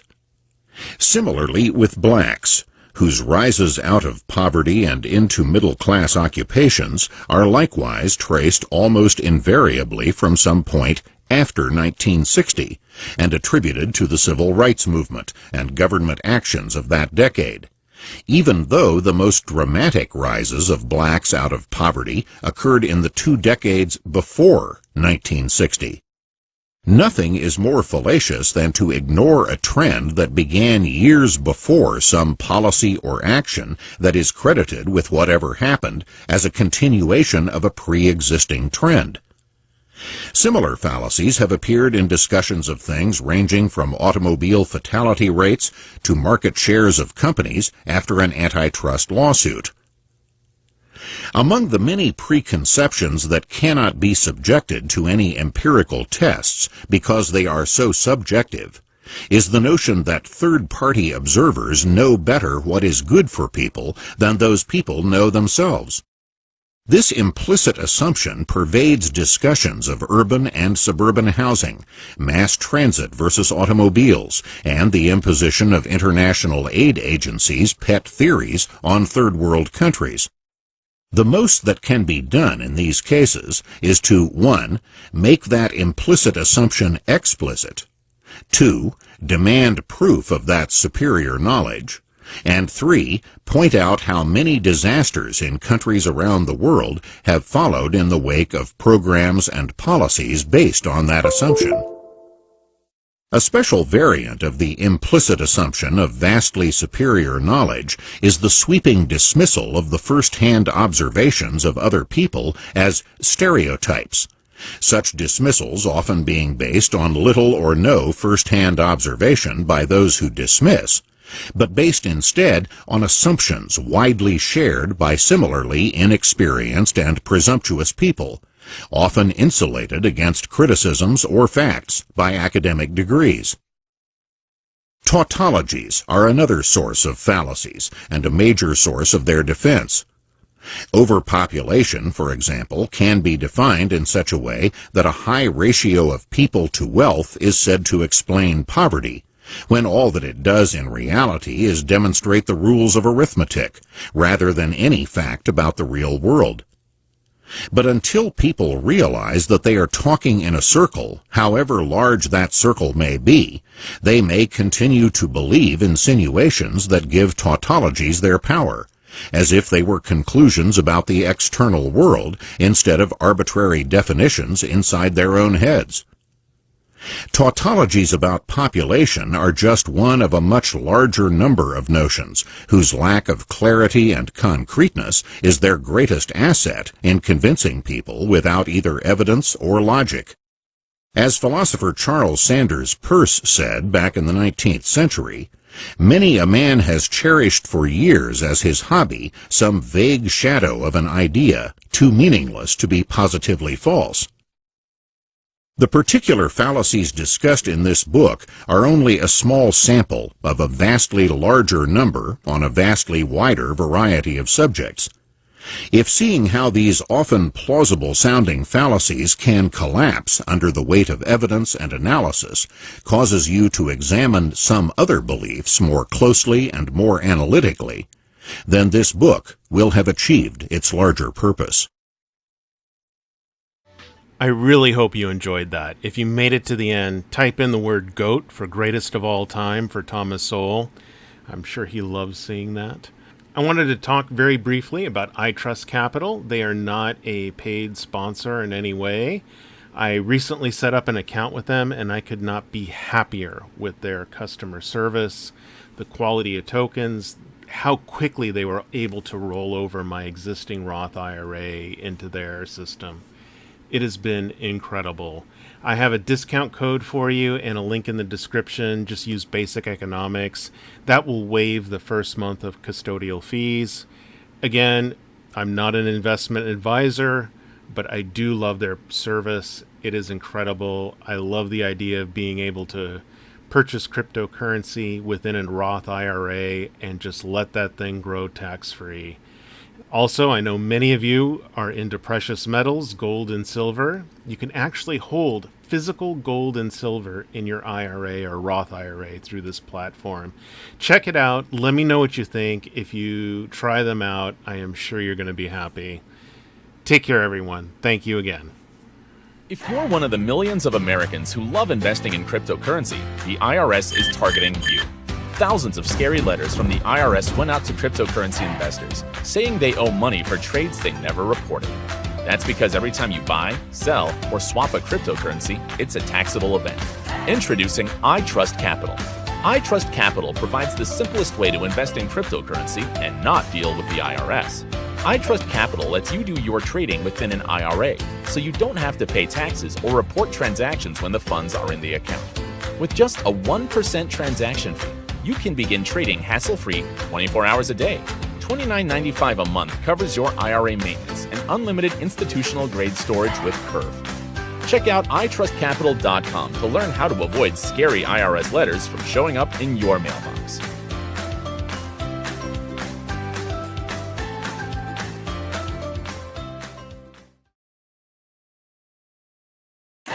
Have you been solicited by a gold IRA company?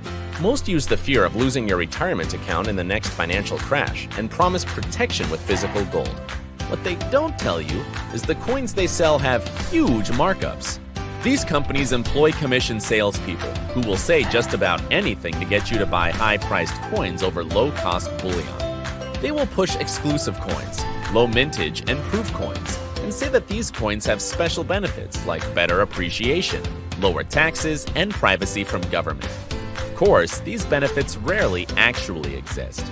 The real reason they make these claims is to sell coins that are marked up 50 to 100 to 200% over their cost, making huge profits at your expense. So does gold really hedge against the dollar and economic uncertainty? Yes, but paying outrageous prices for coins in your IRA will not give you any protection and could drastically alter your retirement plans. So how can you put physical gold into your IRA without getting gouged? Introducing iTrustCapital. iTrustCapital offers physical gold in your IRA at only $50 over spot per ounce. iTrustCapital utilizes vault chain gold, which gives clients the ability to buy and sell physical gold stored at the Royal Canadian Mint 24/7. Clients place trades through iTrust's interface and executes through Precious Metals Leader Kitco. To learn more, go to iTrustCapital.com and get your free Gold IRA Insider's Report now.